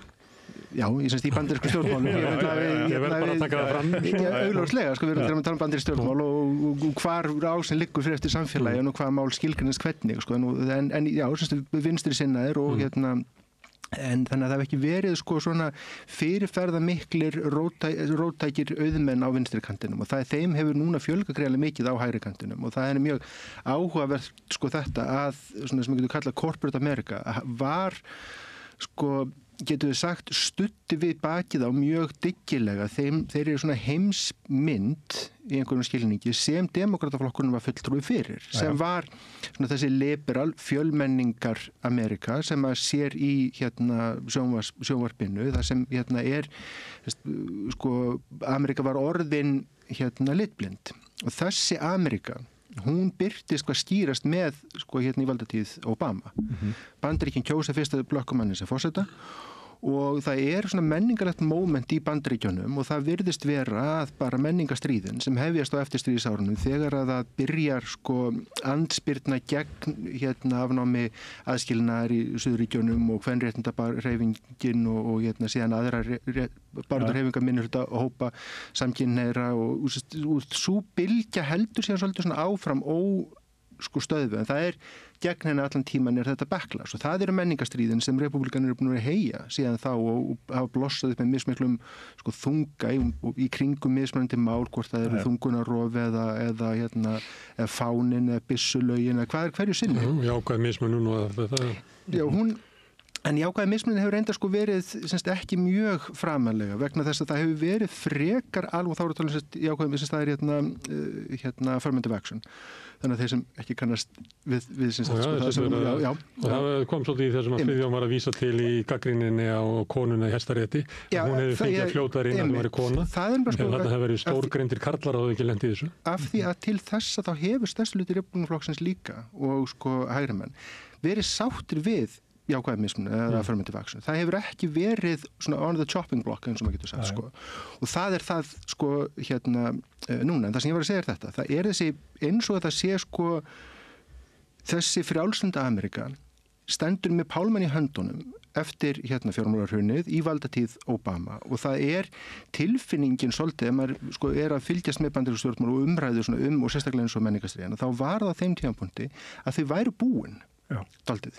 Það er hægrið er búið að tapa þessum menningarstríðum Amerika 7. áratugarins, þar sem sko pappi vann úti og kom heim og allir hlýttu honum og kona var að taka tilbúin með martini og matinn úr ofninum og krakkarnir og allt þetta sko. Svartir þekktu sín sessi í samfélaginu. Já, voru ekki að yppa gogg og eitthvað sko, hlutinu voru svona svolítið sko, þessi Amerika, hún var búin og hún myndi aldrei koma aftur og þetta var svona kjarnin í Obama-árunum var þessi tilfinning dálítið mikið og svo kemur Trump, sigrar Hillary Clinton og flestir á vinstri kantinum upplifðu það sem einhvers konar sko, þetta bara flúk, þetta einhvers konar það eitthvað sem fór úrskeiðis og svo fer af stað svona eldingarleiku hvað fór úrskeiðis og menn hengja sig á nú það var þetta eða það var út af þessu. Heimsótt ekki Michigan, kostningastjórinn var alltaf ungur. Já, eða rússar voru blandað sér í kostningarnar og það getur verið að þessi allt saman rétt sko.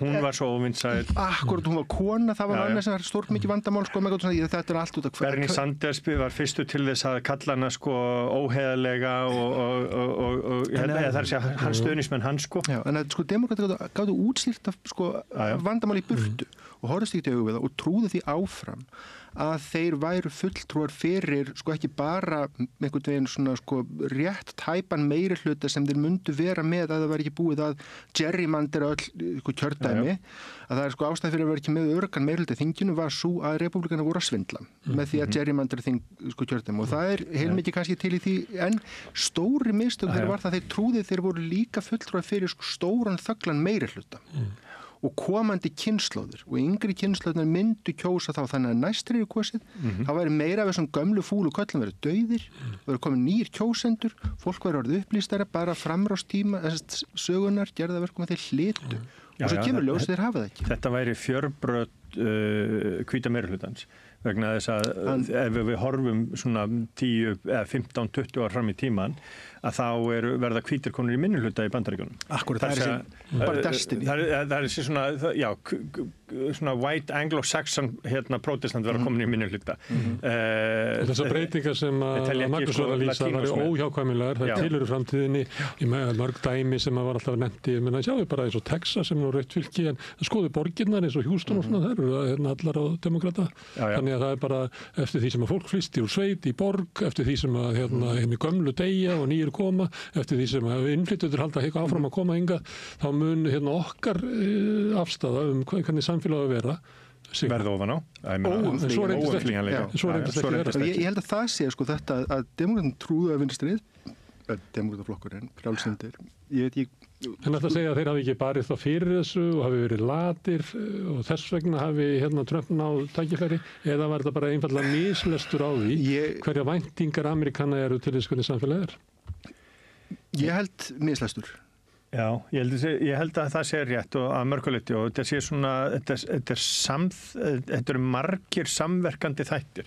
Þetta er það að raunlaun hafði ekki hækkað og svona og hvít lágstjætt hafði bara ekki fengið kjarabætur nema í gegnum tilboð hjá Walmart í 20 eitthvað ár. Lífslíkur þeirra hafa lækkað sko. Lífslíkur lækkað og ópíóðafaraldurinn og fentanylfaraldurinn og allt þetta hefur bara Riðbeltin haldi áfram að riðga. Já, og verið skelfilegt.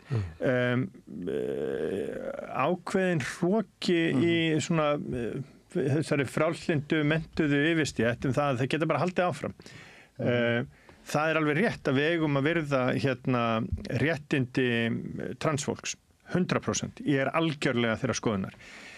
En það var augljóslega mjög erfitt fyrir mjög marga að kyngja að hleypa transkrökkum í íþróttir. Þetta er 0,00% af krökkum í menntaskólum í Bandaríkjunum sem eru í þessari stöðu. En þetta er blásið upp eins og þetta sé stórkostlegt vandamál að einhverju strákar sem eru konur sem voru, stúlkur sem voru strákar og eru trans, að þær séu að misnota aðstöðu sína til þess að komast á verðlaunapalla. Þetta er ekki stórkostlegt vandamál, en þetta er gert í fjölmiðlum og sérstaklega fjölmiðlum svona eins ýkta hægris sem eitthvað stórkostlegt vandamál.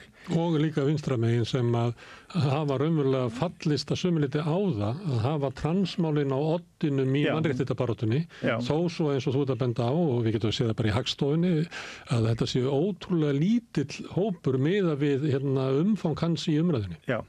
Já, og og þú veist, og ég held að það sé ákveðin mislestur, síðan sveiflast pendullin alltaf með einhverjum hætti. Hann gerir það, sko. Ég held að sko, það er líka eitt eins og sko, það sem ég held að sé kannski mikilvægast í þessari umræðu. Sko, þannig að líka við sko, séum ekki að stöðu að ræða einhvern veginn transmál. Það sem skiptir máli og sem þau eru sko, hluti af. Og sko, ég held að sko, partur af vandamálum í Bandaríkjunum er þetta, að það er verið að rífast hluti sem snerta á endanum fyrir sko, það fólk sem þau snerta vissulega gríðarlega mikilvæg. En eru ekki stóru málin í sko, stóra samhenginu sem eru vaxandi misskipting, fátækt, raunveruleg vandamál sem snerta ekki bara einhver sko örfá prómil eða fáum prósent heldur 90%. Það byrtist áhugaverð könnun, það byrtist áhugaverð könnun í New York Times núna í febrúar. Það sem var farið eftir á og skoða sko, hvað fólk, hvaða mál fannst fólk vera mikilvægast.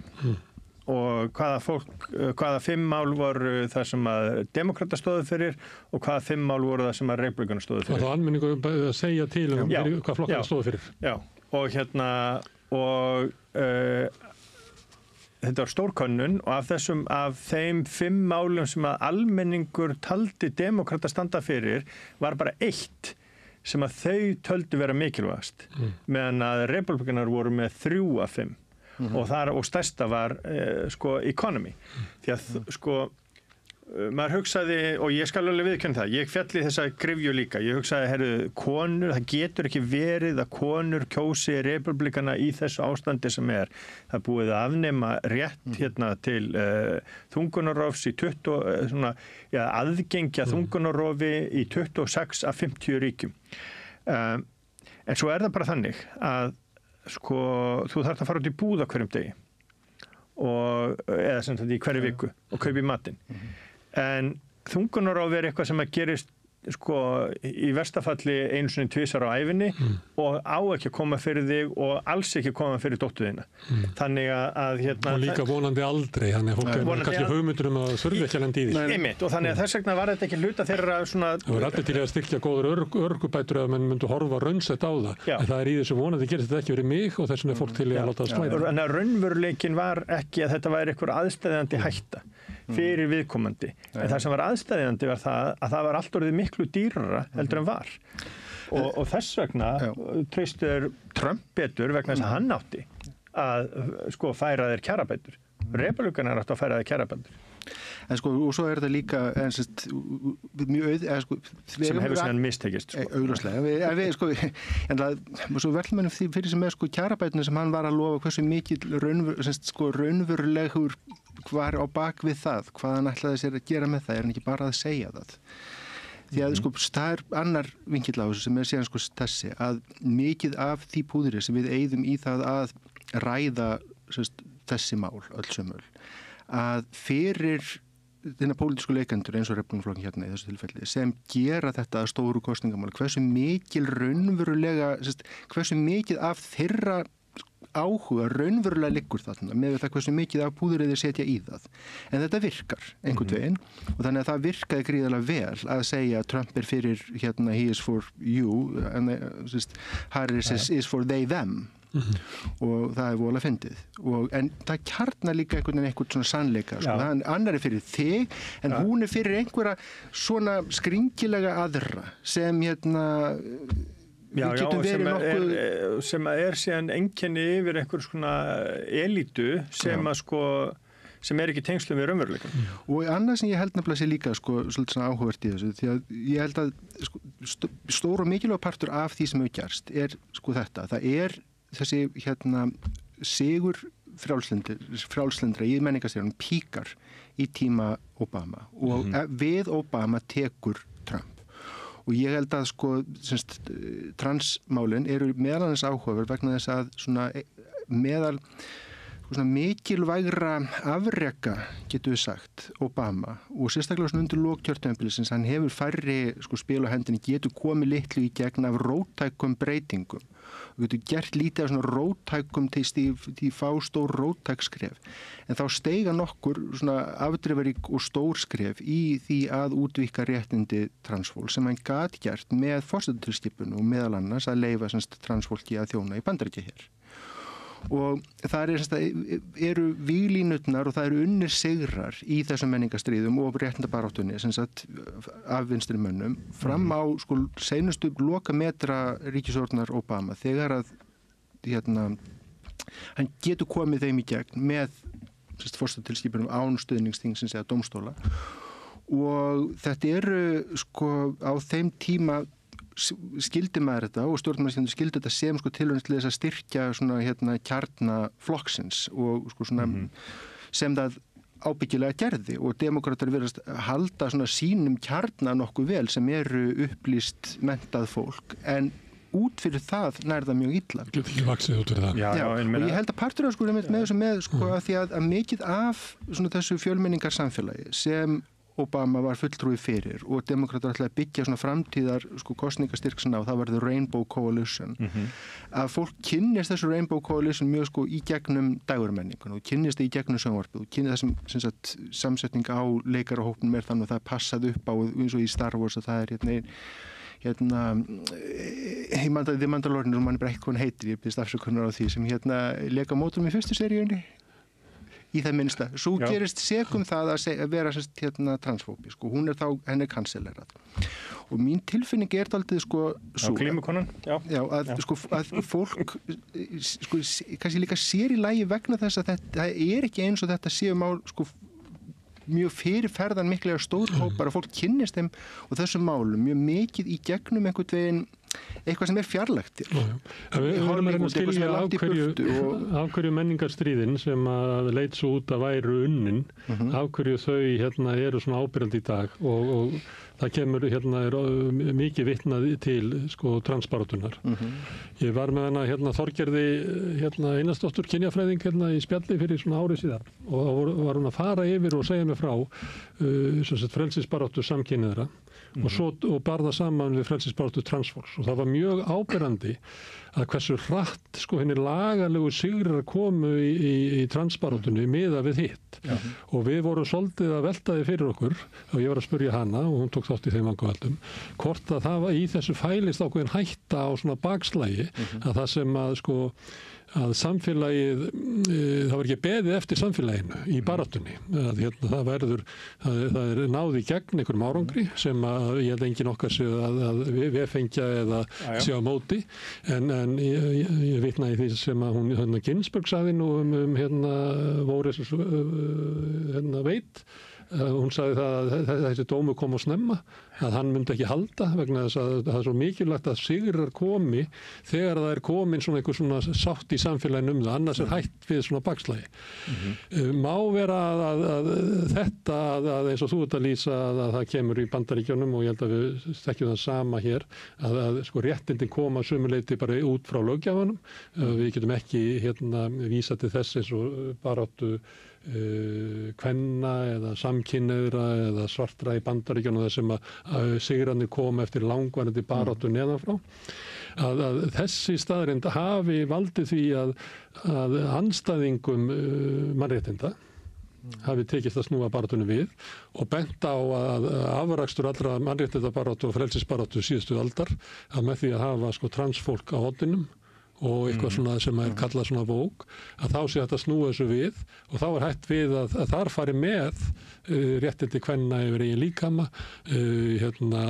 staða svartra og viðurkenninga á því að hópar sem hefur verið haldið niðri eða ekki haft sama framgang í samfélaginu svo áður var að hann er allt í einu lokaður allt í einu er hætt að snúa við það sem að fyrir bara örfáum árum var litið sem bara fullnaða sigur. Já, ég meina bæði Clarence Thomas og Samuel Alito hafa svona nefnt að það eru ýmis réttindi sem voru leitt síðan af Roe v. Wade dómnum séu í hættu.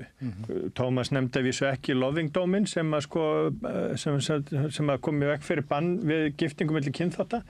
vegna þess að það hefði snert hann sjálfan, en allt annað var undir.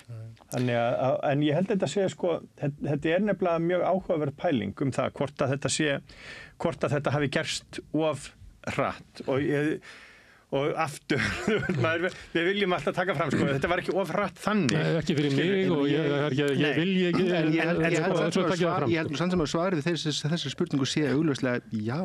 Niðurstaða kosningarna segir okkur það. Það ekkert flóknar en það. Og það sem að segir okkur líka, sko, það annað sem í þessu það, að þessi, sko, að mat demokrata það að þeir hefðu alltaf sko 90% svartra kjósenda með sér. Þeir hefðu alltaf 60%, 65% ríflega latínos með sér.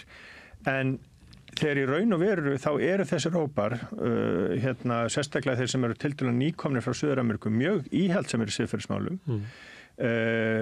Svartir og sérstaklega svartir karlmenn eru mjög íhaldsamir þegar kemur réttindum samkynhneigðra og transfólks.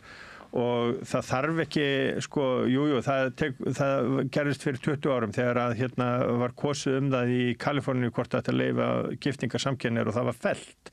Og þá voru það, sko, það voru mormónar og svörtu kirkjurnar sem að, sko, mobiliseruðu gegn proposition núna manni ekki númeraðunni, hvað hann var 8 eða 20 eða whatever, sko. En þetta þetta bara á við Afríku og það mikil andstæða við samkynhneigð í Afríku. Miklu ríkar heldur en að ég bara flesti gerir sig grein fyrir. Ég held, sko, það sem spennandi í þessu, held ég, sko, ég held að það sé alveg augljóst mál að það ekki, sko, það ekki meiri hluti, skulum við segja, fyrir þeim hugmyndum sem demokratar eru og sem frjálsindi í Bandaríkjunum hafa hvernig samfélagið lít út. Samfélagið eins og það leit út svona utan frá séð og í hugum frjálsindi Bandaríkjumanna í tíð Obama og það samfélagið, sko, sem það var að verða, það samfélag naut ekki meirihluta fylgis. Og það kom í ljós, eða í það minnsta, og það það sem mikilvægara vegna þess að ég held nefnilega, sko, þetta ekki bara spurningu, sko, meirihluta eða minnihluta vegna þess að þá eru að tala um 51 eða 2 og því að, sko, Trump vinnur kosningarnir ekki með einhverjum yfirgnæfandi meirihluta en hann með meirihluta. Það sem mikilvægt í því það að demokratarnir og frjálslyndi Bandaríkjamenn trúðu því að þeir væru fulltrúar sögunnar og það væri óumflýjanleiki í því sem þeir væri að tala fyrir. Og það þessi óumflýjanleiki í svona ástandi eða, sko, heimsmálana, þessi óumflýjanleiki það hvernig heimurinn og bandarískt samfélag og bandarískt, sko, stjórnkerfi, bandarísk menning, hvernig allt saman virkar. Og það sé stefni, sko, allt í alveg eina átt og það sé að við erum fulltrúar þess. Það mætti flytja yfir á, sko, utanríkisstefnu Bandaríkjanna svona fram að Trump sem var það að það hlyti að vera þannig að öll samfélagi í heiminum yrðu eins og við og hægt og bítandi yrði þá uppreist í viðkomandi löndum sem myndi leiða að allir yrði eins og við. Það veröldin sem að Trump yfirgefa núna og segja, það eru líklega bara nokkur stórveldi þarna. Það getur verið að þau séu með alls konar stjórnkerfi og við verðum bara að semja þau sem eitt af stórveldunum. Fyrsta dæmi, sko, fyrsta sönnunin á því að þessi óumflýjanleiki, að hann gilt ekki, það Íraksstríðinu. En þessi óumflýjanleikin þar það einhvern, við förum þarna inn og innleiðum bara lýðræði og það mun bara vegna innri yfirburða sinna, mun markaðs einhvern skipulag þegar við afnemum einhvern veginn eftirlit og hleypum bara the animal spirits frjálsum og leifum fólki bara, að þá mun samfélagi verða prosperous, frjálslynt og gott og afleiðingin það kemur bara kaos. Og þannig að óumflýjanleikin í alþjóðamálum, hann hefur verið deginum, sko, ljósar það var rangt í allan tíma og það ekki fyrir en síðan, sko, hins vegar 2016 með Trump sem það kemur í ljós að þessi óumflýjanleiki líka, hann rangur þegar við lítum til Bandaríkjanna. Að Bandaríkin eru ekki stöðugt einhvern veginn unstoppably að stefna í átt að þessu rainbow samfélagi sem Obama fulltrúi fyrir og það er ekki fyrir núna sem bandarískir vinstrimenn eru að horfast í augu við það er tilfellið, vegna þess að þeir trúði því að Trump hefði unnið fyrir einhver misskilning, þannig að ef við myndum bara einhvern veginn bara rísa, þeir þyrftu þess vegna raunverulega ekki að gera neitt eitthvað róttækt, þeir þyrftu ekki að endurskoða sjálfa sig, þeir þyrftu ekki að endurskoða hvert þeir var að stefna eða hvers konar samfélagi vildi búa til, vegna þess að þeirra samfélag væri frá náttúrunni hendi betra. Og þess vegna myndi Biden vinna þó hann færi aftur fram og Trump bara hlyti bara að tapa Svo við sigra Trump, það sem er síðan þannig að heimsmyndin sem demókratarnir hafa verið að tala fyrir og bandarískir frjálslyndir í Bandaríkjunum og svona frjálslyndir á Vesturlöndum almennt, sú heimsmynd hefur ekki með sama hætti pálmann í höndunum eins og hún taldi sig hafa. Hvað kemur í staðinn? Og ég held að Trump það er mjög erfitt fyrir okkur átt okkur á því hvað það er og það er eitt af því sem ég held að sé verkefni okkar nú næstu ár verður svolítið að reyna að skilja það. Það er einhvers konar ólíkarkía en það sem við fáum verður sama kaos sem við heldum við fengum í Miðausturlöndum bara núna í bandarískum innanríkismálum. Ekki með skilur nákvæmlega sömu formerkjum en sem það er bara kaos. Við vitum ekki hvað kemur út úr því. Þegar við horfum á síðustu 60, 80 eða 100 ári í bandarískri stjórnmálsögu þá er þetta svona að pendúlinn sveifla svona fram og tilbaka og sérstaklega síðustu 50 ár með forsetakosningar þegar við horfum á það kemur alltaf ykkur sem er næstum því omvend við þann sem var á undan og demokratar ég veit ekki hversu oft ég hortaði eitthvað niðurstöður eitthvað kosning og hugsa nú komin bara eitthvað varanlegur meirihluti demokrata eða nú komin eitthvað varanlegur meirihluti republikana og svo líða 2 ár og það gerist eitthvað. Ég held 2006 að þetta væri bara að demokratar væri komnir í stórkostleg vandræði. 2004 segi ég. Síðan kemur bara Obama fram. Og er þetta fenómen sem hann er. En vandi demokrata sem mér sýnist núna vera er að hann, það gæti verið að það komi fram einhver leiðtogi sem getur unnið næstu forsetakosningar og maður sér alveg Josh Shapiro getur alveg talað þannig, Gavin Newsom er svona Clinton-nest sjarmatröll þó hann sé frá Ég ætla að veða Tim Walz, hann er að gera sig það er áhugavert, hann er búið til það er bara einhver gömul Minnesota fantasía hjá þér. Nei, ég held til dæmis að Tim Walz eigi meiri möguleika en Gavin Newsom. Já, kannski, en bara þú veist, það er bara mér er svo gaman að fylgjast með Newsom vegna þess að hann er svo mikið bergmál af Clinton að því lindum til að hann er sakalega sjarmerandi. Það er fullt af flottum konum þarna líka, en vandi demokrata er síðan þessi. Þeir eru að halda kjósa sér nýjan formann DNC, eða sem sagt flokksins. Og loftslags aðgerða sinna ryðjast inn á fundin sem er í beinni útsendingu á netinu og stoppa hann í hálftíma vegna þess að demokratar eru ekki nógu traustir í loftslagsaðgerðum eða í loftslagsmálum og hæfileiki demokrata til þess að skjóta sig í fótinn þrátt fyrir hættu sem er fyrir fram að þá er einstakur. Þannig að það sem að ég þegar maður er að horfa á sviðið einhvern veginn og bara eins og ákvarðanir Biden voru hann ákvað að velja hann lofaði að velja svarta konu sem varaforseta og það var ákveðið svona innanflokksmál fyrir hann. Hann lofaði líka að verða svona transitional forseti, hann myndi bara vera og gaf það mjög sterklega í skyn, hann yrði bara í 1 kjörtímabil. Hann stóð ekki við það. Þannig að Kamala Harris þó að hún sé impressive og kona mjög mörgu leyti og þú verður ekki öldungadeilda þingmaður fyrir Kaliforníu og dómsmálaráðherra Kaliforníu verandi eitthvað kjáni. Það er langt í frá.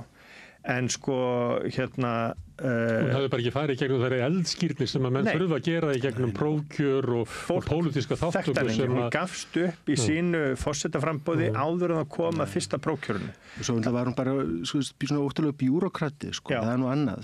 Demokratarnir hafa tölvöld mikið af capable bjúrokratum en ekki það virðast republikanar hafa mjög lítið af capable bjúrokratum. Ég er ekki við, ef að Biden hefði staðið við loforðið að vera bara 1 kjörtímabil þá ég ekki vissum að við værum með þessari stöðu sem við hefum fengið svona eðlilegar forkostningar við hefum fengið eitthvað hvítan kallmanns í frambóð sko og það hefði verið erfiðar að dímonisera viðkomandi sem sko eitthvað fyrir sko hvíta kjósendur sem eru samt ennþá í meirihluta í Bandaríkjunum sem einhvers konar ofver. En nú erum við að tala að það eru nokkur hlutir sko. Þú byrjaði fyrir hann sem eitt af þessum mikilvægu punktu finnst mér við bandarísk stjórnmál hefur verið talum tíma það við erum búin að vera sem að fylgjast með þessu stöðugt að horfa á þetta hlýtur að vera the great realigning moment og það sko þeir sem fylgjast með þessu stjórnmálum frá aldamótum hafa bæði sko séð þetta og verið sagt þetta síðan af bæði stjórnmálunum úti sem eru að telja sig vera að sko einhvern veginn engineera þetta realignment að búa til varanlegan meiri hluta republikanaflokksins eða varanlegan meiri hluta demokrataflokksins og það stöðun og aldrei hefur þetta materialisast. Við erum búin að vera sko frá því að Reagan kemur inn og reisir stóra tjaldið og býr til leggur svona grunninn að nokkuð sko varanlegri svona forystu repúblikanaflokksins og endur heimtur hennar frá demókrötum sem hefðu haft hann á eftir stríðsárunum að bíða eftir einhvern veginn næsta skrefi í þessu realignment og þau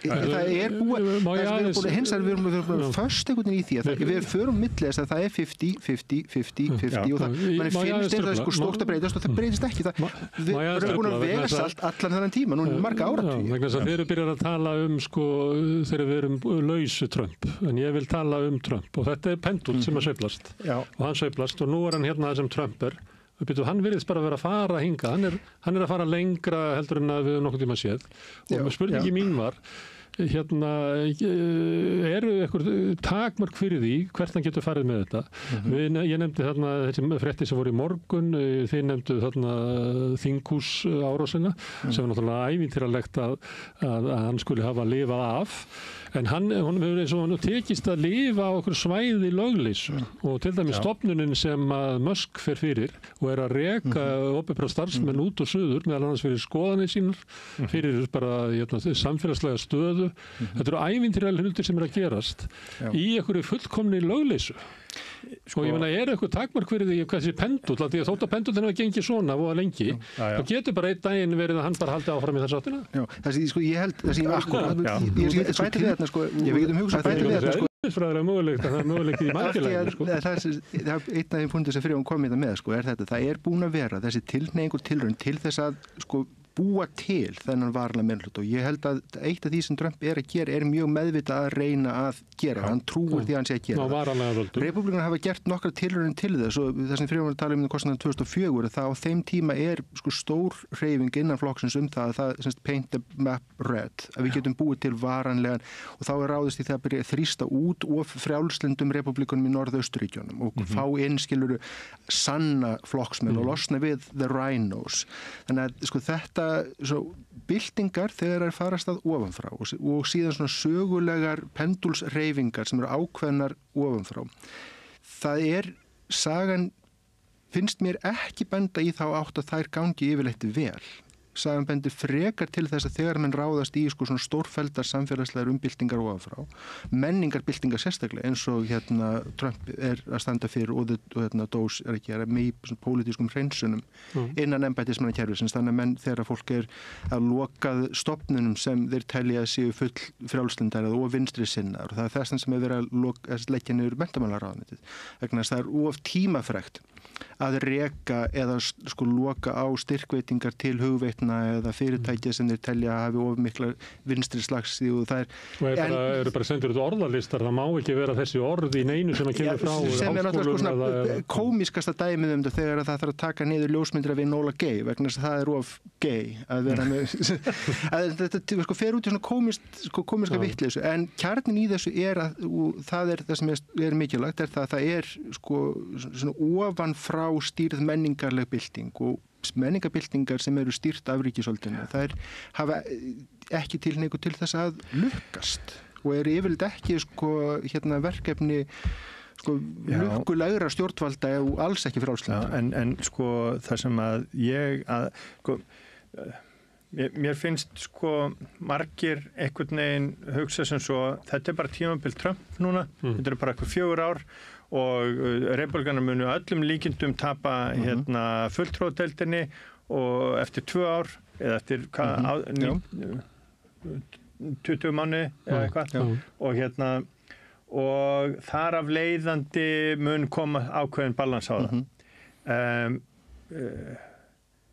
Ég bara ekki alveg viss vegna þess að mér finnst hann bæði vera að færa republikanaflokkin, sko mér finnst hann vera að gerbreyta republikanaflokknum frá því að vera flokkur frjálsra viðskipta og flokkur svona ákveðinar alþjóðahyggju í það að vera tollaflokkur og einangrunarsinnaður flokkur.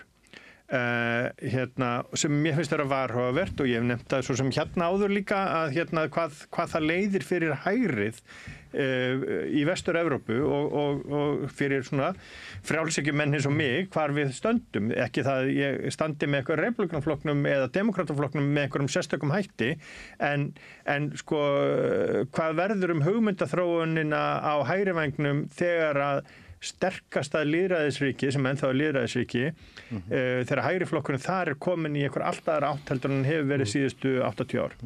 Og hvað verður evrópska vinstri þegar að vinstri í Bandaríkjunum hauslaust og hleypur í hringi og hefur ekkert að einhvern veginn engin svör við þegar þráttur alltaf þá sko hafa hugmyndirnar mikið til og svona sko komið ekki bara frá Bandaríkjunum en það verða til í hugveitum og háskólum og svo framvegis og en sko það sem ég óttast bara að republikanflokkurinn breytist í þennan einangrunarsinnaðar þennan flokk sem að og við höldum áfram í einhvers konar 50-50 þannig að sko við verðum sko Ísland verði standi frammi fyrir því að helsti bandamaður í öryggis- og varnarmálum síðustu 80 árin sé þessi 4 árin einangrunarsinnaður og vilji og það sé ekki hægt að treysta á hann með neinum hætti og næstu 4 árin þá er hann komin aftur og þá getum við aftur farið að stunda viðskipti og stóla á viðkomandi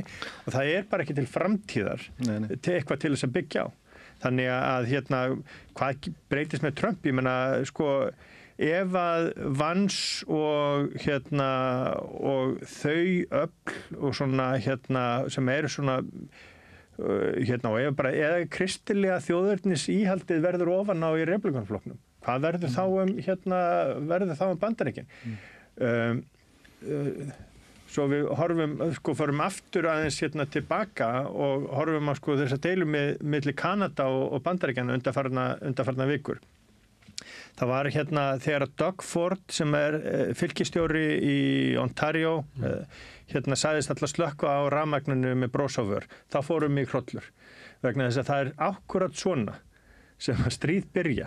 Það er nákvæmlega svona að einhver lítill kall, einhver staðar í einhver ríki segir, ég ætla bara að slökkva á rafmagninu, ég ætla að sýna ég er stór kall eins og Trump.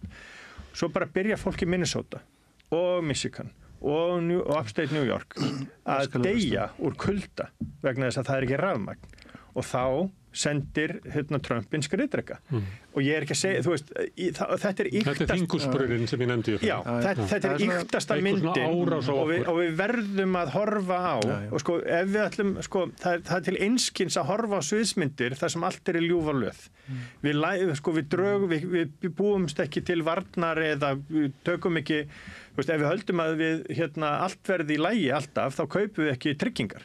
Þannig að, og þetta er ekki einslag fyrir tryggingafélögin en þú veist, við verðum að gera ráð fyrir einhvers konar sviðsmyndum þar sem allt fer á versta veg og ef við hugsum þessa leið ekki, hvað ætlum við að gera? Hvað ætlum við að gera ef að Trump notar Ísland til þess að gera eitthvað á Grænlandi? Þú veist, það er pælis. En þetta er eiginlega hennar með þingusbrunan. Við getum verið að ímynda okkur 11. september. Og ef það gerist það er bara eitthvað svona þessi pendull ykkar. Svo allt í einu fá stjórnvöld bara 90% approval. Það er bara öll þjóðin saminuð, gerð þú bara það sem þú vilt til þess að tryggja öryggi okkar. Ef að slíkt ástand verður til í ríkisstjórn Trump, þá er það sem ég kalla þingurspyrun. Þá allt í einu fær léttfasísk stjórnvöld tækifæri til þess að stroka út lýðréttindi fólks eins og Bussa mörguleiti gerði. Hlusti ekki að Hæstarétt. Það er bara... Ég held að þú nefnir 9/11, þá er líka gott að muna eftir það er önnur svona óvænt, allan 2 aðrir óvæntir stóru atburðir sem eiga sér stað í valdatíma Bush yngri og það er Katarína og svo er það náttúrulega fjármálahrun 2008. Þannig að óvæntir atburðir, þeir koma og þeir breyta sögunni og það er nú eitt af því sem sagan kennir okkur. Þannig að tilraunir manna til... COVID með Trump. Já, akkurat. Tilraunir manna til þess að engineera einhvern veginn framtíðina með því að ákveða það nú er pendulinn að fara að sveiflast þess áttu ég ætla að láta hann gera það. Það er sagan oft, annarkvort getur gert það auðveldara eða vinnur á móti því. Atburður eins og 9/11 gæti náttúrulega augljóslega hjálpað Trump og ef eitthvað slíkt gerist og hann spilar rétt úr því og það einhvern veginn vinnur ekkert á mótunum þá getur við verið einum þingumsbruna frá þriðríkinu en það getur líka katastrófurnar sem hann kallar fram eða sem skella á honum geta verið annars eðlis og geta grafið undan honum og það sem Friður nefnir líka er þetta með reglurnar bandarískar eina af stóru og mikilvæga reglunum sem er lögmálun sem að lærir bandarísk stjórnmál er það að í miðkjörtímabilskosningunum og eftir forsetakosningum að þá tapar flokkur forsetans. Þetta bara vitum við. Og í næstu forsetakosningum næstu miðkjörtímabilskosningum að þá mun með samkvæmt þessari reglu Trump missa meirihlutann í þinginu og þá fá demókratar tækifæri til þess að stöðva róttækustu málefni hans og þarfandu göttunum. Og það er svona allt Hvað ef hann hunsar það? Hvað ef hann hunsar það? Þá eru komin stjórnarskrárkrísu. En svo er líka bara búið með 50 daga og hann ætlar að nota alla þess að nú er 20 mánuðir eftir að til þess að vinna. Hann ætlar að nota það vel. Já. Þannig að það er núna manngerð katastrófa í gangi í Bandaríkjunum vegna þess að hlutabréfamarkaðurinn er í frjálsafalli út af þessu galna tollastríði Trump. Það er einn af þeim hlutum sem að mun þurfa að horfast í augu við efnahagsmálin. Egg eru orðin fáránlega dýr, bensín er orðið fáránlega dýrt og hann er að reyna að kenna Biden-stjórninni þetta allt saman en svo gengur það bara svo og svo. Óánægja í almennings er orðin mjög mikil. En í fyrsta skipti á síðan að hann kemur fyrst inn í Hvíta-húsið, hann approval ratings á hvernig hann stjórnar efnahagsmálum er lægsta sem það hefur nokkur sinni verið. Já. Þannig að þetta hefur alltaf verið hans mesti styrkleiki og repúblíkana almennt er það einhvern veginn fólk trúir því að þeir muni stýra efnahagsmálum betur. Já. En hann er miklu meiri stuðnings í Bandaríkjunum heldur en til dæmis Keir Starmer í Bretlandi eða Macron í Fraklandi. Það er bara ekki hægt að líka því saman. Þetta eru menn sem eru kannski með 60% þjóðarinn á baku sig. En mér finnst þetta tollamál og eins og ástandi er núna á hlutabréfamörkuðum og bara þessi óreiða vera næstu því svona Liz Truss moment að hann er bara kemur inn með einhverju svona það ætlar að gera eitthvað eftir einhverjum 19. aldar hugmyndum það hvernig heimurinn virkar og markaðurinn hafnar því og hann er umkringdu mönnum sem að skilja ekki ég meina Howard Lutnick sem er viðskiptaráðherra nefnir það bæði sem segir að söluskattur í Kanada og virðisaukaskattur í Evrópu sé verndatollar vegna þess að þeir skilja ekki, þeir vita ekki hvað söluskattur á þjóð sem næri yfir all landið hvað það er og þeir telja að þetta sé og þannig að þeir eru með umkringdur fólki sem að hreinlega skilur ekki og er bara, það er margir sem halda hans að tefla einhverja fjórðuvít eða skák en þegar maður horfið samt sem maður á þetta þá er þetta bara eitthvað random rugl og geðveiki. Það er það sem ég held að eitt af því sem stendur upp úr með Trump er það að því betur sem að fylgjast með honum þá meikar þetta raunverulega minni sens. Já. Og það er auðvelt að standa þess tilbaka, píra augun og horfa sumt af þessu ímynda sér að þetta hér hlýtur að vera eitthvað stórfengleg strategi að hann sé að reyna að countera Kína eða það er eitthvað svona að tryggja sér einhver þegar maður síðan þá er þetta einhvern veginn allt svona hálf marklaust, kaotíst og virðist fyrst og fremst einkennast bara af draum, sín og óskhyggju og bara vitleys. En svo gerist eitthvað eins og þú veist meikar ekki sens.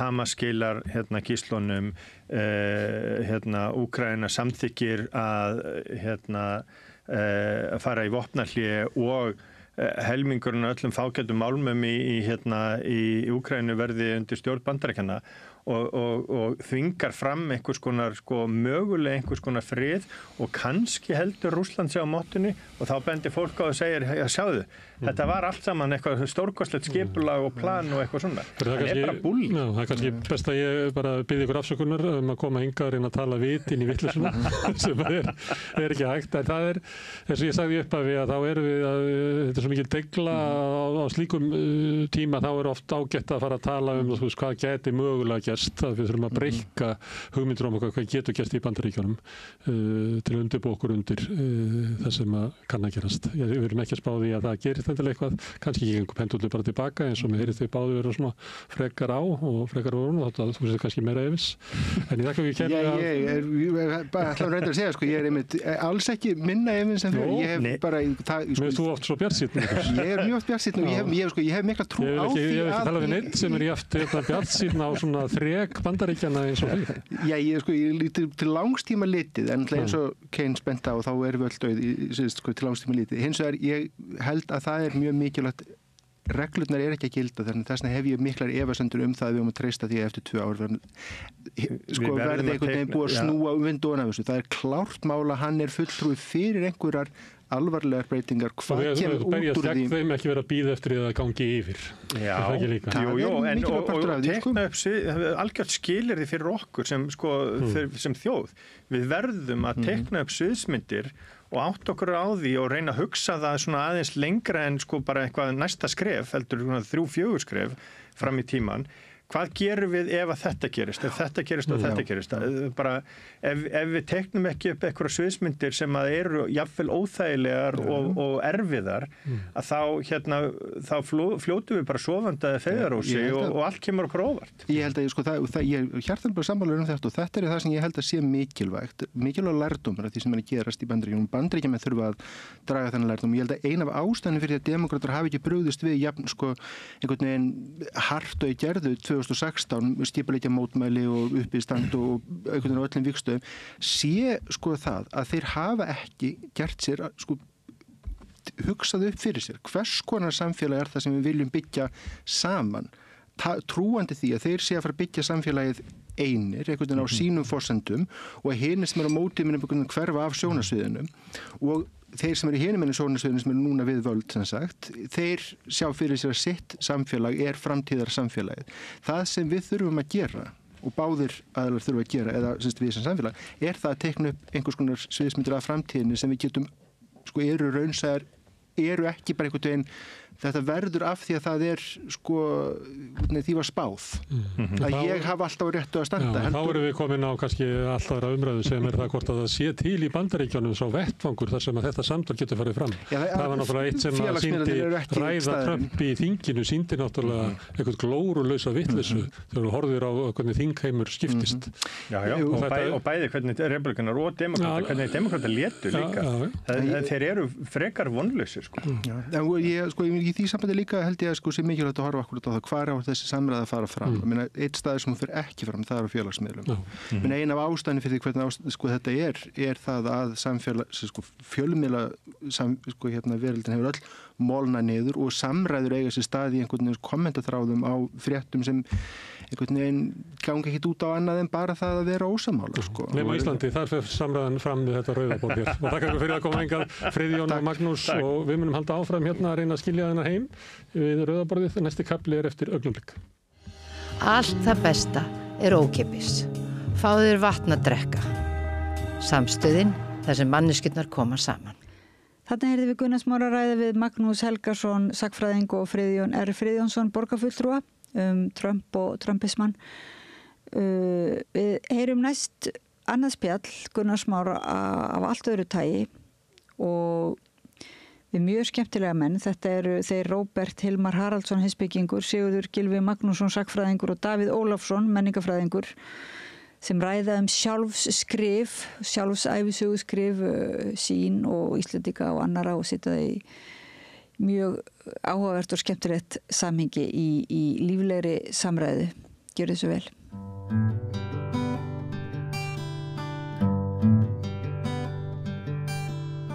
Já, það var hugvísindasþing fyrir helgi og eins og við gerum hérna stundum á Rauðaborðinu þá rendi ég svona yfir það hvort það væri eitthvað sem getur verið skemmtilegt að spjallum hér og rakst á svona málstofu sjálfskrif og kannski svona mér fannst það vera þannig að það væri svona tenging á milli hvort við getum svona skilið heiminn með því að reyna að skilja okkur kannski svona enganlega og svona frá kannski allra minnsta punkti að það geti gefa okkur sýn á kannski allra stærsta og sömulegt þetta sem við erum í sömum samtölum hér við Rauðaborðið að glíma við að blanda saman svona greiningu svona úr þyrlu, horfa á samfélagið ofanfrá, en síðan líka bara úr persónulegu reynslu viðmælandi okkar og okkar á sjálfra. Og ég ætla að það væri hægt að flytja samtalið þetta hérna yfir á Rauðaborðið og hingaði komið þeir sem stóðu að þessu. Það Davíð Ólafsson sem dósent í menningafræðum í Háskólanum og Róbert H. Haraldsson sem professor í heimspeki og Sigurður Gylfi Magnússon, professor í sagnfræði. Herðu, og ég byrja á heimspekingnum, það þannig að með því að skoða svona enganlega reynslu okkar af heiminum sem að stundum flokku svona sérstaklega þegar við komum saman og viljum vera að ræða samfélagið eða heiminn að þá svona ákveðin svona vilji á því að við séum fyrst og næst að ræða eitthvað sem sameiginlegt okkur. Þannig að leið og ég kem með einhverja enganlega reynslu og svona, þá kemur svona skrölt í þetta.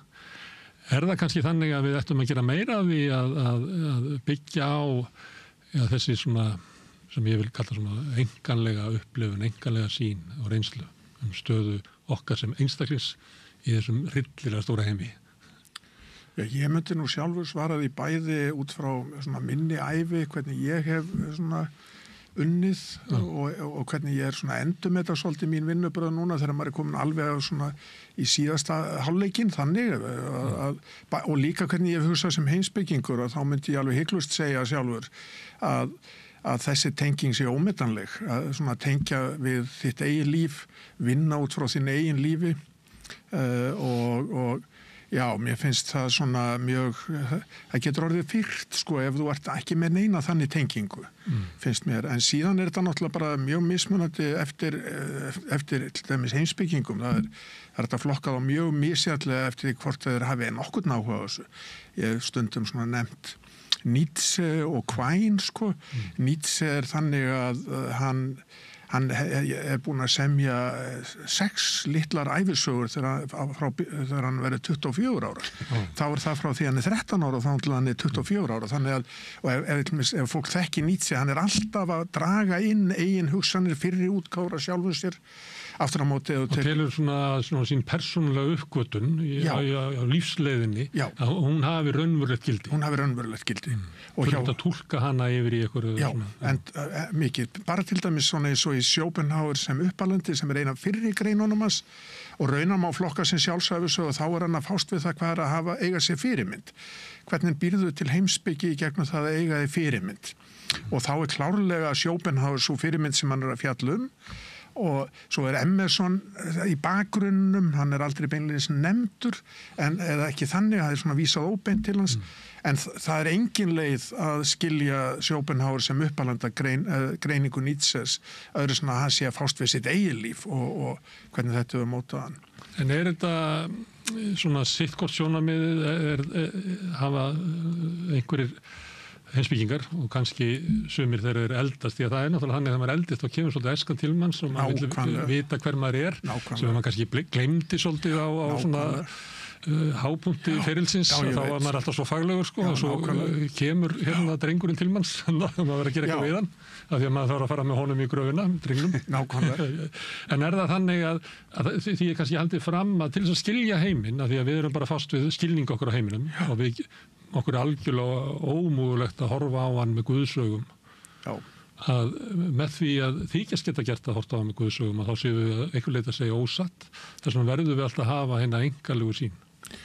Já, sko aðeins fyrstum þetta sem þú nefndir fyrst sem ég mjög athyglisvert í samt við mitt erendi að ég myndi, þetta ekki slæm leið þó ég hef nú ekki nefnt það á málstofunni að þetta ekki slæm leið til að reyna að útskýra hvað ég var að reyna að ræða þetta með að ná tengslum við drengin að fyrstulega held ég að sé það sem gerist hjá mjög mörgum, en það sem ég var að ræðum og tengist verulega því sem þú ert að ræðum, ég var svona að ræðum það að hvernig þú nota sjálfsbókmenntir, á maður við svona sjálfsæfisugur, dagbækur, bréf og allt þetta sem þeir hérna Sigurður og Davíð að rannsaka fræðilega.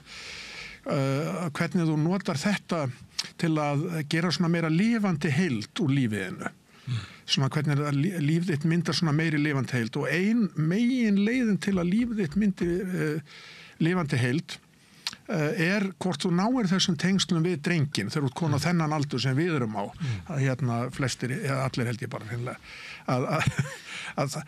þá sérðu það, og ég var svona að rekja það að því að það lá í forgrunni hérna, ég hef haldið dagbók, þannig kem ég inn í þetta samstarf hér, ég hef haldið dagbók frá því að ég var 19 ára, frá fyrsta dagbókarslan í júli 1979, og svo svona með slitrótt hef ég haldið dagbókina til dagsins í dag, og annars vegar þetta, og svo síðustu 5 ár þá hef ég samið æskuminningar sem eru ef vísa ekki gefnar út en eru tilbúna til útgáfu, sjáum hvað verður úr því, og þá kemur þetta einmitt inn í þetta að það eitthvað sterkt sem gerist þegar hún nærið aftur þessum tengslum við strákin, og það bæði, ég menna bæði held ég til dæmis að réttlætiskennd okkar sé oft mjög sterk þegar við erum ung. Ég sé þetta hjá mínum eiginbörnum, það áður en að veruleikin flækist mikið, sko, þá fólk oft með mjög sterkar réttlætiskennd, það eru svona ýmsar leiðir til að komast aftur í tengingu við hana, þessa réttlætiskennd. Ég held til dæmis, tók þetta sem eitt dæmi á málþinginu, ég held til dæmis að áhuga minn á Davíð konungi og Samson og hérna Sterka og Gunnar og Kolskeggi og Sigurði Fáfnisbanna, þetta virkaði svolítið á mig eins og hetjudýrkun, svona þessi fertigi maður, hetjudýrkun og ofbeldisdýrkun, en núna þegar ég kennst svolítið meiri í tengsl við drengin, að þá sé ég að þetta var raunar og endurlegst þessi verk, þetta var meira svona aðdáun á drengskap, sanngirni, réttlætiskennd, skilur þau sem að hafði. Þannig að ég myndi vera til í að spinna mjög langan þráðu þetta að komast aftur í tengslun við hennar dreng. Hérna. Og Prins Valiant sem hann... Já, Prins Valiant einmitt annar að þessu, hann, og raunar allar þessar hetjur, sko. Þegar maður tekur þetta aftur niður og hitlug, já, þá sér maður svolítið, og ég tók svolítið mörg svona dæmi hvernig annað dæmi væri bara hvernig tilfinningar og hugmyndir fara saman, og líka hvernig svona þegar maður vinnur svona í sjálfsbókmenntum, ef maður hefur aðgang að þetta miklum sjálfsbókmenntum, hvernig svona óformlegt nám verður aftur mjög sýnilegt, því að á Íslandi höfum við góðar heimildur svona formlega námið okkar, við höfum einkunnarspjöld, það eru skrifaði sögur barnaskóla, það búið að byrta sögu barnaskóla minn, Árni Daniel, sem skrifaði það Stokkseyrar, hérna skólinn við ströndina minnum að heitum, bókin heiti. Árni Júlíus, já. Júlíusson segir, já. Daniel Júlíusson. Árni Daniel Júlíusson. Þannig að, en síðan þegar þú ferð að vinna svona sjálfsbókmyndir, þá ferð að sjá, sko, ég flokka það í 5 flokka með 72 undirflokkum hvað maður var að gera sem strákur, og þá kemur þetta til þess. Þegar þú ert að horfa aftur og skrifa og vinna með það, ertu að vinna heimspeki, eða það heimspekingurinn sem að stígur upp úr heimspekinu og fyrir að skrifa bara hefðbundnar endurminningar? Sko, endurminningarnar erindi í heimspekina? Já, það myndi ég segja. Og vegna, sko, dagbókarhöfundurinn og heimspekingurinn eru ólíkir að mínu dómi. Dagbókarhöfundurinn, hann náttúrulega meira og minni í einu einstaka. Hann alltaf að skoða bara þetta hversdagslega einstaka og svo framvegis. Heimspekingurinn, sérstaklega í gamla dag, ég held einni í dag, hann alltaf með þriðja augað á hinn og almenna. Hann að reyna, bara eins og ég var þegar ég fór að tala við þig núna, þá fórum við strax að tala sko, ég kom strax með orðið réttlætiskennd. Það voða sjaldgæft að, já, ég segi ekki sjaldgæft, þú ert ekki beinlínis að skrifa dagbókina þannig, þú segir bara, ég fór út í búð og fór þessa bíómynd, þessa jarðaför og svona, auðvitað huglega menn í kringum þetta, en heimspekingurinn einmitt að reyna að fá svona draga svolítið almennalærdóm að þessu. Ég var... Einhverja merkingu, það ekki? Jú. Einhverja merkingu í lífið þitt? Já, merkingu í lífið þitt. Ég var ekki sjálfur sko, ég var ekki að segja tvítugur, ég ætla að skrifa dagbók í 45 ár og ég ætla að reyna að semja æskuminningar og svo mun ég skilur búa til heimspeki úr þessu, þetta gerist en það er samt hægt að lýsa þessu pínlítið þannig að þú átt þetta efni sem er svona sjálfsbókmenntir og síðan reynur að draga almennar ályktanir að því Það er náttúrulega yfirleitt sko mjög lítið samhengi í dagbókum. Já, það eru svo, daglegu færslunar eru svo stakar í raun og veru. Þetta er svona stök, þetta er perlufesti, þetta er röð af svona stökum atburðum. Helviti snúið bara hrúað upp. Já, og svo gerist það bara setna. Alltaf söguþráðin. Já, svo bara gerist það setna og þú fyrir að sjá út. Svona lífsmunstur. Og það er annað dæmi að sjá eitthvað svona almennt út úr þessu, þú sér svona eitt dæmi sem ég tek bara svona að því að þegar ég var námsmaður þá var ég bæði í svolítið svona bjórdrykju og svo var ég líka í bindindi, þetta var svona og svo ákvað ég nú bara að gerast bindismadur þannig svo það gengur og þá sé ég í dagbókum mínum þegar ég var 30 að þetta er svolítið ólík líf. Hvort þú ert fullur eða edrú? Já, það er eitt. Þú sér það á skrifstinni. En þú sér líka sko, hvað er ég að gera þessi ár sem ég er svona aðeins að halla mér að bjórnum og hvað er ég að gera þegar ég er edrú? Þannig að þá koma svona ákveðin lífsmönstur í ljós sko. Ég held að líka sko fyrir út frá sagnfræðingnum sem kemur að dagbókaskrifum sem eru kannski svona í hillu, kannski á annan metir, að þá er það náttúrulega heilmikið mál að fara í gegnum perlufestina sem Davíð er að tala í staðin fyrir sjálfsævisagan, þar hefur höfundurinn tekið saman það sem honum finnst vera þýðingamest. Það er komið endurlitið sem er eiginlega alveg sjálfstætt sjónarhótt. Sérstaklega þeirri veldum. Sko. Já, og það er náttúrulega það sem Róbert var að glíma við í sínum fyrirlesti, samspil dagbókarinnar og svo aftur minningana, sem var, mér fannst vera ansi áhugavert og áhrifaríkt sko, í hans erindi. Og þá getur maður spurt sig, bara sem sagfræðingur, hvort er meira mark á takandi sko? Er það þetta hráa sem rennur úr pennanum bara svona seint að kveldi hvernig þessi dagur var og eitthvað svona eða þetta sem að eldri maður er búin að prósessera og tengist þessum flokkun sem þú varst að tala sko, er þetta réttlætingarrit, er þetta eitthvað svona játning eða hvað tilgangi hver er hvatin að bakvið þjónar sko ævisagan en dagbókin er svolítið hrá að þessu leiti. Getur komið hann óvart líklega, en horfir á hvaða var sem að var að liggja á manni. Og það getur þurft að strikka út og klippa út og fjarlægja eitthvað sem mönnum kannski líkar ekki þegar þeir byrja að vinna. Já, það er, fyrir ekki að ég ætla að skjóta það er bara, ég í öllum mínum dagbókum, þá hef ég bara einu sinni klippt út blaðsíður og ég drullu sér eftir. En ég held að sko mín kenning í samband við sjálfsævisögun er að það sé ekki sko, það eru þetta endurlit vanalega fólk sem er orðið fullorðið en það er líka sko ef þú horfir á lífsferilinn þá má skipta honum í lífsþrep og til þess að fara af einu lífsþrepi yfir og annað þá er oft kallað á uppgjör ég meina sem bara taka ferminguna sem dæmi í 19. aldar samfélaginu var það bara stór mál að ganga til pressins og standa fyrir framann reppinn eða kirkjusóknina og fara með einhverja rullu úr hverinu þetta kallaði á talsverða mikið uppgjör hvað líf þitt snerist og þú gerir það til þess að geta tekið næsta skref og þannig að það má alveg líta á sko lífsferilin sem nokkur þrep þar sem er kallað beinlínis eftir svona og svo náttúrulega þau sem eru óvænt þú missir barn eða maka eða hvað sem það kveiknar í húsinu allt þetta kallar á ákveð uppgjör þetta uppgjör býr til mannin og það er það sem hún kallar fram þjóðdónin fullorðið maður. Þess vegna held ég sem sagnfræðingur þetta séu heimildi sem eru mjög vel þessu erði að skoða. Og það verja endurlitið, það sé ekki bara fals. Já.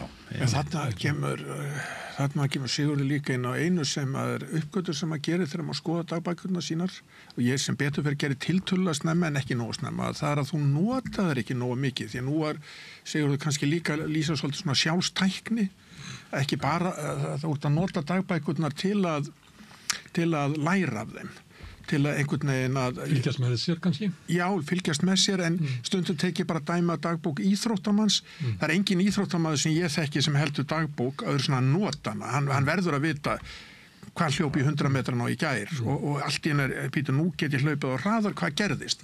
Og mér hefur fundist mér sjálf á mig og síðan þegar ég spyr aðra, ég spurt marga, þá finnst mér eins og það er mjög algengt og það getur verið gaglegt, skrifa bara dagbók og setja hann upp í hillu, svo er þetta bara allt orðin hillumit og svo kemur einhver sagfræðingur löngu setna, eins og Davíð, og tekur þetta niður hillunni. Þetta er alveg gott og gilt. En við vorum svona svolítið að skoða líka þegar hún nota dagbókina svona í sjálfstækni. Það er að segja, hvernig getur þú lært sjálfa þig og svona. Meinar að þú ert að orða eitthvað sem að þú vilt halda þér við? Já, bara, við vitnuðum áfram, áðan vitnaði ég Schopenhauer sem, eftir Nietzsche. Hann heldur dagbækur og svo er hann alltaf að skrifa sjálfsæðusögur upp á þeim og þá sér hann svona munstur myndast í lífi sinni. Já, þeir það sem hefur raunverulega haldið mér gangandi allan þennan tíma er að ég hef áhuga á siðfræðikenningum. Og ekki nóg með það, þegar ég les þessar dagbækur og skoða þetta og er að vinna þetta, þá sé ég að ég er svona aðalega veltaði fyrir mig siðferð og styrkleika. Það er þetta sem er alltaf að koma upp aftur og aftur. Hvernig tengist þetta tvennt, skilur? Þannig að það að verða hugsandi heimspekingur verður hluti af þessari vinnu, sko. En ég má skjóta aðeins inn í að þá, sko, ég hef haldið dagbók frá 1996 og eiginlega sko mjög stíft frá 1998 og ég er á 78. bók og þetta þar bil 300 blaðsíður í hverju bók. Þannig að ég er komin fram úr köllunum sem við, Davíð, höfum verið að stúdera á 19. öld. Já, líka fram mér, held ég. Já, trúlega, en að því ég skrifa þess að mikið í hverju fæslu. En ekkert endilega daglega, en svona yfirleitt daglega þó. En ég les aldrei dagbókina.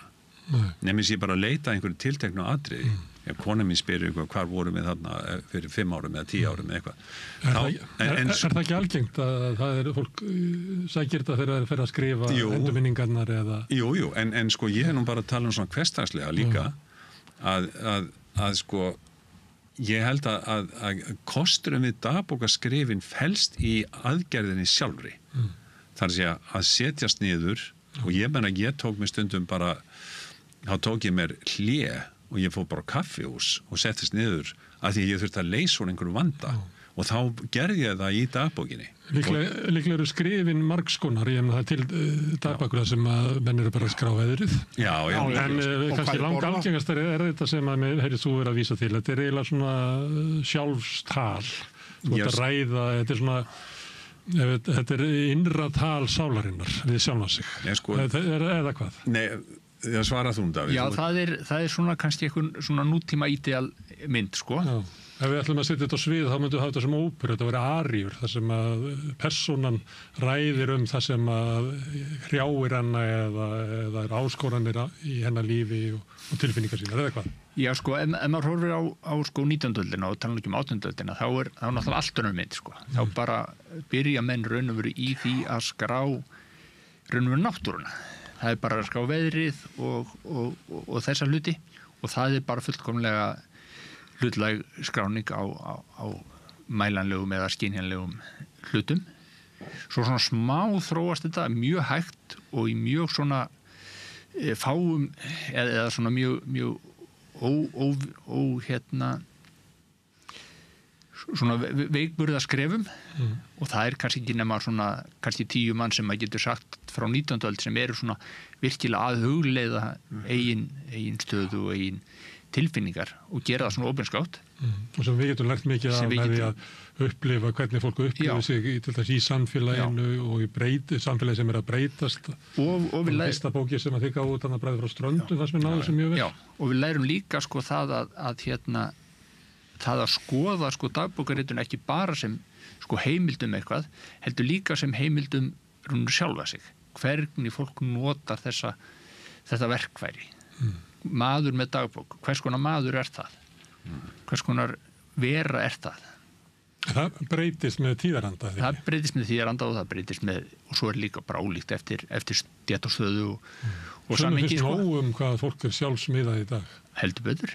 Og nú erum við öll bara að deila við saman Facebook sem er einn risastór dagbókafærsla. Já, og mér finnst ef maður er að lesa sko samtíma bókmyndir að þetta er orðið svo einkalegt allt saman, svo ég noti nú þitt orðalag sko, að stundum bara svitna maður sko, maður bara hugsaður, bara fegin að vera ekki sko næsta hring sko við og það er efast að þetta eigi þá erindi til þau skilnings á heldinni nei, maður bara svona maður bara finnst þetta stundur svo nærgöngull við menn og málefni sko og svona einhvern veginn, þú veist, ég minna það hvað eru 20 ár síðan Guðbergur kom með skáldæfisögu hugtækið inn á völlin sko og nú einhvern veginn finnst manni sko allar svona bækur ungra höfund að vera svona meira að minna leiti byggðar á eitthvað skonar beinni reynslu sko.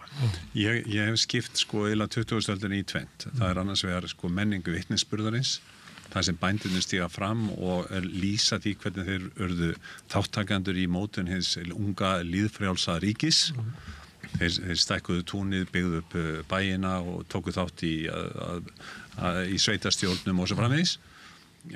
Ekki mikið inn á við hort og síðan breytist þetta upp úr 1980 kannski með Sigurður A. Magnúsinni með Mösku morgundagsins og því öllu þegar hann stígur svolítið inn á sviðið og fer að segja frá mjög óþægilegri lífsreynslu bara sem tengdist hann persónulega og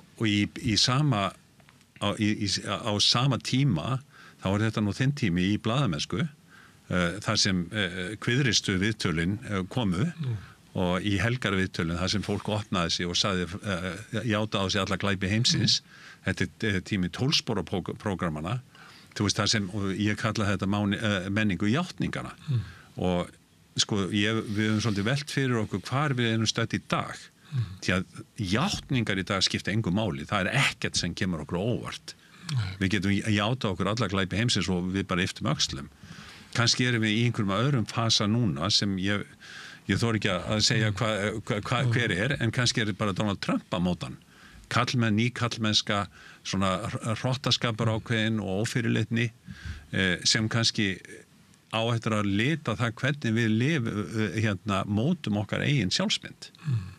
Þannig að það má skipta þessu tímabili sko, menningin hefur mjög mikil áhrif á hvernig við munum liðna tíð sko. Að þú varst að tala stöðu okkar í samfélaginu, fyrri hlutur sem þú ert að lýsa er fólk sem lifir í þorpinu og telur sig vera hluta þorpinu, en við lifum miklu meiri einstaklisíkju tíma í dag, blessunlega segja sem mér. Að þú varst að tala sko Auði Haralds hérna í síðustu sessjón sko, hún náttúrulega, hennar bók er náttúrulega rosaleg sko innlegg inn í þetta sko. Hvenær kemur hún út? Hún kemur 79, já. Já, þetta er á sama tíma. Já, Eldhús.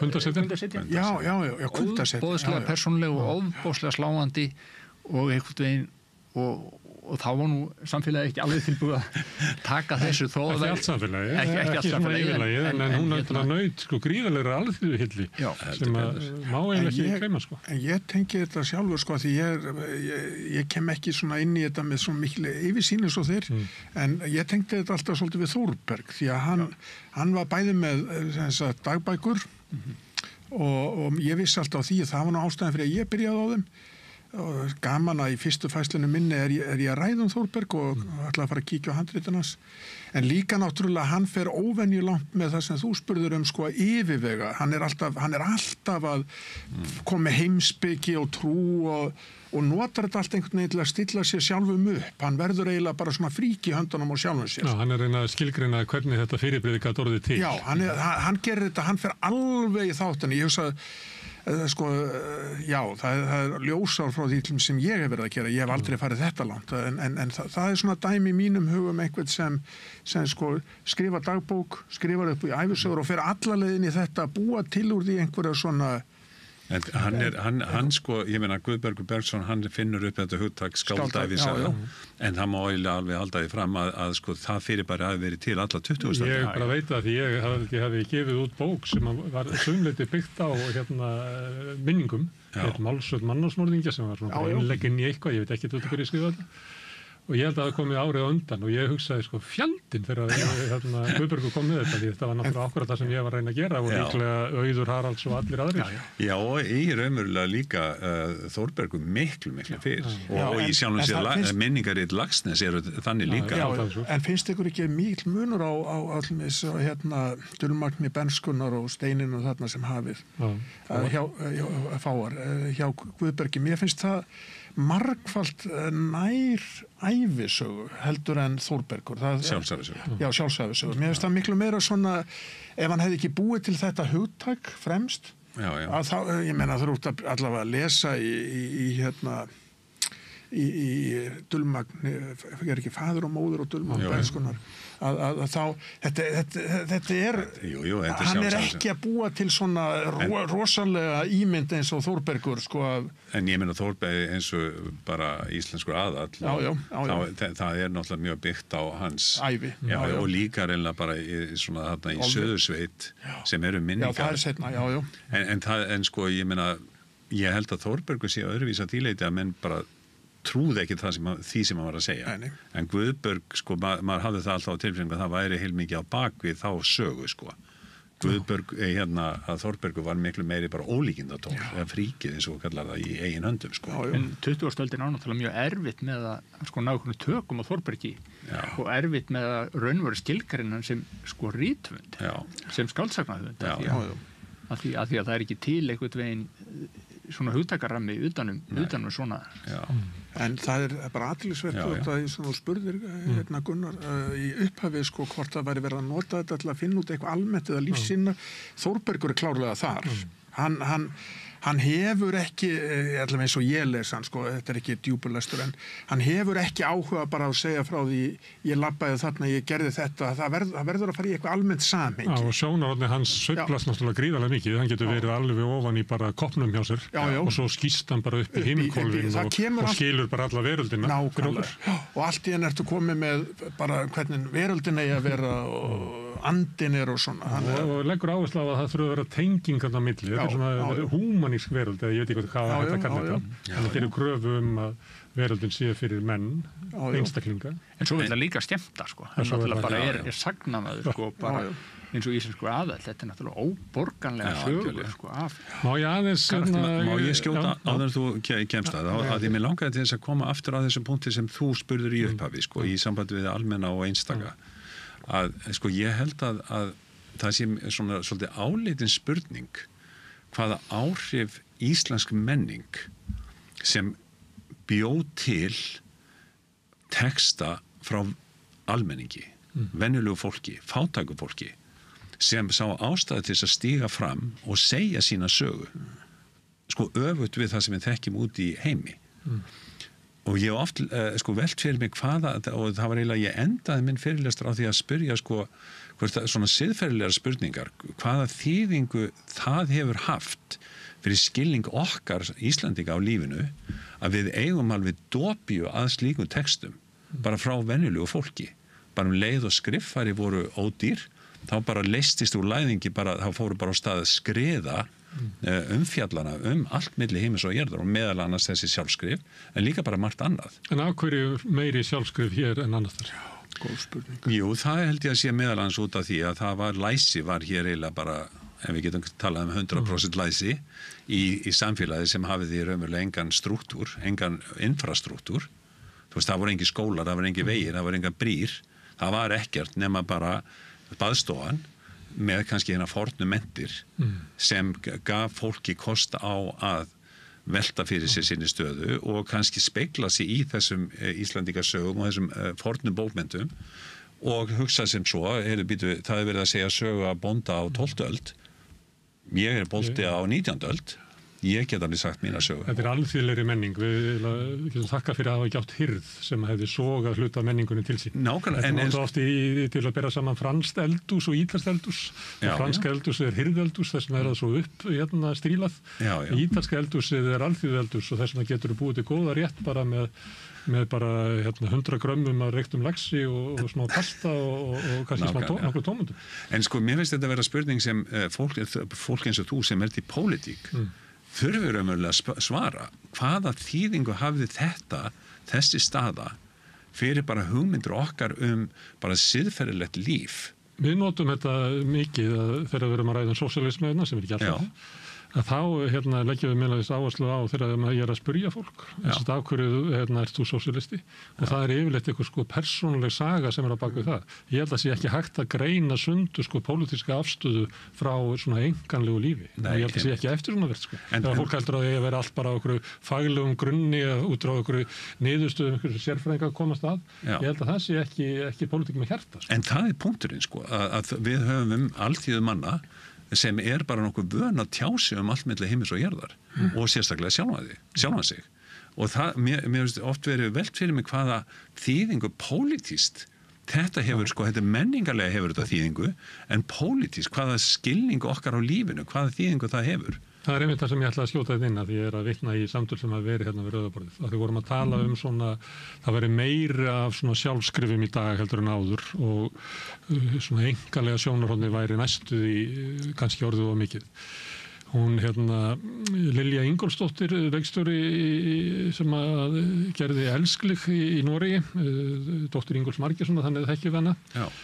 Já, ég var að ræða við hana þá mynd og hún mikið byggð á og ég var eiginlega að veltaði fyrir mér hún eiginlega ekki byggð á svona bókmenntararfi, hún byggð á svona sjálfshjálpararfi og það ekki í svona neikværi myndi sem að ég var að segja það eins og oft notað sjálfshjálparbækur og eitthvað svona. Þetta var ég bara að meina að þetta orðið svo ríkur hluti af okkar kúltúr að þarna verða til listaverk sem að spretta upp úr því. Og hún sagði að við varum að ganga í gegnum stórkostlega byltingu í menningu okkar. Það sem að svo margir hefðu fengið rödd til að segja frá sárri reynslustundum, miklu valdaleysi, hópar sem að við hlustum ekki á áður, sem að stíga upp og hún lýsti þessu sem að væri eins og að við varum eiginlega að stíga inn í nýja veröld og byltingin einmitt þessi, að allir koma og segja sína sögu og gangast við sér fjalla stöðu sína í samfélaginu að möguleikin sé sá að við bara komum inn í nýjan heim. Þannig tala hún að ég bara meiri bjartsýni heldur ég nokkuð með neitt við Rauðaborðið og Elsabeth Jökulsdóttir, hún tók sömuleitt undir þetta, ég átti annað spjall við hana og hún talaði mikilvægi 12 samtakana, það sem að fólk eiginlega eftir í að vera að fylgjast með sjálfum sér með svona frásögn af sjálfum sér, að það, svo bylting sem hefði orðið þar, væri komið langt út fyrir hópa áfengis- og vímuefnasjúklinga, heldur hefði náð eiginlega að láta ótrúlegustu hópa rísa upp og við værum að lifa stórkostlega byltingu að þess að kannski að fatta það. Ég var einhvern tímann að tala við ég held að við Óttar Proppi var að tala við hann um bestaflokkin og við vorum að tala um þetta í samhengi við ég var að tengja þetta við smekkleysu og þennan hóp og svona og hann sagði já, svo má ekki gleyma AA í því samhengi sem einhvers konar bara svona þjálfun en þú það sem að fólk stígur fram í veikleika sínum en gerir kröfu að það sé styrkleiki bara eftir en ég vitna stundum í konu sem heitir Deborah Brandt, bandarísk fræðikona og hún talar kallar þetta secondary literacy revolution sem í gangi núna sem felst nákvæmlega í þessu að á 19. öldinni þá urðu allir læsir lok 20. aldar byrjun 21. þá verða allir orðnir skrifandi eða farnir að skrifa einlega frá mótnin til kvölds. Og fyrst inn í þá kannski sögu sem að til var en svo smátt og smátt þá fyrir fólk að semja nýja sögu. Og það náttúrulega óbúrslega munur á því þeim tveim hliðum læsis annars vegar verið lesandi og þá tekur eitthvað sem er tilbúið eða hins vegar skrifand og þá býrðu til. Þannig að þetta eru mjög ólíka hliðar á þessu sem við notum bara eitt hugtak yfir læsi. Þarna líka því að við erum að tala um þetta svolítið víður samhengi. Þarna held ég að sé svolítið, þetta er alveg rétt, við erum komið með samfélagsmiðluna og á þessar nýju leiðir. Á sama tíma þetta gamla innanum, þannig að við erum ennþá að verða að birta gamaldags sjálfsæðusögur eins og þessar sem ég búin að semja, sem er útgefin. Og þannig að það er hellingur að fólki gera það. Og þá bara svona gaman að velta upp þessari spurningu í þessum gamla stíl eða þú skrifa svona bók það er svolítið öðru seldur en að byrta á Facebook eða samfélagsmiðlum að því leyti að þannig upplýði ég það allavega að í þessu gamla, þessu að semja svona einhvers konar sjálfsæfisögu eða hvað það að þá eiginlega ennþá svolítið stíf spurning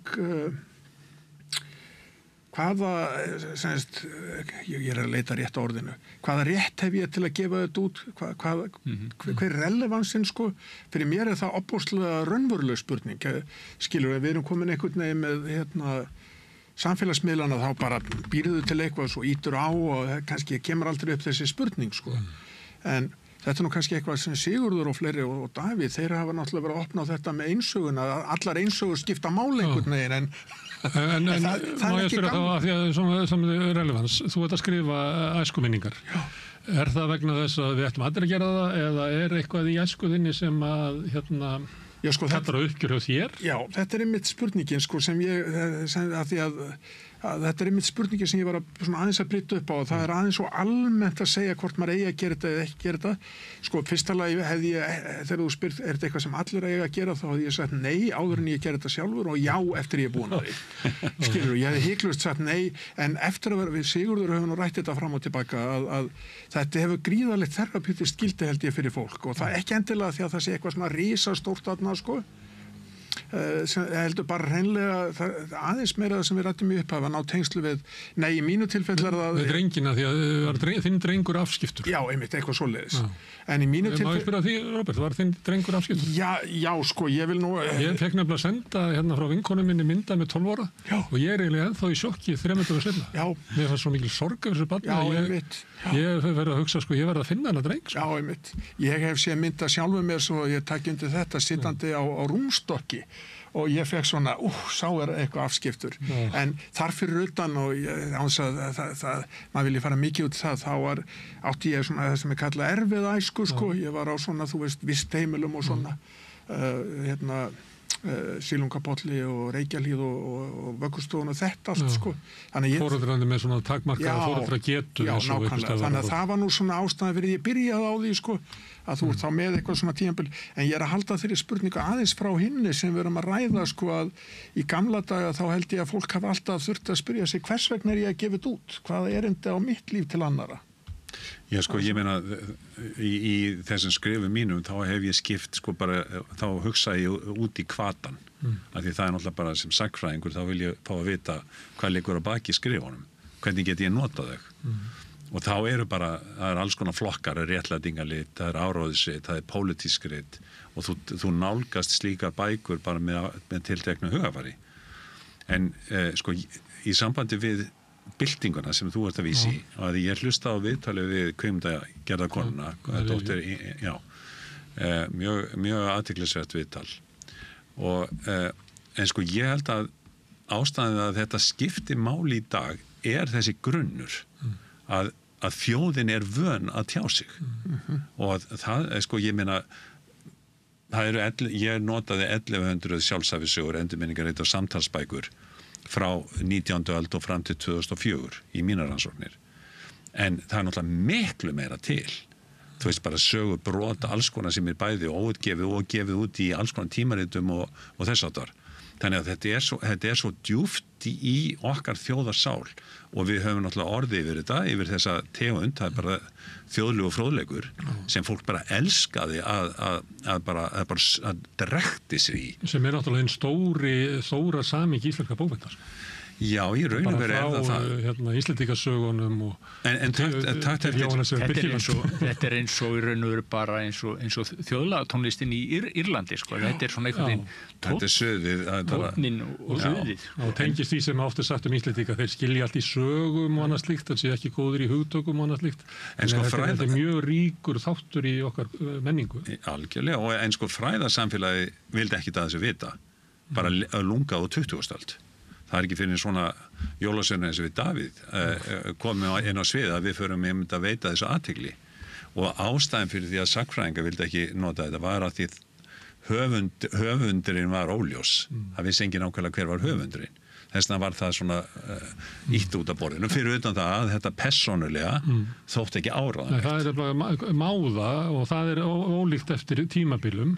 Ég nefndi misti út mér Jónis Birkiland sem náttúrulega brýtur í blað þannig að innleiðir sjálfsvorkunina inn í íslenska bókmenntir með stórkostlegum hætti og sem að sumuleyti hann myndi ekki skera sig svo mikið úr í dag en á sínum tíma þá var þetta ævintýrlegt að hann gerði þetta. Þannig það er eitthvað svona lag og hvað þarf til þess að fara þarna upp og það líklega miklu víðara núna en hefur verið miklu þrengra á tímanum. Svo ég veit nú aftur í svona persónulegt að ég var alltaf hvatti mömmu til þess að skrifa endurminningar sínar. Hún var svona mikil sagnamanneskja og kunni svona margar sögur og það endaði með því að hún skrifaði það upp. En það voru bara 12 síður. Það taldi hún vera sína ævi. Og ég las þetta upp í útverðin hennar sem bara líkræðu. Þetta var ekki lengra það. En hún var bara ekki stærri í heiminum heldur en að hún taldi sem geta náð og þetta er ekkert hana. Þetta er bara fólki sem hún getist. En þarna sko, ef maður fer yfir þetta aðeins svona filosófísta þá við nefndum Guðberg og Þórberg og sko margir, akkur ég lesu við það er náttúrulega hluta til að því að þeir náðust bara svo miklu valda á málinu þannig að þeir losa sig við sko, ég meina þú nefnir móðina, ég geti nefnt mörg svona dæmi, ég hef ymmit eins og Sigur var að nefna, ég hef verið að safna þessum svona safnritum þar sem þetta er ymmit oft bara 10-30 blaðsíður, þú veist, faðir minn læknirinn, móðir minn húsfreyjan, allt þetta sem þið finnst þér áminningur að ef ég fer að skrifa endurminningar ég get lofa ykkur að það er því sko óheyrilega langt. Já, það er munur á mér og mömmu. En nákvæmlega, en sko þannig að þeir losa þennan mælikvarða að ég barðist ekki á vígvellinum eða neitt svoleiðis, en ég get sagt mjög sniðulega frá því. Ég gekk í Þórbergur, hann lýsir því hann lappar í kringu tjörnina og hálf þjóðin er að lesa það, af því að hann er að hugsa ég var óléttur eða eitthvað svoleiðis. Þannig að ég held að þessi mælikvarðar að það þurfi eitthvað að koma til, þeir eru ennþá í gangi en þeir hreyfast líka svolítið, skilurðu, og þeir fyrri menn hafa hjálpað okkur, skilurðu, eins og þeir opna þessa dyr, skilurðu. Ég les mikið Hannes Pétursson, hann er náttúrulega jarla í tímanum með guðdómleg bók af mínum dómi, en það er náttúrulega út af þessu valdi á málinu. Já, líka náttúrulega bækurnar 4 sem er svona þjóðlegu fróðleikur. Misskipti mannarláni. Misskipti mannarláni sem er bara stórkostlegur texti. Höfunda eins og Karl Ove Knausgård sem að skrifa bara 7 binda ævisögu þar sem bara allt kemur fyrir sko, einhvern veginn og endalaus smáatriði. Það er alheimurinn inn í höfuðu á manni. En það er náttúrulega það sem gerist sko. það er það sem gerist hjá Sigurði Magnússyni, að hann byrja raunverulega sko, með svona skáldafi sögulegum taktum og svo endan hann á að gefa þetta voru held ég 7-8 bindi þegar við fannst staði og það var bara orðið svona þessu dagbók, fór í flugvél, settist við hliðina á konu, hún sagði mér þetta, fórum út og fengum okkur, þú veist það verður svolítið, þá fer hann úr sko þessum svona skáldlega í bara þetta dagbóka dokumentasjón. Hann fór ílega svolítið að gegn strömmnum fannst mér sko. En þið sagfræðingar að við sem samfélag við þurfum að eiga sögu með söguþræði og sömuleyti með því halda þið fram að þú ekki að skrifa á sínum tíma gegn söguskilningi Ólafs Grímssonar? Jú, stundum. Já, það sem er svona dæmi það sem er svona bara gamall úrsergengin söguþráður sem að lifir vegna þess að sagfræðinni hefur einhvern veginn mistekist að búa til þráð í stórsöguna sem við lifum. Og núna þið að leggja mikla áherslu á þessar enganlegu dagbókabrót og eins og Sigurður Magnússon endar bara í dagbókum. Já. En þetta er bara eins og bara brotin gler. Þetta er ekkert point í þessu. Þú veist, þetta hjálpar okkur ekki að halda upp í menningu. Davíð kannski svaraði þessari spurningu. Já, nei, ég meina þetta er alveg örsmál spurning. Sko, það er sko, eitt af því sem að þegar að vera myndast við það að snúa hugtakinn microhistory yfir á íslensku. Það kom Sigurður Gylfi með innsögu og ég man að einn gagnrýndi að segja þetta væri nú svolítið skrítið af því að þetta væri raunveru andstæðan við innsögu.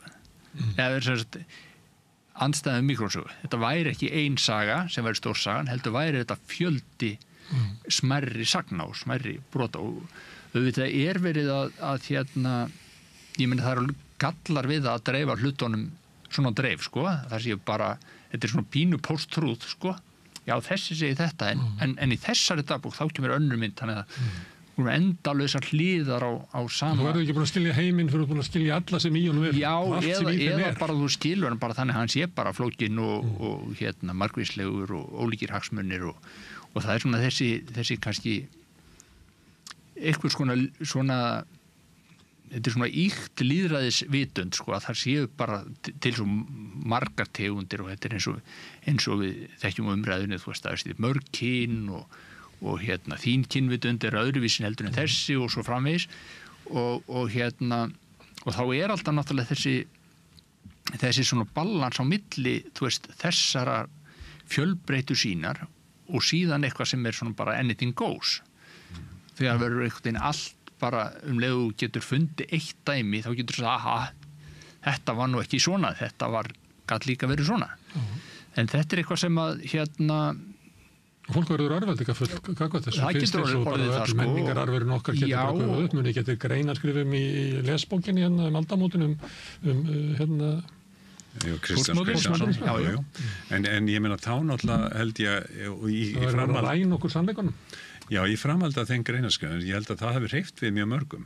Að menn áttuðu sér svolítið á sko að sagan sem hafði verið menn voru að segja eða halda á lofti þessi yfirleitt saga sem einkenndi til þessi íslensku sögustofnunina að hún var náttúrulega bara fabulasjón þú veist, vegna þess að menn voru alltaf að breiða yfir þekkingaleysið stæðan fyrir að fara niður í einingarnar og vinna úr því sem þú raunverulega hefur og tala það sem götin er í þekkingunni þú veist, þá ertu raunverulega þú ert að tala Gunnar Smára og hans líf þú hefur ákveðnar heimildir hann, en það er ákveðnar gloppur í heimildaforðanum sem tengist þessum tiltekna einstaklingi og þá ræður við lesandan þær gloppur og þú sýnir hvernig samfélagið speglaðist í lífi þessa tiltekna manns, skilurðu? Þannig að þú ert ekki bara að tala mannin sjálfan, heldur ert að tala hvernig heiminum kom til hans. Það er kannski galdurum við einsöguna held ég að hún gefið færa og fyrstalega að segja bara skemmtilega sögu af einstaklingum og örlugum þeirra og svo aftur hvernig heimurinn meðhandlaði þá, hvernig stofnanir samfélagsins meðhandlaði stæðan fyrir að byrja á því að horfa með svona þyrlu sín yfir samfélagið og segja svona var samfélagið þú veist eins og gamla sagnfræðingin svolítið gerði. Svo er þetta náttúrulega pendulhreyfing sko. Við erum með stórmennasöguna gömlu sem bara þurfti bara handfylli af mönnum til að segja hvernig þetta var. Svo kemur félagsagan og segir býtu, en hvað með 98%? Þurfum við ekki og hvernig nálgust þið þau? Við þurfum að finna, þú veist, hvað voru margir vinnumenn á Íslandi og reyna svona að greina þann massa einhvern veginn, sko. Skoða hópana, sko. Og bara Það lendur líka átt í vandræð með það að reyna að búa til svona meiri hlutasögu, hún getur líka verið svolítið. En það er svona mjög eðlilegt múf í sakritun að gera það. Nú erum við bara hætt þessu að horfa á Jón Sigurðsson og Jón Saltingarsson, nú ætlum við að reyna að þú bara rest, hvernig hafði restina? Og þá fara við náttúrulega í þetta og ná bara, ég meina þetta er ekkit íslenskt, þetta er öll evrópsk og bandarísk saga er svona, mikið hluta 20. aldarinnar og þetta er náttúrulega ofboðsleg svo lýðræðis vakning í sögureitum. Tengist náttúrulega stúdendabildingunum og svo fara mann bara að hugsa, býtu, ok, við erum með þetta og við erum með einhverja kategóriur, það er verkafólk og það hafði það svona. En svo gefur náttúrulega ljós að það átti ekki við allt verkafólk. Og svo bara, en býtu, svo eru bara þjóðerni og minnihlutahópar og kyngerfi og allt þetta. Þá er þetta orðið flóknar og þá er það brotið upp og svo kemur svona svolítið þessi svona næsta pendulhreyfing, það sem komin alveg á hinendan og er bara með einstakling eða örfáa. Þannig, og svo hefur við örglettar að fara tilbaka aftur. Sko. En það ekki að kristalla svolítið í bara, þú veist, þegar stórsögunar, kapitalismi, sósíalismi hrynja í kjölfall Bellinamúsins á 9. áratugnum, þá streyma hópanir fram sem var búið að halda niðri að það hentaði ekki þessum stóru sögum að þeir færa að segja sögu sína gúlaginu eða helförinni eða bara hverju sem að þá fer fólk að krefjast þessara sögu og fólk fer að skrifa sig út frá persónulega og það sem hefur gerst núna á seinni árum ákveðat að fræðimennir stíga inn líka og fara að segja sína sögu. Hvað mótaði þeirra sögu? Það er bara haugur af sagnfræðingum, erlendum sagnfræðingum sem hafa skrifað frábæra sjálfsæfisögur. Erik Hobsbawm, frönsku sagfræðingarnir meira minn allir, mjög mikið af bandarísku sagfræðingum og ég held að Róbert sé í þessum fasa. Hvað segir þau? Slúna býða með það. En það var listi sem Já, þetta var svolítið valdur listi, en ég ætlaði að segja sko, Sigurður og Davíð að segja að þetta með pendulinn, ég hef tekið eftir því líka að hann sveiflast eins og Davíð var að segja, en hann sveiflast líka, ég tekið mikið eftir því þegar maður ræði við fólk, bæði í heimspekinni og í svona sjálfsbókmenntum. Nú pendullin svolítið þar og hefur verið svolítið stund að þegar fólk að rifja upp að þá segir, og svo kemur ágreiningur. Við Davíð erum að reyna að rifja upp hvernig samtal við Sigga fyrir árið síðan og þá er fólk rosalega fljótt að já, þetta er bara þitt sjónarhorn. Þetta er þín upplifun. Og þetta finnst mér stundum komið út í öfgar því að þegar við erum að reyna að rifja upp söguna, þá erum við svolítið samábyrg fyrir því að ná henni réttri líka, sko. Og ég veit að sagfræðingar hafa farið fram og tilbaka að reyna að rannsaka þetta hugtak, en hérna finnst mér pendullin aðeins fara fram og tilbaka og mikið því að þetta er aðeins auðveldara hversdagslega heldur en heimspekilega, þetta að leiðrétta þetta, vegna þess að þetta fer eftir hvað þú ert að reyna að rifja upp, skilur það er sem sagt, ef ég er að reyna að rifja upp gamlan kennara, var hann stífur, fannst þér Jói Jón stífur íslensku kennara, þá erum við komin í eitthvað sem er svona, ég get alveg skilið að það sé Davíð hugsi sem svo, nei, veistu að mér fannst hann ekki stífur, mér fannst akkurat, og ég hef sagt, já, það er kannski eitthvað eitt atvik, svona, ég upplifði hann öðruvísi, þetta er öðruvísi heldur en við komum að spurningunni, samnemendur okkar, þetta er náttúrulega tilbúið dæmi, samnemendur okkar Davíð taldi hann hafði fóbrotið einn nefndan. Það hefur ekkert með upplifun að gera. Þannig að það er ekki bara spurningum þannig að mér finnst stundum eins og fólk átti sig ekki á því. Og þetta er ég náttúrulega sérstaklega út af minn eigin bakgrunn að hafa farið í vistheimilun og allt þetta. Þá finnst mér eins og fólk, ef þú lýsir annari reynslu en fjöldin eða hvernig sem það er, þá er það svo fljótt, já, þú upplifir þetta bara svona. Og þarna finnst mér einhvern veginn eins og við gleymum þessu að þegar við erum að rifja upp, þá erum við að búa til sameiginlega sögu líka. Það er mitt. Þannig að merkingu inn í okkar líf og samfélagið. Já. En verðan það því að ég var að tala um svona brotna, þessar einsögu fræðingar, þeir eru búin að, það er engin stórsaga eftir. Og postmodernisman, er það vandamál svona í heimspekinni þegar það heldur áfram, sko, þegar þú ert byrjað að skrifa, þá kemur í ljós að Róbert er ekki einn, Róbert eru margir. Já. Þannig að þetta getur brotnað endalaust upp. Sannleikurinn? Já, en sko, ég veit, en ég leit svona á þegar þú spurðir þetta með brotin, hvort þetta væri bara brot, þá er það sem ég kannski svolítið að segja núna, ég held að það sé svolítið mismunandi hvað sem miklar áhyggjur fólk myndi hafa því ef þetta væri bara brot, skilur það, og ég myndi hafa verulegar áhyggjur að því, ef þetta væri bara brot. Vegna þess að ég tel það væri ekki samkomulag hvað er satt í Já, það er ekki bara samkomulag, það er líka það er líka það að þú ert að tengja þetta við einhvern raunveruleika. Þú ert alltaf að tengja þína eigin sögu við ákveðin raunveruleika. Þetta getur verið mismunandi hvernig fólk upplifar hann og svona. Þannig að sko það er ekki bara samkomulag á milli eins eða neins að ég til dæmis hafi alist upp á Stokkseyri Sigurður í Vesturbænum. Þetta er ekki samkomulag. Þetta er bara staðreind. Þú vil halda í staðreind þar? Ég vil halda í staðreind þar. Ég er hérna mitt á milli nútíma. Ég var nú að reyna að draga okkur inn í svona einhverja makrósögu sem að er að sumuleyti við lifum þannig tíma að menn hafa svolítið val að búa hana til. Við erum með í Bandaríkjunum með Trump sem að hefur búið til svona þráði í söguna sem að margir bara fallast inn á að lifa innan. Þú varst með Ólafur Ragnar Grímsson sem kemur á fundi í Sagnfræðingafélaginu 2006 og fer að segja okkur af hverju við erum svona frábær með alls konar mjög lærðar af því að hann alltaf var svo yfirburða greindur þá gat hann satt okkur nákvæmlega af hverju útrásin hefði raunverulega virkað sem bara reyndist vera bara algjörst rugl og fabúla og þú veist, þegar einhver benti á að keisarinn væri ekki neinum fötum, þá náttúrulega áttaði fólk sig á þessu. Ég meina, ég skrifaði grein í kjölfar þessa fundar sem birtist á kistunni, bara í ljósi þekkinga minna sem sagfræðings. Þú veist, þarna kemur forsetinn inn í félag sagfræðinga með þessa sögurskýringar sem var bara algjörst rugl. skilur. En það bara vegna þess að, þú veist, yfirlitssagan leyfið það líka. Þú getur haldið öllum anskotanum fram í yfirlitssjón ef þú ferð ekki í dítilana, skilur. Bara maður skjóta í eins að sko, nú erum við búin að vera ræðið saman hérna og eitt af því sem þú hefur nefnt og ég hjartanlega sammála. Já. Bara eftir því sem ég hversu okkar þjóð eða þeir sem hafa búið á þessu landi, hvað þeir skrifa mikið, skilur við. Hvað ef Ólafur hefði nú bara verið með þannig sögu, skilur við, ef hann hefði bara verið að segja, minn skilningur sá að þessi þjóð sérstök að því leiti til að hún skrifar mikið og mikið sjálfsbókmenntum.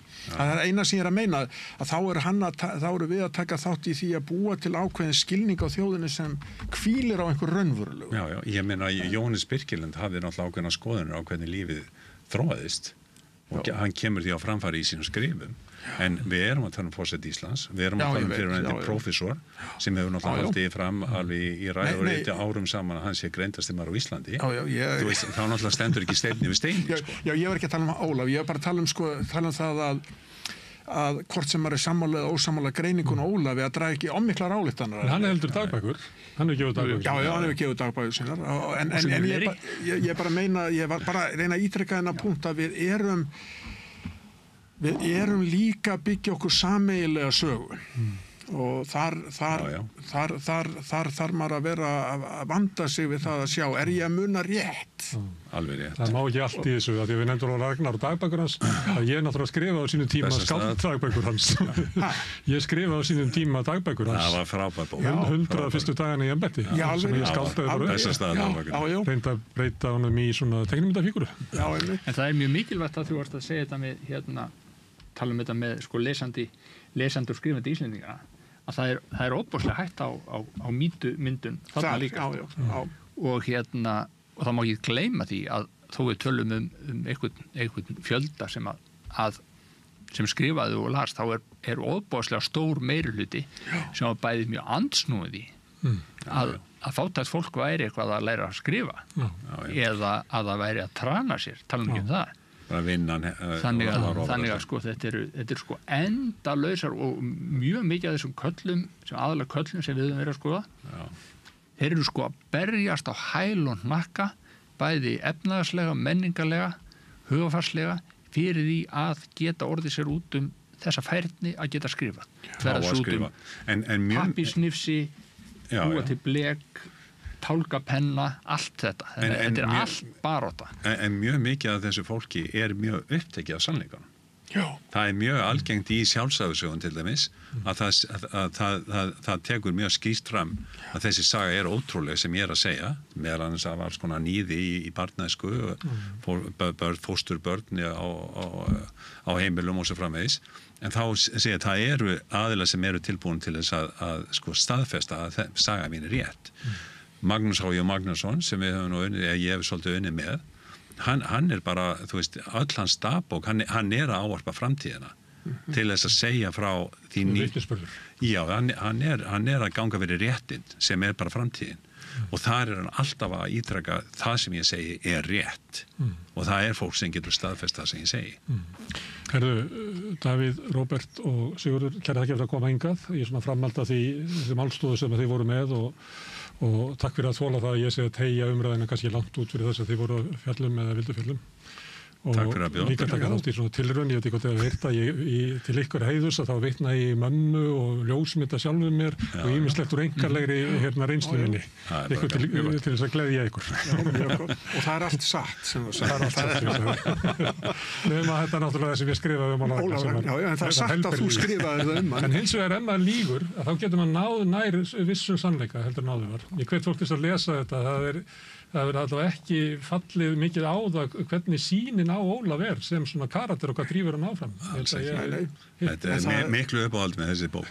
Já, það hérna, þetta Kæra þakkir aftur. Kæra þakkir fyrir að bjóða okkur. En við höldum áfram hérna við Rauðaborðið, við erum alltaf að skilja sjálf okkur og samfélagið og heiminn allan.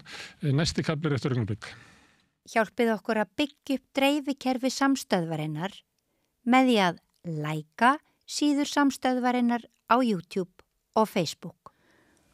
Og við ljúkum úrvalinu á samræðu Maríu Lilju karlmennsku á krossgötum. Hún ræðir að þessu sinni við Birki Fjalar Viðarsson og Karl Thorstein Stelborn. Þeir eru báðir tónlistamenn og kalla sig metalhausa.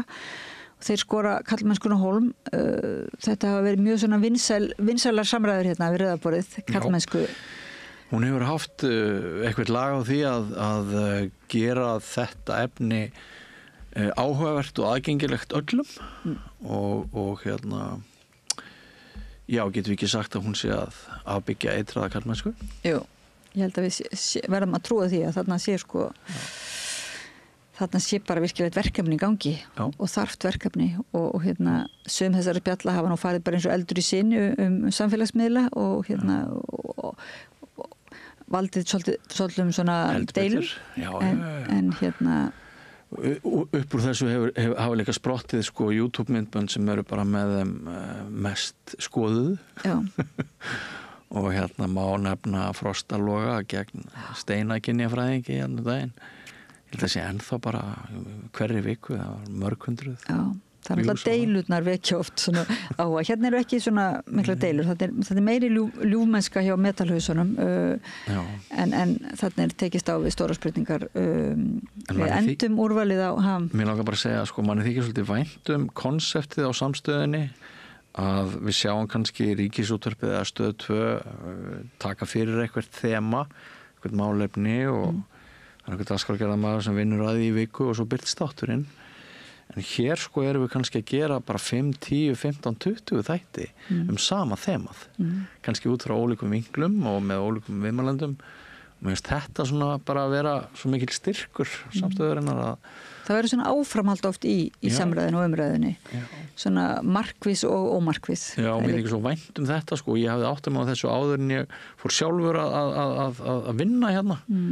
Mér finnst þetta svo bara flott að nú er eitthvað áhugavert og við ætlum að gera bara 20 þætti það. Já, við höfum oft líka fengið sko ábendingar frá hlustendum það sem er þarft að ræða og við höfum reynd að svara því eins og við getum og þannig við bendum hlustendum og áhorfendum á að hafa samband við okkur. Já, og ég var alltaf litið þannig á það að áskrifandi, svo sem að sko greiður okkur 2500 krónur á mánuði, fer inn á vefinn samstöðin.is og hakar við áskrift og borgar 2500 krónur á mánuði að þar með sé viðkomandi komið með snefil af ritstjórnarvaldi. Já.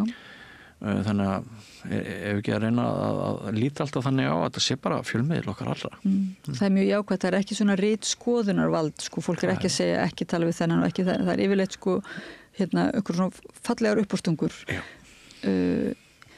Að því sögðu þá verðum við nú að þakka bara hlustendum og áhorfendum fyrir að fylgja okkur eftir hér í dag og alla vikuna og vonumst til þess að vera með ykkur áfram í næstu viku. Það er líflega dagskrá hérna yfir helgina og svo byrjum við aftur við Rauðaborðið á mánudaginn. Ég þakka þér Björn Þorláksson fyrir samverun og samræðina í dag og Laufey Líndal Ólafsdóttur fyrir að vera með okkur og varpa þessu öllu yfir til ykkar og við endum þá úrvalið í dag á samræðu Maríu Lilju við Birki Fjalar Viðarsson og Karl Thorstein Stelborn, tónlistamenn og metalhausa.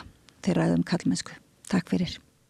Hjálpið okkur að byggja upp dreifikerfi samstöðvarinnar með því að læka síður samstöðvarinnar á YouTube og Facebook.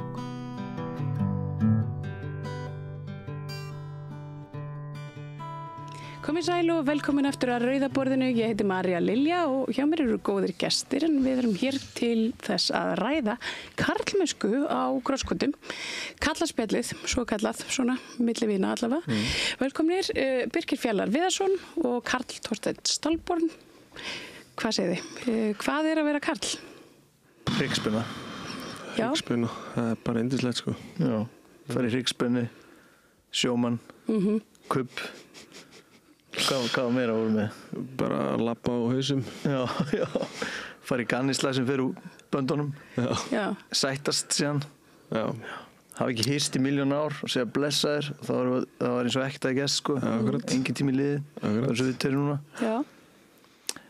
Þetta hljómar allt bara mjög fallegt. Við erum búin að leysa þetta. Já. Gátan leyst. Við erum semst búin að vera hérna svona undanfarnar vikur og þá hef ég fengið til mín svona ólíka karla. Oft svona ákveðin þemi, gegnum gangandi í hverju þætti. Hér við tónlistamenn, svona metalhausar. Við erum semst að velta þessu upp, hvað karlmennska og þú veist, fá karlmenn tækifæri til þess að ræða karlmennsku á sínum forsendum eða hefur hún bara verið rædd á forsendum feminista svona síðustu ár og eru karlar undanskildir feministkar baráttu og allt þetta. Við erum semst búin að vera að velta þessu öllu saman svolítið fyrir okkur. Og það sem við höfum kannski líka verið að velta svolítið upp eins og föðurímyndir og svona, hversu mikilvægt það að hafa karl sem leiðarljós í sínu lífi og nú hafið þið svona svolítið sikkura útgáfuna af svona karl fyrirmynd í lífinu. Hvað segir þið?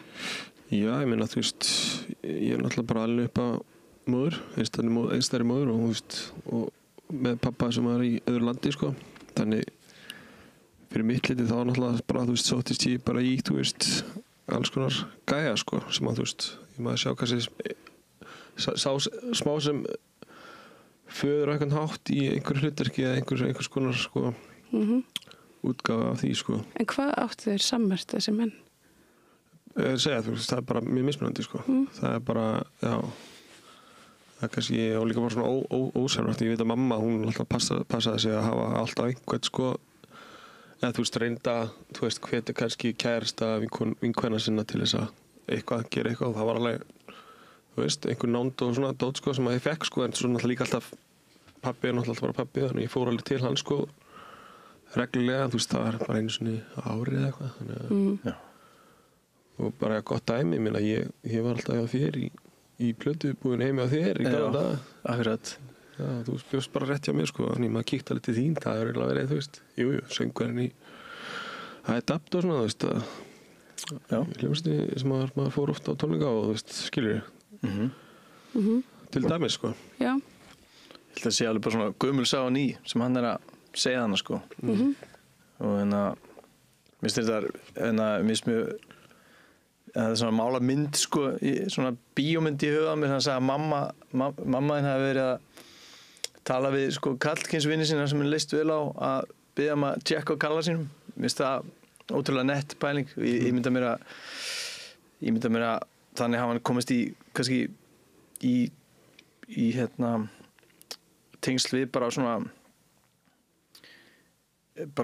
margskonar fyrirmyndir mér dættur í hug í mínu tilfelli svo ég hoppa á bak hennar með þetta pappa dót er að í mínu tilfelli á pabbi rosa mikið á sjó alveg ég og bróður minn öllust upp í litlu þorpu út á landi og pabbi bara verið alltaf meira og meira á sjó hann fyrir frá að vera á svona hefðbundnum togari yfir á fristu togari að vera alltaf meira og meiri í burtu og ofta svo þegar maður lítið tilbaka sem faðir og hafandi unnið í alls konar tekið að mér alls konar vinnu það sem við erum að vinna með krakka og oft krakka í vanda, úlingi í vanda og mikið svona strákar sem mikið fer fyrir og skemma mikið út frá sér eða að kalla svona hjálp á þess að vita hvað er að gera annað en að bara mölva og brjóta og bramla þá maður sér þetta alltaf öðrum augum en þegar maður var lítill en við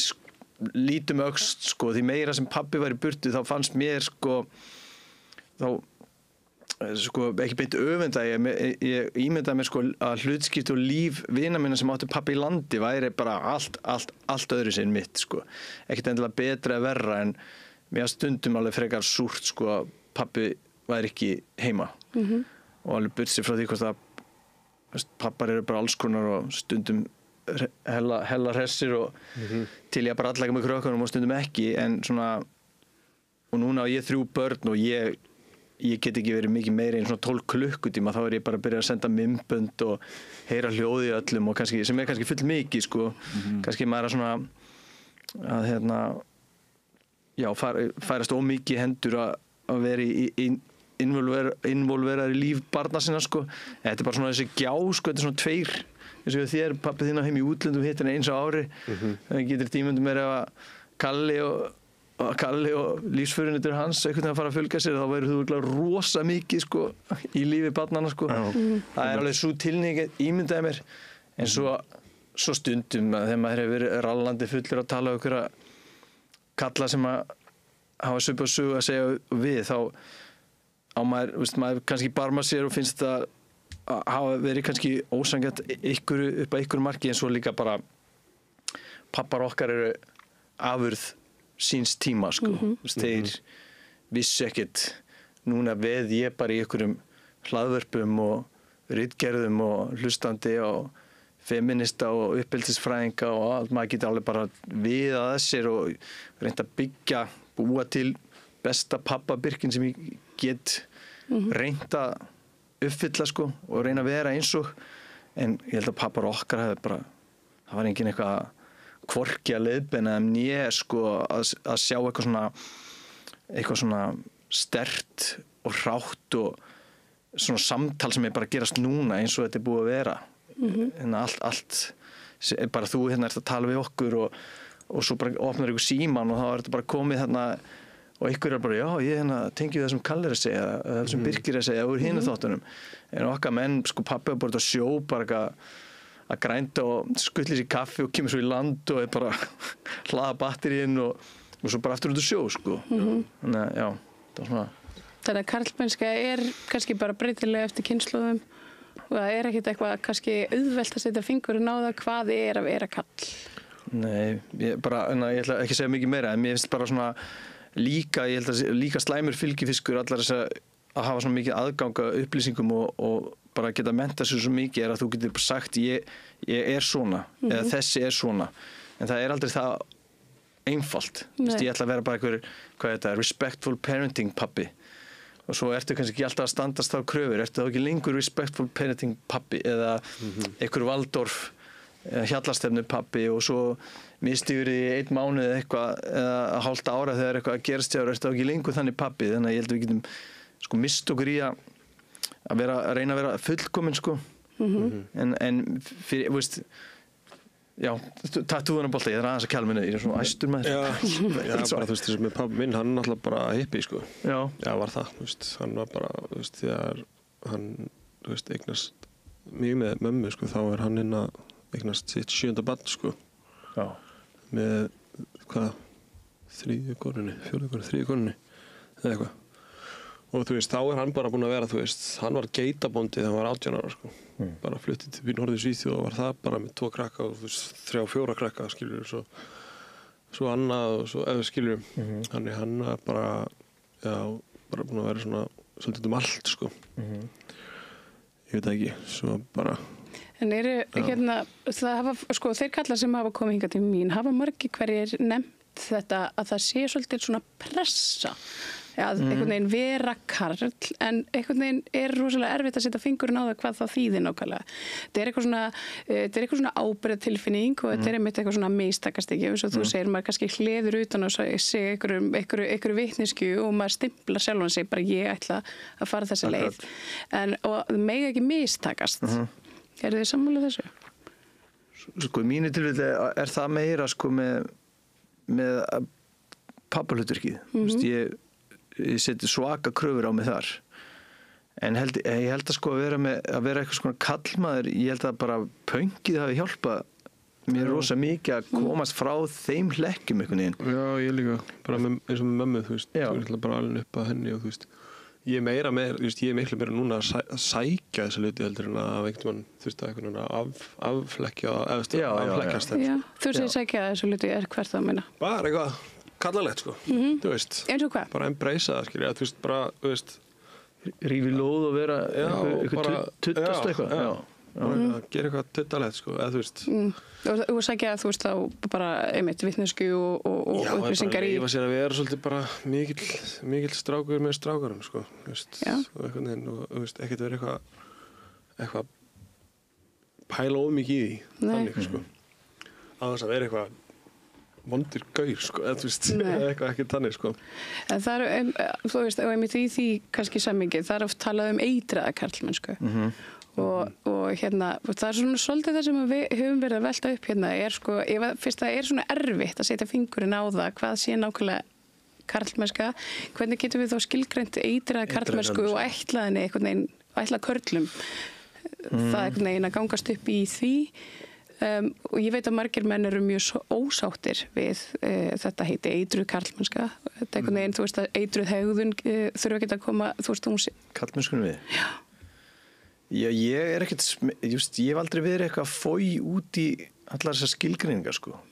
Og líka að sé tala feðraveldi eða eitra karlmennsku og núna síðast kynbundið ofbeldi, þá eru einhverjir menn sem fljótir stökkva til að segja menn eru líklegir til að vera lamdir á djamminu og eitthvað svona, það er alltaf verið eitthvað alltaf þegar það er verið að benda á eitthvað eitt þá er alltaf verið að reyna að útiloka með einhver öðru eða eitthvað svona að reyna að mínusa út, skiljið mig og ég hef aldrei náð þessu sko, ég hef aldrei náð sko að hrífast með eitthvað svona bylgju sko að vera eitthvað, já við karlanir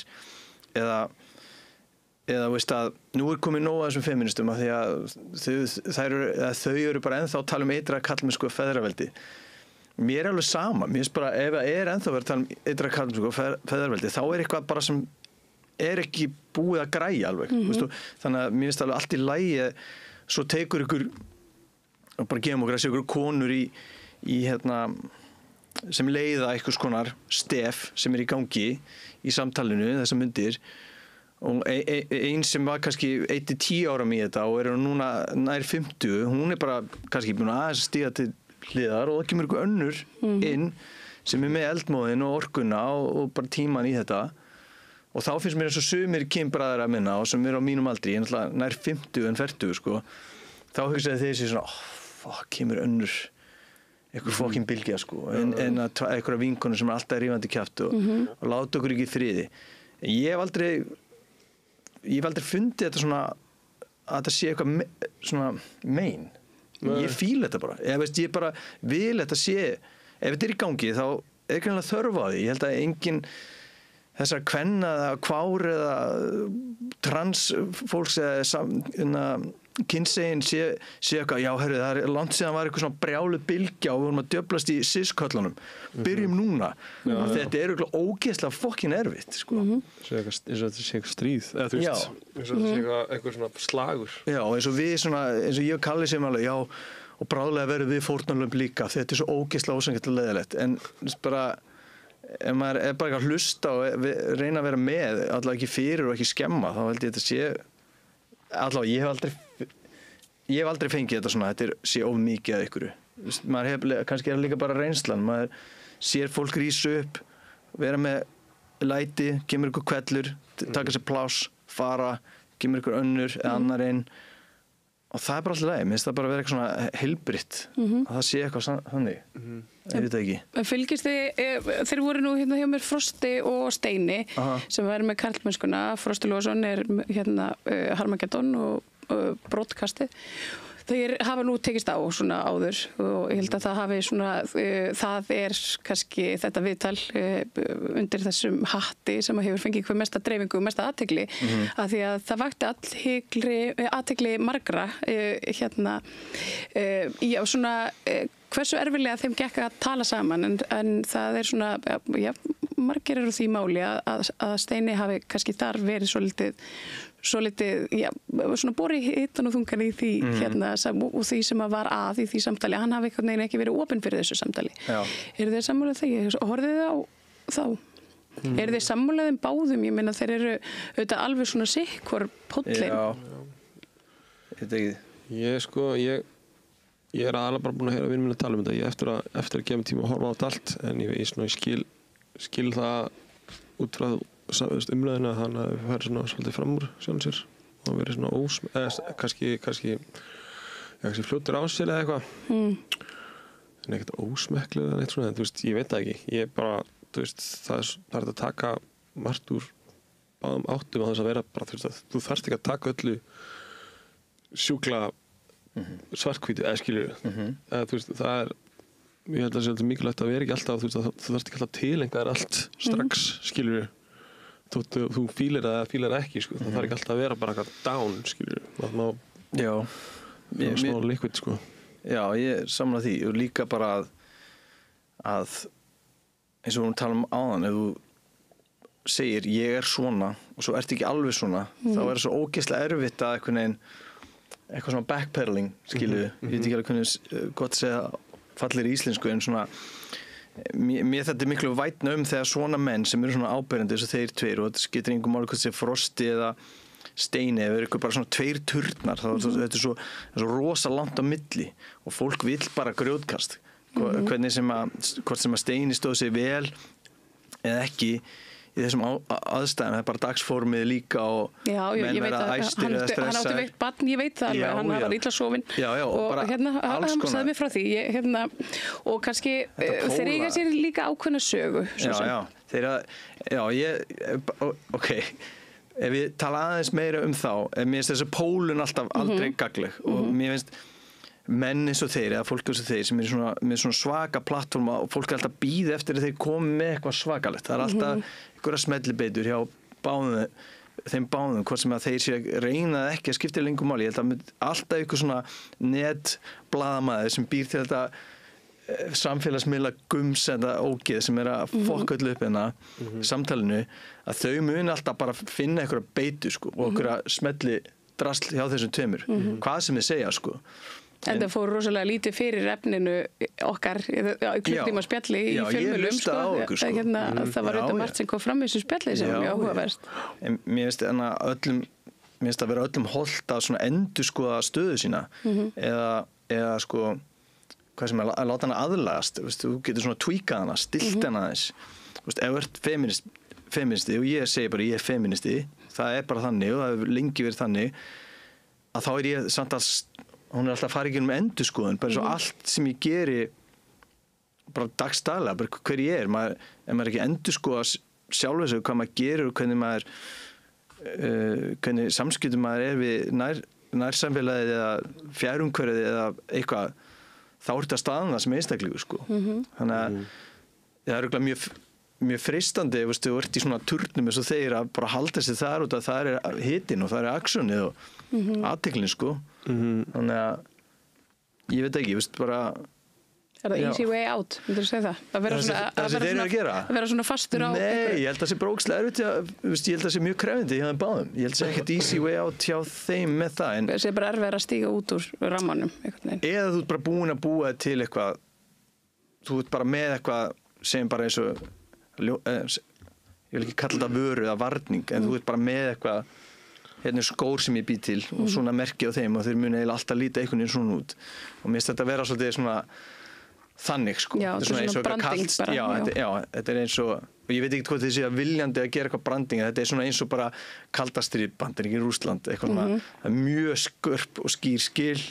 og hér er bara eitthvað Atlantshafa milli sem verður ekkert brúað í bráð. En hvað getum við gert til þess að þetta verði ekki svona polarisera því að, og við, höfum farið svolítið yfir það hérna að það er drengjum líður illa í samfélaginu, ungir menn og karlar, þeir falla fyrir eigin hendi allt of oft og í auknum mæli þeir leiðast í harðari neyslu þeir fara í ljótari glæpi þeir beita hvern annan ofbeldi þeir beita konur ofbeldi og það er augljóslega eitthvað í samfélaginu okkar þar sem að við erum samt þetta við erum þetta feminista samfélag við erum þetta jafnrétti og eitthvað staðar á leiðinni þá hefur eitthvað og ég veit svo sem ekkert hvort og ég er ekki að segja það sé feminisma að kenna að körlum líði illa en það eru til þeir karlar sem halda því fram að karlar hafi hreinlega verið bara skildir eftir og þeir fara síður í nám og síður í framhaldsnám og allt þetta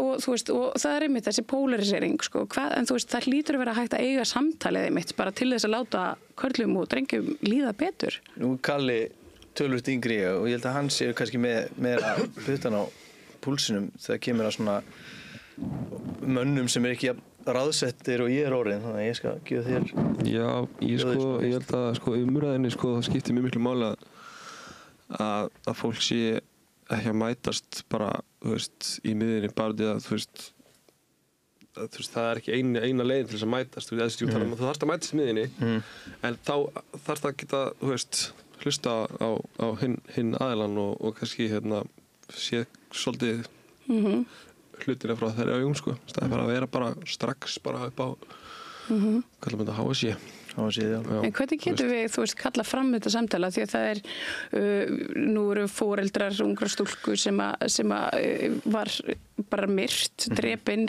á menninganótt í fyrra. Þau kölluðu eftir eitthvað svona ábyrgð samfélagsins og það er alltaf verið að tala þetta við þurfum að taka utan krakkan okkar og utan drengin okkar og það er aldrei einhvern veginn verður samtalið aldrei, það fer aldrei lengra heldur en það. Við tölum bara að við þurfum að taka utan Það er alltaf þessi djús átök, við ætlum að gera átak og svo það bara einhver pingja sem fylgir því þetta eru 15 milljónir farið með eitthvað plakat í grunnskólana og svo bara, við erum búin með þetta ég held ég var reynda það sem að boltinn ég fleiði yfir til Kalla á hann ég var alveg til að tjá mig hann þó ég sé ekkert með ákveðna skoðanir og ég er engin hugsaður í þessum málum bara þetta það er bara orðið svo margir bara manneskja á plánutinu jörð já, og það er bara orðið svo margir alls konar karlmenn á mínum vegi í gegnum vinnur og náttúrulega menninguna sem við erum í sem tónlist og listir og svona og svo náttúrulega bara vera út á landi verkamannastjettin og allt þetta þannig að maður hefur komið við en ég held að þetta sé alltaf á meðan okkar háu herrar og landsfeður og fólki sem rekur samstöpunar og fólki sem er í Alþingi og meðan þetta eru þessi apakettir sem eru núna algjör fíbl upp til hópa lang flest virðist vera, geta ekki haga sér þá ekkert það er svona trickle down og ef þetta er þetta fyrirmyndar okkar einhver leiti eina fyrirmyndunum mín með Siggy Punk það gerist bara óvart bara hvernig við tölum saman og hittist eitthvað á lauginum og einhver eftirmálari, einhverju fyllir og allt innum við bara mestu máta en ég get líka litið upp bara til einhvers alþingismanns að því mér líst vel á viðkomandi eða alþingiskonu bara Jóhanna Sigurðardóttir ég var pegi, það var bara eitthvað við hana þá var bara svona, þegar maður var að horfa bara Þingsjá og Kastljós, maður er þetta gamall þá var maður alveg, það er eitthvað þarna en svo náttúrulega maður verið eldri og ég er að helviti bitur þegar ég segi þetta en það er ekki hægt að ætlast til þess að breytist og mikið fólki sem er að kalla eftir einhverju samtali og breytingu á samfélaginu það gerist ekkert á meðan þeir sem halda í strengina og eru með kveikja slökkva að rófan á öllu samfélaginu eru með eitthvað svona tvöfalt siðferði og oft bara einhverjir ruddar og svona einhverju hvítflippa glæpunar mér finnst það vera ógeðslega augljós ég er ekki að segja að það sé ein lausn, en þetta fólk eru asnar rosa mörg og þetta er bara skamma sín og það ætti bara að vera hægt að reka þau eins og einhverja fáráða sem vinni kannski á Landspítalanum og að fá endurráðninga fasta launa, hvað heitir þetta eftir 3 mánuði þá er þetta þú ert búin að haga þessu fáiði við ætlum ekki að framleikja þú vinnur ekki en lengur því miður sorry, ég er bara komin í hryðverkana texta en já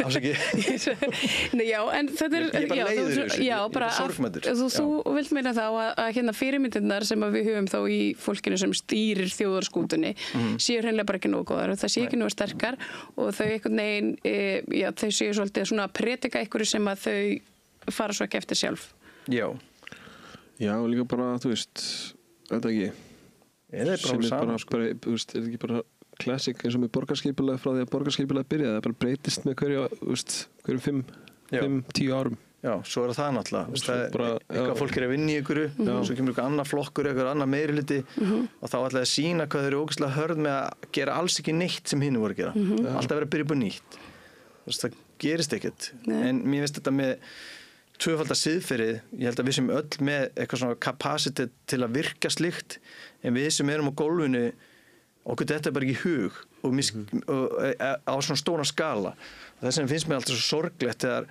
fólk sem hefur raunveruleg völd og er bara með gríðarleg forréttindi og getur breytt svo ógeðslega miklu velur að vera að virka þetta bara að haga sér svona mér finnst það svo agalegt og þegar þú sér haga sér svona þú veist hvað er þetta að tala um eitthvað sérstætt þú tala bara eitthvað svona spillingu já bara spillingu svo það veist, ég er bara ekki nógu minnugur eða fróður til að segja muni ekki eftir þessu máli, Kalli. Þetta var alltaf í gangi einu sinni og þessir gerðu þetta og það er lögbrot og Hæstiréttur og lalla komst að því og svo eitthvað bla bla bla í Brussel og ekkert að skipti máli en á Íslandi. ef við myndum bara taka í burtu stjórnvöld, við segjum við bara, þú veist, við bara hættum að hlusta á þau og einblína á að þau breyti ykkur til batnaðar og við bara sættum okkur við að þau eru bara beiglað fólk og hvað getum við þá gert í samfélaginu bara til þess einhvern veginn að láta strákum, körlum líða betur, láta það hætta að beita hvern annan ofbeldi og konur og Mér finnst, já, Kalli, kannski Já, það er góð spurning. Þetta svo, ég held að það tengist bara menningu, sko. Já. Erum við komin bara ofan í eitthvað svona ofbeldismenningar pitt? Já, ég held það, sko. Ég get bara tíska. Það tengist ekki bara tísku, þú veist, þú getur ekki verið með, ekkert auðvitað verið með byssu á Íslandi, þannig hvað er næst, þá ferði í hnífinn eða eitthvað slags. Bara já, og þú veist, það snýst allt held ég, einhvers konar menningar kima og ákveðina sko, já, ákveðina blæi sem koma jafnvel utan að sko, veist. Ég held þessi líka bara rosa dofin og ekki kannski sérstaklega kallmenn, ég get bara náttúrulega að tala frá einhverju þeirra sjónarhorni og kannski einhver svona vestrænan vinkil, þetta ég get ekki tjáð mig ofbeldismenningu í einhverjum hluta á Asíu eða einhverju arabíu menningar heimum, ég hef ekkert vitað því, ég ætla ekki að fara að þykjast eins og margir við erum bara að segja eitthvað það, en ég held að við kallanir séum þetta tógist á í okkur bara bæði þetta að þurfa að meika að slá í gegn á einhvern hátt, vera með einhvers konar frama og standast alls konar kröfur þar, var þetta innkomu og geta skryttið með einhverju svona kláraði þetta og kláraði hitt. Ég held að það sé rosa erfitt af því að við erum alltaf í símónum, við sjáum þetta nágranna, ég er ekki að segja að maður sjáu nágrann sinn og segi ég vil vera svona, en ef þú ímyndaðir að milljarður kallmanna á netinu eru nágrannaðinir bara í gegnum þessi tæki, þá er mjög auðvelt að missa sjónar í því sem kannski skiptir máli, bara að þykja væntu sjálfa þig og slaka þess á og andón í magan. En mér finnst það er mjög erfitt, það er verið að áreitið svona rosalegt og ég held að við verðum líka dofin þegar við erum að sjá, svo krakkar að sjá svona mikið á óbeldismyndböndum. Ég man þegar ég horfði á Death Wish myndina með Charles Bronson fyrst skipti, fekk hann í Ólís á Reyðarfirði, þá var hennar sonur fólksins sem átti í sjoppinu, hann var 3 árum eldri ég og hann leiði mér hana og ég er búin að heyra hún væri svo rosaleg, en þá var svo ógeðslega langt á milli óbeldis áreitis sem ég komst í, skilju, það var alltaf bara Derrick og eitthvað svona í ríkisjónvarpinu og svo Charles Bronson að setja einhvern gæja á kjötkrók og ég var bara wow, en ég held að þetta hafi ekki geta, hvað segir maður, brengla móralska áttavitan minn af því að það var svo langt á milli áreitin, skiljið mig og þetta er svo ógeðslega, samt að það er svo leiðilegt að, mér finnst leiðilegt að nálgast þetta vandamál frá þessu sjónan að þetta er svo mikið, þetta er búið. Við getum ekki verið að segja krökkum að leigja vídeospólur og hætta á netinu, þannig að þetta er svo þetta gerist til að bara bæði hjá mér sko. Ég er bara að leigja spólur og eitthvað, bara frá því að vera að sjá bara Starship Troopers yfir í bara fucking Texas Chainsaw Massacre eða eitthvað og allt þetta dót og svo, á sama tíma er ég líka að fara á rotten.com sko. Rotten.com sem er bara fullt einhverjum viðbjóð sko. Dásamlega síða. Og þú veist, það er bara kringum 2000 eða eitthvað. Þannig ég er svo kynslu sem er með bæði. Já. Svona rólegheitin og svo líka allir símannir og allar tölunar að koma inn, sko. Þannig maður fær svona... En svo er þetta svo mikið, sko, því nú ég og úling og sko, ég er að horfa á hana að taka inn upplýsingar. Sko, þú veist, og hún er að taka inn sko, þú veist, svo mikið magna af upplýsingum bara á 10 mínútum, hún bara svona zip, og þú veist, það heyrist bara svona, hún svona flettir í gegnum hálfvídeó og þú veist, þetta er svo rosalegt áreiti og ég meina, ef að algoritminn þinn er stiltur, þú veist, einhvern veginn eftir einhverjum svona toxic leiðum. Haldið þið að þetta sé kannski mögulega bara vandina? Það sé bara þessi ofneysla á bara ofbeldisefni eða bara svona eitthvað skrýtnu? Bara rosa mikið yfirborðskennt. Það fyrir líka bara eftir hversu móttækilegur þú ert, sko. Ég alveg þannig líka. Ég alveg bara, búin að sjá þetta vídeo áður, og þetta, og ég þetta ekki fyndið en ég sé þetta og þess vegna, maður er alveg og stundum stála maður alveg við og bara eitthvað grænjur hlátri eða seifar þetta í einhvern dálk, sko, eða eitthvað. En á sama tíma þá er ég kannski ekki, 18 ára, eða skilur það svona smá. Heldur þetta hefði haft mikið áhrif á þig 18 ára að horfa á svona mikið efni? Þetta er alveg töluvert miklu meira efni en ég held að ég vera að gera það sama bara meira sló. Maður var inn á B2 og huga á svona dótskilu og töflunni.org, það var allt fullt af linkum og það gerðist bara mun hægara. Við vorum að 30, núna er það á 200 skilju. Bara sama í rauninni en ekki að miklar upplýsingar. Og kannski ekki að mikið tilgangsleysi. Eða þú veist, maður sé... Nei, ég held að þetta algoritmið þannig. Það var ekki byrjað að stjórna okkur jafn mikið ímynda mér. Ég held að við hefum getað svona valið það sem okkur líka og þráðum að sjá eða komast í tengsli við en þú veist með síma og einhver gervigreind er búin að ákveða svona Kalli og Birkir í símanum sínum og þá fá þeir bara allt það plús allt svona sem tengist því bara á ótrúlega hæpinn hátt en samt einhvern veginn mjakaðina inn hjá okkur sko. Og ég tók eftir því þegar við fórum að finnast þjóðamorð bara í góðlagi að þess að vera að útrýma fólki þá breyttist allt sem kom inn á Facebook hjá mér og ég og kona mín tók eftir þessu líka því ég er búin svo lengi á Facebook ég er bara skráður hvað ég er gamall og ég er male, ég er bara kallmaður og kona mín, hvað hún er gömul og hún er female og það breytti svo mikið hjá mér allt inni var að byrja að koma svona rosa mikið svona kúkagrín inn sem var einu sinni Nei, býði, það var, ef við hefum gert eitthvað svona, ég og Kalli erum í Kringlunni og Birkir er að fá niðurgang og hann nettar við hliðina okkur plöntu og hann náðist á svona CCTV eitthvað og við myndum alltaf setja upp á Facebook, það myndi koma svona, það kemur svona community guidelines, þetta er ekki við hæfi en að þessuna myndbandi tekið niður en núna eru byrjað að koma miklu svona svæstnari svona húmorsmyndbund inn sem er miklu verri en það sem við erum að nefna sko. Og það á að vera og ég myndi mér að það sé canceli út öllu sem er eitthvað svona fer grundíkt í bara þjóðamorð og stríðsglæpi og mannréttindadómstóla og einhverja skiljið mig, þannig að allt í einu var komið ógeðslega mikið flip og svona alveg svona grófara flip sem fólk frekar neytir en ég held að sé bara einhver til þess að íta út ég held að sé bara AI að búið þetta til það er miklu leyti og líka hvenær var þetta? Þetta var bara í síðustu viku og þar síðustu viku var ekki Meta líka að var aflétta einhverju svona aflétta ég tók bara rosa mikið eftir þessu eitthvað þegar við vorum að kynna tónleikan okkar þá þurfti ég að vera svo mikið á Facebook og þá alveg var ég bara byrja af hverju komið svona mikið í svona myndbönd sem verið að stinga upp á eða núna getur þau skrollað og ég ætla að fara yfir á Kalla en á milli þín og Kalla er eitthvað flip en það var ekki þannig þá komið eitthvað ógeðslega svona eggjandi myndbönd sem er bara eitthvað drasl eitthvað kúkís, eitthvað kona grípa kúkur fíl í einhvern dýragarði í bólinn sinn þetta hefði verið bara einu sinni, það má ekki setja svona á Facebook að við erum að passa alla og við erum með svo mikla standarda en núna er standardin á öllu svona færið niður af því að samfélagi er að efast ágæti þjóðamorð meðal annars eða eitthvað sem er að gerast á Trump og við þurfum einhvern veginn svona íta sannleikanum út úr algoritmanum með eitthvað svona góðu bulli. Sprelli, bara að vera að maska þetta sko.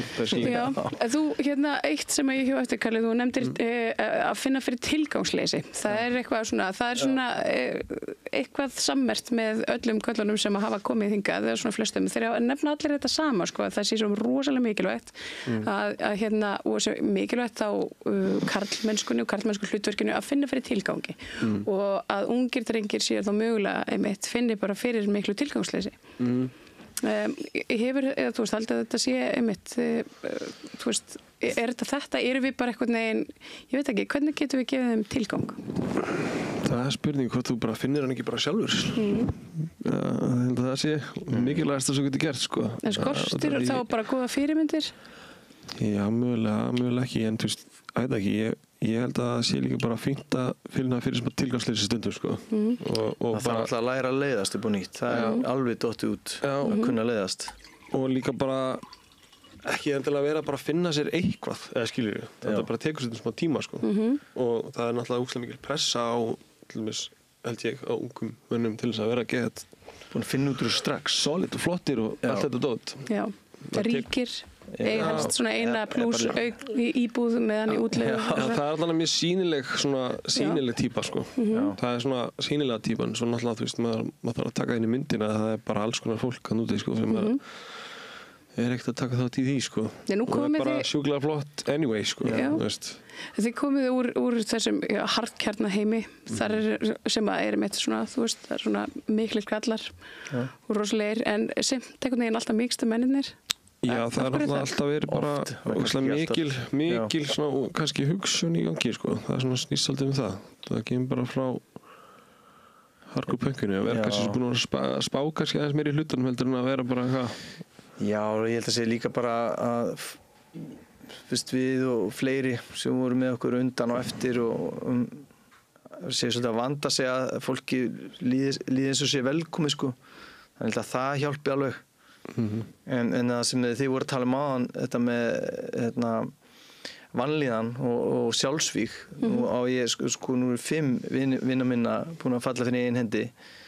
Og samfélagsvinir okkar hafa gert það líka. Samfélagist, það er rosa margir. Já, þetta er ótrúlegt en ég held að sé bæði þetta áreiti og þetta sem Kalli er að tala um að finna ekki tilgang og þú varst að tala um að finna ekki tilgang en ég held að þetta sé ekki alltaf það einfalt að ég held að þessi mörgu tilfellin sé af því að var skortur eitthvað svona föðurímynd eins og ofta talað og það er eitthvað brotið heimili eða áföll í æsku, en það er ekkert alltaf þannig. Það voru ekkert, ég er að hugsa eitt við mig núna sem bara hafði það býsna gott, en er samt, skilur, gat ekki meir. Þannig að þetta er ekki alltaf þetta er svo mörg, skilur, það er svo margir víkstæðir sem við getum lagað.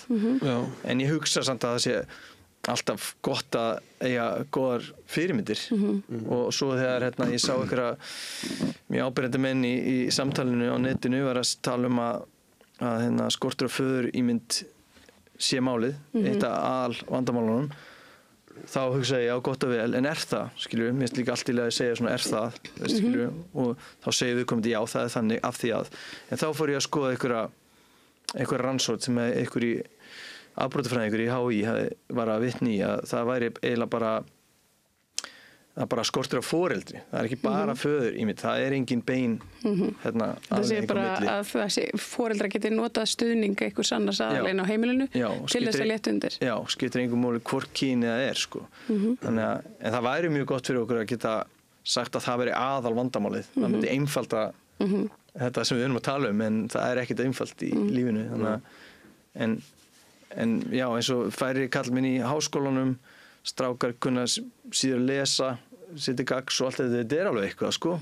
En ég myndi aldrei vera það latur að segja þessi feminisma að kenna að það sé svo mikið kvenfólki að leiða ykkur að þingflokka eitthvað svona kjafta, eða hvað finnst þér? Ég finnst það alveg ótrúlega svona lazy afgreiðsla á flóknum vanda, sko. Já, neini, þetta er það ekkert. Ég meina, þú veist, í heildina séð þá á Íslandi þá er einhvern veginn feminismi fyrst núna einhvern veginn orðinu eitthvað dæmi sem allir er að spá í, sko, fyrst mér einhvern veginn, það er svona heildina, sko. Ég man að þegar ég var lítill þá var mamma alltaf bara, þú ert feministi, þú veist, þannig ég vissi. Mamma þín? Já, góð. Ég vissi alltaf hvað þetta var, skilur, og það er svona dót, en á sama tíma var ég líka bara, þú veist, kannski hagkaupa að reyna að velja með einhverja nærbuxur og hún vildi ekki kaupa nærbuxur með svona böltsi, skilur, þetta var ókallalegt, ég var bara, what the fuck, hvað er ekki? Það var þannig dót, skilur, þetta er svona stangast á í einhverja svona flétti á mér, sko. Þetta er mjög áhugavert. Engin í fullkomun, sko. Og bara, þú veist, og bara, þú veist, kannski bara að skoða einhverja reyna bækur í, til þess að finna vel með klippingu í hárgæslu og kannski strákur með geggja flott mölletti eða eitthvað svona, hún bara, nei, sjens svo komið í toppinn, skilur klassíska það var svona alls konar dót sem að, þú veist, ég þetta blandast bara einhvern veginn við hvort annað, sko, hjá mér allavega þetta var ekki það að hún var einhvern veginn svona að reyna kæfa niður í þér einhverja karlmennsku? Nei, alls ekki. Heldur, þetta meira bara að þú veist að hún kannski, þið vantaði, að hún hafði kannski bara ekki alveg skilningin á því? Nei, bara algjörlega, sko. Einmitt. En á sama tíma þá var ég bara í Star Wars og Warhammer og dóti, það var bara sjúklega strákarlegt dót, sko. En þú veist, ég var aldrei hvattur til þess að fara í íþróttir eða lyftingar eða neitt svoleiðis ég meikaði heldur ekki því á lítill að vinna í hóp, sko. En þú veist, skilur, en þú veist, svo bara fattar maður setna meira að, þú veist, já, það er bara alls svona hægt ef maður vill bara gera það, sko. Þú veist. Ég held að, já, ég held að þetta stress og þessi óþolinmæði sem kemur með áreitinu og geta séð hvað þú gæti verið orðið en þú ert það ekki. Ég held að það sé mörgum ungum mönnum mjög erfitt og bara af því við erum að tala þetta erfitt til konu líka, unga stelpur, bara af því við erum að tala karlmennsku, bara að það sé á hreinu að ég veit að þetta er ekki bara á einn bógin, sko, en ég held að það sé, ég var með að hugsa daginn, af hverju svona mikið af körlum sem líður svona illa og eins og þú spyr bara, þetta er svo stór spurning, þetta er líka svo heimspekilegum toga, það er svo margt sem getur látið okkur líða illa, en hvað er við sem samfélag að gera í því til þess að það sé minna? Einmitt. Við erum alltaf að tala þetta og þetta lætur okkur líða illa, en við ætlum samt ekki að gera neitt í því. Það sé líka vandamálið, við viljum aldrei breyta neinu og við erum með eitthvað svona vestrænt, bara svona innbyggt svona hlutinni, það er neysla, það er status og það er engin vilji til að breyta og þorið enginn, skilur. Þannig að ef að kæmi ykkur stjórnmálamanneskja sem ætlaði, þess að kýs maður oft pírata þegar maður hugsa ef að Andrés kemst inn og Halldóra, veist, þau tvö eru með eitthvað sem kallast á við það sem ég er að hugsa þó ég hef enga, en samt er þetta allt inni mér, ég hef ekki trú af neinu. Þannig að þegar þau myndu komast í meirihluta, hvað myndu þau gera? Þetta er svona var með VFG, í gamla þegar VFG var svona komið upp í kringum Kárahnjúka og þegar við vorum svona yngri, þá voru alveg svona einhver sleggjur þar inni sem var bara okkur, nú kemur þetta, sko. Alþýðubandalegi flokkurinn, það er búið, hér er þessi að koma inn og það verður rosalegt. Og svo beið maður bara og kaus og loksist komið inn og þá náttúrulega, þetta enda alltaf eins. En er þetta þá ekki bara ónýtt kerfi? Jú. En þú veist, og við þurfum þá bara einhvern veginn að hætta að treysta á það sem fólk. Þú veist, ég er náttúrulega bara mjög mikið þar. Þú voru þreytt á þessu, ég heyri það, sko. Íktur anarkisti bara svona einhvern veginn, upplægi. Sko, það sem að það sem að ég meina hvað til dæmis ef að því að nú eru þið hér og segjum sér svo að það myndi bara einhver ungur strákur pikka upp þetta samtal eitthvað starf og hann myndi bara heyrðu, ég fíla hérna þessa tvo hérna og hann myndi bara senda ykkur skilaboð og myndi segja bara hjálp mér líður svo illa. Þú veist, hvað myndum við að gera við svoleiðis upplýsingar? Þú veist, einhvern veginn erum við bara sem samfélag erum við búin að búa til einhvern veginn svona, við erum svo lokuð af einhvern veginn, hvert og eitt okkar að við erum kannski svona hætt að hjálpa hvort öðru. Já, ég held að sé bara spurningum að bara taka samtali áfram, sko, eins og þú veist, ef að náttúrulega bara hann nú þegar búin að taka fyrsta skrefi með að hafa samband, þú veist, þá er maður ekki bara eitthvað þá er náttúrulega bara heldur maður því áfram, skilur, og þú veist, ég held að það sé að besta sem getur gert, sko. Já, ég myndi alltaf vilja tala við viðkomandi hvað sem er, líka þau sem eru ósammálamanni og kannski fá ekki að sjá alla hliðarnar á mér að kalla í þessu samtali, það eru margar hliðar á þessum málum og sem við kannski náum ekki að fara yfir hérna. Við náttúrulega tölum svolítið mikið á hundafaði og ég finn að ég er mjög æstur, sko. Ég held að þessi kaffibolli hafi ekki verið að gera mig gott, sko. Ég fikk mér tvo. Já. Og þannig ég er svona yfirgýrast og getur verið svona tilfinningasamur, sko, og er eitthvað svona hyperbole allt sem maður segir. En ég held að við sko, ég byrja að sjá bara samfélagið er eitt og kerfin eru annað.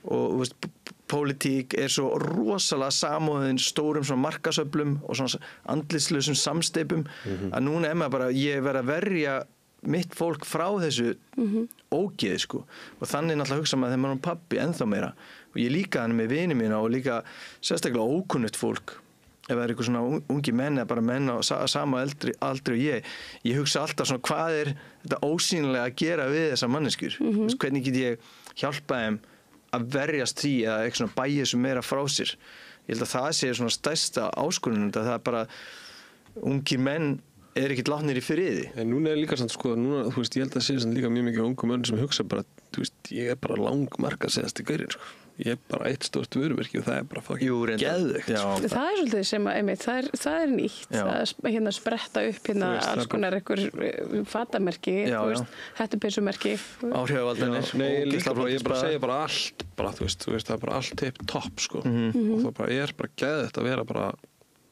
það hefur kannski alltaf verið en þú veist, ég veit ekki hvort það sé meira þannig í tísku núna sko. Og þú veist, og það samfélagið að segja bara, bara búið að ná því að segja að það sé bara allt í gúti sko. En þú veist, kannski það bara allt í gúti meðan það bara mjög góðar manneskjur á sama tíma sko. En hvað gerir maður svo þegar vörumerkið manns ekki lengur í tísku? Það efnisíkju og svona materialisma. Já, og bara svona hvað það sko að hafa, þú veist, hvernig áhrif það að hafa á sko í gegnum sko það sem þú varst að tala sko, þú veist ég meina, bara að dæmi, ég get ekki dæmi eins og þú með elsta barnið mitt, hann að vera 10 ára hann sko bara að spá í hvort að síminn frá Apple eða Samsung verið betri ég veit ekki hvað hann fekk þetta hver talaði við hann um þetta, hann á ekki síma ég á ekki Samsung, kona minn á ekki iPhone og hann uppáhaldsmerkið hans Nike uppáhaldsbíllinn hans Tesla veist, ég veit ekkert eitthvað Nike skor heima, eitthvað svona Nike plakat eða þegar við sáum Tesla koma fyrst og ég og konum og bara Emil, þegar við erum aðeins eldri og búin að borga meira í þessari íbúðina þá það Tesla ásti mín ég veit ekki hvað þetta bara sýnir bara, já, þetta einhvern veginn svona þegar kapitalismin hann einhvern veginn svona hóf innreiði sína og þú veist, tók yfir lífshaminguna og svona markaðsvætana já, og ég held að það hafi náttúrulega alltaf verið en núna þetta svo miklu auðveldara ég fór ekki að spá í Nike fyrir en ég sá Chicago Bulls vinna Lakers ég elskaði Lakers Jordan tók við á Magic Johnson og hann var alltaf í Nike og Charles Barkley, þá var ég alveg, ok, það geðið Nike svolítið töff, ég vissi ekkert meira það en börnum mín þau ekki með net þau ekki á netinu, þau ekki með eitthvað Google og spjaldtölu og svona allt opið heima, þannig að þó að við sem að verja þau eins og ég og konum minn gerum og hljómum eins og einhverjir skítuður hippar sem eru bara eitthvað ótrúlega tortrykkin og móðusjúk eða vænusjúk en við erum það samt ekki, mér finnst við bara vera mjög hóstilt í þessu en samt náum við ekki að ráða við þetta sko.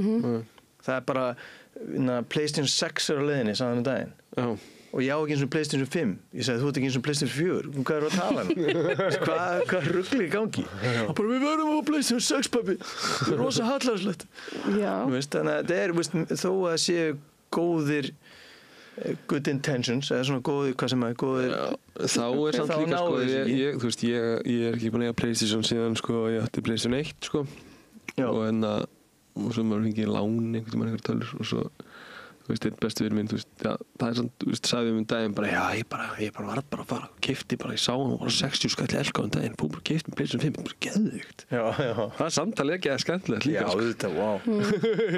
Já, en það þá meira, þú veist, ok, þú veist, keypti tölvuna, spila leikinn, þetta félagslega hliðin á því, en vörumerki kannski skiptir ekki öllum málið í samhengi þannig. Það er máli, af hverju vita börnin mín svona mikið vörumerki sem við höfum aldrei talað þá veistu alveg að það búið slá öll vopn úr hendi þér og þú getur ekki varið börnin og ég hugsa, svo við tökum þetta svona, tengjum þetta við kallmennskuna, ég held að það sé bara líka það það eru gaurar sem eru sko 15 árum yngri Kalli og Kalli var að segja að hann var einu frekar tengdur þegar hann var unlingur, getið ímyndað hvernig þetta er núna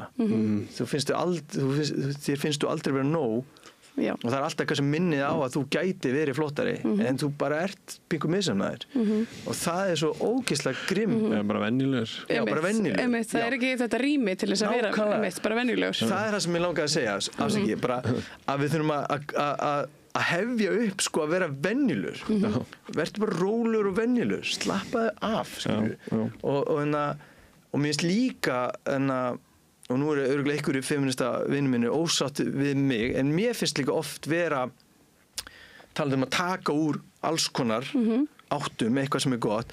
Mér finnst alveg fullt að þessu ríða upp á rassinum og þegið og gerðu eitthvað. Mér finnst það oft alveg hjálpa, sko. Maður bara mismóttækilegur fyrir það á mismunandi tímum, en ég held þú ert að fá áhrif frá mörgum góðum stöðum, þá ætti þetta ekki að saka, sko. Með sæmilega góða sjálfsmynd, og ég held að það sé aðalmáli, fokkin sjálfsmyndin, sko. Ég bara nýkomið með svona skítsæmilega sjálfsmynd, ég 47 ára, sko. Já, líka bara góðu lítir gera það ekkert, sko. Það bara fakt, sko. Ég fær þetta ekki bara allt strax, sko.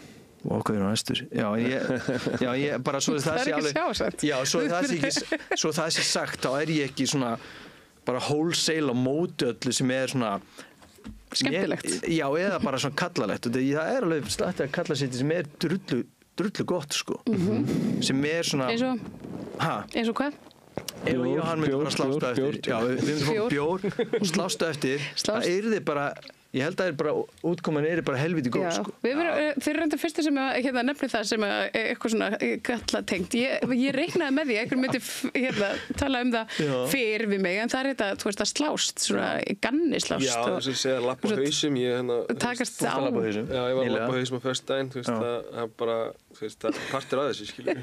Lappa á hausum, bara fyrir þau sem ekki skilja, bara hopp í, tónleikagesti hrifur að þeim. En ég held að það sé líka tengist sem að Kalli var að segja áðan líka, bara ef þú ert bara að horfa þannig á YouTube þá myndi aldrei finna það í frumunum að þér, en Kalli og fólki sem var hana þetta kvöld, þau rákust öll í hvort annað og duttu og fengur smá glóður og töluðu hvort annað og lyftu hvort öðru upp og gáðu hvort öðru glas eða MDMA eða eitthvað, og allir bara kátir. Þá ert að fá eitthvað svona stimuli, skilur, eitthvað örfun sem gagnast þér. Og tilheyra. Já, og tilheyra. Og en fyrir mig, eins og ég með svona mjóbaksvandamál, ég eðlaði það því að pegi í mjög kallalegri vinnu, þar sem maður var ekkert vælt, maður var ekki að væla, maður bara vann. Og ég skemmta með mjóbaki og ennþá glíma við það. Og einhver því ég vann á Landsbíðan sagði ég væri svo mikið kalla rembingur í mér að ég dýrka að vera út í vondu veðri til dæmis og ég dýrka að labba við drasl aðstæður, það sem bara snjór og slapp og svell og ég á hjólinu og ég dett á því og þarf að halda því hlutaleðarinnar og svo dett ég inn hurðina rennandi blautur og ískaldur og rispaðir og fólk heldur að ég sé kannski að sýna mig eða að reyna að vera með eitthvað svona ég kallmaður. En mér fannst bara eins og það bara lifna við eitthvað gott inn í mér við að streða og vesenast. Og þú getur ekki vesenast, þú situr bara í stól, lappar á sléttu yfirborði og færir þér annar stól, svo fer inn í bíl og fer fyrir tölvu, svo búin tölvun og fer á Netflix. Alltaf þessu shit gott og þú getur lært þetta líka því, en við erum svona skepnur og það það sem ég alltaf að segja við konum mína, ég segi ég bara skepna. Ég þarf bara fokkin skepnast þannig smá, annars verð ég bara þunglindur, baki á mig fyrir rugl. Ég þarf að gera bara eitthvað, fara slástu Kalla og bara detta á hausinu og vera kátur, sko. Eða láta hann og fólki á tónleikum hans bara labba hann á smettin á mér og bara aldrei verið betri, sko. Syngja tónleikum, öskra í mæk og takast á.